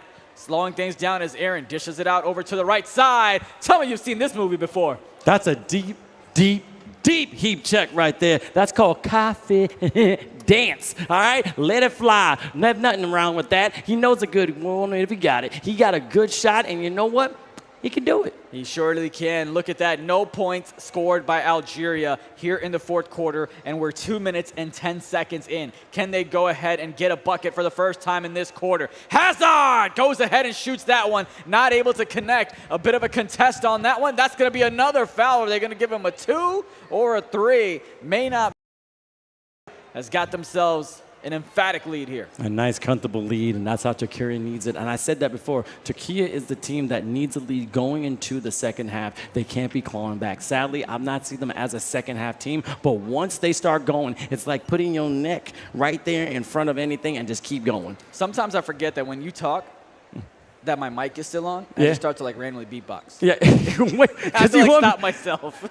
It's where the sound effects come from, man. Oh, a little step back there, but the defender is there in sight, goes ahead and gets a tip pass. Had a chance to take the shot and just have not been able to connect here in the fourth quarter as Hazard goes ahead and tries to make something happening. Defender right there in front of him steps back, but once again, the contest is there. Nothing seems to be going there. Stop it. Stop playing with me. That man shot that ball from Türkiye. Knocks down another three. That man shot it from the Gulf Coast. I mean, we're not even near there. Are we near that? No, we're not. Anyway, this is crazy. From the other side of the globe, this man is absolutely a phenom when it comes to shooting. He's using his attributes to the key. Going down the right side. Now, Mr. Floaty, unable to finish his breakfast. Cater the problem, taking his time. Only a minute 42, and it's looking kind of slim for Algeria. Listen, looking like, yeah, it's not looking pretty whatsoever. I know he wanted to go ahead and take that one over there. Instead, he's going to go ahead and get the easy two. And man, this was a close game. I promise you this was a close game at halftime. And then Türkiye just went ahead and took away with it in the third quarter and continues to dominate here in the fourth as well. As Lice, he's from the logo, looks like a bit of sportsmanship, letting know that, hey, we know our fate, we know what's going on. Respectfully just taking up the clock and trying to get some baskets before it's over here in a minute 18. Türkiye will put it on a statement. Understand what it is, but red like the side being some Cyclops because they were laser focused. Türkiye knew exactly what they needed to do. They come from the bottom, and now they're here. They still have a chance to advance. They're going to get to the quarterfinals, have a chance for the semifinals, and maybe get a rematch to become crowned world champions of eFIBA Season 4. But the job is not done. Not even a little bit. We'll be back here tomorrow around 11 o'clock. It'll be a fun matchup to go through the playoffs. The best of three is the best of five with an advantage if you make it from the upper bracket as well. The Philippines have dominated. Got a chance to hang out with them while having dinner. Oh my goodness, stop it. Have you seen a nasty alley-oop like that one? I have not, and we haven't seen one yet. I'm telling you, this is when you get heat checks. It's when you start having fun. It's still a video game, and that's what we want our kids to play. But there's also a career in this. You're getting money. You can become a professional player. We got professional players all over. With my man Akbar, this man was one of the top 10 when it comes to FIFA, which is crazy. It's amazing. Matter of fact, if you take a look to my left, you've got all these lovely kids just sitting by the fountain, watching these guys and gals play. It's amazing to see what esports can do for a little fella. Yep, going on the left side, going to T, going down. Jaden, boom, knocking it down, but they still have some pride. Yeah, absolutely. You got to continue playing. You are representing your nation after all. Türkiye over from the right side, gets it to the top of the key. That one's denied by Algeria. Almost had that steal. Goes ahead and misses that one with the meter. That's not what you want. Goes ahead and takes that shot. And by some way, they just continue to make these tough shots, it seems. 89-59, and that's it. It's all done, and the rhyme has came to a stop. Shout out to Türkiye advancing. A lot of hard work. Look at that. Tanzu, give congratulations to his teammates. That's the captain. But all praise to Algeria. They fought hard. They did what they needed to do, but sadly, they won't be advancing. And Qatar would say all praise to somebody else, but yes, I completely agree. It is an absolute great matchup here as Türkiye did everything they could in the third and fourth quarter to secure the victory as they will go ahead and move on to the next round tomorrow. But you got to give props to Algeria. They earned their spot here in Qatar. They were the champions of Africa, and they just fell short in advancing. Just fell short indeed, but again, the competition was grueling. It was not easy to get here, but we still got more gameplay tomorrow. Today has been a long day, and we got through it. We saw some teams get out that we didn't think were, but now they're still in also. We got some teams that were getting mad from the rakings we did, but now they're trying to prove us wrong. And you know, you've got the Türkiye fan right there with the t-shirt that's been sitting there watching his team play, watching the nation be represented. I know he's happy to see them compete as well.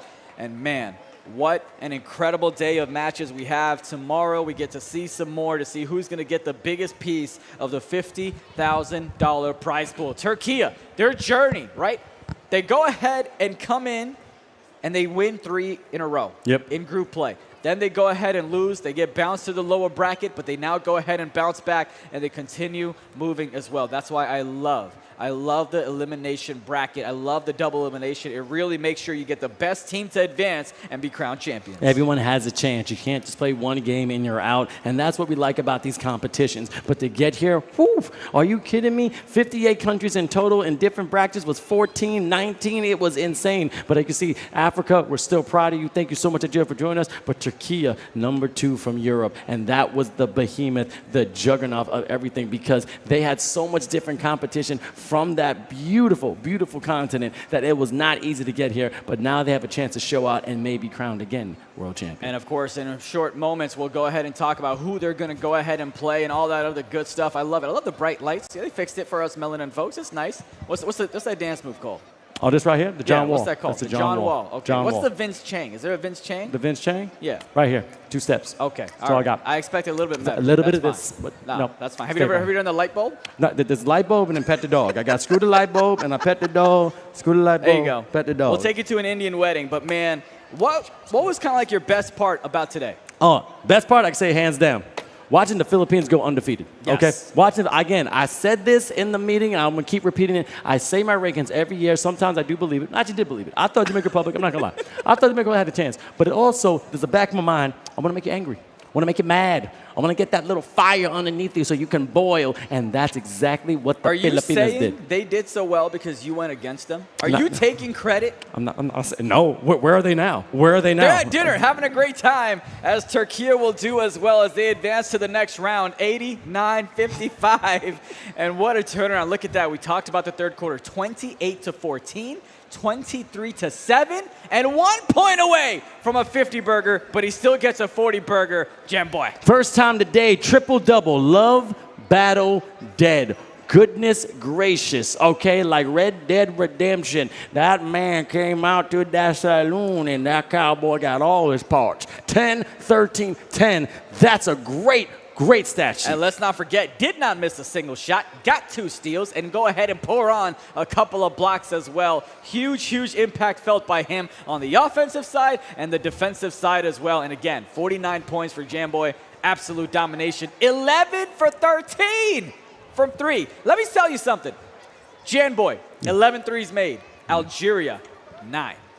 What? He went ahead and made more threes than the whole team of Algeria did. Excuse me, sir. You're not supposed to do that. You're not. But that's what it is. But again, one of the top shooters when it comes to eFIBA season 1, 2, and 3, and now he's pulling over to 4. And we'll go ahead and see how things play out. Get a chance to tell you what the things look like tomorrow. So here we go. We started the Philippines and Lebanon. Philippines went ahead and dominated. Lebanon went to the lower bracket. Turkey and France played. France won. Turkey went to the lower bracket. Then you had Algeria and Lebanon play for winner moves on. Loser goes home. And oh my goodness, what a close score with Algeria winning by 2. So though they advanced, and then you had Turkey that went ahead and beat Dominican Republic by 6. And then you saw the matchup just now. Turkey beating Algeria. Algeria, unfortunately, goes and exits the tournament. Turkey, though, moves on to the next round. I mean, Algeria, Lebanon, one of the best games we saw today. Was a great matchup between the Middle East, also Africa. Dominican Republic, also straight 360, or I could say a 180, because it was completely opposite what we saw the first game of today. They were able to come together and find a way to use these amazing equipment. Again, shout out to Store 974 with our Xbox, with our PlayStations, and also with our consoles, which is fantastic. Sorry, I'm that kind of man, but I can't say it. I love this. Look, you can't exactly see what behind us is, but you've got the fans of Turkey that we mentioned that had the T-shirts that have watched these men play for the past 6 hours. Now they get a chance to take a picture with the team as well. And I asked him, I was like, oh, did you just happen to wear the T-shirt? He said, no. I knew they were playing, so I showed up and supported them. Absolutely love that type of pride. And let's not forget the Philippines. The Philippines, they came out in droves. I really thought I was in Manila. No, I thought I was in Clark. Well, I'll tell you this while you go ahead and wrap it up. The final thoughts. Absolutely love this tournament. The atmosphere has been great. Everybody around us here in the Mall of Qatar. I mentioned it before. You see all the kids gathered by us on the fountain, excited to see all the games. Come on back tomorrow. We'll show you can win money with some prize pool. Your father and mother may not let you play video games, though. Definitely come back tomorrow. I appreciate everybody that's supporting with eFIBA Season 4. It's been an absolute glory. I'm telling you, there's a lot of things we got to watch for tomorrow. Again, it's going to be the quarterfinals, the semifinals, and also the grand finals. And no matter what, we'll be crowning a brand new champion of eFIBA. who's going to be that world finalist here in Doha, Qatar? You got to find out tomorrow, starting at 11 o'clock right here in Doha, Qatar. I'll see you tomorrow. Man, Vince Chang, also Dude India. Rock, paper, scissors as, All right. as they close out. Rock, paper, scissors, shoot. Rock, paper, scissors, shoot.